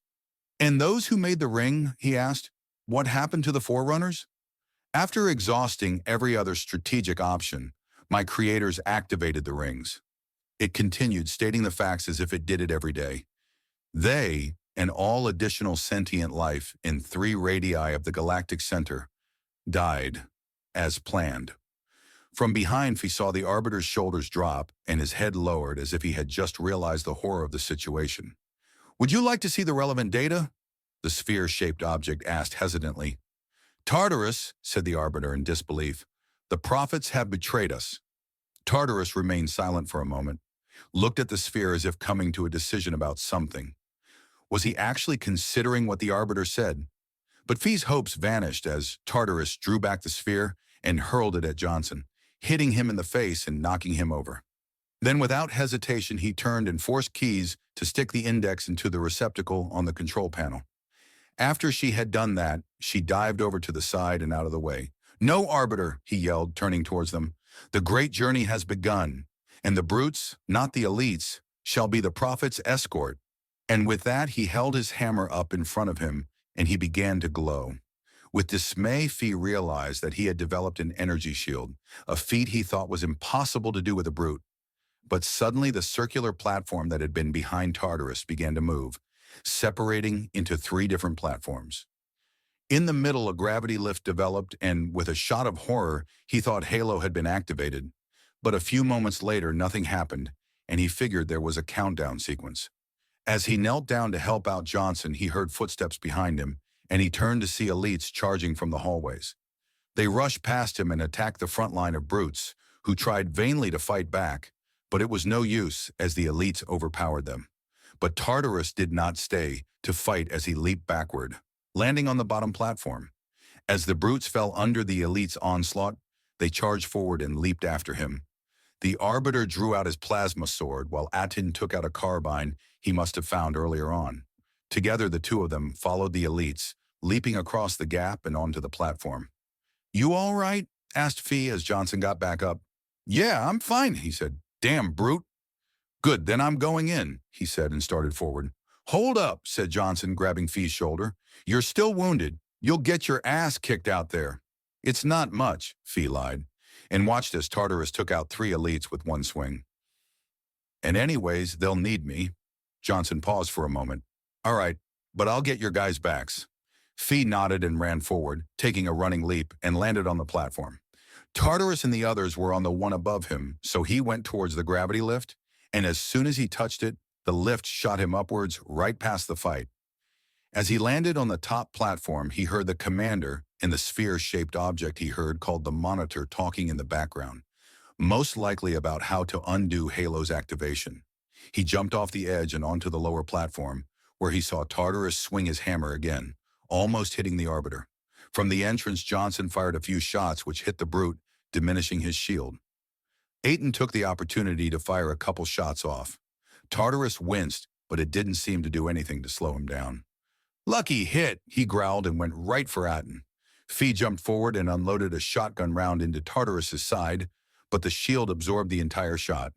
He whipped his hammer around in retaliation, forcing Fee to roll under it and to the side. Knowing they weren't getting anywhere with this, he started thinking. He soon came up with a plan. "Atin, Arbiter," he said over their private comm, "lead him towards Johnson." Fee saw them nod in acknowledgement, and Atin fired a few shots to distract him. Tartarus went towards him, but Fee was there, firing his shotgun to lead him in a different direction, but still towards Johnson. "Johnson, get ready," said Fee. "Oh, I'm ready," he replied. Fee kept backing up, dodging Tartarus's hammer, until he felt his back hit something, and he turned around to find a small wall. Tartarus wasted no time swinging his hammer at the cornered commando, but Fee quickly scrambled over the wall to avoid most of the damage, but the shockwave itself sent him flying right next to the edge. If he had not stopped, there would be no surviving the fall. He got to his feet only to see Tartarus right in front of him, holding the hammer right above his head. "No escaping now," he snarled and began to bring the hammer down. But Johnson had been prepared for this and shot him with the sniper once again, bringing his shields down. The Arbiter took advantage of his weakened state and stabbed Tartarus through the center of his back with his energy sword. Fee saw the tip of the blade stick out through his chest and spots of dark blood dotted his armor. Tartarus's face froze in one of surprise and he fell forward, knocking Fee backward, and they both fell. Ordo now lead the way as they jogged through the almost deserted hallways. They had only met a couple brutes and an elite on the way, but no flood. They hadn't made it this far yet. "Cortana, which way?" asked Ordo as they came to a fork. "Head left," she said over the speaker. "There you'll come to an elevator that will take you to the Prophet's chamber. Head through the biggest door, then through the unlocked door. I'll give you more directions once you reach that point." "Okay," he said, then turned to the others. "Follow me and stay close. We're going to be moving quickly." He picked up the pace, almost running at a sprint. They went through the door where there was a small platform with a pedestal in the middle. He walked up to it and saw what looked like a button. "Is everyone on?" he asked. Darrin took a look around. "Yep, that's everyone." Ordo then reached forward and pressed the button. The platform started vibrating and moved upward at a crawling pace. It took a minute to get to the top where they all got back off again. It was dark, and Ordo turned on his night vision, his world turning to shades of white and black. He looked around and noticed that they had reached the Prophet's chamber, and he searched for the big door Cortana had mentioned. He saw it in a few moments. It was hard to miss, standing many feet tall at the opposite end of the room. He started walking forward when 3 brutes jumped out of the crevices on each side. 2 of them armed with brute plasma rifles, and the one in the middle carried a brute shot. "Look out!" yelled Ordo, who immediately stepped in front of Dr. Halsey. Niner stepped forward to stand beside him, his battle rifle out and firing at the brute in the middle. Ordo joined him, and together they brought the brute down. Though before he died, he managed to get a shot off. The grenade landed in front of the 2 of them, but it did nothing against their armor. The other 2 brutes froze for a second, surprised at the sudden retaliation. But Ordo wasted no time as he switched his aim to the brute on the left. He fired a few shots and they all hit, causing the brute to roar in pain and jump down into the crevice with the other one following closely. Ordo looked around for the brutes, his battle rifle held against his shoulder. He couldn't see them, but he knew they were still here. Sure enough, a few moments later, the brute emerged from the shadows to his left, tackling him and taking him to the ground.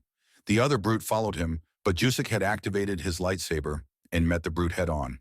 The lightsaber hit its target, stabbing the brute in the shoulder.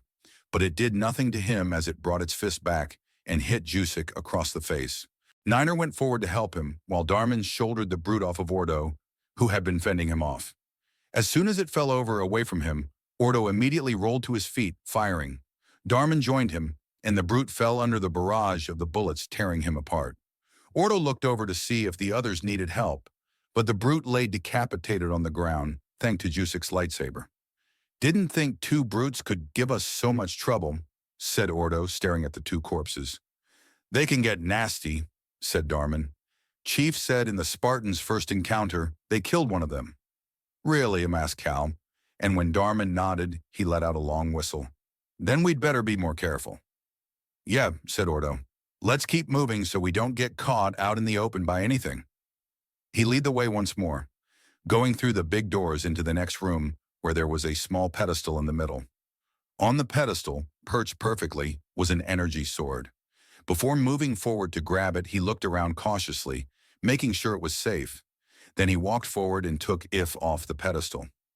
Examining it, he deactivated the sword and put it in his ammo pouch. He turned back to the others and saw Cal raise an eyebrow. "Doesn't hurt to have a backup one," he said simply. He then remembered Cortana's directions and walked through the unlocked door. There was a lift in the room which he took him upwards and outside. Right away he saw brutes and elites fighting each other, one side trying to kill the other. But as he looked out away, he saw the Forerunner ship from earlier, though now it was a lot closer. "Ordo," Cortana spoke up, "see that lift at the opposite end of the platform?" He looked for it and saw it, sticking out over the edge. "Yes. You can take that into the ship's cargo hold. You'll stay hidden there, and the ship will take you directly to Earth." "All right, sounds good," he replied and addressed the others. "We've got a way out of here." "Where?" asked Niner. "The Forerunner ship," he replied, nodding towards it with his head. "We're going to hide out in the cargo hold." "What about the chief?" asked Darrin instantly. "I'll contact him," said Ordo, then thought to himself, if he's still alive. "You guys go ahead, I'll be fine. Just meet Cortana at the pedestal and stay clear of the brutes and elites. Ordo, don't even think of doing anything stupid that'll put you in danger, said Cal, then gestured to the others to follow him. What he had meant Ordo didn't know, but he turned on his comm in between him and the chief. Master Chief, come in, he said. We have made it to the Forerunner ship. It's okay to come forward. He waited a moment for a reply and didn't get one. Chief, do you copy? He waited a full minute and was about to give up when he finally got a reply, yet it was mostly static with words thrown in. Ordo, broke through. Flood everywhere. Out me. Then the comm went dead. Chief, Chief, he yelled, but there was no use. Even with all the static he had gotten the general meaning of the message, the flood had broken through his defense, and he couldn't get out. The last sentence sent chills down his spine. Go without me. He never wanted to hear that from a fellow comrade, but it was the logical thing to do, with the flood coming, and the ship could leave at any minute. He pondered it and thought, since when did he do anything completely safe? And anyways, he knew Darman and Fee had created a bond with the chief during their short time on Halo. Also, Delta Squad had developed a strong bond with him, especially since the chief had put his life on the line for Scorch against Grievous. Cal had predicted this would happen, explaining the last sentence Cal had said to him. But though he didn't know the man well, and he hated upsetting Cal, he came to a decision. He was going back. The chief fired his shotgun over and over, firing one shot, reloading, cocking the shotgun and firing again. It was a never-ending process, and it seemed that the flood were not backing down at all. He hadn't heard anything from the Marines since he heard the explosion, and he knew they were dead, or worse, turned into flood hosts. Master Chief, come in. We have made it to the Forerunner ship. It's okay to come forward. It was Ordo, but he couldn't get out at all. There were too many flood forms about that he could barely move, let alone fire his shotgun. Chief, do you copy? Ordo asked, but the chief couldn't reply. Not yet. He kicked one flood off of him that had been trying to get his helmet off, and then saw a carrier form coming right for him. He shot it immediately, causing it to explode. Many combat forms were caught in the blast, but the chief was too far away to be hit. He then saw an opening and took it, replying to Ordo. Ordo, they broke though. Flood are everywhere and I can't get out. Go without me. He severed the connection between him and Ordo. He hoped that he had got the message and that he listened to him. He went to grab a shotgun shell and saw that there were only 5 left. He had his battle rifle left, but it wouldn't do much and it didn't have much ammo either. He quickly used up the 5 shells, killing 5 flood forms with each shot. But in the limited amount of time that he dropped his spent shotgun and reached for his battle rifle, a flood form leaped on top of him. The chief flung him off, but another one pounced on him right afterward, this time taking him off his feet. With its whipped hand, it tried once again to dislodge his helmet. This time he was successful. His helmet came off, the edge of it hitting him across the nose, causing it to bleed. It flew into the midst of the flood, and the combat form on top of him immediately swung again, creating 3 large slashes across his cheek. He gritted his teeth against the pain and kicked the flood form off of him. He scrambled to his feet and saw that the flood were starting to move on, but there were still many there as one swung its hand at the chief. The chief ducked under its hand and punched it across the face, making it fall over. As he backed up, he looked around for a place to get away and saw a ledge a few feet above his head. He jumped up and grabbed the edge, pulling himself up. There was just enough room to kneel down without his head hitting the ceiling. Looking down, he saw the flood looking for him. He thought they wouldn't find him when one of them unexpectedly jumped up, taking a slash at him. The chief brought his foot forward and kicked it down. He had a feeling that this would last a long time, but maybe, just maybe, he had a chance of getting out of here. As Ordo walked back into the prophet's chamber, he heard the elevator on the opposite end go down. Uh-oh, he thought and ran into the shadows. He crept forward until he was by the elevator, though out of sight of whatever was coming up. He waited for a couple minutes, and a moment before it reached the top, he guessed what was going to be there. Sure enough, 6 flood combat forms leaped off before the elevator even reached the top and headed straight for the door he had just come through. He ran forward to the elevator when they were out of sight and hit the button in the middle, and the elevator started heading down. When he was close to the bottom, he got his battle rifle ready, but when the elevator stopped, nothing was there. But he knew better as he heard shrieks and growls from the other side of the door. He stepped forward and the door opened automatically, showing 4 combat forms and a carrier form. He instantly reacted, firing his rifle at the carrier form that caused an explosion that took 2 of the combat forms. He shot the other 2 in the chest, seeing that it was more effective than shooting them in the head. 3 infection forms had come out of the carrier, but he stepped on 2 of them and grabbed the last one, crushing it in his hand. He walked through the corridor to the next door, which led to the next room. The room that the chief had last been. The chief continued to kick down the combat forms as they leaped up, knocking them back down again. They kept snarling in frustration every time they fell, only to leap back up. It became almost routine. But as he kept kicking them down, he didn't notice the small infection form on the ceiling right behind him. He didn't notice it until it dropped onto his back, sliced open the back of his neck, and entered his nervous system. He didn't notice it until it was too late.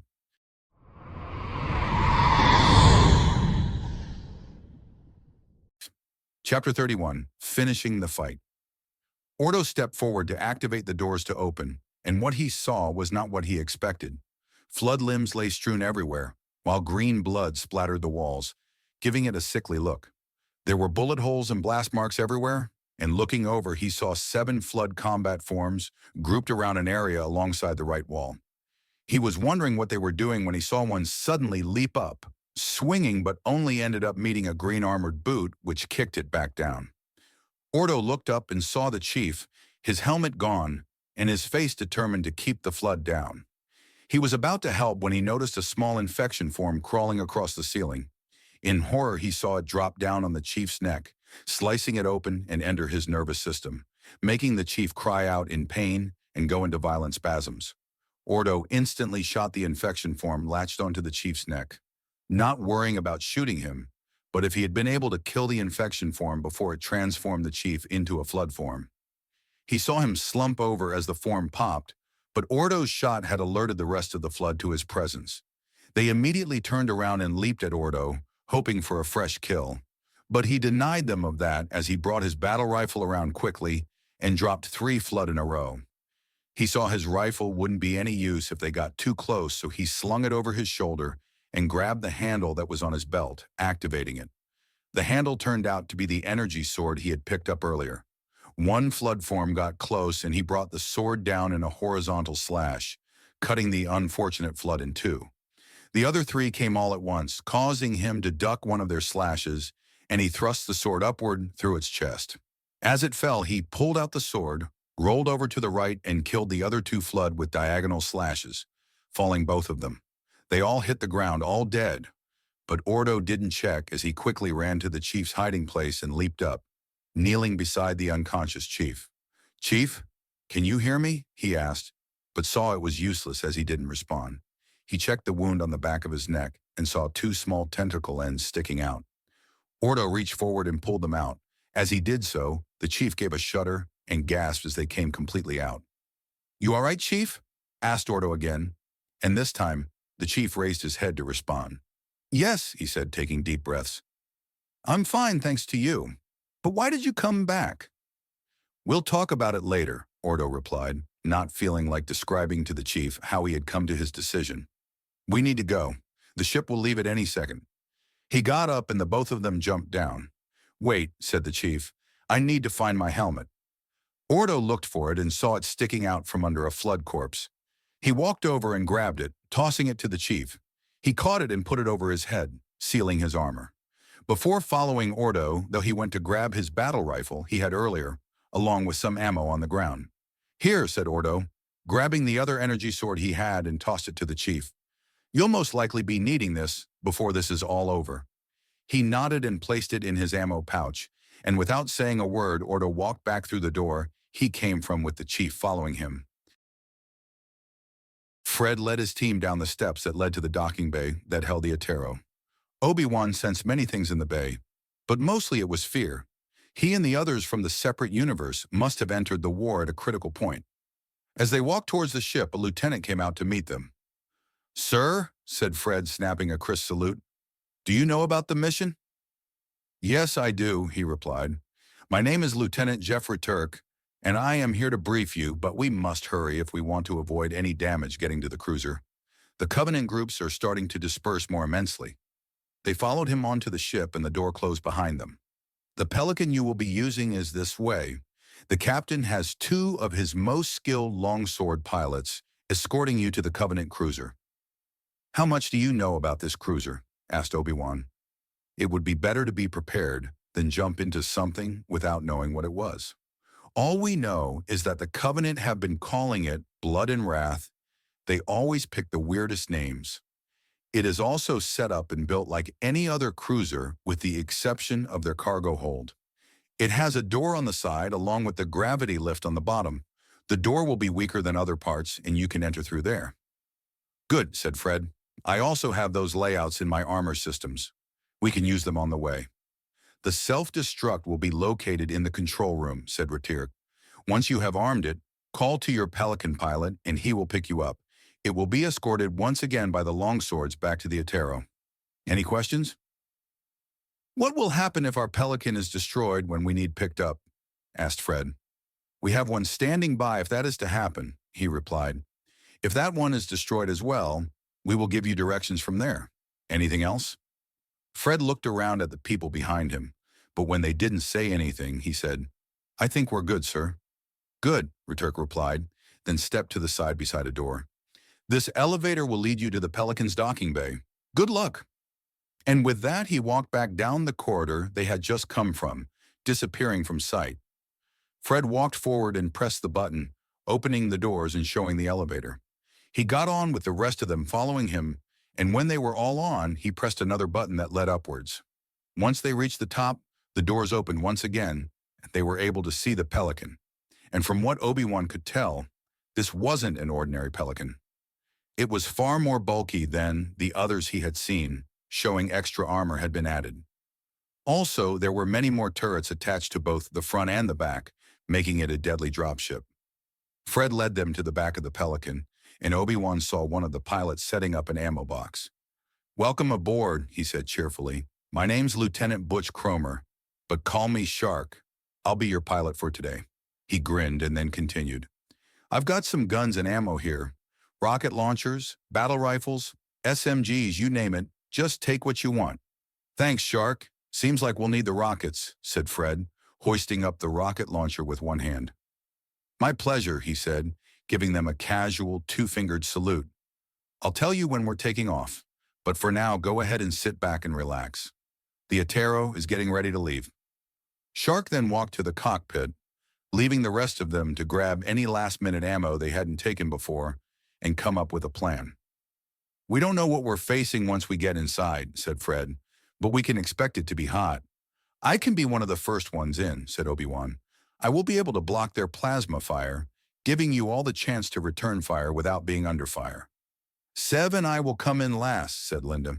If it is hot when we enter, you'll need some sniper cover. She looked at Sev. If that's all right with you.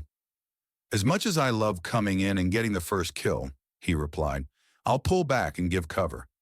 Great, said Fred. Everyone else will come in between and kill every Covenant bastard that gets in our way. The Atero is departing, Shark called back, sitting at the controls in the cockpit, which means we have 10 minutes before the Pelican lifts off. Copy that, said Fred, and then turned to face everyone else in the Pelican. Everyone get ready, this is going to be one hell of a ride. As Fee fell, he felt nothing below him and thought for sure he would die. But he only fell a few feet as he landed on something, and looking he saw that he had landed on one of the small platforms that were around where he had fell. For a moment he thought he was safe, but then looked to the left and saw another platform coming right at him, which would push him off and make him fall for sure. He immediately reacted, jumping up and grabbing the edge that he has previously fallen from. But when he grabbed it, his hand slipped and he barely grabbed it by his fingertips, and he started to slowly lose his grip. Just when he thought he would fall again, a hand grabbed his and pulled him up, bringing him over the edge and lying safely back on the lower platform. Looking up, he expected to see Aten, but instead, to his surprise, saw the Arbiter, who was looking down at him. Thanks, Fee finally managed. The Arbiter only nodded, and then turned around to see Miranda Keyes jump down and grab the index out of the receptacle. But it wasn't over yet, as there was a loud charging noise, and outside, Delta Halo shot off a large ball of plasma into the sky, which exploded in a bright flash of light. Fee got to his feet and saw Aten run over to him. "Are you okay?" asked Aten.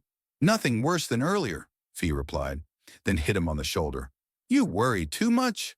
"You don't worry enough," he retorted, though he hit him playfully back. "Come on, let's see what they're saying," said Fee as he saw Johnson ride down on the monitor, and they started talking together. "What's that?" asked Miranda, talking to the monitor. "A beacon," it replied simply. "What's it doing?" "Communicating at superluminal speeds with a frequency of—" "Communicating with what?" cut in Miranda, not wanting to hear the entire story. "The other installations." "Show me," she said, and the monitor showed a hologram of 7 different halo rings, one with a red marker pointing to it, which Fee figured was the halo that the chief had already destroyed. "Fail-safe protocol," the monitor explained. "In the event of unexpected shutdown, the entire system will move to standby status. All platforms are now ready for remote activation." "Remote activation from here?" she asked. "Don't be ridiculous," the monitor said, as if she had suggested something really stupid. Johnson then cut in, "Listen, Tinkerbell, don't make me—" But Miranda rested a hand on his shoulder, preventing him from going any further. "Then where? Where would someone go to activate the other rings?" The monitor stared at them for a moment, then answered, "Why the Ark, of course." Just then Fee felt someone walk past, and he turned to see the Arbiter walking forward, stopping between Miranda and Johnson. "And where, Oracle, is that?" "I am quite surprised you don't know," the monitor said, looking back and forth between the three. "All right, we're stupid," said Johnson, who was fed up with the monitor's remarks. "Now tell us where the hell this Ark is." It paused for a moment, and then replied as if it was the easiest thing to figure out. "The Ark is inside Earth's surface."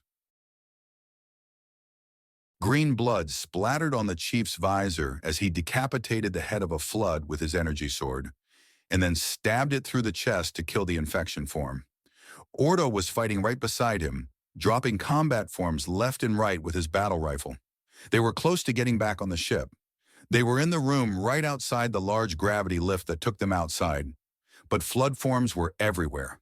After the chief hadn't been able to hold them back, they had started multiplying, and now there were too many to even count. The chief cut another flood form through the chest as they slowly made their way to the door. Ordo now had his energy sword out since the flood were getting too close. Luckily, no carrier forms were able to get near enough to explode, otherwise they would probably be having more trouble. Finally, as the chief decided he had had enough, he surged forward, knocking 3 flood forms to the side, and made it to the door. He turned to see if Ordo had followed him and saw that he was right there, cutting down 2 more combat forms as they tried to take a swing at them. The chief got through the door and brought out his battle rifle to cover Ordo as he made his way through the door. The door, being motion censored, would not shut as the flood were all right there. Ordo got into the lift with the chief right behind him, and they both flew upwards toward the outside. He looked down and saw the flood forms coming up behind them, the top one even trying to hit the chief as they were going up. "When we get to the top," said the chief, "go toward the ship as fast as you can." "How come?" asked Ordo. "Because we've got flood coming up directly behind us." "Oh, great," muttered Ordo, but just then they reached the top. Ordo, taking the chief's advice, instantly sprinted forward. The chief went to follow him, but the combat form that had come up after him jumped on his back, trying to bring him down. The chief grabbed its arm and threw it over his shoulder, which resulted in him ripping the arm off the flood. But he didn't wait to see if it got back up as he ran as fast as he could towards the ship. Now he was slightly farther behind Ordo than he was earlier. He kept running until he saw Ordo jump off the edge and into the gravity lift and shot him forward. The chief was almost to the edge when he saw Cortana on the pedestal. "Good to see you alive, Chief," she smiled, but then returned to her normal stance. "But hurry and get on the ship. It's leaving at any moment." "Cortana," he started. "I am not coming. I must remain here," she said. "Go!" The chief had no choice but to leave her and jump into the gravity lift. He instantly felt the pull as it projected him forward and toward the ship's cargo bay. As he came close to the end of the gravity lift, the ship started to take off, causing the grav lift to shut down.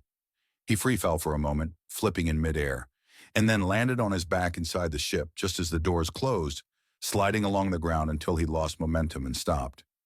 As he stood up, he heard Cortana over their private comlink. "Chief, when you get to Earth, good luck. After I'm through with truth," he began, "don't make a girl a promise if you know you can't keep it." Those words stung. It was almost as if Cortana didn't plan on returning, but he couldn't reply as the ship carried on upwards and into slipspace. Boss and his team formed up outside the door that led back out. They were prepared in case the special. Ops elites were still out there. As he listened, he couldn't hear any gunfire, but he didn't assume anything was safe. "On my mark," he told the others. He was preparing to count down from 3 when he heard gunfire, but it wasn't from outside, it was from the control room. "Fearfeck, they're in the control room," he yelled, and he turned around, sprinting toward the other door. When they walked through, he saw the elites from earlier in the room. Lord Hood was shooting a magnum at the lead elite, but it didn't do much as the bullets were deflected from its shields. The white elite walked forward and knocked the magnum from his hand. "Stand down, human," the elite growled. "Go to hell," replied Hood, glaring at the elite. The elite snarled and brought down his energy sword on Hood, only to be stopped by Boss, who grabbed the elite's wrist and kicked him back. He then moved protectively in front of Hood, holding his shotgun and pointing it at the elite's face. "Don't move," Boss said, but the elite roared in fury and leaped at him. He wasn't expecting this as he jumped out of the way, firing his shotgun. The shields of the elite took the brunt of the blow, but the it was still thrown to the side. As he fell, he was able to get a hit, bringing the sword across the side of his neck. But Boss didn't waste a second as he cocked the shotgun and unloaded another round on the elite, making it fall over backwards, clearly dead. The other elites stood silent for a moment, then roared and all ran towards Boss. He prepared himself, but suddenly Scorch and Attain appeared at his side while Will, Adams, and Commander Get fired on the elites from behind. 2 elites fell immediately, but 1 elite got through and swung at Boss. But Eaton parried it with her lightsaber, and Scorch stepped forward to cover her. She quickly finished the elite off, knocking the sword to the side and stabbing the elite through the chest and spine all at once. There was then 1 elite left, and he was fighting Will, Get, and Adams all at the same time. It was growling in frustration as it couldn't hit any of them. Boss was about to go and help them out when he saw the elite make a sudden and unexpected lunge at Adams, who was kneeling. When the elite lunged, he attempted to move backwards, but fell over. The elite managed to get a hit on him, cutting him across the cheek. Adams fell backward with a cry of pain, and the elite went forward to finish him off. But he seemed to forget that both Will and Get were still there. When the elite jumped forward, Will moved as fast as lightning, punching the elite in the side of the head, off-balancing it. Its shields were then down completely, giving Get the chance to shoot a battle rifle round into the elite's head. It fell over to the ground, its jaws wide in a frozen roar of defiance. Everything suddenly fell silent except for the silent explosions coming from outside. The control room itself was a mess now. Wires everywhere, and the controls were sparking. "Thank you," said Hood in stunned belief. "That was too close." Boss nodded. There was a cut on the side of his neck where the elite had managed to swing. Had it been in the front, he could have died. "Where did they come from, sir?" asked Boss. Hood gestured up, and he saw an open vent that had been blasted open. He was about to say something, but then a lieutenant came in over the comlink. "Sir, incoming ship, unknown classification." Hood replied immediately, "If it isn't one of ours, take it out."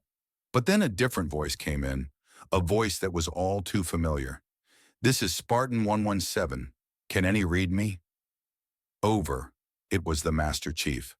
"Isolate that signal," said Hood. "Master Chief?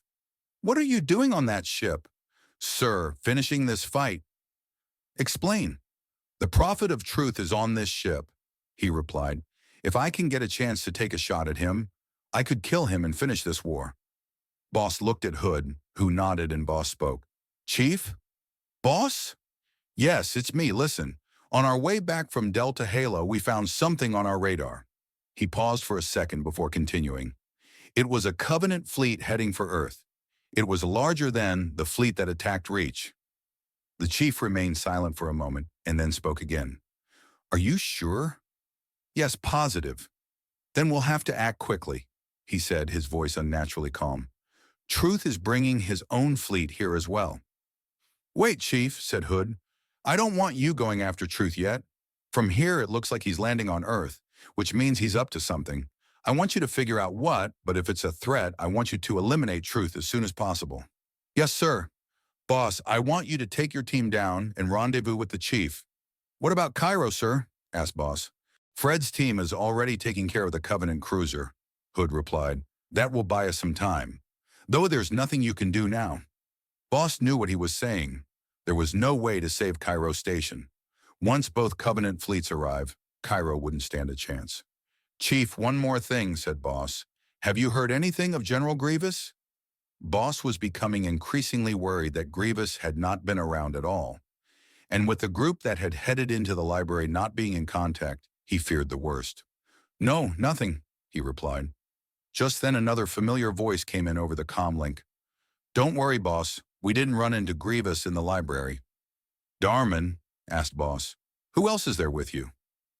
Besides the Chief, there's Niner, Cal, Ordo, Dr. Halsey, and Jusik. Why, who's there with you? Scorch, Will, Etane, Get, and Adams, replied Boss. Everyone else went on a different mission. We'll explain once we meet up with you. The ship is landing, said the Chief. We have to go. I'll see what Truth is doing, sir. Spartan 117 out. The comm link then shut off and the control room went silent once again.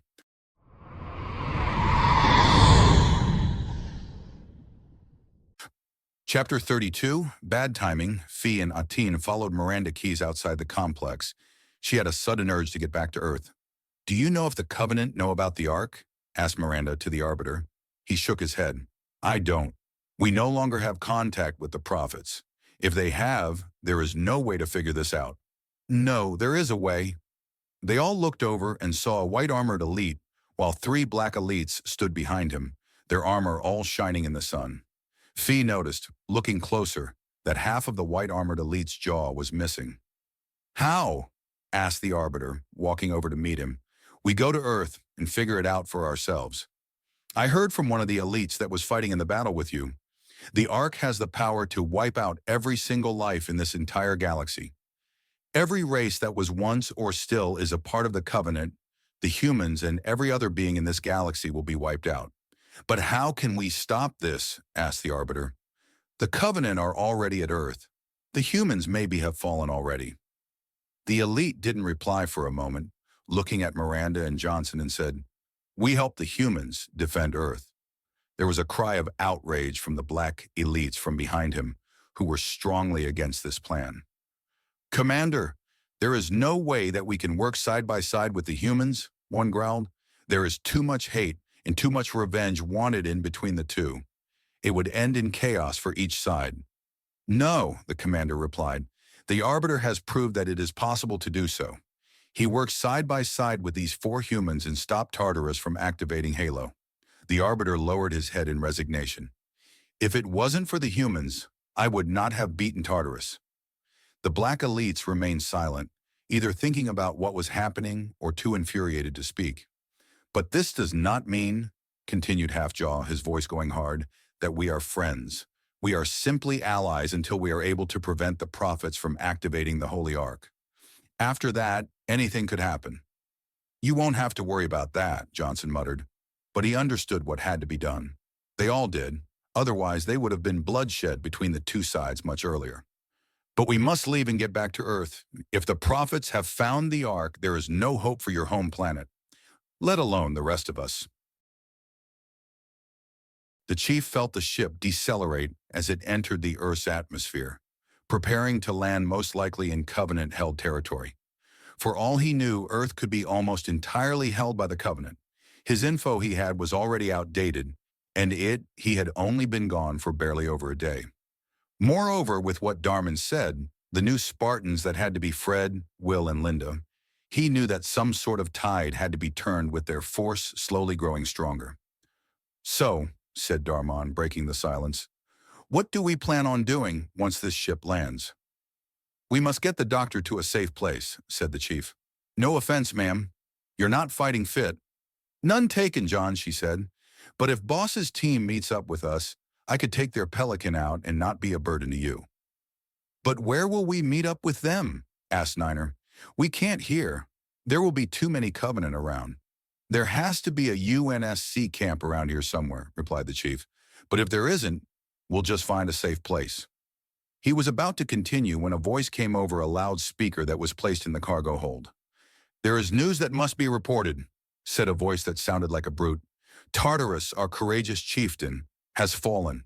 He died at the hands of the Arbiter and humans that worked side by side to prevent him from starting the great journey, and they murdered him to do so. The elites and the humans have allied against us.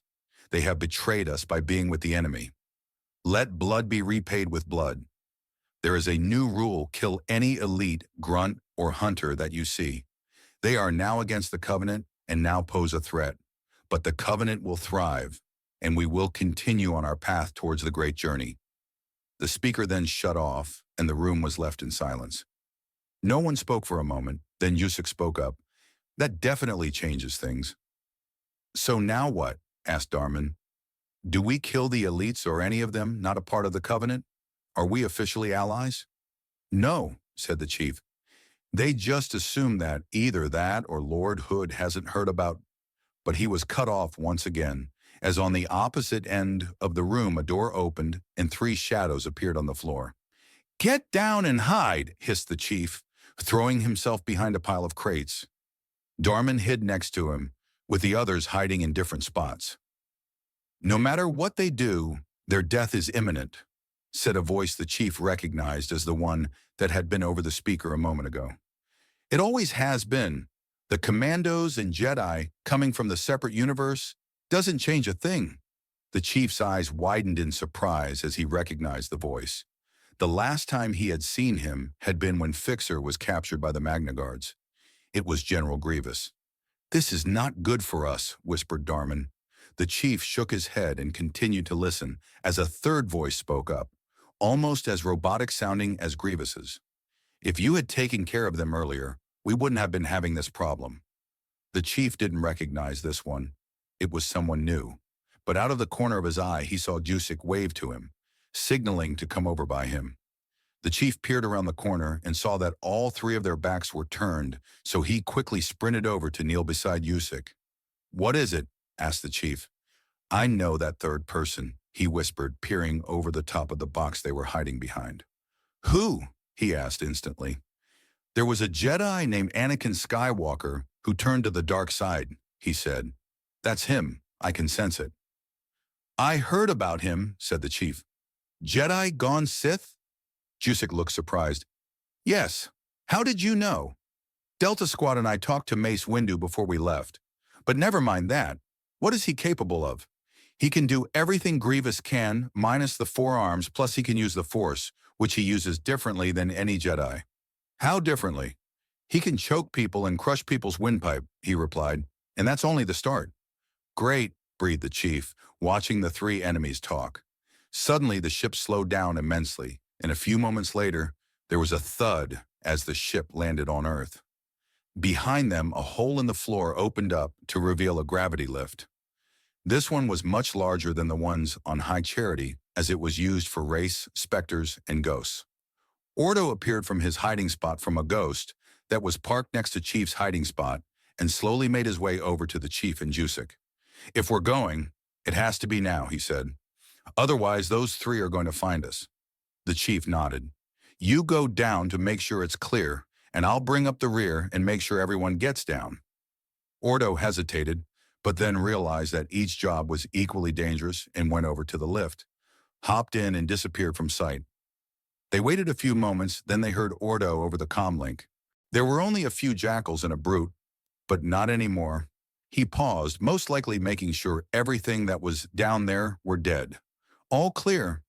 "Copy that," said the chief, then turned to Jusik. "All right, go ahead." "I'm staying up here," he said. "If they attack, you won't have any way to defend against their lightsabers." The chief agreed reluctantly and waved the others forward to go down. Darman went in first, followed by Cal. But when Niner was helping Dr. Halsey over to the lift, she tripped on a gun that had been lying on the floor and bumped into an ammo rack, knocking it over. The chief cursed to himself and looked to see if anyone had noticed, hoping no one had. Anakin had. "They're here," the chief heard him say, and instantly Grievous activated 2 of his lightsabers. "Damn it, go! Go!" yelled the chief, running forward. Niner helped Dr. Halsey into the lift and went in himself. The chief and Yusik were about to go down when Grievous cut them off.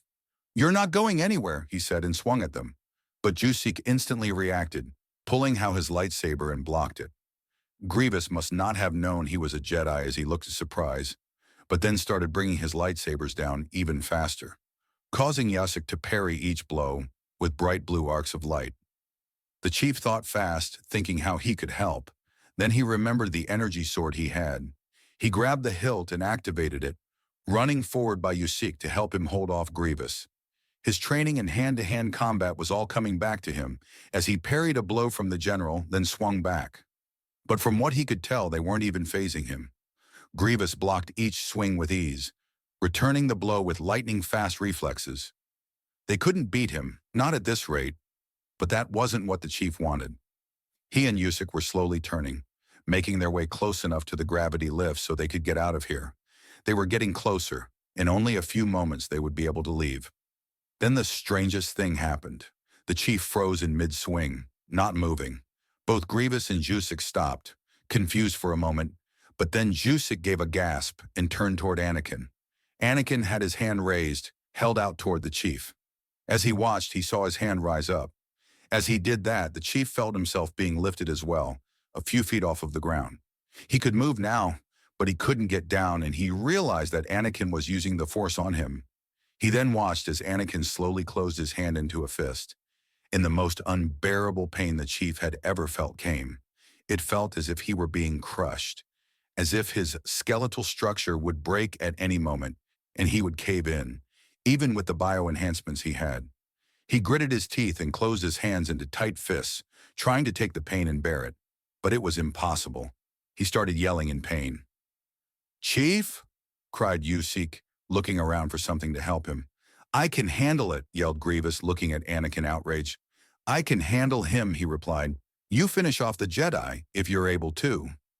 Grievous snorted and turned to fight Yusik, but he was gone. Suddenly, from farther down the room, there was an explosion of crates, and the chief opened his eyes for a brief moment to see them all hit Anakin, unbalancing him. The chief fell to the ground on his side and stood up, though still feeling a little shaky. He looked over and saw Yusik standing there with both his hands raised, and he realized that Yusik had used the Force as well. "Come, let's go, it's now or never," he said, and confident that Yusik would make it to the gravity lift with the distraction, he jumped inside. As he reached the bottom, he heard Anakin yell, "No, don't go after them." He landed and got out of the way and let Yusik down, and the 2 of them ran over to the others. "You both okay?" asked Cal. The chief spoke first. "Yes, but we have to get the hell out of here. Grievous is following us down." "Good thing we landed on the edge of their camp," said Ordo. "We won't have to deal with many patrols." "Then let's go," said the chief, slinging Dr. Halsey over his shoulder as if she was a rag doll. "Sorry, ma'am, but we're going to be moving fast." And with that, he took off with Dr. Halsey over his shoulder, the others following behind him. Looking back briefly, he saw Grievous giving chase, though he was already far behind. Once they were out of the Covenant camp, they arrived in a city. Skyscrapers and buildings towered over them on the street where there were flipped cars and debris scattered everywhere. They ran in silence until Yusik spoke. "We'll never outrun him," he said. "I'll stay behind." He then stopped and turned to face Grievous, his lightsaber raised. "Yusik, no. We have to get out of here," said Niner. "I'll buy you some time," he yelled. "Aha! Go!" "Fear effect, no," said Darman, and walking up beside Yusik, he pulled out his battle rifle and started firing. The chief set down Dr. Halsey, pulled out his own battle rifle, and joined in. Grievous then halted in his tracks, blocking the incoming bullets with his lightsabers, making small blue and green sparks as they hit his blades. The chief actually thought they could hold him back. Then slowly but surely, Grievous was making his way forward. Go, we'll hold him off, said the chief. Ordo walked forward, placed his hand on Darman's shoulder, and pulled him back. Let me do it. You go help the others, he said. Darman figured there was no point in arguing, as he withdrew and went with the others. They left, and soon they were gone over the next rise. The chief and Ordo continued to fire, while Usyk waited for Grievous to get closer. Then, without a spoken word, Spartan, Jedi, and Arky trooper all charged at Grievous, who was taken by surprise. Usyk swung and he parried it, but the chief and Ordo flanked the general from each side, still firing their battle rifles. Grievous lunged first at the chief, then at Ordo, forcing each back, but they kept firing. He then lunged at Usyk, feet first, to tackle him and pin him to the ground, but he rolled to the right to dodge it, bringing his lightsaber above his head to block Grievous's lightsabers. Just when the chief thought they had it in control again, Grievous backed up and separated his arm, and with that he activated a third lightsaber. "Ah, fear, feck," he heard Ordo say before Grievous lunged forward. Usyk tried his best to block it, but the third lightsaber got past and hit him across his upper arm. He faced contorted in pain, but continued to fight back with one hand on his lightsaber. The chief and Ordo started firing again, hoping to get Grievous's attention, but he was now focused completely on Usyk. The chief knew they wouldn't be able to get his attention that way until he killed Usyk, so he rushed forward and shouldered Grievous in the side, off-balancing him. He roared in fury and turned on the chief, and he was getting ready to bring him down when he heard a voice over the comm link. "Wahoo! The cavalry has arrived!" It was Scorch, and looking up he saw a pelican just coming up over the horizon. Boss's team had made it. "Get ready," yelled Shark from the cockpit. "ETA in 5 minutes." The Pelican had taken off from the Atero, heading straight for the Covenant battlecruiser, Blood and Wrath. The two longswords flanked them on each side, prepared to take down any Seraph fighters that got in their way. They were the Covenant's answer to the longsword. Fred held on to the ceiling rungs that hung from the ceiling, ready for any unexpected fire that might hit the Pelican. He was the only one standing, too restless to sit down. Also, the seat's frame was too small for his bulky Mjolnir armor. Everyone else was seated, ready to board the Covenant cruiser when they were close enough. Obi-Wan already had his face mask on, so he could breathe in the zero-G atmosphere. Suddenly, the ship jolted to the side, obviously under fire. Fred moved his foot back to steady himself, then walked forward into the cockpit to see what was going on. "What's happening?" he asked. "A few Seraphs came down on our right flank and fired a few shots, but it didn't do much damage. One of the longswords chased them down." Fred nodded, though he wasn't relieved. He wouldn't be relieved until he was out of zero-G gravity and on solid ground. They flew for a few more minutes. No ships fired upon them, but then the cruiser came into sight. "There she is," said Shark. "She is beautiful for her being Covenant." "Better appreciate her beauty now," said Fred, "because she'll be just another dead ship floating around here soon." "1 minute left," said the co-pilot, who was sitting in the seat next to Shark. "Get ready." Fred nodded and went back to join his team, who were all waiting for his instruction. "We've got 1 minute," said Fred. "Get ready to board." They all rose and grabbed the rungs as he had done, and Obi-Wan moved to the front, ready to go first. Fred stood by him and he nodded to him, and Obi-Wan nodded back.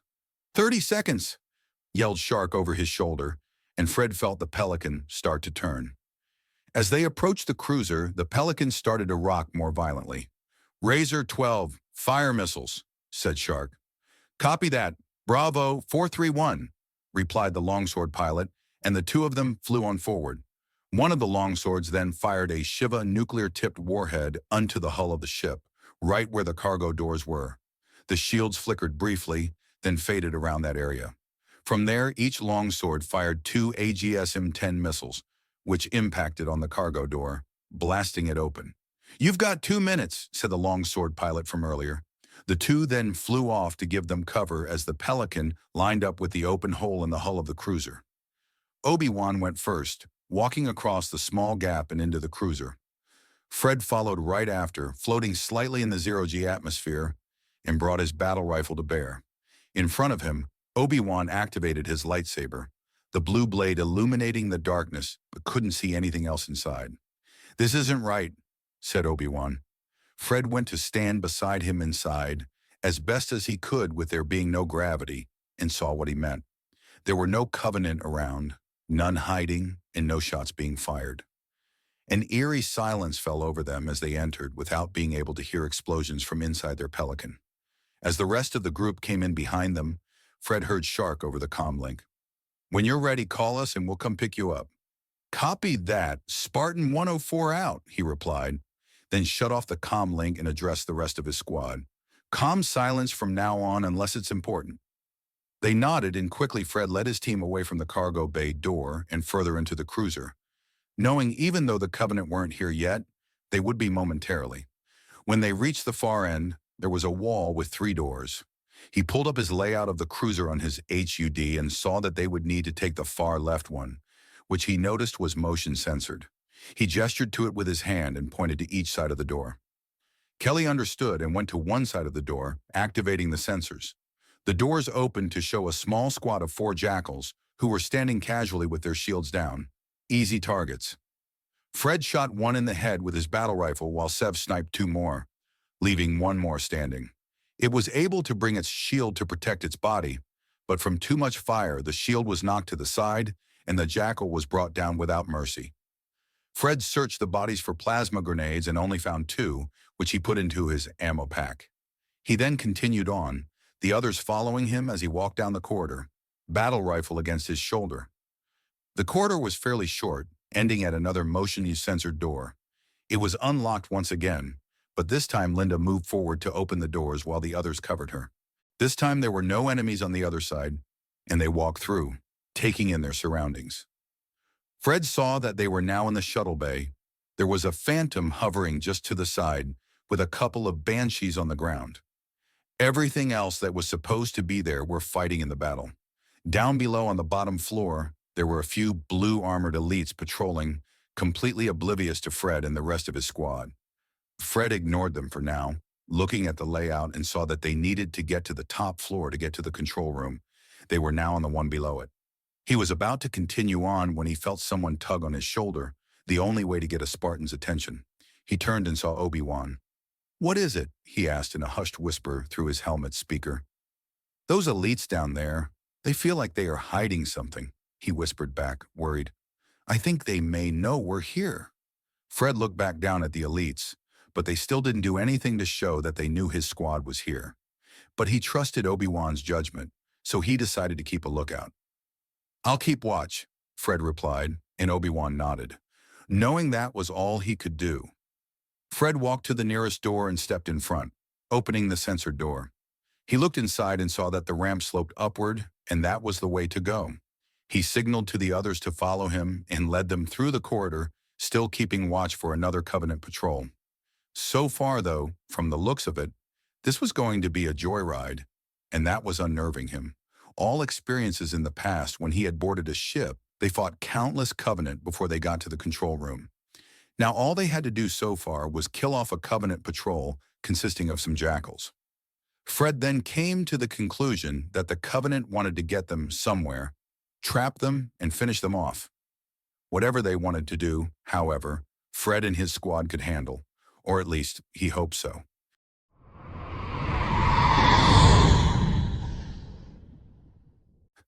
Chapter 33. Weren't they the enemy? As Grievous saw the Pelican come in over the rise, he immediately turned around and ran off into the distance, disappearing around the next corner. The Chief, Ordo, and Usyk waited on the ground as the Pelican slowed down and started to land near them, buffeting the ground with the draft from its wings. When it had landed, the Chief saw Boss jump off, followed by Scorch, Adams, a Spartan. The Chief instantly recognized as Will, a clone, and a woman with brown hair down to her shoulders whom he didn't know. When they were all off of the Pelican, it took off and headed in the direction it had come from. Boss and his team walked over to join them.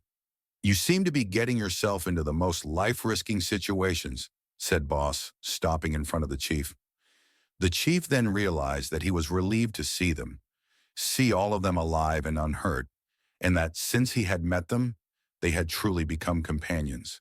He rested his hand on Boss's shoulder, and Boss did the same, resting his hand on the Chief's shoulder and gave it a shake.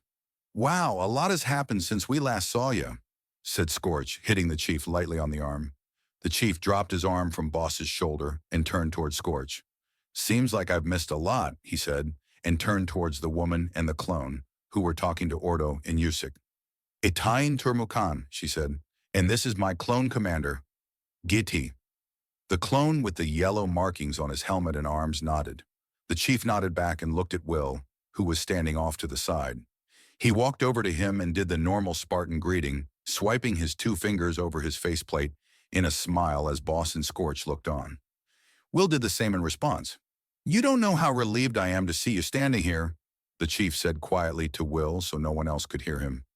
How do you think I felt when we found out you were missing? Asked Will, and the chief could picture Will grinning underneath his faceplate. Just don't die on me again, all right, said the chief. Don't worry now. I've died so many times I think I'm pretty much invincible, replied Will. The chief smiled and then turned back to Boss. The reunions were over, and it was time to concentrate back on the Covenant threat. Is there a military camp anywhere close by here? Asked the chief. As a matter of fact, yes there is, said Boss. The pilot told us to head there before doing anything else, said there was some new stuff for us.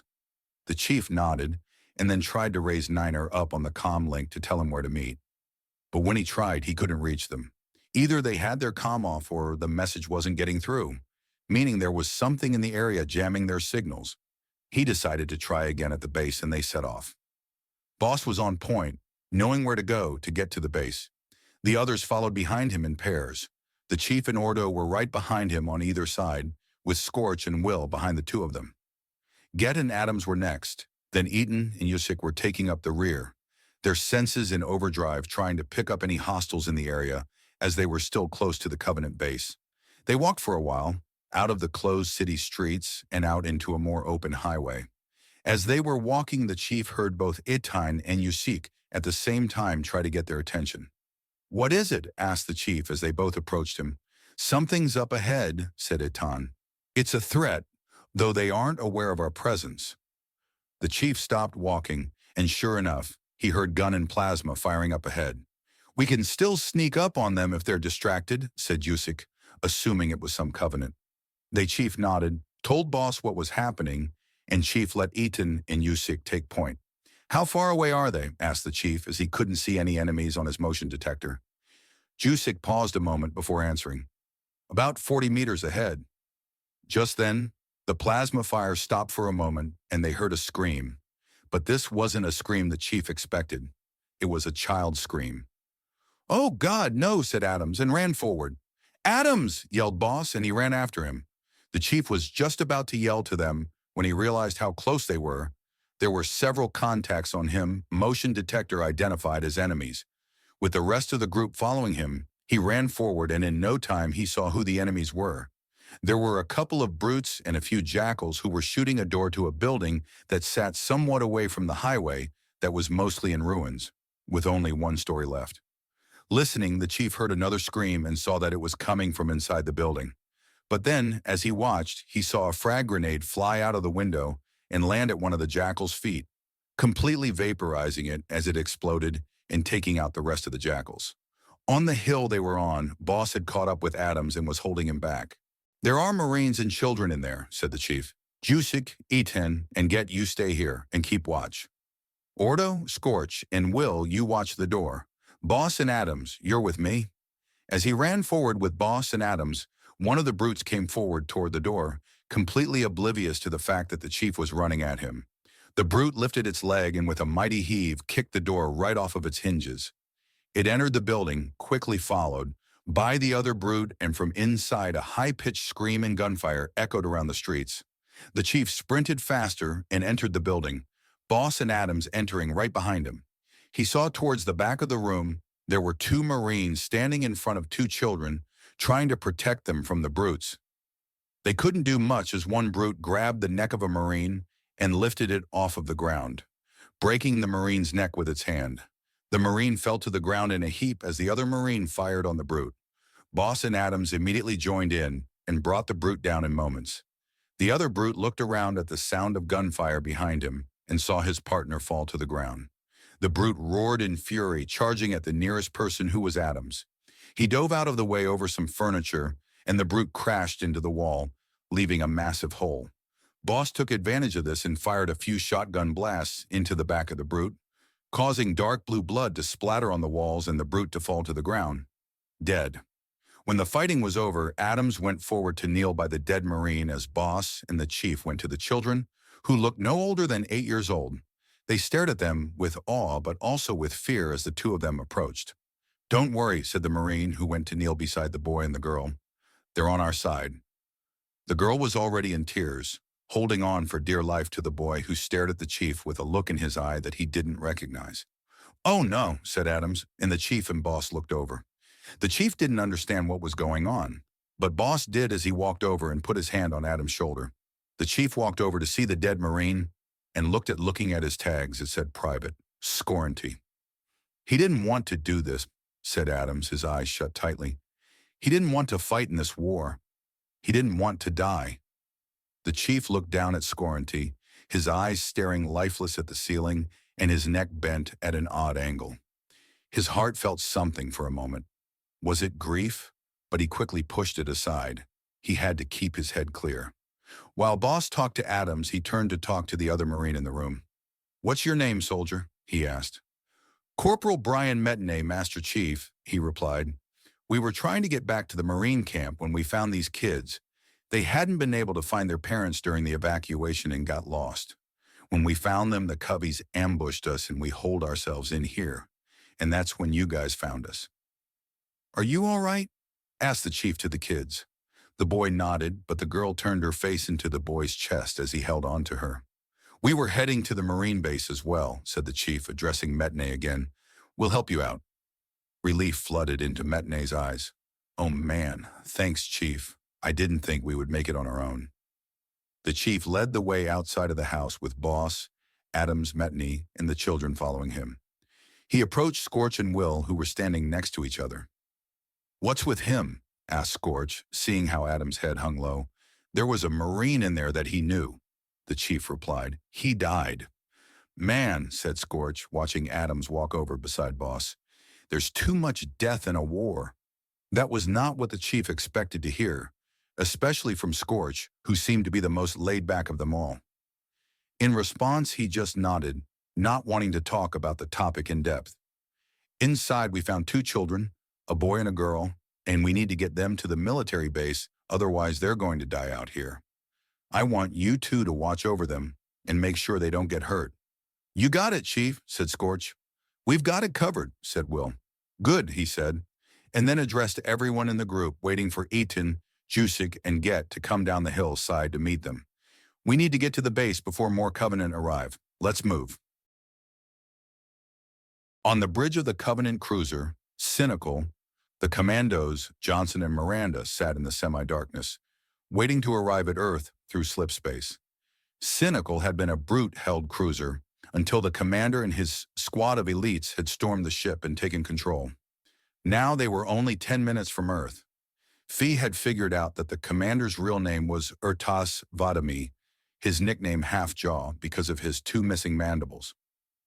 Half-Jaw now stood beside the Arbiter, the 2 of them talking to each other in their own language, and concentrating on the displays in front of them with the monitor floating around and talking to people, asking them if they wanted to know anything more about Earth and the Ark. They all didn't notice the conversation that was going on between Fee and Aten. "I just don't see how this is going to work out," said Aten. "From the small amount of time being here, you can see the hatred between the humans and the Covenant." "But the thing is," replied Fee, "we all have a common goal now, to get rid of the Covenant's threat." "You know that the elites and humans aren't just going to shake hands and make up, though," said Aten. "You can say that again," muttered Johnson, and the 2 commandos turned to look at him. "You forgot that I can hear everything you're saying." "Well, as long as the elites can't," said Aten, who was now looking at the Arbiter. Fee could see the point Aten was making. The Rogue Covenant were still Covenant to the humans, and would be for a long time. But he felt that if they could push that fact aside, this could work out. He thought that Miranda Keyes had read his mind when she spoke to the 3 of them. "Once we all realize that the elites, grunts, and hunters are no longer a part of the Covenant, things will be easier," she said. They aren't planning on destroying Earth anymore, and don't plan on wiping us out. They are concentrated on the covenant that is still there, mostly the brutes and the prophets who betrayed them. But can we trust them, ma'am? Asked Johnson. Will they, later down the road, turn their backs on us and start doing what they all had started out doing when they declared war on us? You know that I can't answer that, she said, but you three saw how, when the Arbiter saw that everyone's lives were in danger, including his and his race, he put aside the differences between us and helped us take out Tartarus, when he could have easily killed us to get us out of the way. Fee was about to reply when a shadow descended upon them, and they all looked up to see the Arbiter standing there. We are almost at Earth, he said. Commander, I suggest you get ready to send a message to the human forces there so they do not fire upon us. Miranda nodded in agreement, stood up, and walked over to where Halfjaw was standing by the console. Fee noticed that Johnson was watching the elites intently, ready if they went back on their promise, and tried to hurt Miranda. They won't hurt her, Fee said to Johnson. Not with us here. Johnson snorted. Yeah, I'm sure we could put up a fight in here even if they did. He then gestured to the doors where a hunter pair stood on either side on guard. We could take them, said Fee, and Johnson grinned. What's up with you, Fee? Asked Otten. You're actually being serious for once. I guess you're just rubbing off on me, Nervad, he replied. We have arrived, announced one of the elites that were stationed on the bridge. I'll contact Lord Hood, said Miranda, and she typed in a code onto the console and pressed the send button. They all waited in tense silence, wondering how Hood was going to react when he appeared on screen. Commander Keyes? What is going on? He asked, then noticed the Arbiter and Halfjaw standing behind her, and his eyes widened in alarm. Have you been captured? It's all right, sir, she said. They're on our side. His eyes narrowed at this, but instead he only said, Explain. She launched into the explanation of what had happened at the library where her and Johnson had been taken, how Fee, Atten, and Johnson had met up with the Arbiter and had worked together to help her escape from Tartarus and prevent Delta Halo from activating. We then boarded this cruiser and came to Earth as fast as we could, she finished. Lord Hood stood silent for a moment and then said, It explains why there are Covenant ships firing on each other, and why most of the Covenant attacking Cairo Station have been brutes, jackals, and drones. But why did you leave the Covenant? Our prophets have betrayed us and sent the brutes to wipe out our entire race, answered Halfjaw. We then left with the grunts and the hunter standing by our side. Hood nodded. I would like to speak with you.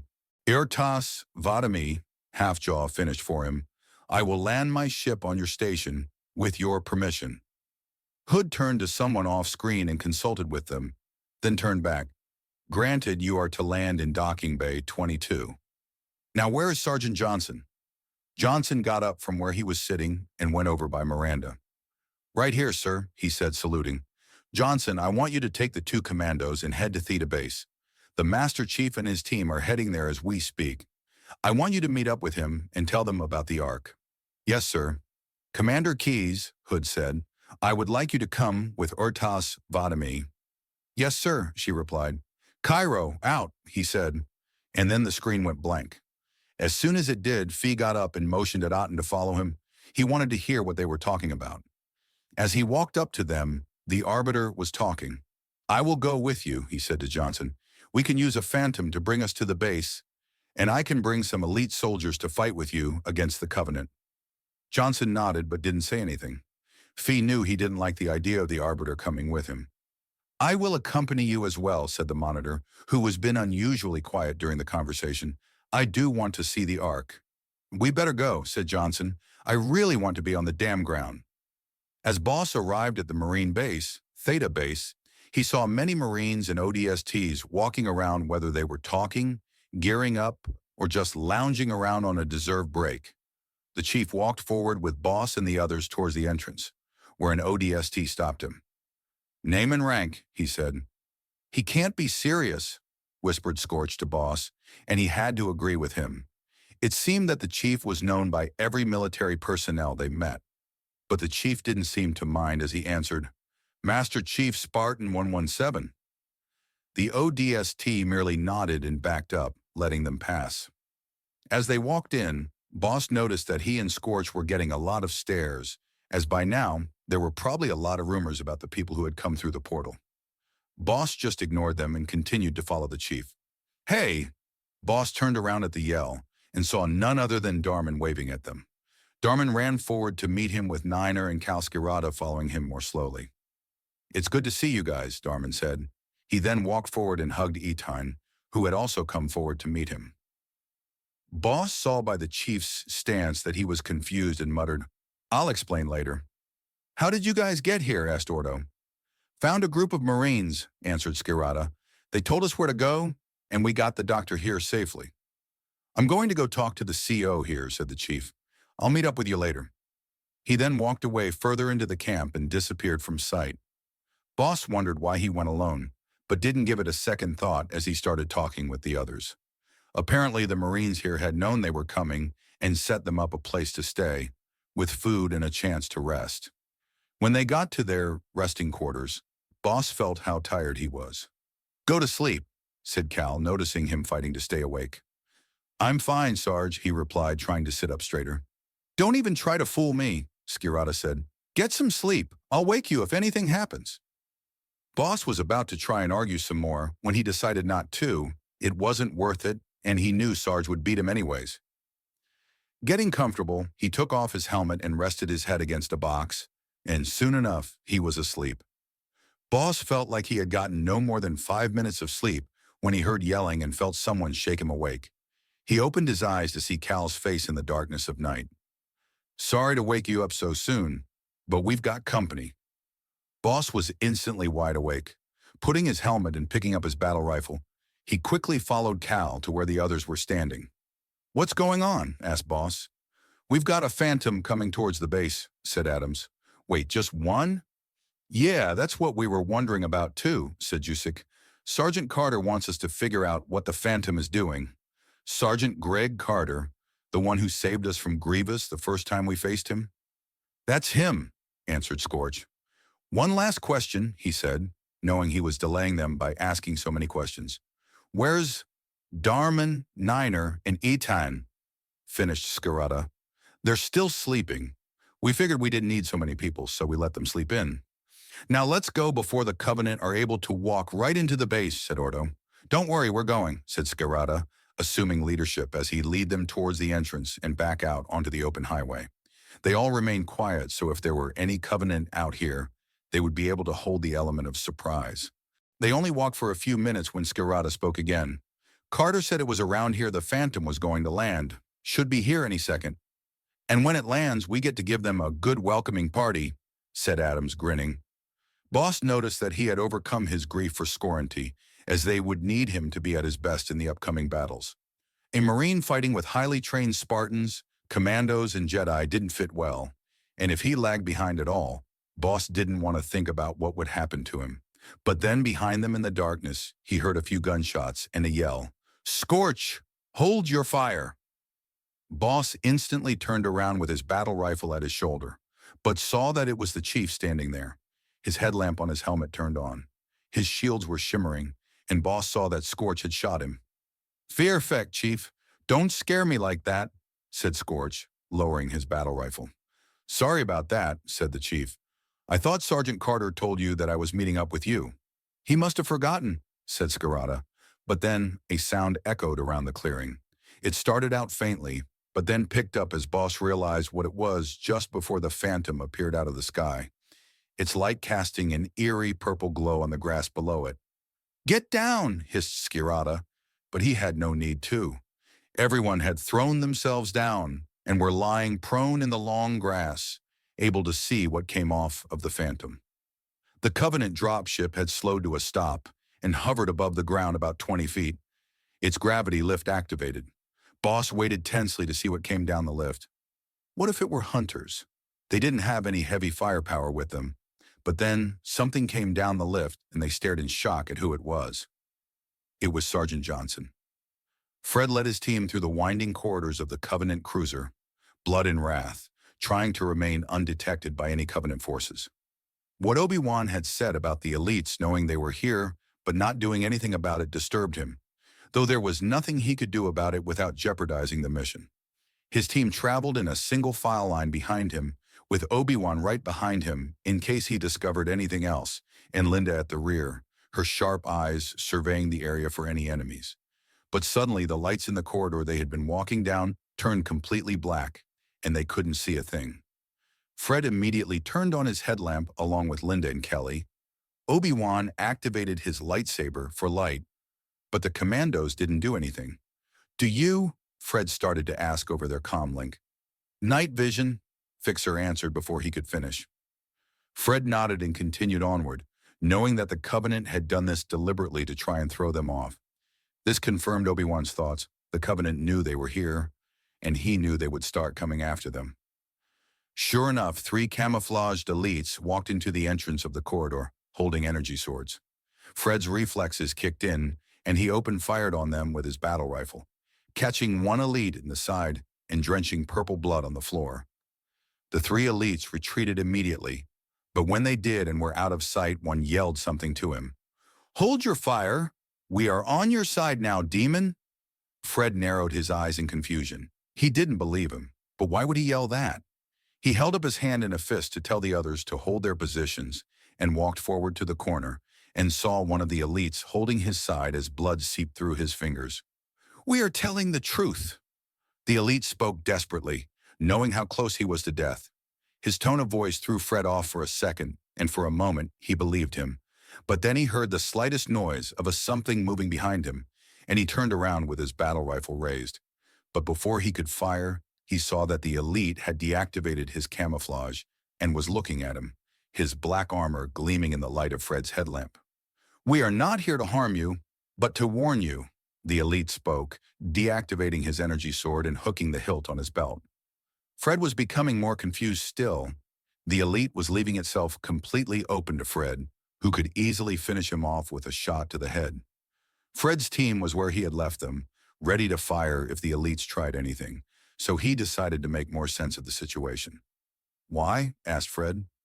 "As I said before, we are on your side in this war now," he replied simply. "We are no longer part of the Covenant." Fred noticed that he spat the word Covenant as if he despised it. "You have missed much since you boarded this ship. Every one of your friends have returned and are now stationed on Earth. Members of my race have returned as well and bring grave news of death and betrayal within the Covenant." "But why help us?" Fred asked again, who had still not lowered his battle rifle. "Why are you helping us when you could easily try to kill us?" The elite gave a snort which easily passed off as a laugh. "Demon, I do not do this because I wish to, but because I was ordered to. If it was up to me, you would be dead by now." "Let him try," muttered Sev into the comm link, his sniper rifle trained on the elite talking to Fred. "You said you were here to warn us," said Fred. "Yes, this ship is very close to being destroyed and will not last long even with your space station ceasing fire upon us," he growled. "We are here to warn you that if you do not leave, your death will be certain, and as much as I hate to admit it, we need you if we are to defeat the Covenant."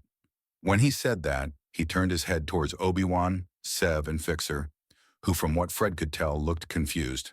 The elite saw it too and said, "You are the ones who know the most about this General Grievous and Darth Vader, and to defeat them, we are going to need your skills." "This Darth Vader," said Obi-Wan, who was speaking for the first time, "what did he look like?" The elite shook his head. "I did not see him myself, only heard the rumors.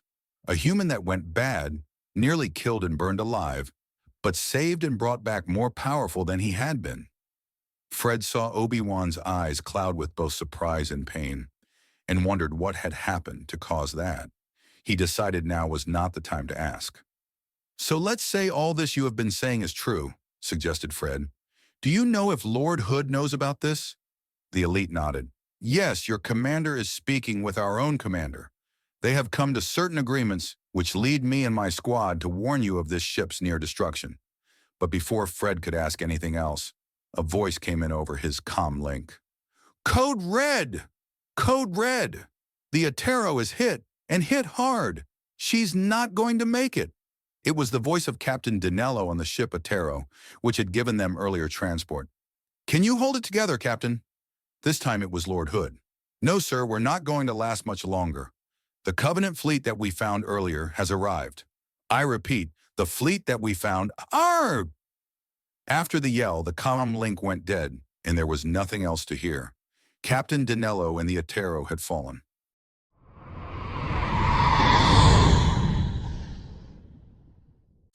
Chapter 34.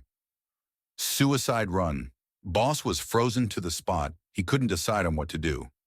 The last he had heard of Johnson was that he and Commander Keyes had been captured in the library along with everyone else.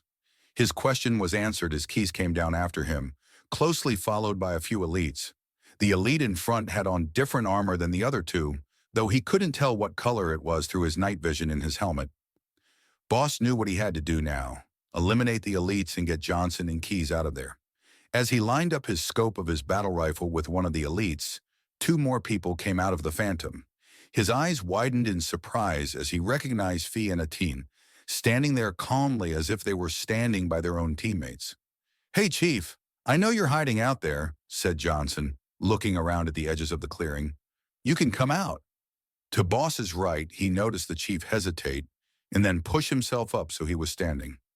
"What's going on, Commander?" asked the Chief as everyone else in his group stood up. "I'll explain in detail when we're in a more secure area," Miranda replied. "Don't worry, the elites are on our side, but we need to get back to the base quickly."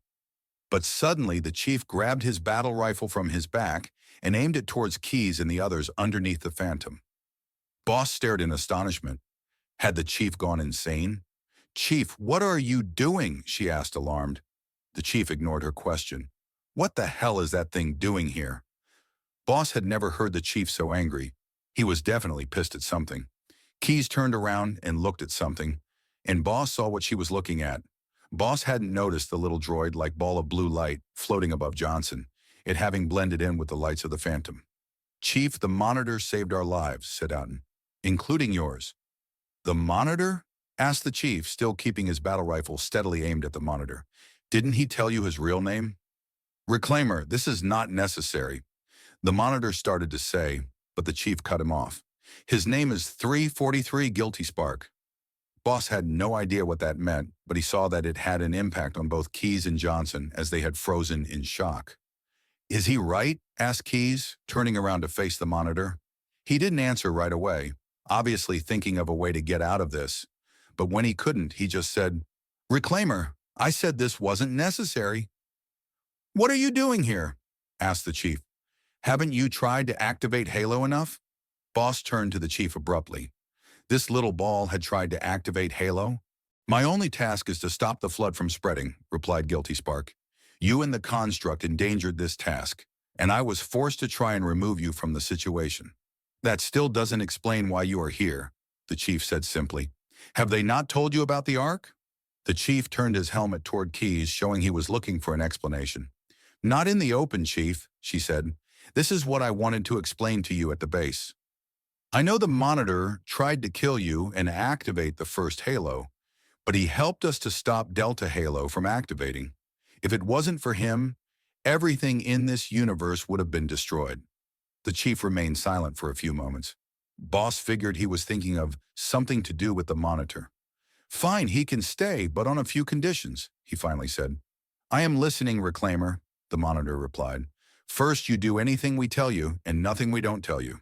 Second, you keep the Sentinels off of our backs and no trying to kill or injure any of us. And for the last one, no helping anyone else other than us, though most of those things fall under the first condition." The monitor remained silent for a moment, probably trying to think of a loophole in the rules, but he gave in. "I agree, and I will listen to what you say." "Good, Ray," the Chief replied, finally lowering his battle rifle. "Don't follow any of those and you'll be lying in pieces on the ground." Keyes cut in before another argument started. "Lead the way back to base, Chief." Fred sprinted after the elites as they lead the way to the escape pods, the situation now becoming urgent. According to the elites, the Covenant cruiser they were currently on was going to be destroyed in a matter of only 10 minutes. If they didn't get off, they were doomed to go down with this ship. The rest of his team followed closely behind him, now bunched up together and running along with him, no longer in the neat single file line. Once they reached the escape pods, they saw that there were 3 pods there. They were very similar to the UNSC Bumblebee pod that were used for their ships, but had the distinction of a Covenant vehicle Fred had come to be familiar with. "My elites and I will each drive a pod," said the lead elite with the black armor. "We will follow your direction." Fred looked at him for a second. He never thought he would come to trust this elite, but he had no choice as arguing would just cause them to waste time. He nodded and followed the black-armored elite into the pod with Obi-Wan and Kelly following him in. The others in his team would be on the other pods. "Is everyone ready?" Fred asked over his comm link to his team.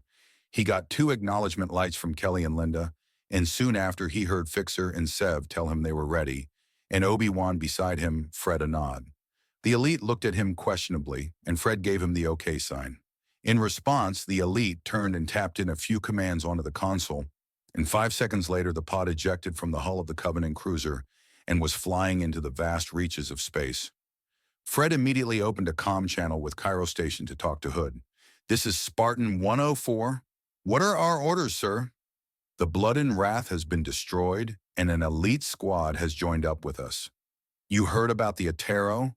asked Hood, and Fred noticed that there was no hint of surprise at the mention of the elite squad, so he had been telling the truth. "Yes, sir," replied Fred regretfully. Hood sighed, and then talked to one of his lieutenants on the bridge, getting information on what was happening. "Okay, listen up," said Hood, his voice firm. "There is a UNSC frigate called the Enervate, under the command of Captain Aaron Rodgers. He will pick you and your team up and give you further orders. The elite commander, Urtas Vadumi, said that the elite squad is to go with you. Good luck." "Thank you, sir. Spartan 104, out." Fred then turned off the comm link and turned to talk to the elite. "Did you say what your name was?" Without turning to look at him, the elite responded, "No, it is Yas Yanami." "Well, Yas?" Fred felt awkward saying the name, but he continued, "One of our ships is going to pick us up, and you and your squad will be coming with us." Fred saw Yas's mandibles wrinkle, as if in disgust, and he asked fiercely, "On whose orders?" "Urtas Vadumi's," Fred replied. He saw Yas unwrinkled his mandible, but he continued to stare straight ahead and did not reply. "Spartan 104, this is the Enervate. Please respond." Fred immediately responded, "This is Spartan 104. Are you coming to pick us up?" "Yes, we are," the man replied. "Where are you?" "We're in the Covenant escape pods that just jettisoned from Blood and Wrath and are flying in open space. I'll send you our coordinates now." "Copy that. We'll come pick you up. Enervate out." The comm link shut off, leaving the inside of the escape pod silent. As the chief led the way into the Marine base Theta, right outside of New Mombasa, everyone looked up at the sight of the Arbiter and the 2 elites following him. He had instantly recognized the Arbiter after their brief meeting with Gravemind. The Marines and ODSTs started muttering among themselves, casting suspicious looks at the elites. One Marine even had the guts to raise his battle rifle to his shoulder. "Stand down, Marine," said Commander Keyes, stepping up beside the chief. "These elites mean no harm." "Bullshit," called an ODST furiously from the chief's right. "They are just here to get information out of us." "Calm down," said the chief, staring the ODST down. "She's right. They're on our side." There were more outcries from the surrounding soldiers. "They're here to kill us. The Covenant is trying to destroy Earth, not make friends. You can't trust them." "Lock it up, Marines," yelled a voice above all the other. The chief looked over to see Sergeant Greg Carter glaring at the Marines around him. "Whether you like it or not, these elites are on our side now, so you better get used to it." The Marines and ODSTs around him stood there in silence for a moment, but then turned back to what they were originally doing, talking among themselves. "I'm sorry about that, ma'am," said Carter, addressing Miranda.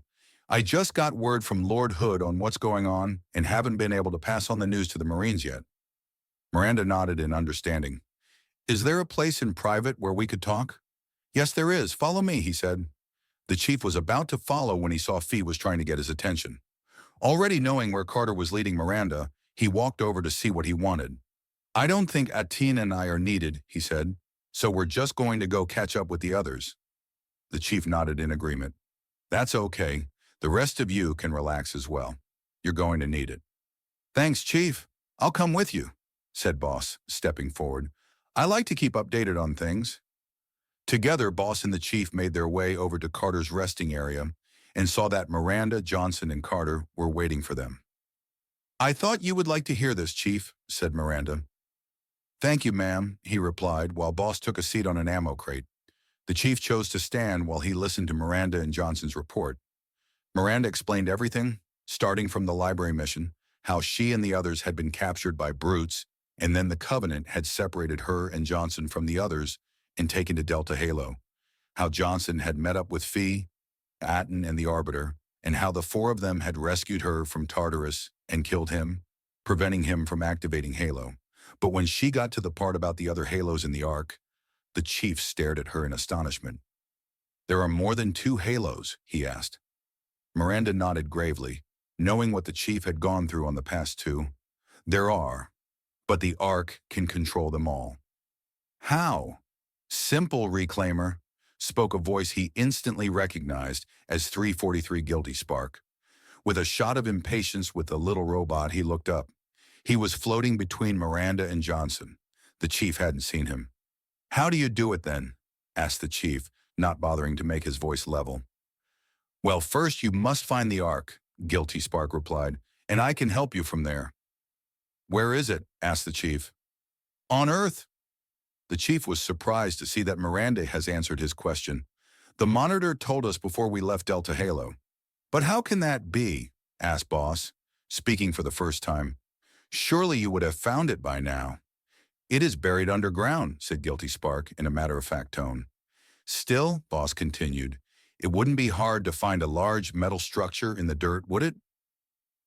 "I wouldn't think so," said Miranda, her head shaking in confusion, "though there may be things we don't know. Those Oni spooks are always hiding things from us. Protecting us, they call it," said Johnson scornfully. "Oni?" asked Boss.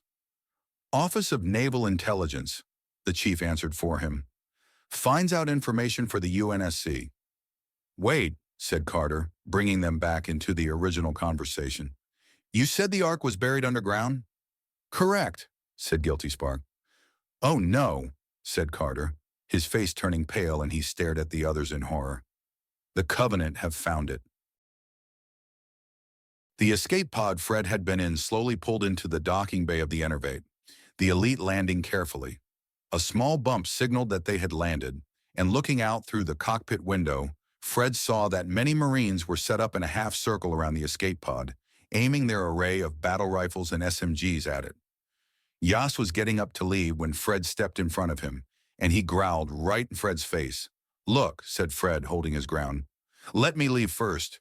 If you get off by yourself, the Marines might get the wrong idea and maybe shoot you." Yas stared him down for a moment longer, then backed up, allowing Fred to pass.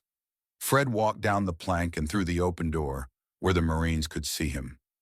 He saw many of them looked relieved to see a Spartan, but a couple of them still had their guns raised.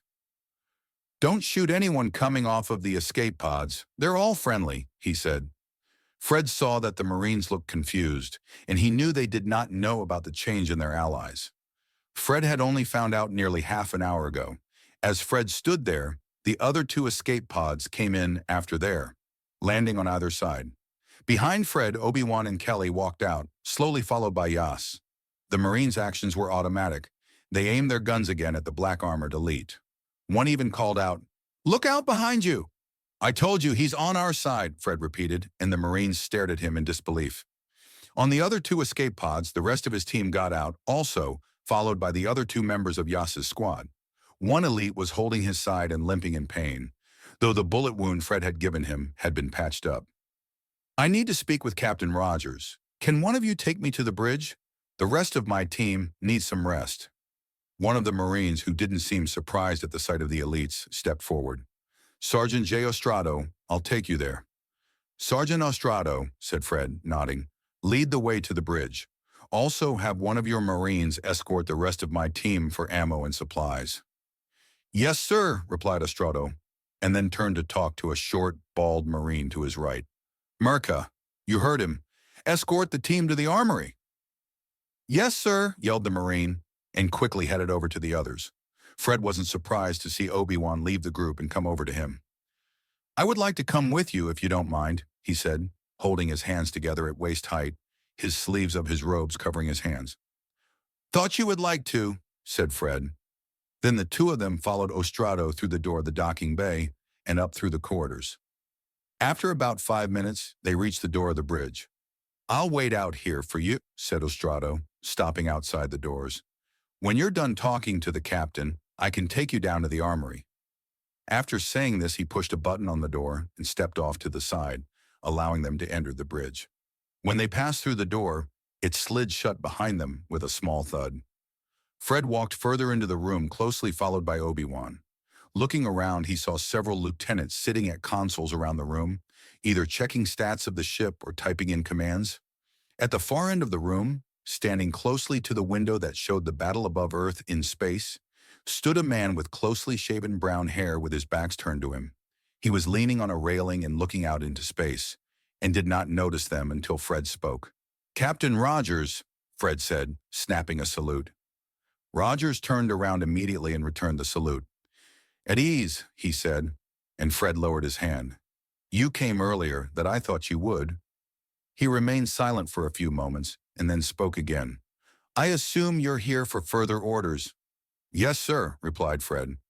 "Well, the Master Chief has returned along with his team and is currently positioned on Earth, as well as Commander Keyes and He Group. I want you to head down there as well. There's nothing more you can do up here in space." Fred felt a small bit of relief in his chest. No more zero-G gravity. "When can we leave?" and he asked Fred. "As soon as possible," replied Rogers. "Now I suggest now that you head to the armory and get geared up." Suddenly, Rogers' face looked like it was chiseled out of stone as he said, "This upcoming battle will be the last battle with the Covenant, whether it goes in our favor or theirs." "Chief, you're going to need these things we've got for you," yelled Sergeant Carter behind the chief. He had started walking away as soon as Carter had mentioned the Covenant had found the Ark, ignoring his requests of being introduced to the new weapons and vehicles. If the chief wasted time with that, the Covenant could have well taken the Ark by then. Carter followed behind him, not giving up. "Come on, Chief, just listen to me." The chief spun around to face Carter, who halted in his tracks, his eyes wide. "It wasn't every day that a Spartan got right in your face. If we waste time with new weapons, the Covenant will have an advantage over us. But Chief, our new vehicle will get you there faster and make up the lost time," Carter explained. "If you spare 10 minutes, you'll be out of here in no time. We won't waste time with the weapons." The chief paused for a moment to think. If this new vehicle was faster than the Warthog, then they could arrive quicker and make up the time that they would spend actually explaining the vehicle. But would it actually be that fast? He decided to find out. "All right," said the chief, finally giving in. "Show me, but quickly." He followed Carter to where a group of Marines were crowding around a vehicle, busy getting it ready for its departure. When the chief and Carter approached, the Marines quickly backed up, not wanting to be in the way. "Let me introduce you to the M274 ULATV, otherwise known as the Mongoose," said Carter, gesturing to the Mongoose with his hand. The chief looked over the small four-wheeler. A lot smaller than the Warthog, it looked like it could only hold 2 people at a time. "I'll show you how to work it, and then I'll send you on your way." Carter explained how to work it, what its limits were, and what it used. It was able to reach a speed of 60 miles per hour, giving him the time to reach the Ark. "It looks like it holds 2, asked the chief. "Yes, it does. 1 driver and 1 riding one the back," Carter replied. "But if you know how to work it, you can leave any time you want." "Wait, Chief," said a voice behind him. He turned to see that Miranda and Boss had followed them over. "You can't leave yet," Miranda continued. "We might need you here." "Ma'am, no offense, but if the Covenant are able to take the Ark and use it, me staying here won't help." She sighed and then said, "I couldn't convince Johnson either. He's already taken a whole platoon of Marines to take on the Covenant forces around the digging site that the Covenant have set up." "Ma'am, let me go with them," the chief said.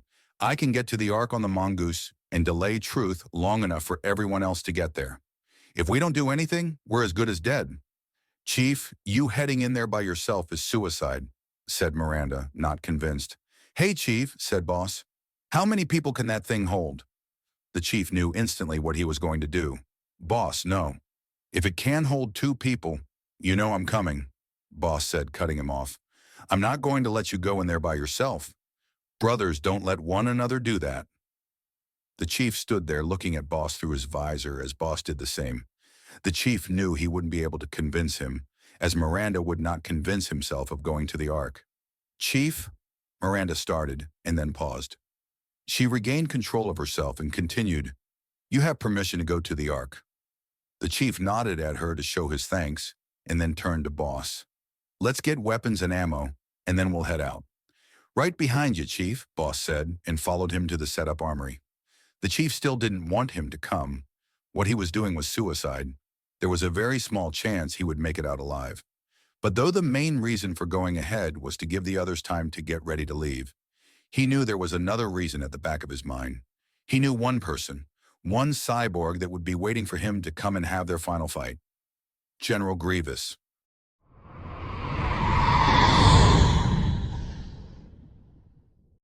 Chapter 35. The final fight begins.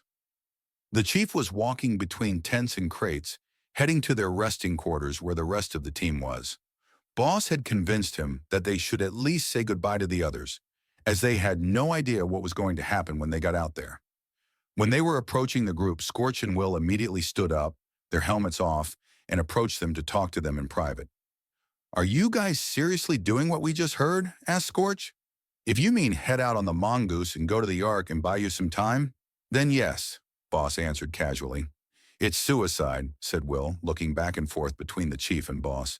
"Grievous and that other guy could be waiting in there for you. They might know what you're doing."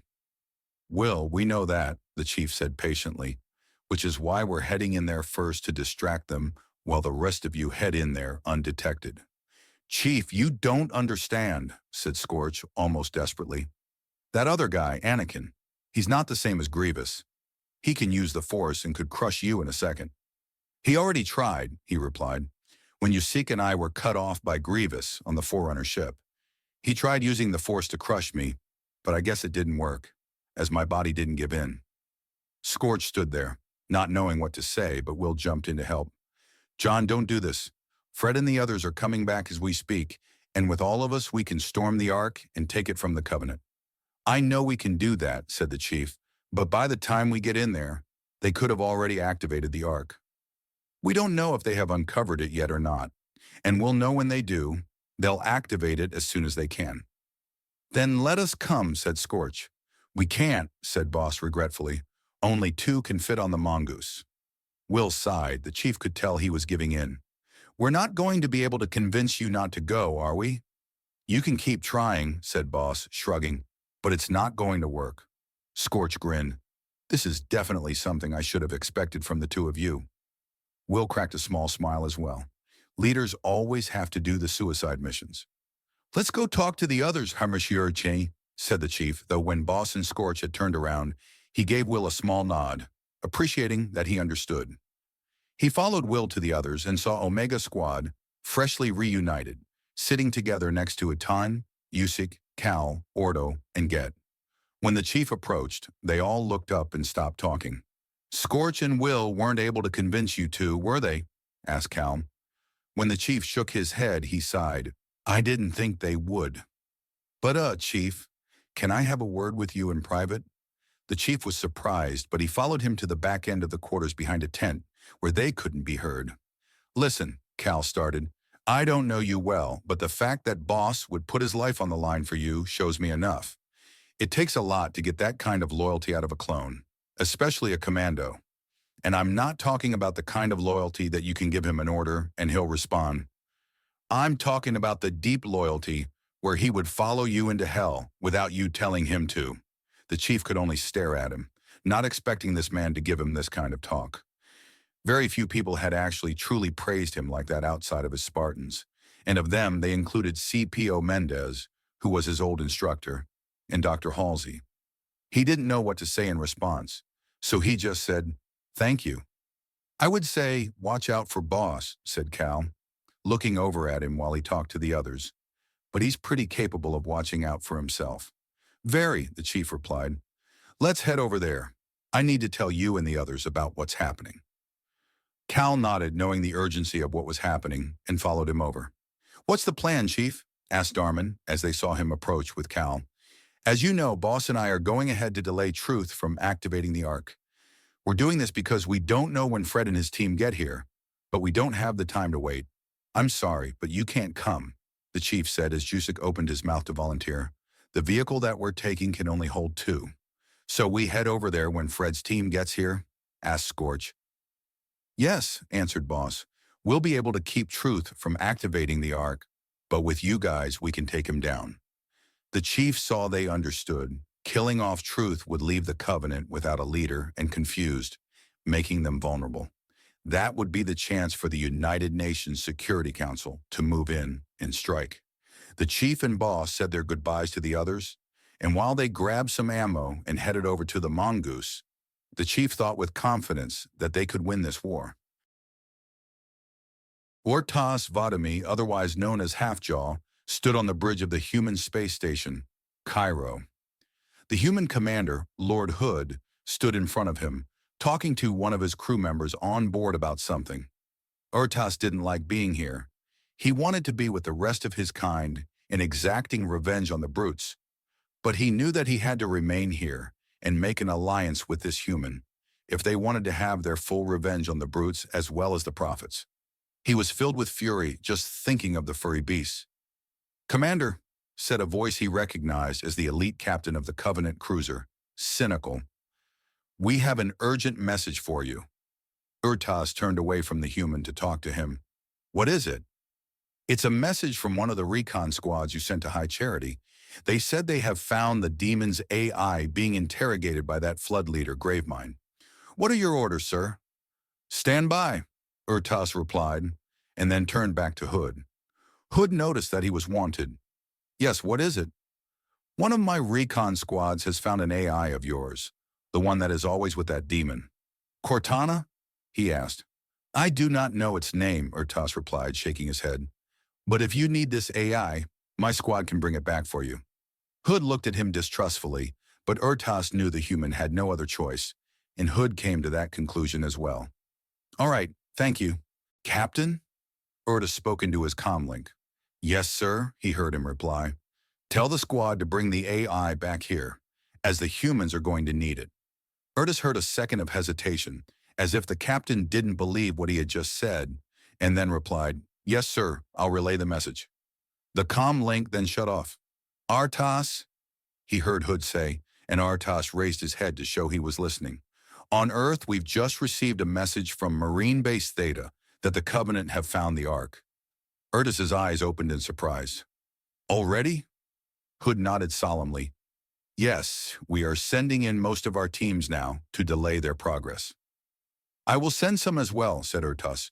We cannot let them activate the Ark, but I will need an escort back to the docking bay so I can return to my ship. Of course, said Hood, then sent a corporal that was keeping watch on the bridge to lead him to the docking bay. As Orcs followed the corporal, he thought of the short alliance he had just made with the humans. He knew he had no other choice if he and the rest of the ex-Covenant wanted to fight back against the group they had just left. But after the Covenant were defeated, what would happen then?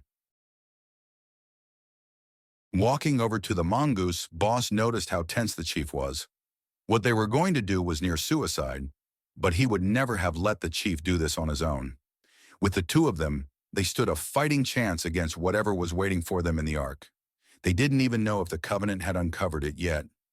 As they approached the Mongoose at the edge of the base, Sergeant Carter was waiting for them. You know how to handle it, Chief? He asked. I'll figure it out, the chief replied. I thought you would, Carter said. Before you head out to the Ark, you'll need to meet up with Sergeant Johnson. He'll send you in the right direction to where the Covenant are digging. The chief nodded, showing he knew what to do, and got on the Mongoose. Boss got on the back. He had been shown how to position himself. He set his feet firmly on the footholds on the bottom and held on tight to the bar in front of him with his left hand. In his right hand he held a battle rifle, and strapped to his back was a rocket launcher. Likely that they would meet some heavy artillery on the way there. Good luck, said Carter, and backed out of the way as the chief revved up the Mongoose's engines. You ready? The chief asked Boss over their single-beam comm link. "Ready when you are," Boss replied, tightening his grip. With a sudden jolt, the mongoose took off and out into the open field. It would take them 5 minutes to reach Johnson's position, longer if they had been in a warthog. Looking around at the landscape, he barely saw anything except for rocks, few trees, and dried patches of grass here and there. It looked like a barren wasteland. The mongoose bounced over small bumps and rocks smoothly, the shocks keeping it steadier than the warthog. The chief was able to steer it without much trouble, and when turning it turned quickly with less drifting. As they drew closer to Johnson's position, he realized that they were heading in the same direction the Covenant base the chief and his team had landed in. Had the Covenant known for a long time about the Ark? Was that why truth came?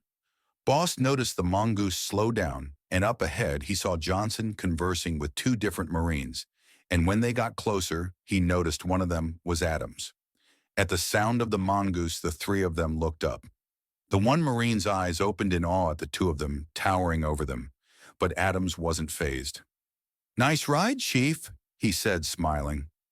"She does look good," said Johnson. "But Chief, we've got to move quickly. The Covenant are digging up the Ark as we speak. I've sent in a whole company of Marines to distract them, but it's not enough, even with the warthogs and scorpions I sent in. So I'm guessing that's where we come in?" asked Boss. "You guessed right," said Johnson, grinning. "We need you 2 to head in there and give them a nice slap in the face to keep them distracted." "So they haven't dug it up yet?" asked the chief. "Not yet," Adams answered this time. "But they're close. We were able to get a short sword on recon to check, though it was barely able to make it out in one piece with the amount of weaponry the Covenant have set up." "Then we better move quickly," said the chief, looking back at Boss, who nodded. "It's about 3 miles north," said Johnson. "The fighting has moved pretty close to here, so watch out and good luck out there." The chief nodded and revved up the engines once more and took off with Boss hanging onto the back. Looking behind him, he slowly saw Johnson, Adams, and the other Marine fade away into the distance until he could no longer see them. That's when Boss truly realized that he and the chief were out here on their own. No one to help them out if they ran into trouble. Soon enough, as if he had jinxed it by thinking about it, he heard the unmistakable sounds of explosions and gunfire up ahead. Looking up into the sky, he saw balls of blue plasma and the orange fire of artillery shells exploding in the sky. Boss held onto his battle rifle more tightly as the chief drove off of a small hill that launched them several feet into the air over the heads of a few surprised jackals. By the time they recovered, the mongoose was out of range for their plasma pistols to reach. Boss fired a few shots behind them to make sure they didn't follow, though they would never be able to keep up. As they continued forward, the fighting grew more intense. They passed a group of Marines fighting a brute that had started berserking. After that, they met many more brutes and jackals tangled in fights with Marines who all passed by in a blur. The chief was constantly having to swerve right and left to avoid crashing. At one point, a group of drones attacked them from above, firing their plasma pistols and needlers. One was even brave enough to land on Boss's arm that was holding onto the mongoose, trying to make him fall off of the back. Boss was forced to let go and eject his vibroblade into the drone, causing it to emit a loud screech of pain and fly away. But he couldn't regain his balance as the chief kept moving forward and started falling backwards. Sensing this, the chief let go with one hand off the handlebars, turned around and grabbed Boss's arm, preventing him from falling any further. With a heave, the chief pulled him forward so he could grab onto the bar. Boss nodded his thanks and the chief returned to driving the mongoose. Though the drone attack had nearly threw them off, things got a lot worse. Explosions were now going off left and right from Wraith tanks in the distance, once even causing their shields to nearly drop, and the mongoose was momentarily thrown onto 2 wheels before dropping back down to 4.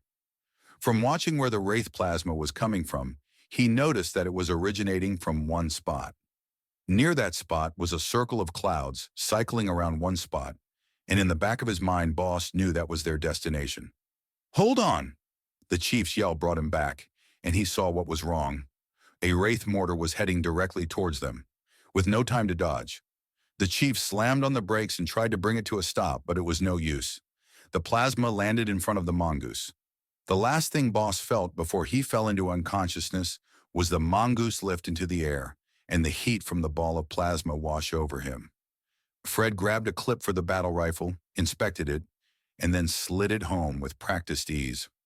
He and the rest of his team were in the armory, quickly loading up on ammo before they were shipped to Earth. Sev and Linda sat together, Linda showing Sev her modified sniper rifle as they already done with getting their ammo.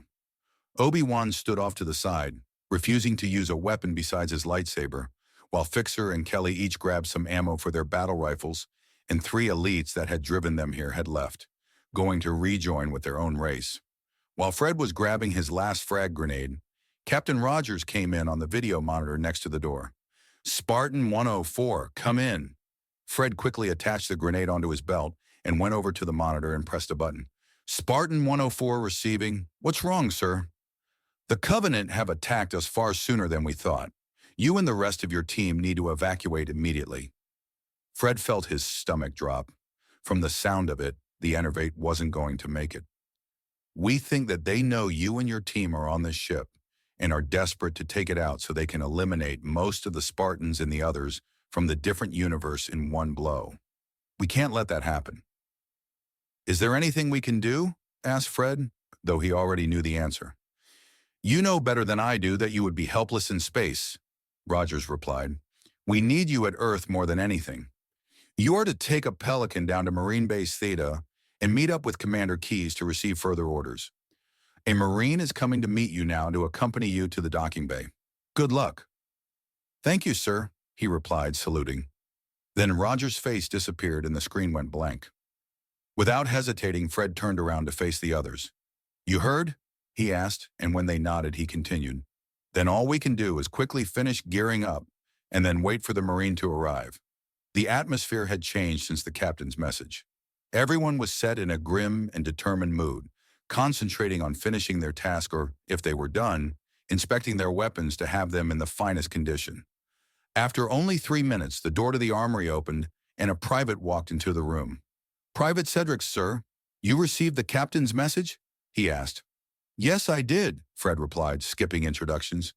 "Lead the way." Cedric quickly left the room with Fred and his team following him.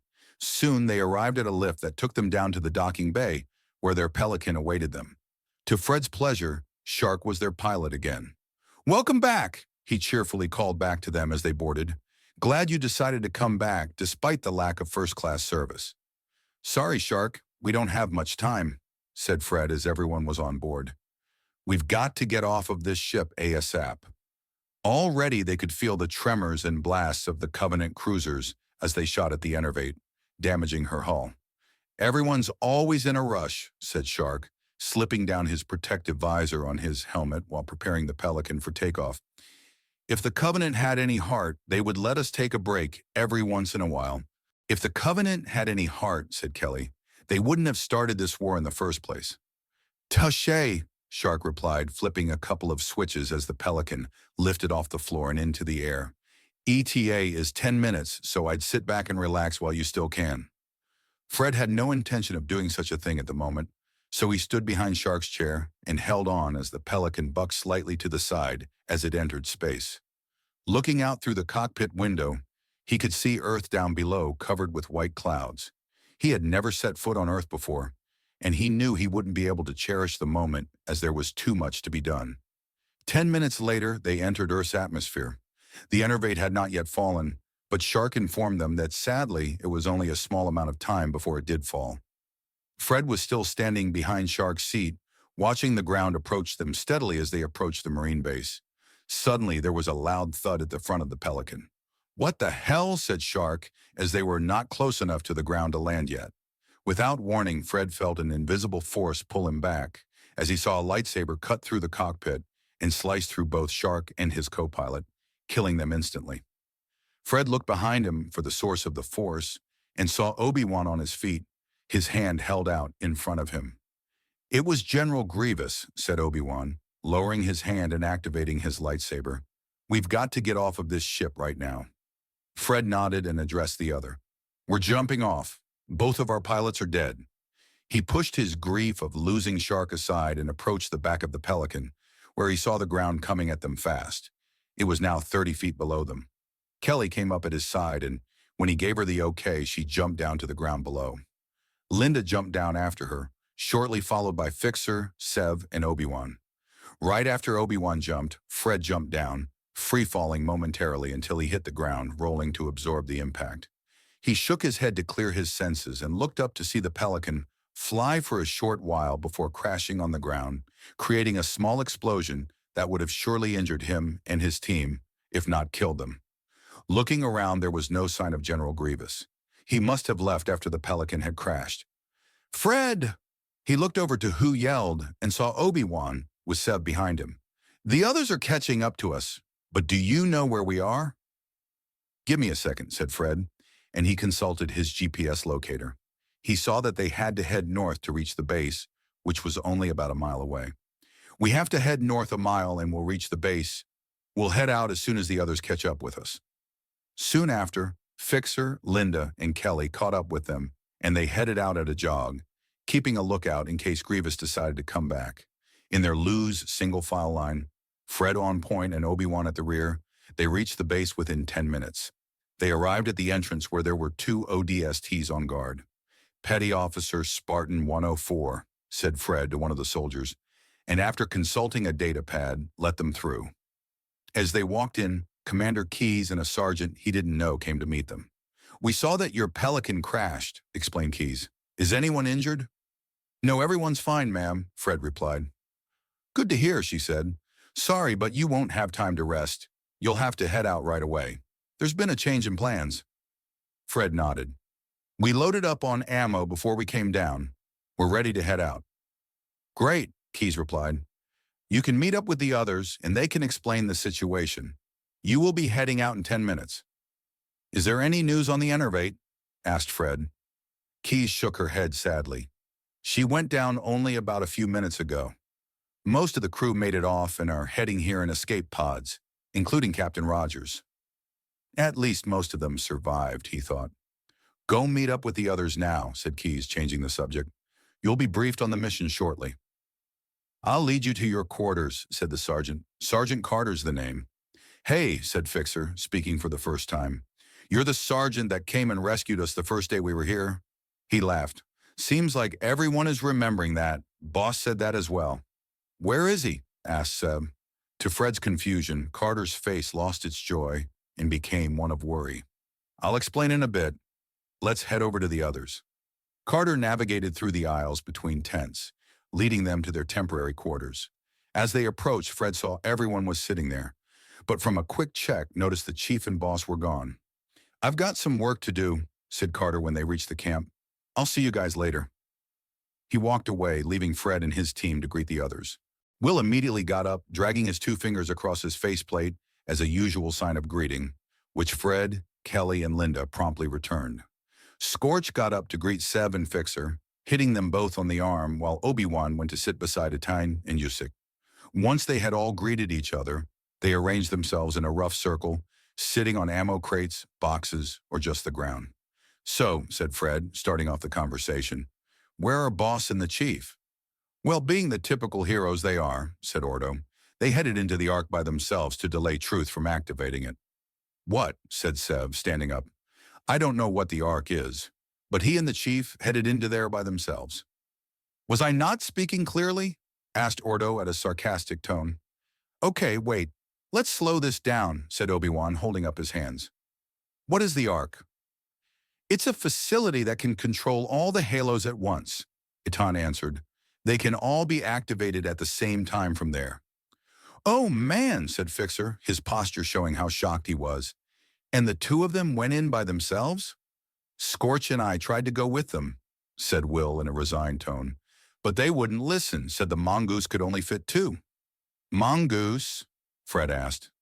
"ATV that can fit 2 people, Cal answered. "Brand new from the looks of it." "Now that we all know what's going on," said Otten, interrupting the conversation, "I say we go and help them out." "Commander Keyes said in 10 minutes, said Fred, looking at his clock. 7 now. She or someone else will probably brief us on the mission beforehand." "Hope she hurries up," said Fee as he stretched out his legs on the ground. "I'm getting cramps sitting here." "Stretch out," said Ordo, kicking Fee in the leg. "You know, for some strange reason, you kicking me doesn't help." Fee said, kicking him back. All right, stop it, said Cal. Let's be patient, you two. He started it, said Fee. Jusek rolled his eyes and laughed. You two do this often? Asked Will, amusement in his voice. Pretty much, said Scorch, answering for them. First time Delta Squad met Ordo, he had Fee pinned on the ground in a headlock. Talk about first impressions. Suddenly, a panic-stricken Marine ran into their quarters, and for a moment Fred thought he had run to the wrong place, but he saw them and approached their circle. While everyone turned to look at him, he caught his breath. What's wrong? Asked Fred. He's attacking the base, said the Marine, who seemed to be afraid almost out of his mind. He said he followed you and he's attacking. Who? Fred demanded, but the cold feeling in his stomach already knew who it was. General Grievous.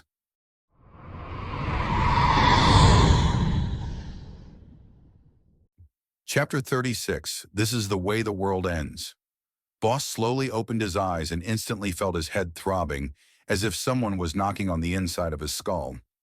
He sat up with difficulty and briefly wondered where he was when it instantly dawned on him, and he realized the chief was nowhere near him. Boss scrambled to his feet and looked around for him, not seeing him at first. He then saw him lying unconscious on the ground, helmetless. It must have been thrown off in the crash.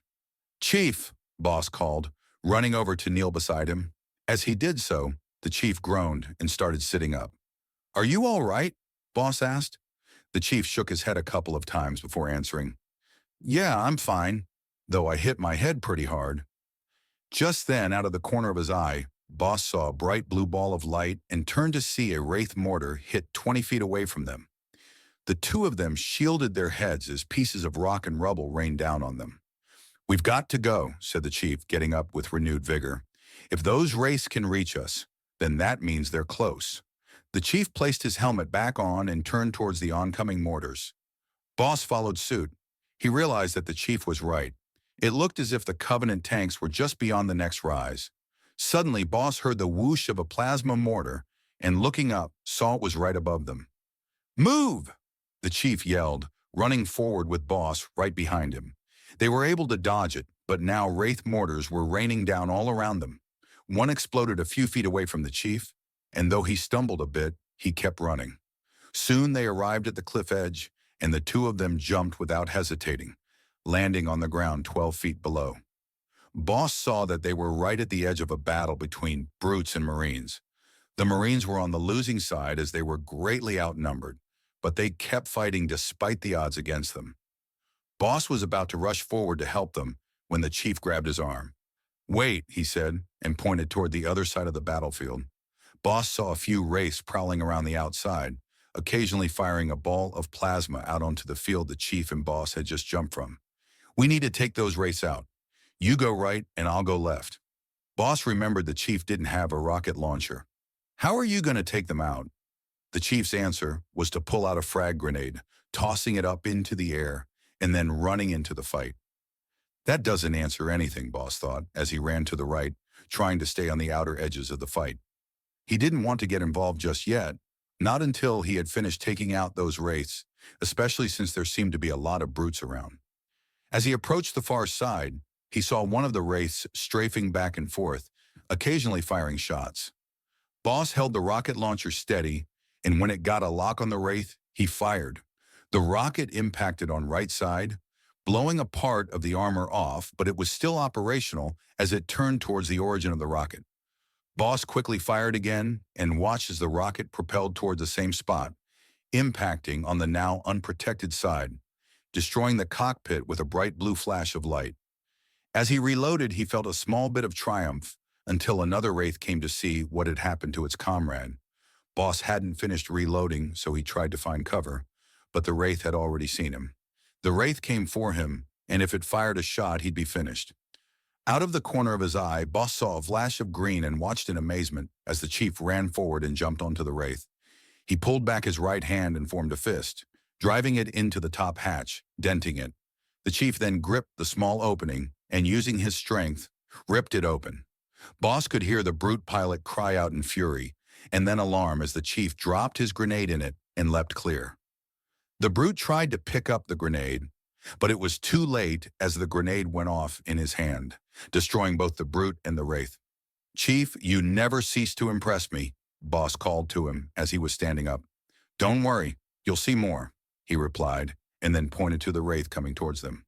Boss turned around and saw it, but now that he had finished reloading, he was able to shoot 2 rockets at it before it was able to get close enough to them. After he did that, the chief ran over to him. "We need to keep moving," he said, pulling out his battle rifle. Boss nodded, strapping the rocket launcher to his back and pulling out his own battle rifle.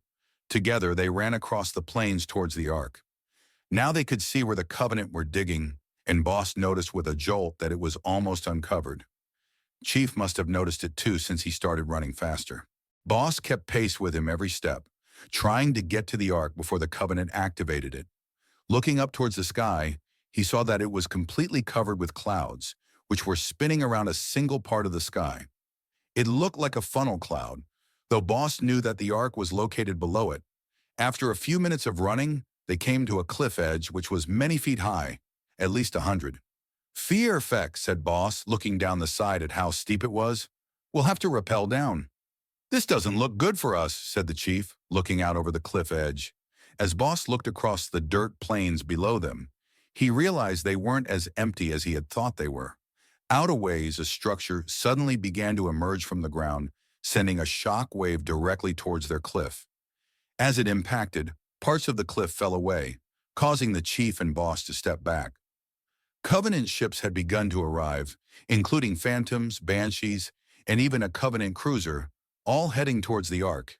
The Ark itself had opened, splitting at the middle, and each similar piece opening up like a flower.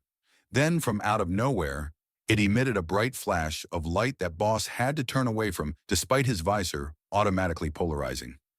As he looked back, he saw that a large structure had rose into the sky, in the shape of dome. There were Covenant converging on the Ark, guarding on ground and air alike. "This is going to be harder than expected," said the chief, and out of the corner of Boss's eye he saw the chief momentarily glance at him. Under his helmet, Boss grinned. "I've always liked a challenge." As soon as the Marine had said that Grievous was attacking, everyone had grabbed their weapons and headed for the location where Grievous had last been seen. When Fred and the others had arrived there, they saw several dead Marines, but Grievous was nowhere to be seen. Fred, with his battle rifle raised to his shoulder, looked around. They were only a small ways from the entrance, which means that Grievous may have headed further into the base. "We should split into groups," said Jusek. "We'll find him faster that way."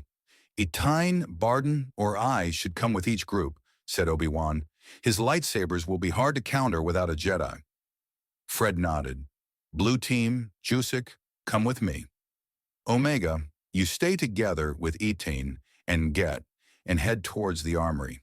Delta, Cal, Ordo, and Obi-Wan, you head towards Commander Keyes' quarters and make sure she and the others are all right." They all nodded in agreement and then headed off in different directions. Fred was leading his team toward the middle, as Grievous was most likely going to head there.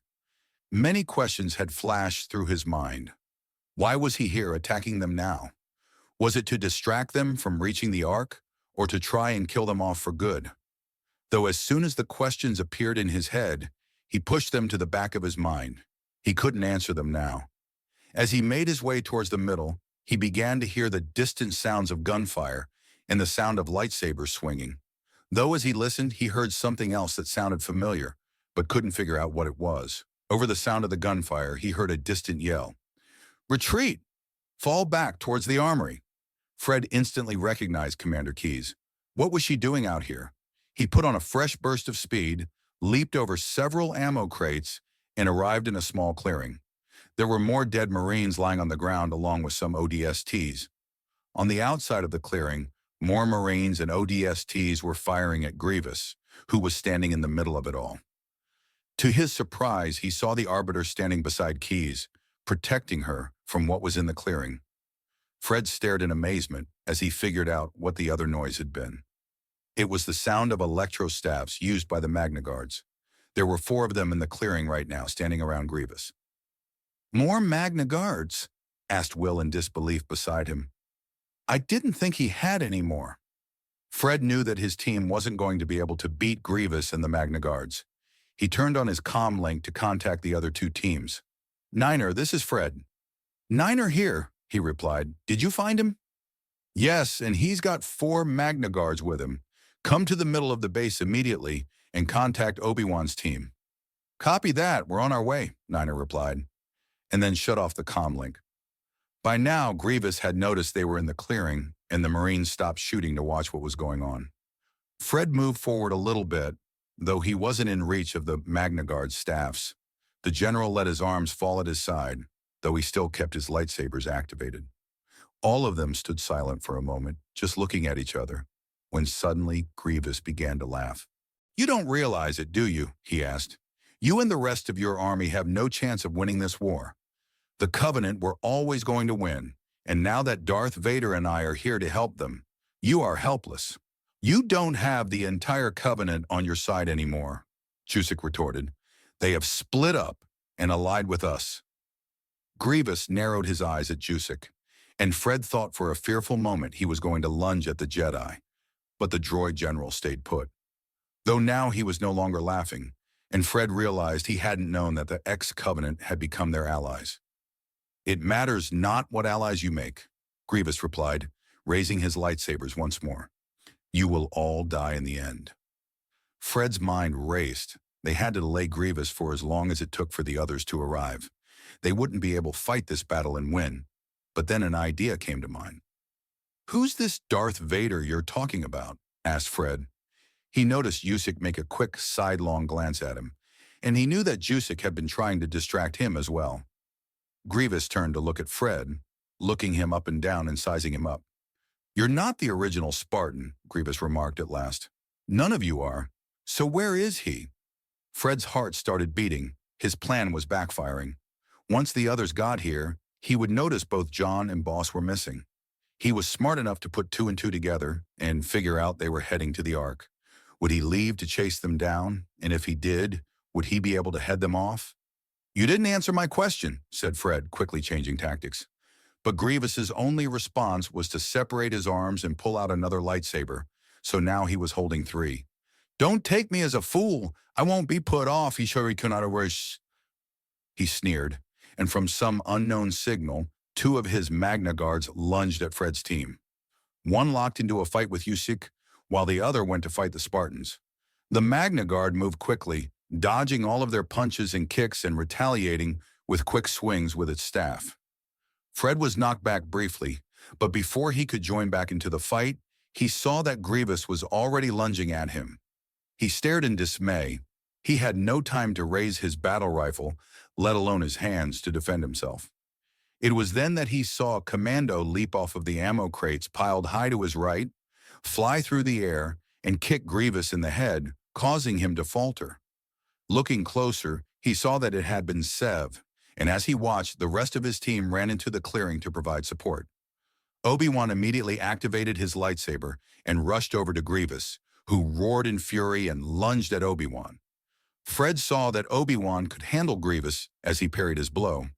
Fred turned his attention to the 2 Magna Guards who had leaped into the battle as their general was attacked. The guards were hit by sniper bullets, but they seemed to be impervious to the bullets as they merely ricocheted off. Fred knew that Linda had found a hidden location.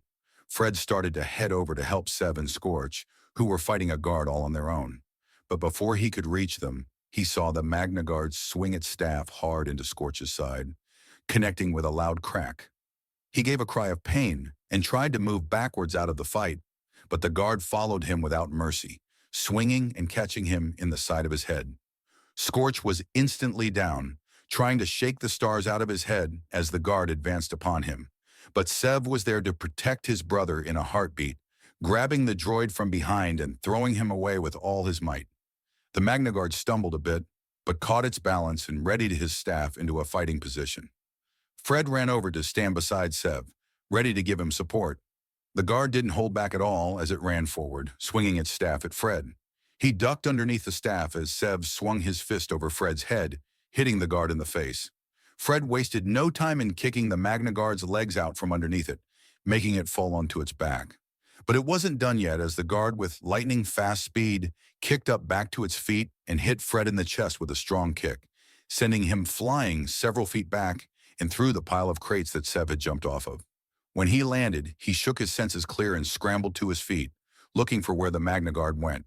He saw that it was still in the clearing, fighting against Sev. Scorch had also rejoined the fight, though he was limping slightly. "Fred!" He turned toward the shout and saw Etan, Get, and Omega Squad running towards him. "There's no time," said Fred. "Grievous and the Magna Guards are in the clearing." He nodded towards where he had smashed through the crates into the clearing, where Obi-Wan was still fighting Grievous and everyone else fighting the Magna Guards. None of them hesitated as they rushed around the now broken crates and into the clearing. Atine went to help Seb and Scorch fight the Magna Guard along with Get, while Atine, Fee, and Darman went to help with the other three. Fred and Niner went around the clearing and towards the back. So now Grievous and his guards were completely surrounded on all sides. Grievous noticed as well and came to a decision. "I would say we will meet again, but unfortunately, that's not going to happen." And with that, he leaped through a gap between Fee and Aten. The commandos moved out of the way, and Grievous, with his Magna Guards, passed through. "Marines, follow him and make sure he leaves," yelled Miranda, and the few Marines and ODSTs around her leaped into pursuit of the cyborg. Once they had left, the clearing fell into an eerie silence, confusion in the air at Grievous's last words. "Fred, you have to go to the Ark immediately," said Miranda, jogging towards him. "Truth knows what we're doing. He sent Grievous to distract us. Chief and Boss are going to head right into a trap." "We're ready," Fred replied, nodding in agreement. "But how are we going to get there? If we head in on Pelicans, we'll be shot down before we can even get close." To his surprise, Miranda smiled.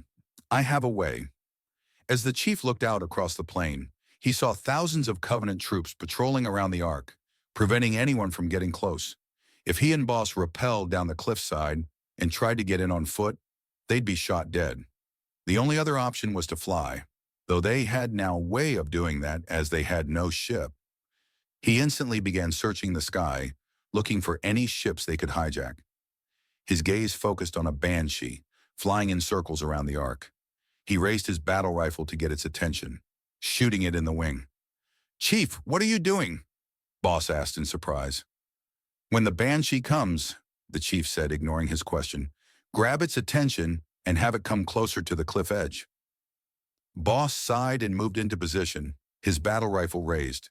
The chief walked as close as he could to the edge without losing balance, and watched as the Banshee he had shot made a U-turn and came directly towards him.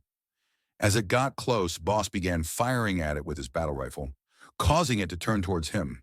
As the Banshee turned, it flew slightly parallel to the cliff edge, completely unaware that the chief was now running towards it. At the last second, he launched into the air and landed with a thud on the top of the Banshee. He heard the brute inside roar in surprise, but it didn't last long, as the chief forced open the canopy and kicked the brute in the face, crushing its skull and causing it to fall out. As it fell, he heard it roar out in pain and fear. The chief leaped inside before the Banshee followed the brute and safely landed it beside Boss. As the chief got out, Boss said, "Once again, Chief, you never cease to impress me." "I'll need to get another one," he replied. "A Banshee only fits one." Boss remained silent for a moment before answering, "I'll ride on the side. I can hang on without falling off. You'll have to drive steady, though." It was the chief's turn to be impressed. "Are you sure?" "Positive." "Then hang on tight," he replied, climbing back into the Banshee, and waited for Boss to get himself positioned on the Banshee's right wing, trying to make himself look as small as possible. When Boss was ready, the chief took off from the cliff edge, trying to fly as straight as possible. The Banshee shifted slightly to the right from the weight, but he was able to keep it straight by slightly leaning to the left. When they arrived close, another Banshee came flying at them. The chief tensed, his hands hovering over the attack controls, but luckily the Banshee just flew past them on the left. As it flew away, he tilted the Banshee downwards, slowly heading towards the Ark. Directly around the Ark, there were fewer Covenant, only about 100, a combination of brutes and jackals. "When we land," said the chief through their single-beam comm link, "head immediately for the door. We won't be able to take on this much Covenant and win on our own." "Copy that," Boss replied. The chief looked down one more time before he landed. He saw the huge door at the front, nearly 3 times as tall as he was, and at least 10 times as wide. Right now, for some reason, it remained open, and the chief didn't like it. It meant either the Covenant were so full of themselves that they thought no one could get in, or they were expecting them and wanted them to come in. The ground below them was coming at them rapidly, and at the last moment the chief leaped out and free fell the last 10 feet. As soon as his feet hit the ground, he made a mad sprint to the door. He heard Boss running behind him and heard the surprise cries and yells of the brutes and jackals. By the time they recovered enough to fire, the chief and Boss were already inside. As soon as they were in, he immediately started looking for a way to close the door, but couldn't find any. "Fearfeck, how do you close this thing?" asked Boss, looking around beside him. As if on cue, the door in front of them slid shut with a loud thud, which echoed on the walls around them. After the echo ended, everything became extremely quiet. The chief looked around at his surroundings more closely, and though everything was pitch black, in the middle about 100 yards away, there was a single pillar that was filled with light. He looked closer and saw a figure hovering near the pillar, and he knew exactly who it was before it started talking. "So, Demon, you were able to make it this far." He instantly recognized the voice as Truth's. The chief began to walk toward the pillar with Boss at his side, stepping into the light. "I figured you would have stayed back at that pathetic camp of yours and died with the others." The chief's heart started beating quicker. "What do you mean?" But before Truth could answer, the door behind them opened and then shut. The chief whipped around to see who it was but couldn't see them until he stepped into the light. It was Grievous, and he saw that he was holding 343 guilty spark in his hands. Immediately the chief raised his battle rifle to his shoulder and aimed at Grievous. "Don't waste your weapons on me, Demon. You won't be able to harm me with those." Grievous scoffed and continued walking towards Truth. "Good work, General," said Truth. "Now we'll be able to know how to activate the Ark." The chief put the pieces together in his mind. Grievous attacked the camp and had stolen the monitor. But what happened to the others? Grievous could have killed someone. Was that what Truth meant? "Demon, you are just in time to watch us enter the great journey," called Truth. "Now, Oracle, tell me how to activate the Ark." 343 guilty spark had been released from Grievous and was now floating beside him, casually looking back and forth between everyone as they talked. "Monitor, don't tell them anything," the chief yelled, hoping that guilty spark had remembered their earlier agreement. Grievous turned to glare at him and activated 2 of his lightsabers, but Truth stopped him. "Don't kill him yet, General. He may still be of use to us," said Truth, then turned to address the monitor again. "Now, Oracle, don't listen to him. How do you activate the Ark?" "You won't be able to activate it," replied Guilty Spark, and Truth glared at him. "What do you mean?" "Only a Forerunner can activate the Ark," the monitor stated. "Anyone else who tries will fail." "I don't see why you are so angry. There are Forerunners on Earth as we speak." The chief stared at Guilty Spark. How was that possible? He had never seen anything that was related to the Forerunner on Earth except for the Ark. He saw that Truth was as surprised as he was. "That is not possible. You're lying to me." "I am merely answering your question," the monitor replied simply. Truth took a deep breath before speaking again. "It matters not. I will be able to figure out how to activate the Ark on my own, and everyone on Earth will be dead in a moment, except for ourselves." Truth turned to smile at the chief, and the realization hit him as if someone had punched him in the chest. The only way to kill everyone on Earth was to glass it. "No," whispered the chief and turned toward the door, wondering if he had enough time to warn the others. "There is no time left, Demon," Truth said as he noticed the chief turn towards the door. "The glassing has begun, and there is nothing you can do about it." Even as he spoke, the chief could feel the vibrations under his feet as every water source was vaporized, fields were burnt, and every living being was killed. All the work on the United Nations Security Council, of his Spartans, and of everyone from the separate universe was a waste. He and Boss were the only ground force left. There was nothing left. An unfamiliar rage worked itself up inside the chief, and without thinking, he ran at Truth, whose smile instantly vanished and turned to fear. Grievous stepped forward to stop him, but the chief simply jumped off from Grievous's chest, knocking him over and using the momentum to launch himself onto Truth's chair. He punched the prophet across the face and heard Truth cry out in pain, "Chief, look out!"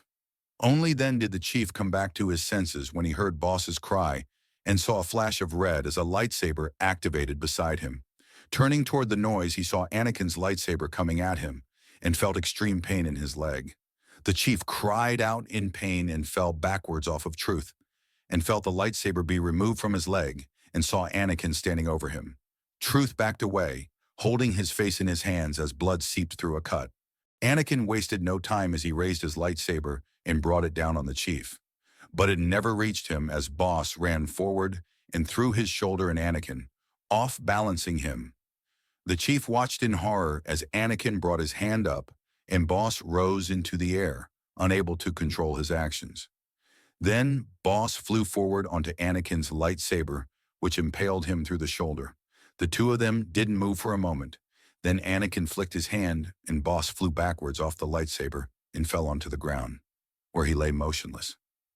Don't let him be dead, the chief thought in hopelessness. It would be his fault if he died. His blind anger had led Boss to have to rescue him. As Anakin turned towards him, he looked at Boss one last time, and suddenly relief washed over him.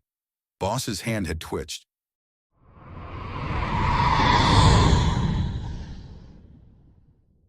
Chapter 37. Long Way Home. The chief was on his back in front of Anakin, waiting breathlessly for what the Sith would do next. If he decided to attack him, he would have no way to defend himself. Anakin stood there for a few moments, but without warning, Boss kicked out his leg and tripped Anakin. The chief immediately got to his feet and ran over to help Boss to his feet. They were only able to make it a few feet before Grievous leaped over their heads and landed in front of them. "You see, demon, we never meant to let you leave alive," said Truth, hovering forward on his chair. Several dark bruises were beginning to show on the left side of his face, where the chief had punched him. "Kill them," said Truth. When neither Grievous nor Anakin would listen to his command, he turned to glare at them. "Why aren't you listening to my command?" "We don't take orders from you," Grievous snarled. "We have an alliance, Prophet," Anakin said, still facing the chief and Boss. "But that does not mean that we are yours to command." "Fine," replied Truth, not bothering to hold in his anger. "Then kill them by your own terms. It matters not to me." "Sounds good to me," Anakin replied, but instead of making any move towards them, he instead turned around and thrust his lightsaber through Truth's chest. The chief stared in astonishment as Truth gave one last shuddering breath before his head fell forward onto his chest and his chair fell to the ground. Anakin raised his hand and used the force on the chair, throwing it away before the failsafe went off. "Now," Anakin said, "we continue with what we originally planned." He then walked forward and hit a button. As soon as he did, a rumbling started around the Ark, and suddenly the ceiling opened up, showing the funnel cloud above them. More and more questions erupted into the chief's mind. Did he just activate the Ark? If he did that mean he was a forerunner? "No, I did not activate the Ark," Anakin replied, and the chief felt like the Sith had read his mind. With a sick feeling, the chief realized that he might be able to do that. "But I am able to realize how parts of the structure work." And with that, he hit another button, and the now free-standing walls around them sunk into the ground. So now only the platform they stood on was open to the ground. When the walls had completely sunk, he heard a loud noise erupt from behind the pillar, and when he looked, he saw thousands of Covenant standing there, all of them chanting a war cry. Not only that, he realized with a sinking feeling, but there were also what he guessed to be droids in their midst from the descriptions Boss had given. Phantoms began arriving and hovering above the platform, ready to deploy more troops. How could he and Boss ever get out of this? Grievous seemed to guess what he was thinking, as he began laughing. "You have escaped again and again, slipping through our grasp. But now, what are you going to do?" He didn't wait for an answer as he lunged straight at the chief, who raised his hands feebly to defend himself. Suddenly, plasma erupted from a turret on one of the Phantoms and landed right in front of Grievous, forcing him backwards. He leapt back with a roar of fury and turned to face the Phantom. "Who do you think you are?" Grievous yelled towards it. "A Spartan." The chief stared in disbelief. He knew that voice, and sure enough, a moment later, Blue team headed down the gravity lift and landed on the platform, guns firing at both Grievous and Anakin. They were forced to back away from the chief and boss, deflecting the bullets and plasma fire with their lightsabers. Looking at some of the other Phantoms, he saw Delta and Omega, the Jedi, Commander Keyes, and the Arbiter. Everyone that had been stationed at Marine Base Theta was now descending the gravity lifts that had been deployed. More and more Phantoms and even Pelicans arrived at the platform, unloading Marines, elites, grunts, and even several hunters into the fight. "Attack! Don't let them escape!" yelled Grievous, and the platform suddenly erupted into a battlefield. Bullets and plasma fire flying across the opening between the two sides as they opened fire unto one another. Fred, Niner, and Obi-Wan sprinted forward to help the chief and boss, who were trying to make it back to their side. "Are you all right?" asked Obi-Wan, looking over their wounds. "I'm fit to fight," the chief answered. "But boss..." "I can still fight," boss cut him off, standing up straighter. At that moment, Anakin came forward through the gunfire and lunged at Obi-Wan, who lifted his lightsaber to parry the blow. "Anakin, what have they done to you?" asked Obi-Wan in disbelief, looking over Anakin up and down. "They have made me more powerful than any Jedi," Anakin yelled in reply, swinging his lightsaber fiercely, trying to get around Obi-Wan's defense. The chief felt confused about what was happening, but knew right now wasn't the time to ask questions. "Droidekas!" boss yelled, looking at something behind the chief. He turned around to see 3 droids rolling towards them. Boss, Niner, Fred, and the chief all raised their battle rifles to fire. But before they could, Jusek leaped in front of them and activated his lightsaber. "We've got this!" Jusek called back to them. The chief was about to ask who "we" was when suddenly he heard a roar, and 2 hunters appeared from the fighting. The behemoths raised their massive shields and smashed them into 2 of the 3 droidekas, crushing them so now they were only piles of scrap metal. The last droideka instantly stopped and unrolled itself, so now it was standing on its 3 legs in a tripod stance, aiming its 2 guns toward the hunters. The chief watched in surprise as an energy shield activated around the droideka, shielding it from the hunters' blows. The hunters lowered their own shields to cover their bodies, deflecting the blaster bolts that the droideka fired. "Come on, they have this taken care of," said the chief, and he led the small group to where most of the fighting was taking place. "We've got to find Grievous," boss yelled. Before the chief could answer, a brute sprang at him without warning and punched him in the side of the head, knocking him over. He gritted his teeth in pain as the brute stepped on his wounded leg and then proceeded to punch him in the visor. Suddenly, he heard the sound of a lightsaber and saw the end of the blue lightsaber plunge through the beast's chest, killing it instantly. The chief breathed a sigh of relief and pushed the dead brute off of him. When the corpse was clear, he stared in surprise to see Grievous standing over him. "You're mine," he yelled, swinging his lightsaber toward the chief. He rolled to the side out of the way and used the momentum to roll to his feet, but Grievous was instantly on him, swinging his lightsabers back and forth. The chief had to use every bit of agility he had to dodge the lightsabers, but it wasn't enough. He stumbled on his wounded leg, slightly off-balancing himself for a moment. Grievous didn't waste any time as he thrust his purple lightsaber through the chief's stomach. He felt extreme pain as the lightsaber burned a hole through his gut and exited through his back before it was pulled out again. The chief stood facing Grievous for a moment, holding his stomach until Grievous kicked the Spartan onto his back, laughing to himself. "Get back!" He heard a voice yell and saw both Etyne and Jusek jump over him and heard the sound of the lightsabers whirring in front of him as they fought Grievous. It didn't matter now, it was all over for him. His vision was already getting blurry, and the pain in his stomach was excruciating. "Hang on, Chief," he heard a voice say next to him and saw a commando helmet with a green stripe down the middle. Fixer took something out of his ammo pouch, and the chief saw that it was a syringe.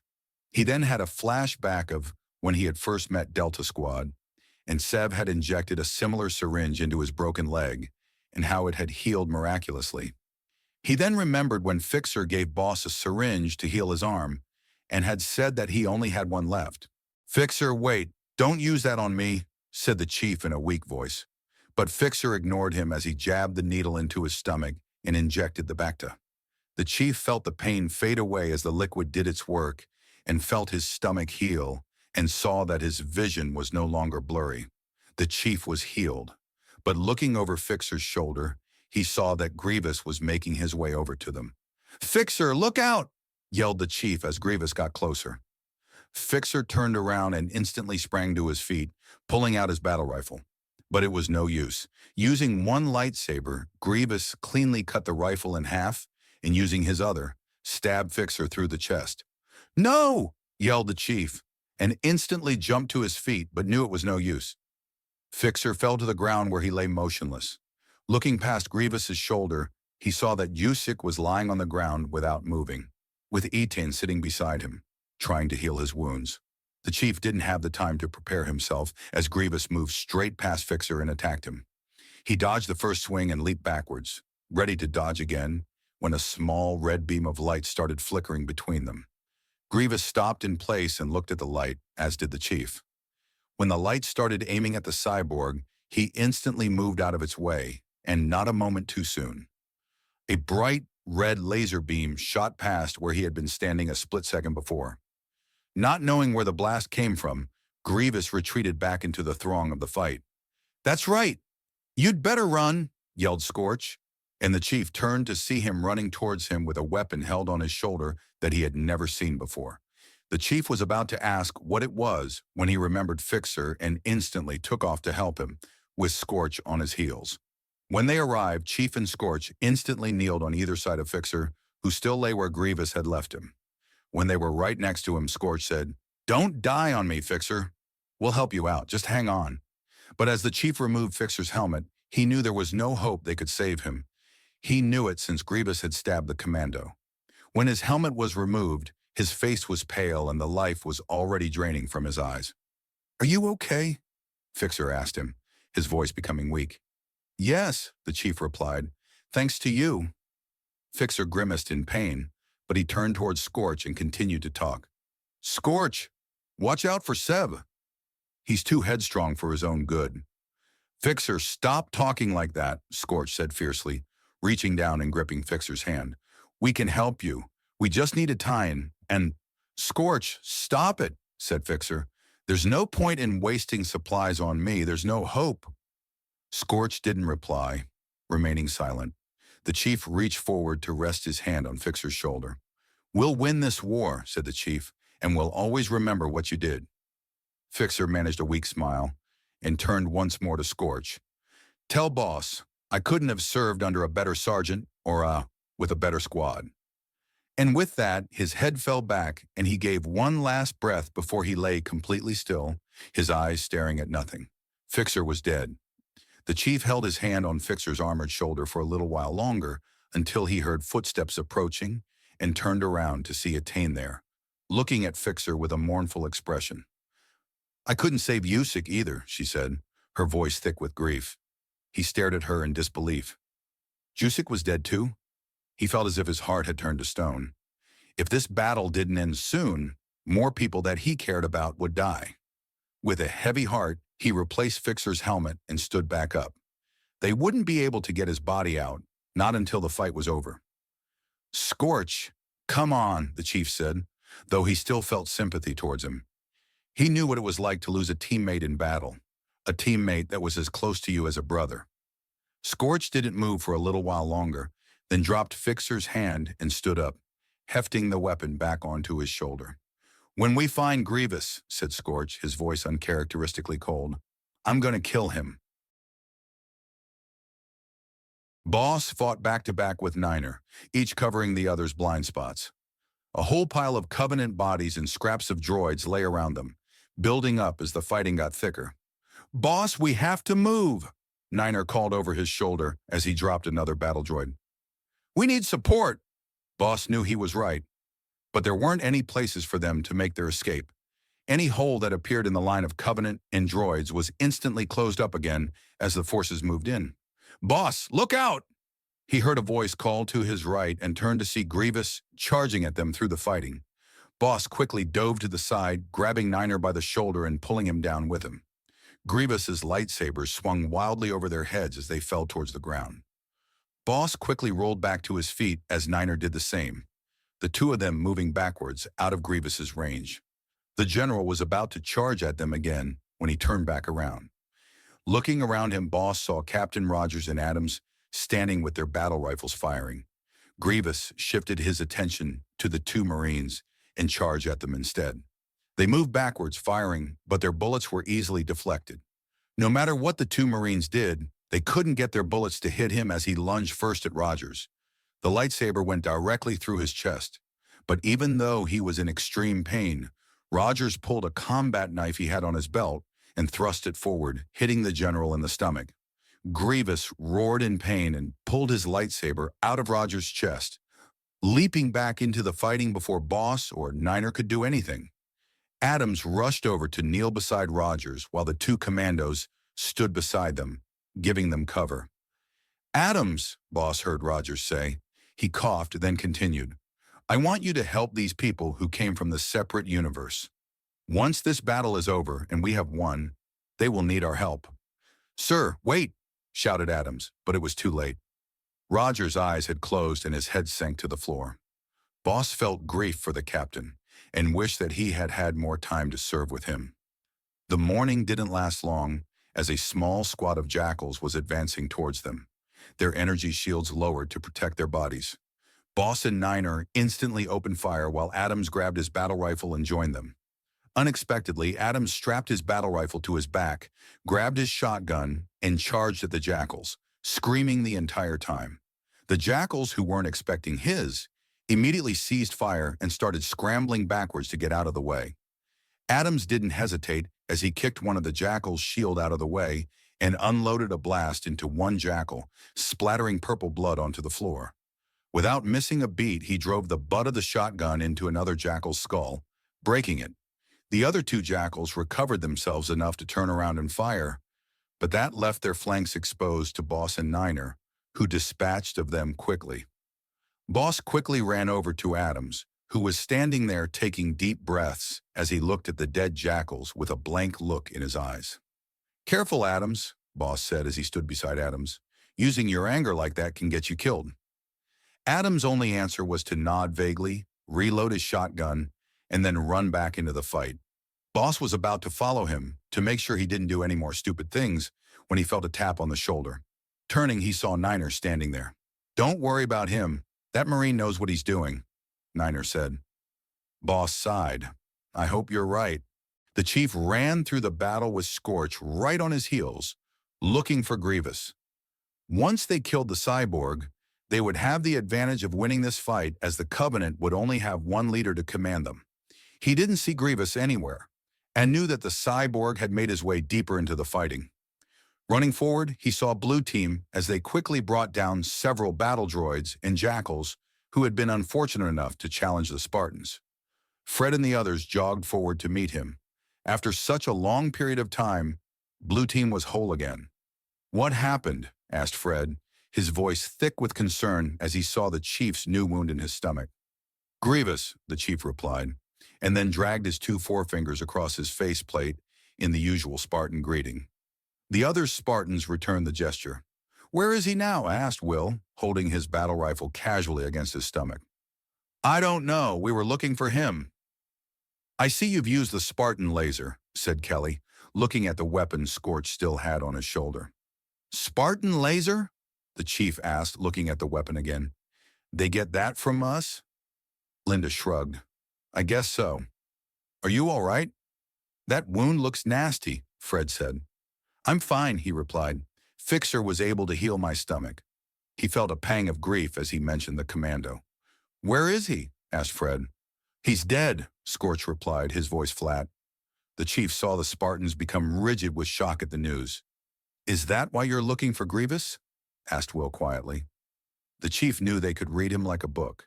He nodded in reply, but was interrupted as an explosion erupted next to them, and they turned to see several brutes, jackals, and battle droids running towards them.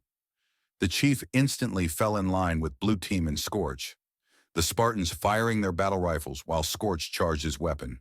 Within 5 seconds, he shot a bright red laser directly into the incoming hostiles, killing many jackals and battle droids along with a brute.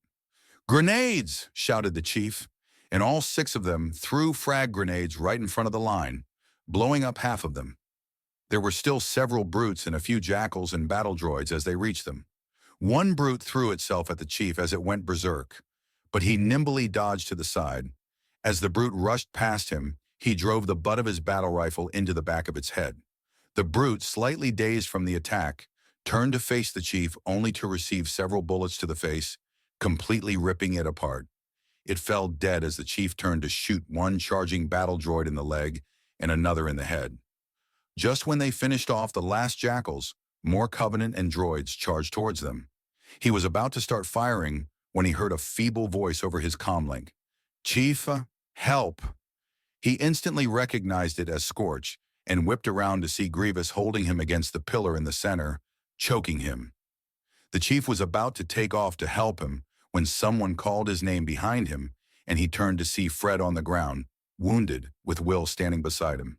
"What happened?" the chief asked. "He was hit by sniper fire," Will replied, covering his fallen comrade as he shot at the advancing line. "Linda!" the chief yelled, and she paused in her firing and turned towards him. "Take out that sniper!" She instantly took out her sniper rifle and brought it to her shoulder, aiming towards the opposite end. "Help him!" he ordered Will. "I've got to help Scorch!" He then turned and sprinted towards Grievous, his heart beating quickly in his chest. Grievous was already raising his lightsaber above his head and about to deal the death blow. He wasn't going to make it. But Ordo was able to reach Grievous before the chief, grabbing his arm that was raised above his head. Grievous roared in fury and threw Ordo off, but the chief was there to jump into the air and drop-kick Grievous in the back, sending him flying forward and off of Scorch. Scorch fell to the ground where he lay, catching his breath. The chief ran over to him. "Are you all right?" "Yeah," Scorch replied, breathless. "I just need to catch my breath." The chief nodded, then got up to stand beside Ordo, facing Grievous. The cyborg climbed to his feet and stared at the two soldiers, absolutely livid. Without saying a word, he lunged at the two of them, who dodged out of the way. Grievous went after Ordo first, cutting him across the chest and causing him to stumble backwards, and then turned toward the chief. He dodged the first two swings, but the third connected with his face, cutting diagonally across. The chief cried out in pain, but luckily the wound was shallow. He no longer could see out of his visor, so he ripped off his helmet and threw it to the side. Grievous stared at him for a moment before speaking. "So, you really are human? I had begun to think you were a cyborg like me." "I'm nothing like you," the chief replied, raising his battle rifle. But suddenly, behind Grievous, he saw a red light beginning to form, and he instantly knew what it was. The chief dropped to the ground on his stomach, causing Grievous to look at him in confusion before turning around. The cyborg had no time to move as Scorch finished charging the Spartan laser, letting out a beam that exploded on Grievous's chest and stomach, blasting right through him. The chief rolled out of the way as Grievous fell backwards, almost right on top of him. When Grievous fell, the chief stared at his corpse for a short while. He could barely believe the fact that Grievous was dead. He heard footsteps approaching and turned to see Ordo offering a hand, which he took. As the chief got to his feet, he saw that the wound on Ordo's chest was luckily shallow, not deep enough to cause serious harm. He looked over at Scorch, who was holding the Spartan laser on his shoulder. "I told you I'd kill him," said Scorch. But then a black shape emerged from behind Scorch, and he realized it was Anakin. Both the chief and Ordo started forward and yelled, "Duck!" Scorch dropped down instantly, and Anakin missed his swing, which would have decapitated Scorch had he not moved. Obi-Wan then came to help, forcing Anakin backwards and away from Scorch. They fought with each other for a short while, each parrying the other's blows, when Anakin stepped backward. "This fight is over, but we will meet again," the chief heard Anakin say, and with that, he leaped away from Obi-Wan and disappeared among the fighting. Obi-Wan stood there for a moment, then said, "He's leaving." As if on cue, the droids in the battle stopped fighting, pulling their guns against their chests and deactivating. The Covenant were now confused. With no leadership to guide them, they didn't know what to do. The Marines and ex-Covenant wasted no time as they charged forward, taking advantage of the Covenant's confusion. A victorious cry started as the Covenant began retreating, running away from the battle and back out into the field with their enemies in hot pursuit. The war was over, and humanity had survived. But at what cost? Now that the battle was over, The chief could see past the edges of the arc and saw how barren the landscape was after the glassing, and everything that had happened in the past few days came crashing on his shoulders. He was so intent on looking at the burnt plains that he didn't notice the brute coming up on him from behind. "Chief, look out!" yelled Scorch, and the chief turned around to see a brute chieftain holding a hammer above his head. He had no time to dodge as the hammer connected with his head, and without the protection of his helmet, he fell backwards and lost consciousness. The chief blinked open his eyes and a bright blue light made him instantly close them again. Making another attempt to open his eyes, he squinted in the bright light until he could open them fully, and he took in his surroundings. He was in a medical wing, but where he couldn't tell. The light had been the ceiling light above his head, and turning his head around, he saw in surprise that Cortana was standing on the pedestal. "Cortana!" the chief said in surprise, sitting up. But his head began throbbing, and he laid back down again, holding his head. "How did you make it back?" "Since you made an alliance with the elites, the commander agreed to send a squad after me, as the rest of you were too busy protecting the world," she replied, smiling. The joy he felt at seeing Cortana again instantly vanished as he remembered why he was in the medical wing. He threw back his sheets and, ignoring the pain in his head, stomach, and leg, he got up and walked out of the room in his black fatigues. "You should be resting for at least another day," Cortana spoke through the speakers. "Where is everyone else?" the chief asked, ignoring her comment. He could hear her give a sigh of resignation and say, "Head straight and then head down the hallway to the left. They'll be in the end room." He followed her directions, and when he opened the door, everyone stared at him in surprise. "Chief," said Boss, who had his helmet off, "we thought you'd be unconscious for another day." The chief noticed that only Delta Squad, Cal, and Ordo were here. "Where is everyone?" he asked. "Well, you already know about Fixer and Jusek," said Boss, and the chief noticed the raw grief in his eyes. "Fred is still unconscious. He went into surgery as soon as we boarded Cairo Station, and they were able to save him." The chief breathed a sigh of relief. He had just been reunited with Blue Team. He didn't want to lose any of them again so soon. "And everyone else is either tending to their wounds or resting," Boss continued. "As should you be," said Cortana, appearing on the pedestal next to him and giving him a hard stare. "I'm fine," said the chief, ignoring the throbbing in his head that told him otherwise. "Chief, I saw the hit you took," said Scorch, and the chief was thankful that his voice had regained back its normality. I honestly thought that brute had killed you for a moment." Ordo nodded in agreement. "That beast had busted open your skull." "Did you kill him?" asked the chief. "Oh yeah," Ordo replied in a satisfied tone. "Obi-Wan showed the brute up. He completely decapitated it." The chief nodded. That chieftain had been the last bit of leadership the Covenant had. Now they just had to finish wiping them out. "Chief, we've got to tell you something," Cal said, scratching the back of his head. "I'm glad we were able to help you out with your war, but our own war is starting back home." The chief nodded in understanding. They had to go back. They couldn't stay here, though the chief had privately wished that they would have been able to. "I understand you won't be able to stay here," said the chief. He paused, then gave a sad smile. "But that doesn't mean I won't miss you." 2 days had passed since the end of the UNSC Covenant War. Boss now stood with everyone in the Prophet's chamber in the base on Jakva, saying goodbye. Everyone's wounds had healed, and now it was time for them to go their separate ways. He watched as the chief, wearing his black fatigues, shook hands with Cal Scarata. When Cal walked away from the chief to talk to Sergeant Johnson, Boss walked forward to say his goodbyes. "You feeling all right?" Boss asked as he noticed the chief was still limping. "You worry too much," said the chief, hitting his hand on Boss's uninjured arm. "What do you plan on doing when you get back?" "I don't know yet," Boss replied, looking over at Obi-Wan. "Obi-Wan will probably give us instructions. We have nowhere else to go except into hiding, and he knows Darth Vader the best." After the battle, Obi-Wan had explained to them that Anakin was really Darth Vader, his name having been changed after he turned Sith. "We owe you so much," said the chief. "You know where to come when you need help." Boss nodded and was about to reply when Obi-Wan interrupted him. "Time to go." Everyone grouped back together, one group being the people who were staying, and the other the people who were heading back to their own universe. It was hard to be leaving now, after growing close to the chief and everyone else here. It was as if they had trained together, and the grief became fresh again as he remembered the two people who weren't going to make it home. "If any of you need help whooping ass, you know my number," Johnson said, grinning. "Wait." Everyone turned toward the voice and saw that it was Adams. He walked over to stand beside Boss and said, "I'm going with you." "What?" said Johnson, surprised. Boss stared at him with equal surprise. "Adams, you've got your life here."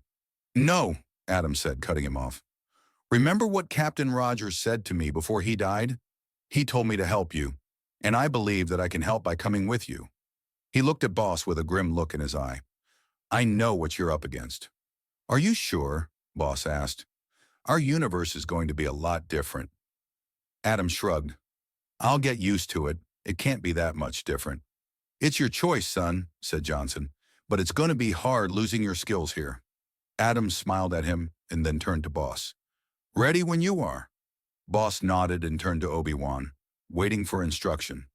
"Hopefully we will see each other again," said Obi-Wan as he bowed down, Etain copying his gesture. "Spartans! Attention!" the chief barked, and all 5 Spartans snapped to attention, saluting. All the clones from the separate universe snapped to attention as well. As one, they all dropped their hands and, without hesitating, Obi-Wan turned around and stepped through the portal. Everyone followed him, stepping through one at a time until it was only Boss and Adams left. Adams went through first, but Boss paused before stepping in, looking back one last time. "We'll be back," said Boss, and with that, he stepped into the portal.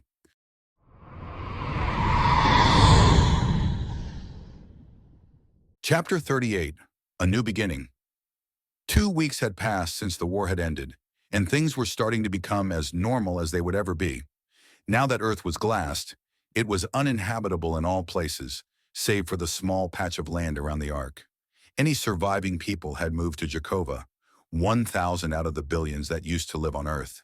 The Marines were busy situating everyone and guarding them in case any Covenant that had been left alive decided to attack. Blue Team, along with Half-Jaw, the Arbiter, and a group of spec ops elites were busy searching the universe for any Covenant stragglers. If any leadership was regained, the Covenant could become a threat to humanity again. As the chief ordered Kelly to arm a charge on a locked door where there had been signs a small group of Covenant were hiding here, he thought back to what everyone from the separate universe might be doing. Boss and Adams, their armor taken off for fear of recognition, followed Senator Bail Organa out onto the balcony as he showed his wife their new child, Princess Leia Organa, who was Darth Vader's daughter. The baby would be in danger from the powerful Sith Lord, which was why the two of them were to be Leia's bodyguards, watching over her as she grew up. Bail knew who they truly were, as Obi-Wan had told him, but now that Darth Vader would be searching for the Jedi as well as the clones, they would need to be undercover. Though he had Adams with him, he already missed his brothers and thought about what their original plan was. Boss knew Scorch and Fee would have said their goodbyes to Seb and Otten outside of the Lars homestead. Luke Skywalker, Vader's other child, would be under the protection of Scorch and Fi as well as the Lars family. The two commandos would act as farmers, Luke being oblivious to the fact that they had fought in the Clone Wars as well as the UNSC Covenant War. Obi-Wan would be there to explain the situation and to hand Luke off to Owen Lars, who was Vader's stepbrother. Him and his wife would raise Luke as their nephew, the boy not knowing who his father truly was. After that meeting, Seb and Atten would go with Obi-Wan to hide out with him in a homestead, close enough to watch over Luke. Darman and Etain had never left the planet Kashyyyk. They would remain there in a makeshift house along with Commander Get, watching over the portal in case the Empire tried to return to that universe. Also, the two of them could finally find the peace that they much deserved. Niner would be the only one to return to military service, helping the small, newly formed Rebel Alliance with a special mission. They had gotten word of a new weapon the Empire was building, but needed further information for what it was for. Once they did, they would most likely destroy it, but would need the plans and layouts in order to do that. That was where Niner would come in, helping retrieve the plans along with the help of a young man named Kyle Katarn. Cal Scarata and Ordo, along with Ordo's fellow ARC trooper and brother Mariel, had their own plans of which no one else knew much about. but it involved a certain Kaminoan named Kosai in an attempt to help the clones from aging so fast and to give them a longer life to live. Boss hoped they were successful. He wanted to live his life to the fullest. As he watched Bell and his wife play with their daughter, he knew they had some years of peace left before they were thrust back into war. But when that time came, he knew that he would be ready.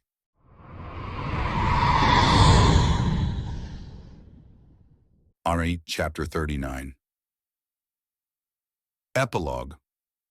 The chief had returned to Jakova a few days earlier, and he now sat on an ammo crate outside of the Covenant base on Jakova, able to rest for the first time in a long time. His helmet sat beside him and the cool breeze felt good against his face.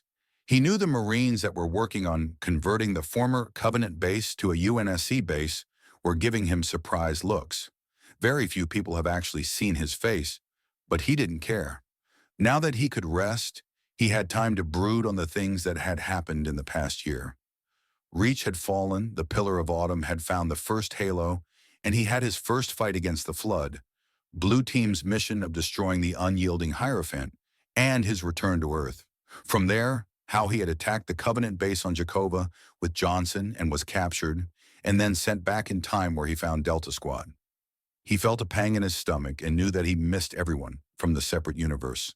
They had become close in their fight against the Covenant and the small faction of the Empire. Without them, they would have lost this war. As he was thinking, he hadn't noticed Johnson walking towards him. "Dr. Halsey wants to see you in the control room," he said. The chief looked up at him. "What for?" Johnson shrugged. "I have no idea. She didn't tell me, as always." The chief sighed. So much for his time to relax. "Thanks, Johnson." Johnson nodded and walked away. The chief grabbed his helmet and put it back on and watched his HUD as all the controls and statistics came to life before heading into the base. As he walked down the hallway, he saw Marines repairing the damage that had been done over a month ago, most of it already fixed. He found the control room, and sure enough, he saw Halsey tapping on her datapad as information from the base transferred into it. "You wanted to see me, ma'am?" the chief asked at the doorway, pausing. "Yes, John, I wanted to ask you something," she replied without looking up. The chief walked in to stand beside her, towering over her. After a few moments of silence, the chief prompted, "What is it?" Halsey started as if he had scared her. "Sorry, just so much new information," she replied, and then looked up at him. "The Covenant told you they built the time portal, didn't they?" "Yes," he replied, a little confused at her question. If that was it, why couldn't she have asked him over his comlink? "I think they lied to you," she said. And when the chief didn't reply, she replied, "Just give me a couple more minutes. I need to check something." The chief stood patiently at her side as she tapped furiously on her datapad, every once in a while muttering under her breath. When her eyes went wide with disbelief and she stopped typing, he asked her, "Did you find something?" "John, this is absolutely amazing," she said, and then looked back up at him. "The symbols and the language, it all adds up." "John, the Covenant didn't build that portal. The Forerunners did.